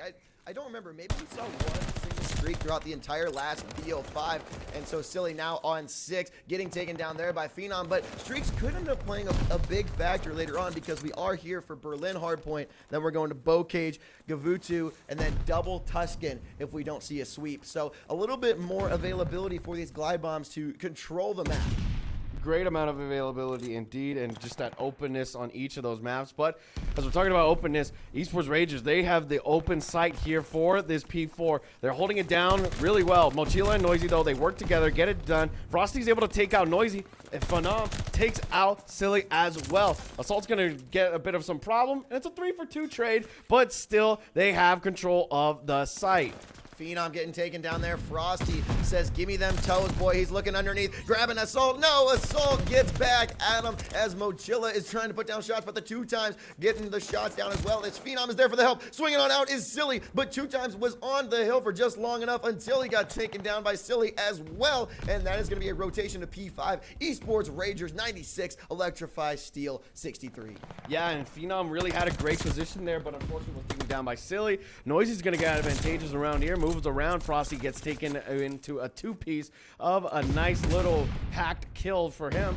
Assault's going to be hanging out towards the top second here, but I was actually looking for that second player to try and follow up with him, but Mochila just hops onto the hill. So, I mean, hey, the effect has been put there. And Pacer, getting that clear on Assault, that can be really difficult. You have to try and get the perfect timing when the player is up above there, and now Noisy's going to try and sneak above. Phenom getting picked off by Assault, and this P5 is just an absolute ballroom blitz. A second here, 5 seconds there, 2 seconds here, and then the 3 feed coming in from Electrify Steel. I was surprised that Esports Rager even got as much time as they did. Yeah, that contest still always going to be a great amount of time, and Mochila, nicely done, gets the rotation, takes out Frosty, pushes these players back, and you see right here, a bit of a mixed spawn there, but Electrify Steel will be able to spawn up close into that hill, so they've got that proximity. Phenom, is going to be hopping in towards the back lane. He's got the AR in hand, and he's going to be watching it with his help from Pacer, who's now turning up. Oh, and then just as I was about to say something, Assault had 3 phenomenal kills down there at the bottom. Number 8 was just holding control for Electrify Steel, but unfortunately for his team, Pacer and Phenom were just too close on the hill and making too much progress. Now 125 to 81 and no signs of slowing down here as Electrify Steel has to get some sort of counter with Assault and Silly pushing on in. Yeah, they're pushing on in indeed, but this amount of time that Esports Ragers have gotten through this time that they've grabbed has been amazing. Noisy's going to try and get a 2-piece. 2 times stops him from that kill Taj. You're going to see right here, 2 times nicely done, stops those spawns, and they're still spawning back there. So right now, this is their opportunity to just hold them deep into the spawns. Assault's going to spawn out across towards that B bomb, but it's up to him to try and hold this site while his teammates are going to have to wrap around this onslaught of enemies. Esports Rager getting a clean 50+ seconds on that hill. That is absolutely massive. That's what Electrify Steel needed to try and come back, as they are a whole hill plus behind. As Phenom pushing in through a library. Can he get this kill? It doesn't matter because Frosty able to pick off Silly, and 2-time getting Mochila down. So that's a clean wipe here, as a couple more seconds are going to go Esports Ragers' way. Yeah, and Phenom's got a great position up there towards the top third, but Noisy was able to grab him out. Assault picks up a second one as well. Pacer, he's hopping in. He's been turning up this series, and this is what we wanted from him, but unfortunately for him, Assault will get that wall bang kill. Shots are coming in, and Assault still stays alive, able to pick up a second one as well. Phenom now moving into the side, trying to just hold some damage control here. Not going to be able to give up anything just yet, but still Electrify Steel, they're working through an uphill battle here to try and grab some time to really put themselves back in a comfortable distance. Now the player at 2-time, 1:20 on the hill, and he's going to get 6 more seconds here. Esports Ragers getting the initial, the mid, and the garbage time right now. 175 to 94, rotating in on this P3, which was Electrify Steel's best hill in the last rotation around, but just breaking the 100-point threshold now. Still any way but out of it. They had to try and hold here. Noisy getting a great kill onto Frosty there, but Pacer getting the trade, and Mochilla keeping this alive, and the spawns active for Electrify Steel. Yeah, and 2 times is here into the front. He does take out Mochila, but now Assault and Silly won't be able to converge on him, but it's no problem. He gets some help from Noisy. They grab that 2-piece, make that a 3. He grabs those front kills, stops the aggression, and Phenom was unfortunately going to get taken down as well. Noisy with the reload discipline to be able to pick up one, then just swing for the other 2 without having to burn up any sort of time. Just goes to show why these guys are where they are. Assault and Mochila taking a couple there, but again, this point was Electrify Steel, and they are just absolutely dominating, getting a 45 to 50 second barrier. Yeah, and right now you look at the differential, it's 180 to 135, just a bit of a slight of a whole hill there. You're going to have to try and work uphill here if you are Electrify Steel. They grab the rotation. Noisy wins that big kill into Phenom, and so now Mochila, he can get a little bit aggressive here. He can go and meet these ARs into their spots. 2 times gets that kill, but unfortunately will not be able to complete it just yet. That was Mochila who grabbed him. So 180 to 144, Electrify Steel have this hold, which could put them into the lead. Yeah, at 150 now, the counter is available to come and take this lead. Electrify Steel, who was down by about 100, now on the comeback. 2 hills in a row. Frosty needing to get a break here. He picks up one, cannot get the second, as Assault and Silly stop the push by just enough. Assault, oh, there's 2 guys coming in. Phenom able to take him down as Noisy grabs Pacer. Yeah, but smart play out of Assault to just pick one and shoot him, and fortunately, though, the kill did not come in. Noisy was able to clean up, though. They are able to grab this last scrap of time. And remember last time we were here at this P5, it was Ragers Esports who were able to grab a majority of this. Could we see that possibility happen again? If you are an Esports Ragers fan in the chat, let us know, because they need all the support. 2 back-to-back kills for Electrify Steel has brought it to within a 10-point game. Assault picking up 2, cannot get the 3rd, but that stops the push from Esports Rager into P5. Yeah, and Phenom, nice shot, taking down Mochila. Lets that aggression not get past that P5. He's able to get some help, but Assault will be able to grab that 1v1. He grabs another help with the help of Silly, but Frosty, nicely done, cleans up. Mochila, he's going to hop back in, respawns just in time, and once again, we have a big fumble here for the side of Esports Ragers. They're going to not be able to grab the majority, so they lose this lead by a point vantage right now. Electrify Steel, who was down by about 100 at one point, took the lead just momentarily, as Esports Ragers now up by 2. Phenom on the hill with the 2-time. Grabbing the garbage time is something that they are so phenomenal at, and this P1 has just been their best friend. Let's see if Frosty can hold it. He cannot, but Pacer on the trade as Mochila able to get the 2-piece, climbing up into that 200-point threshold, 198 to 194. Electrify Steel with 3 on the hill. There you go, 198 to 188 right now. Electrify Steel can get themselves back in position here. Great little molecular slicing from the side of Electrify Steel. Everybody from the side of Esports Ragers are going to have to really work together here. And Mochila, though, creating problems for them. Getting some nice shots in, and 2 times grabs them with the nade, but there's just not enough coverage here for the side of Esports Ragers. They're just trying to hop in, throwing themselves rank and file, but the setup on the side of Electrify Steel is just immaculate. This has been a collapse from the Respawn Kings of Esports Ragers. 198 to 216. Electrify Steel has no signs of slowing down. 3 on the hill, and you gotta hope to get a break here, because any team can win with this next hill rotation. We're gonna see a P2 rotation already from the 2 times. There's player 5, Mochila, inside there. 2-time does get the kill and a full setup, but Electrify Steel only needing 13 seconds. Yeah, 13 seconds indeed, and you look at the rotation. It was on the side of Electrify Steel, but they just were not able to solidify their movement. Noisy's going to get stuck on the window here. They now know where he is, but 2 times, great job. They're able to stop him. Phenom as well gets some shots in, and there you go. That pushes these players out. Esports Ragers are going to be able to grab some good time out of this hill. Mochila gets the nade onto Frosty, but Silly, he's got a big plan. He's going to be moving out towards the back lane to try and take out Phenom, and unfortunately for him, Phenom gets that kill. 227 to 237.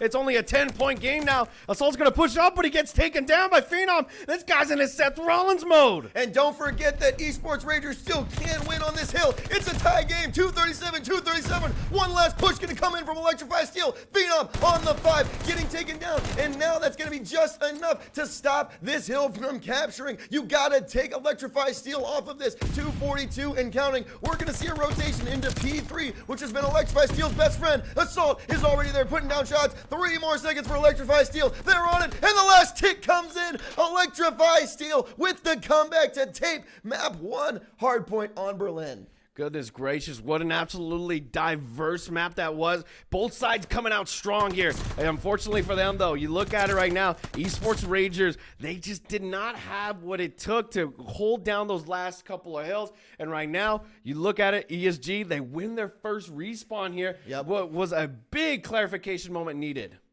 Yeah, and so they were able to pick that one up, and it was just so crazy how it was too late for Esports Ragers. They were able to cap almost the full 60, which they could have won and made that happen on that last respawn, but unfortunately not able to connect there. And now we're going to be moving on to Bocage for this S&D.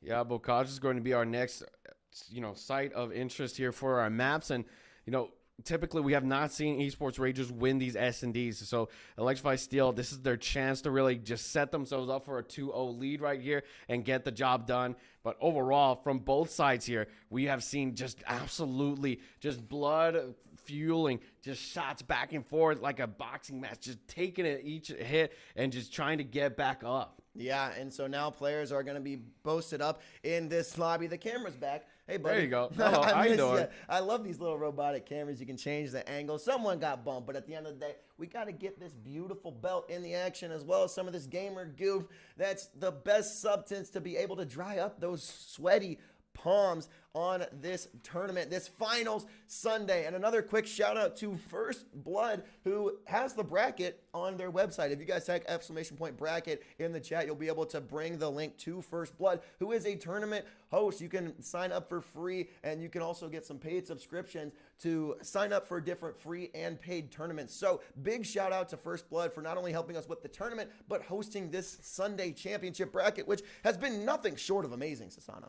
Yeah, this has been an absolutely great matchups that we've seen from the beginning of the tournament to here now with ESG going up against Esports Ragers. This bracket reset, I did not expect, ESG to really just start out strong like that. And with a 250-239, it is a very close one, 11-point difference, but still, Esports Ragers, it just didn't feel like there was any physical holds towards that end. You saw Assault right there get that spawn already for the new. He was already thinking ahead of time. Yep. That last 20 seconds that Esports Ragers were trying to fight for, Assault went to that back end, held it, and even got that rotational kill. Yeah, I mean, that P3 was just essentially Electrify Steel's hill the entire map. That's where most of their money came from. And, you got that P5, which is a coin flip, a scratcher, maybe 10 points on either side. But the Ragers were able to cap P1 pretty well, P2 kind of, but it really did come down to, I think it was a combined 130 ticks from that P3 for Electrify Steel. So either way, we're moving off of this respawn and into the S&D, and you've already mentioned how Electrify Steel has been the S&D team, and going back to Bocage, don't blink or the map's going to be over. Yeah, do not blink at all. ESG have really been showing up here. And that Bocage that we had in that first time around, they went up 6-4. Esports Rager, though, had some life in them. They were really showing up and doing a lot of good kills. That's why I got the closest that it was at that 6-4. But as we hop back in right now for this Bocage, I definitely would like to see Esports Ragers just wake up and continue on. They had that chance to really end that series last time when they took it to that map 5, but there's still opportunities now. Yeah, I really do think that if Esports Ragers wants to take down the Titan that is Electrify Steel, they're gonna have to grab this S&D specifically, let alone that map 5 S&D. Obviously, if you make it to map 5, you gotta win that one. But this Bocage S&D, my prediction is the winner of this map is going to win this series. Let us know in the chat, will it be Esports Ragers? Will it be Electrify Steel? We're loading up into Bocage S&D for map number 2 of the bracket reset in the Grand Finals. Yep, let's hop right in. And both of these teams, like you said, this is the chance to really just use your stamina. Both sides have been fighting all day, especially ESG. They 3-0'd both of their competitions, got into that losers final, won that match, and then now even got the first bracket reset in their favor. So the stamina on their end is definitely one to admonish. And, well, let's hop right in. Electrify Steel getting a nice little 2-2 split here. They're going to be hopping in. Phenom looks towards the Hut player and is able to just give some info there. And We're hopping on board here with Phenom. No eyes yet. The two-time getting the first kill there on Silly. A couple of trades coming down, and already 3 down for Electrify Steel. The only player left is the bomb carrier Assault. Two-time and Phenom both having kills so far, and both are up, just hanging out there in Grannies. Yep, hanging out indeed, and Assault's just going to try and wait for one of these players to get over advantageous and try to hop out, but he will go for the B-bomb plant. Everybody from the side of Esports Ragers, two times and Phenom, will be waiting for that indicator, and it does. It comes through. Assault's even going to watch in. He gets the lineup, but Phenom was able to grab them. They went through the numbers. Enough time to grab that defuse. Round one going for the side of Esports Ragers. And that's why you got to roll together. You don't want two individual one-by-ones or one-on-ones if you're Esports Ragers. You want a two-on-one gunfight. You need to get that trade. It doesn't ultimately matter for streaks. It doesn't matter for your KD. You got to get that round win. And Esports Ragers playing discipline and stealing map one. Or not map one, round one, rather. Yeah, great round one out of Esports Ragers. Using that numbers to their advantage right now. ESG, I think it just came down to the trades right there.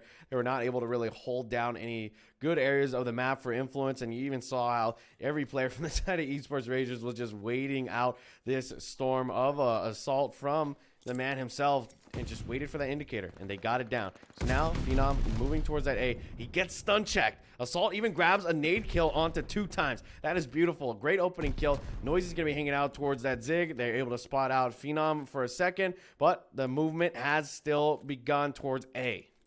Pacer, the bomb carrier, over on this A side. Who's going to get this next pick? They did get a first blood with that nade, and Mochillo with the first gun kill. Make that two of them as Phenom and Pacer both get taken down. Now Frosty does take down Noisy, making it a little bit more manageable. Never mind, that's a second kill. A 1v2 now. Can he get this next pick? Who is he going to try and grab first? You see Silly coming down below, and Frosty. Bomb is down, but gets picked off there just as soon as he turns away, and Electrify Steel tying it up. Yep, greatly done indeed. ESG coming back in strong. Shout out to Mochilla right there for that two-piece, and also Assault for that opening nade. Those were beautiful picks. Great info gathering, and that gives them the round. Switching sides now, back yet again. Tied up 1-1, and this S&D, I mean, it doesn't really get more even than a 250 to 239 hard point. But our S&Ds have been pretty even until one team starts to run away about round 5 or 6. And that has been historically Electrify Steel. What is Esports Rager going to do to stop that? Frosty's going to get a quick heady on Silly.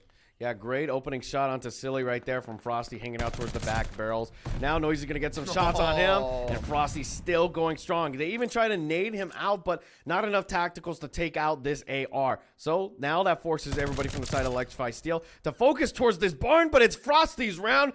Give the man the ace. One player left. That's going to be Assault. Bomb is down. Frosty knows right where it is. Assault has just got to play for the picks here.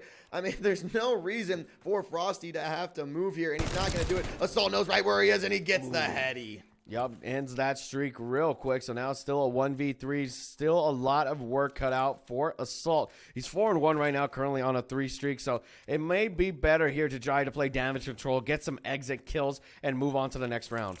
He does have the bomb, and he's making his way over towards A. Just doesn't, he ding-dong ditches the 2 times, comes in through the back door, 2-time peeks it, and he pays for it. 21 seconds left. Now a much more manageable 1v2. Assault on a 4 streak. He's going to try his best to try and clutch it up. Both players are hard pushing over to A, which is why he's going to rotate on back to B, try and get this plant. But here comes Pacer, trying to peek over the edge. Is he going to see him? And he does. Yeah, great play out of Pacer to not only get aggressive there, but use that time of the clock. Hey, there's 10 seconds left. He's not at A. That's going to mean a fast plant towards B, and he got the kill. Pacer putting the shots down on Assault, getting himself on the board. Pacer's been one of those hot and cold players. We've talked about times where he goes 0-7, but then also times where he goes 12-2. So it's good to see him get back on the board now in round 3 with Esports Ragers up 2-1. 2-1 indeed. Assault 5-2 right now. 2-time picks up the bomb. They're going to be heading towards this mid right now. Everybody from the side of Electrify Steel are going to be watching over from this A site. This is good play indeed. And right now, everybody from the side of Esports Ragers, well, they're just watching the mid. Nobody's going to give them some opposition. So Assault, he's going to be holding down that back line and wait for these guys as they line up for him. and Frosty even grabs a TK onto 2 times. That's the danger of lining up. I talked about running together and getting the trades, but I don't mean trade your own teammates. As Phenom takes down one, now it's a 1v2 situation. You see a player flanking, that's going to be Noisy, who's going to come in from behind. Phenom has no idea. He gets the reload off. Oh, but he gets the repeat, and now Noisy's going to swing, and it doesn't matter. Electrify Steel able to take that round. Yeah, that was great play out of Phil to not only just try and hold back, but really get the job done. Silly and Noisy converge onto him, get the kill. Nicely done indeed. So that puts them back at a 2-2. And it really did come down to ultimately Ragers taking a team shot, and you try and get a trade there, but you just can't shoot through your teammate when you're playing any sort of competitive matchup. The friendly fire is on, and Esports Ragers getting punished for it here. Now 2-2. Silly able to get his first kill of the map that last round. You see the players playing back. They're gonna play nades here, try and get an early pick. Nothing connects. Everyone is just bunkered up in the house. Yeah, and you look right now, Pacer has a current view towards A. He's waiting for these players to get aggressive. Everybody from the side of Electrify Steel, they're doing up now. Watching some shots in, throwing some nades maybe, but Pacer, he's still got this on lock. Noisy's going to be peeking in here just a second now. He's got to look for that sound cue or even that door movement, and Noisy's actually just going to get advantageous here and get that bomb down. So Pacer's watch has been, unfortunately, refuted. Yeah, but they still could try and peek in here. They're not sure. Nobody getting taken down before the bomb plants. That is unusual for a Bocage S&D here.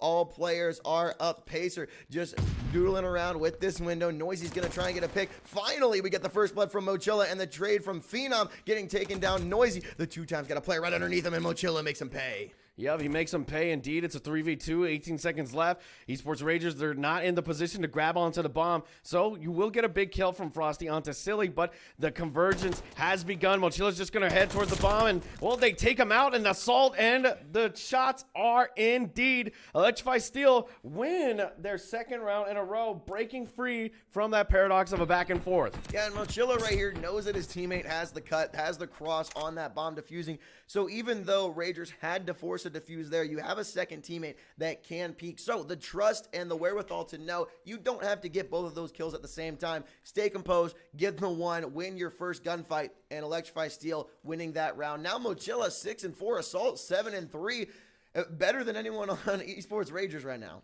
Exactly so, and talking about Esports Ragers, they're going to be heading out towards this back of barn, looking for these players right now. Mochilla's going to have a great cut watch towards that A. They're going to hold it down to the T. Everybody from the side of Esports Ragers, they just want that opening kill. Pacer's even going to be able to slide through, but he gets caught by Mochilla, so he's going to have to run away. Now that stops the movement for a bit. That opens up some opportunities for the side of Electrify Steel. They push these players back, and Esports Ragers going to have to wait themselves out into this site on the barn. Crazy how Mochilla did not get a kill there, but Noisy able to grab the first blood. 3-2. Electrify Steel is up right now. 4-3 in the player count. Electrify Steel, this is about the time where they start to run away with it. Can they do it now? Bomb was picked back up by the 2 times, who only has that many kills. He's rocking 2-4 right now. When is he going to step up? I'm feeling it now. Yep, feeling it indeed, and Silly's going to be able to grab a second kill onto Frosty. That puts Esports Ragers in an even more uncomfortable spot as we head into this dagger round right now. It is a very rough situation. Phenom being that last player left, and he actually just gets into a bit of a tussle there for the wall break, but Electrify Steel beat him with the numbers. So now we're at a 4-2 as we head towards the dagger round. Yeah, and I mean, that's just a prime example of having more than the other team, and Phenom not able to get the finish there on Mochilla, getting taken down, punished rather by Silly, and a first blood just was able to seal that for Electrify Steel, and Noisy coming in clutch with that. Yeah, great clutch out of Noisy indeed, but it was just really rough because you saw him trying to push through that wall.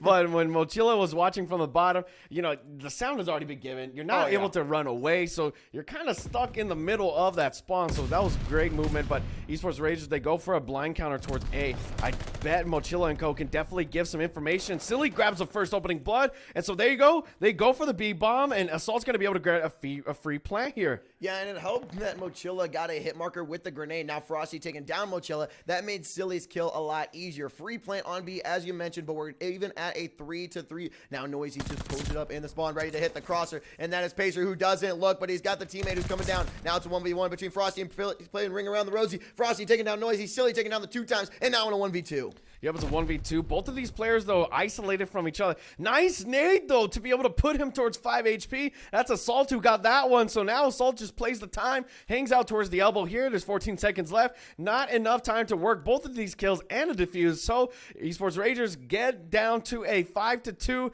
Electrify Steel, they are just moving through these rounds so strongly. Yeah, he takes down Assault, but unable to take down Silly, who is on the 4 streak, make that a 5. So not only was that a round win that's going to put them into match point, but Silly is at the 5 streak now, which may ultimately not mean anything if they pick up the round win here, but that 1 kill could come back to bite them. It definitely could come back to bite him indeed, and we've had none other than 4 rounds ever since round 4 that have gone to the side of Electrify Steel Gaming. Esports Ragers, they've just been into the water. They've been drowning right now from this presence from Assault and Mochila. Silly's been getting a lot of impact kills. Noisy still puts his effort into the side of that. He puts his presence where the team is going to be in an uncomfortable spot. So as we see right now with this fast movement from the side of Esports Ragers, I think at this point, they're just breaknecking it and trying to grab onto a site, but greatly done from Pacer to get the first kill into Mochila. Yeah, and that's the first blood from Esports Raiders that we've seen in a while. The hustle plant's coming into A, but Frosty gets taken down in the process. Rager Esports getting that plant on with Pacer, but Pacer getting taken down as well. And now a 2v2 situation. No streaks coming in for Silly. 2-time taking him down. Then Assault and Noisy gonna have to clutch this up to put Electrify Steel in with this round win. Now it's a 2v1. Yep, it's a 2v1 indeed, and you see right now 2 times he's on his own. He's going to try and find these players, and they're lining up for him. He gets the first kill, he shoots them down, and now it's 16 seconds left. He can play this time. Noisy's got to find him ASAP. If not, this is going to give them another round. Noisy looks around, and 2 times he checks the bomb, and he gets taken down, and that's enough time, I think. Yeah, I think that's right at the... Oh, he gave it up. Try. No, that was enough. It was past 7 seconds right there. There was not enough time to get that defused. He might as well have tried it, though. But, I mean, a great play to get 1 pick. And he had to have seen Noisy as well, right? And so that's why he ran around, played through tunnel to buy another round. It's still a match point, but that's going to be their 3rd. And Esports Rager going to try and just mount this comeback. Yeah, I mean, I guess so. He did kill him right at the 7-second mark. I thought he was going to pick up the bomb right away. He did, though, but I think he may have saw that there was 6.9 left. So nice. It's just one of those, rough situations where you're going to have to just drop it and work those streaks as he is at a 3 right now. Yeah, you got to just try and keep that alive. Silly unable to capture anything besides that 5, so no streaks for him. Now Noisy is having the bomb towards this B site. It's a little bit slower than we've seen from them. We've seen an aggressive push one way and then a counter the other way quite a bit. Now splitting up 2v2. Frosty able to see that window is open and peek a couple of shots at Noisy, but only hitting 1 bullet. Yeah, he was able to find that opportunity through the window, but Pacer's hanging out towards the back of Zig. He's waiting for these players to try and get onto his A site, but he's currently not realizing, hey, I am actually surrounded. So this first pick may be a big one onto Noisy if he can grab it. And unfortunately for him, Noisy finds him, jumps over his aim of sighting, and there you go, 4-3 now, 37 seconds left. It is up to Noisy to grab this bomb and put it down. Yeah, and those are gunfights that you normally see kind of Pacer and Esports Rager win, but these last 2 series, Electrify Steel has just been able to bring the hammer down, and Noisy coming in huge with that one, but 2 players still alive. A 2v2 bomb is yet to be planted. 18 seconds left. It's a game of tag, and Noisy finds a 2-time, and now a 1v2 situation. Frosty's got to play a little bit of life. He takes down Noisy. That's bomb down. You got to play life right here and just keep running. Here comes the chill, and there it is. The 2-piece to clutch it up for Esports Rager. Yeah, they clutch it up and put themselves at a 5-4 right now, but goodness gracious, Electrify Steel, it's just the little things that are just putting them down. And right here, Frosty ready to go with the rat in hand, just popping caps left and right, takes them out. And so now we're at a 5-4. They still need 2 more rounds if they want to win this. Frosty didn't need to even challenge it there, but in a game like Vanguard where the ego chow is oftentimes the right thing to do. Frosty pulling out the rat and getting a quick fire kill there. Now that's 3 on that last round for him. Esports Rager still in this, 4 rounds to 5. They need to clutch these next 2. Yep, they need to clutch it indeed. You can see right here this fast movement towards A has begun. You're going to see Mochila. He's getting some shots on him from Frosty. Not going to be able to go down just yet, but that information has definitely been given. They even grabbed the stun check. So now it's up to Esports Rangers to just reform the plan.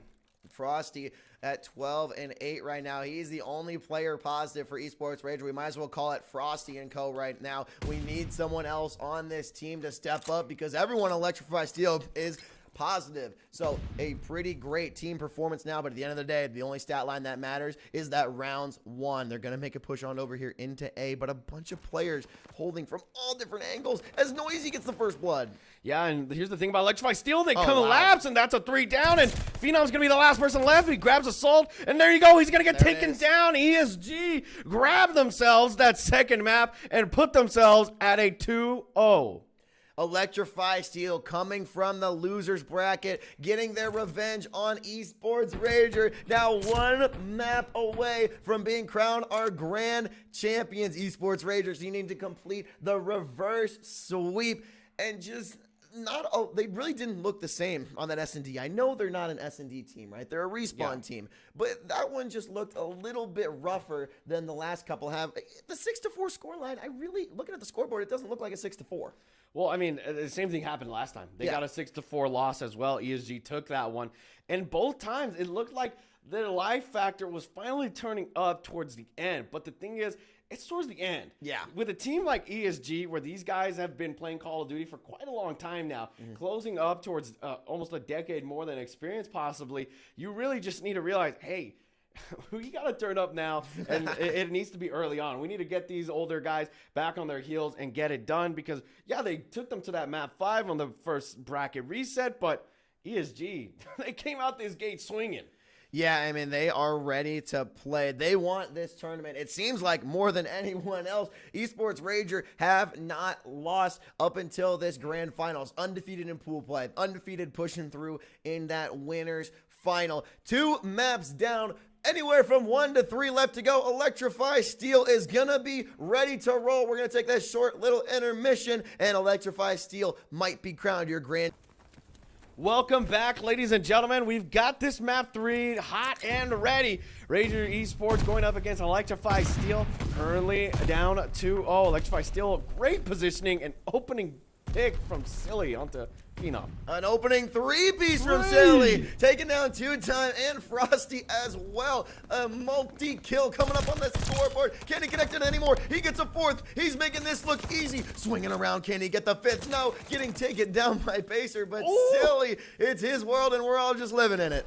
You know, the last time we saw Silly on this map, he ran out of ammo on his automaton. If that is an indicator for how this performance is going to go, we're definitely going to see Mochila Assault keeping these players at bay, not allowing them to get anything done. We've got to get towards that beach line. So get your flip-flops. It's about to get wet. And there you go. Silly once again switching up his position to hold these guys back.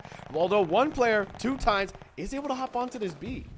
Yeah, they're just kind of chilling, letting him have it right now. Now we get a push from Mochila. He's going to get the chow. Assault taking 1, Silly taking another, and he is wiped off the hill. That is all 3 players around that area getting taken down. So no ticks going in on the B site for Ranger Esports.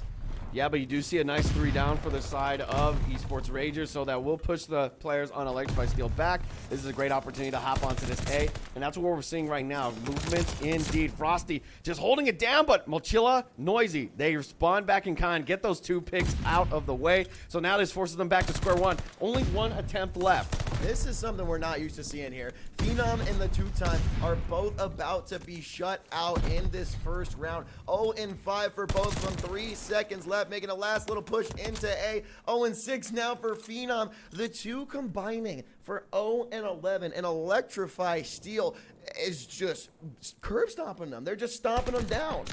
Yeah, that's 0 ticks right there, game. Yeah. So that is going to be a huge dagger into this score line that we have for a possibility, and I say that with air quotes, possibility of a round 5. Yeah, I mean, with that showing, oh, never mind. 2-time did get a kill there towards the end, but Silly with that opening 3-piece really just setting the tone for how this is going to go. Ranger Esports down 0-2 in the map count. You got to get something going here.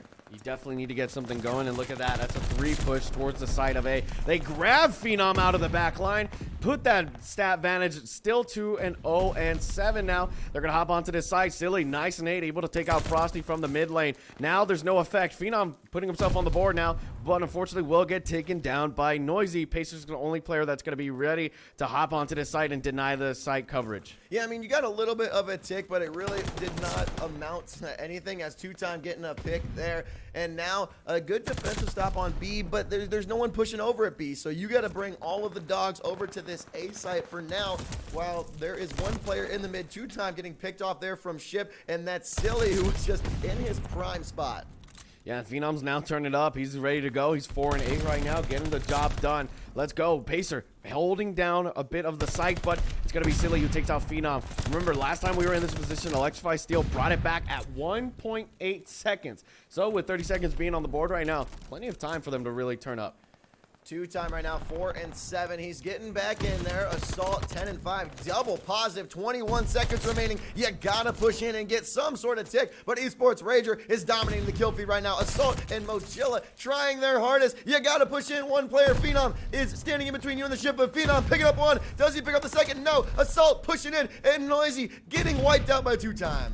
Yeah, that's going to push these players back, and so no players will be able to hop onto the side. And another round where both teams do not grab a tick. So I guess it really doesn't mean much that ESG was able to hold Rager Esports to no ticks, because they just did the same thing back and forth.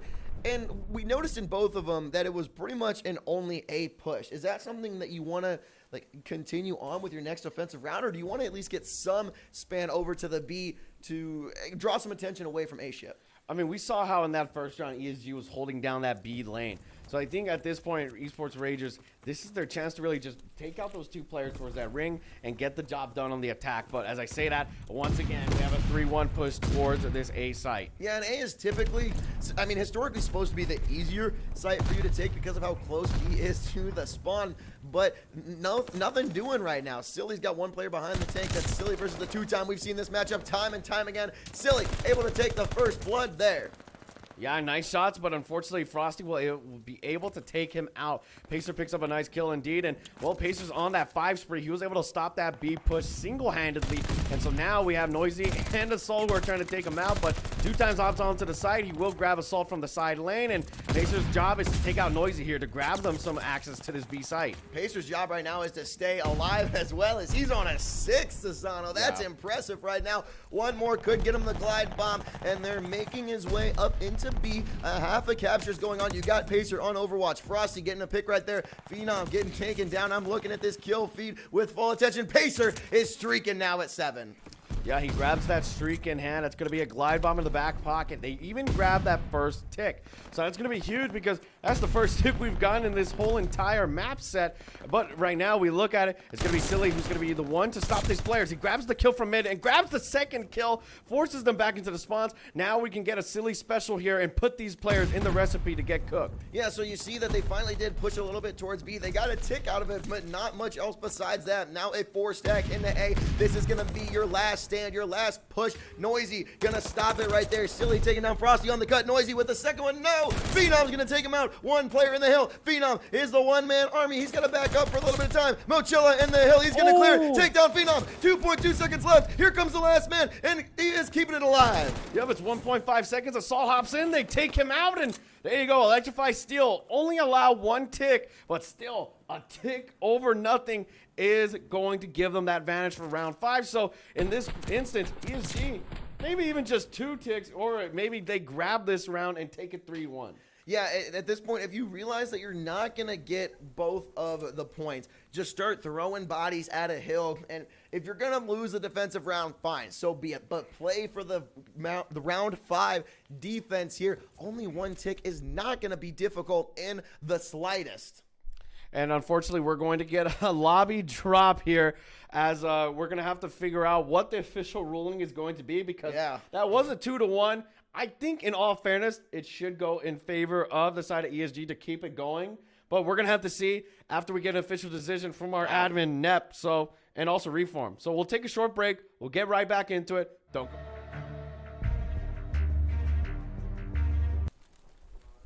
Welcome back, ladies and gentlemen. We're going to still stand with a 2-1 right now for the side of ESG. They are up. Esports Ragers, this is their round to win, to try and bring it back. If Esports Ragers does win this round and does not allow any tick advantage for the side of Electrify Steel, then we'll just have to end it and bring it back and just switch the sides again. So don't even worry. We've got everything done here on the production side. We'll get it done to you, but Electrify Steel, they're still going strong here. And we see immediately with this 2-stack towards A. Nothing can stop us here. No technical difficulties, no lobby rejoins is going to stop this grand finals from going down. We see Mochilla and Electrify Steel already pushing in on this A site, about to get their first tick, but Frosty taking down 2, still leaving 1 in the objective. The A tick gets stopped. Who's going to hop in here? Assault is going to try, but Frosty with the clear. Yeah, but Assault wins that kill, and Mochilla comes in clutch. Phenom's able to stop Assault, though. He's playing out towards that middle tank, praying for a kill to come in, and he's going to try and stop this movement, but Noisy gets him off angle. Frosty, he's got some help right here with Pacer moving into the site, but it's a ballroom blitz. Noisy grabs 1. Frosty's going to try and grab the second kill, but they killed him from the top. Assault's already looking for this player, but Frosty, big advantageous kill right there to stop him. Electrify Steel unable to get anything on A, but they're going to keep pushing for it. Silly going to pick on Pacer, but Frosty with the rat to get his 5th kill of this round is Noisy. Going to clear that off. Still no pushes into B. They're going all in. A Hail Mary on this A to at least try and get the tick. It's going to be inches away, and they do get their first tick. So now we are tied at 1 tick to 1. Indeed so, and Noisy, very smart awareness right there to immediately go for that pre-fire. Looks at Frosty. Frosty not looking down into the site at all. Looks as though the second tick's going to come in. Once we get the second tick, that guarantees the round 5 for the side of Electrify Steel. And there we go. Now we go for the big prize. This is the chance to just end it all and take this grand finals. Electrify Steel, they don't want a defense on round 5. They want to win the grands right now. They're going to cap A, put another minute on the clock, and now up by 5 lives as well with the ever so difficult B to capture. Yeah, B is going to be our next location, but Assault, nice nade. He grabs Phenom, stops him from that back line. 2 times he's going to have to fight Noisy. Noisy wins that one. Mochilla even wins that kill onto the ring. So now you've got all these players towards the back line. Pacer and Co, they spawn up. This is your chance to just corral them and just slaughter them. Yeah, Noisy on the 5 right now. Can he get streaked out? I typically jinx him when he's on a 6, so if I say it's on a 5, I'm not going to jinx it right here. Oh, Assault coming in with the save, and okay, I did it anyway. You just mentioned it, you know. I just like double jinxed it, right? Electrify Steel, triple. 15 lives to Esports Ragers, 50 seconds left on the clock, and it could just be 50 seconds left in this tournament. Yo, 50 seconds indeed, and Pacer wins that big kill onto Silly, but now these players are going to push out themselves towards this P1 lane. Phenom, he's not wanting to go down just yet. This is the chance, and Noisy picks up the kill onto Phenom, picks up the trade for his fallen teammate. You see that little 3-stack there towards the back line of B? That is every player from the side of Esports Ragers. Everybody's just going to have to line up here and wait for Assault to grab those kills to stop them. 21 seconds left. We've seen Esports Ragers fold before in this situation, and they just dropped 3 right now. There's 2 lives left. No respawns remaining. 15 seconds. Esports Ragers has to stop Electrify Steel from getting this capture, or that's going to be it. That's 1 down. 2 times the last hope for Esports Ragers. He's putting down shots, and they staying alive. No, that's going to be it. Electrify Steel are going to be your EZone 4.5K tournament champions with the reverse bracket reset. Absolutely insane plays out of the guys from ESG. They not only win that bracket reset to the map 5-6-4, they win the next 3 maps dominantly with a 3-1 in this match, and then also a 3-0 in the series. So that's going to end it here for them, and what an absolutely crazy series that was. We went the distance. We really did. That was incredible. So many 3-0s, so many sweeps throughout this tournament, but to be able to get a best of 5 in map 5 for the reverse sweep, and then Electrify Steel just showing why they are the best. They're going to be crowned your champions. We got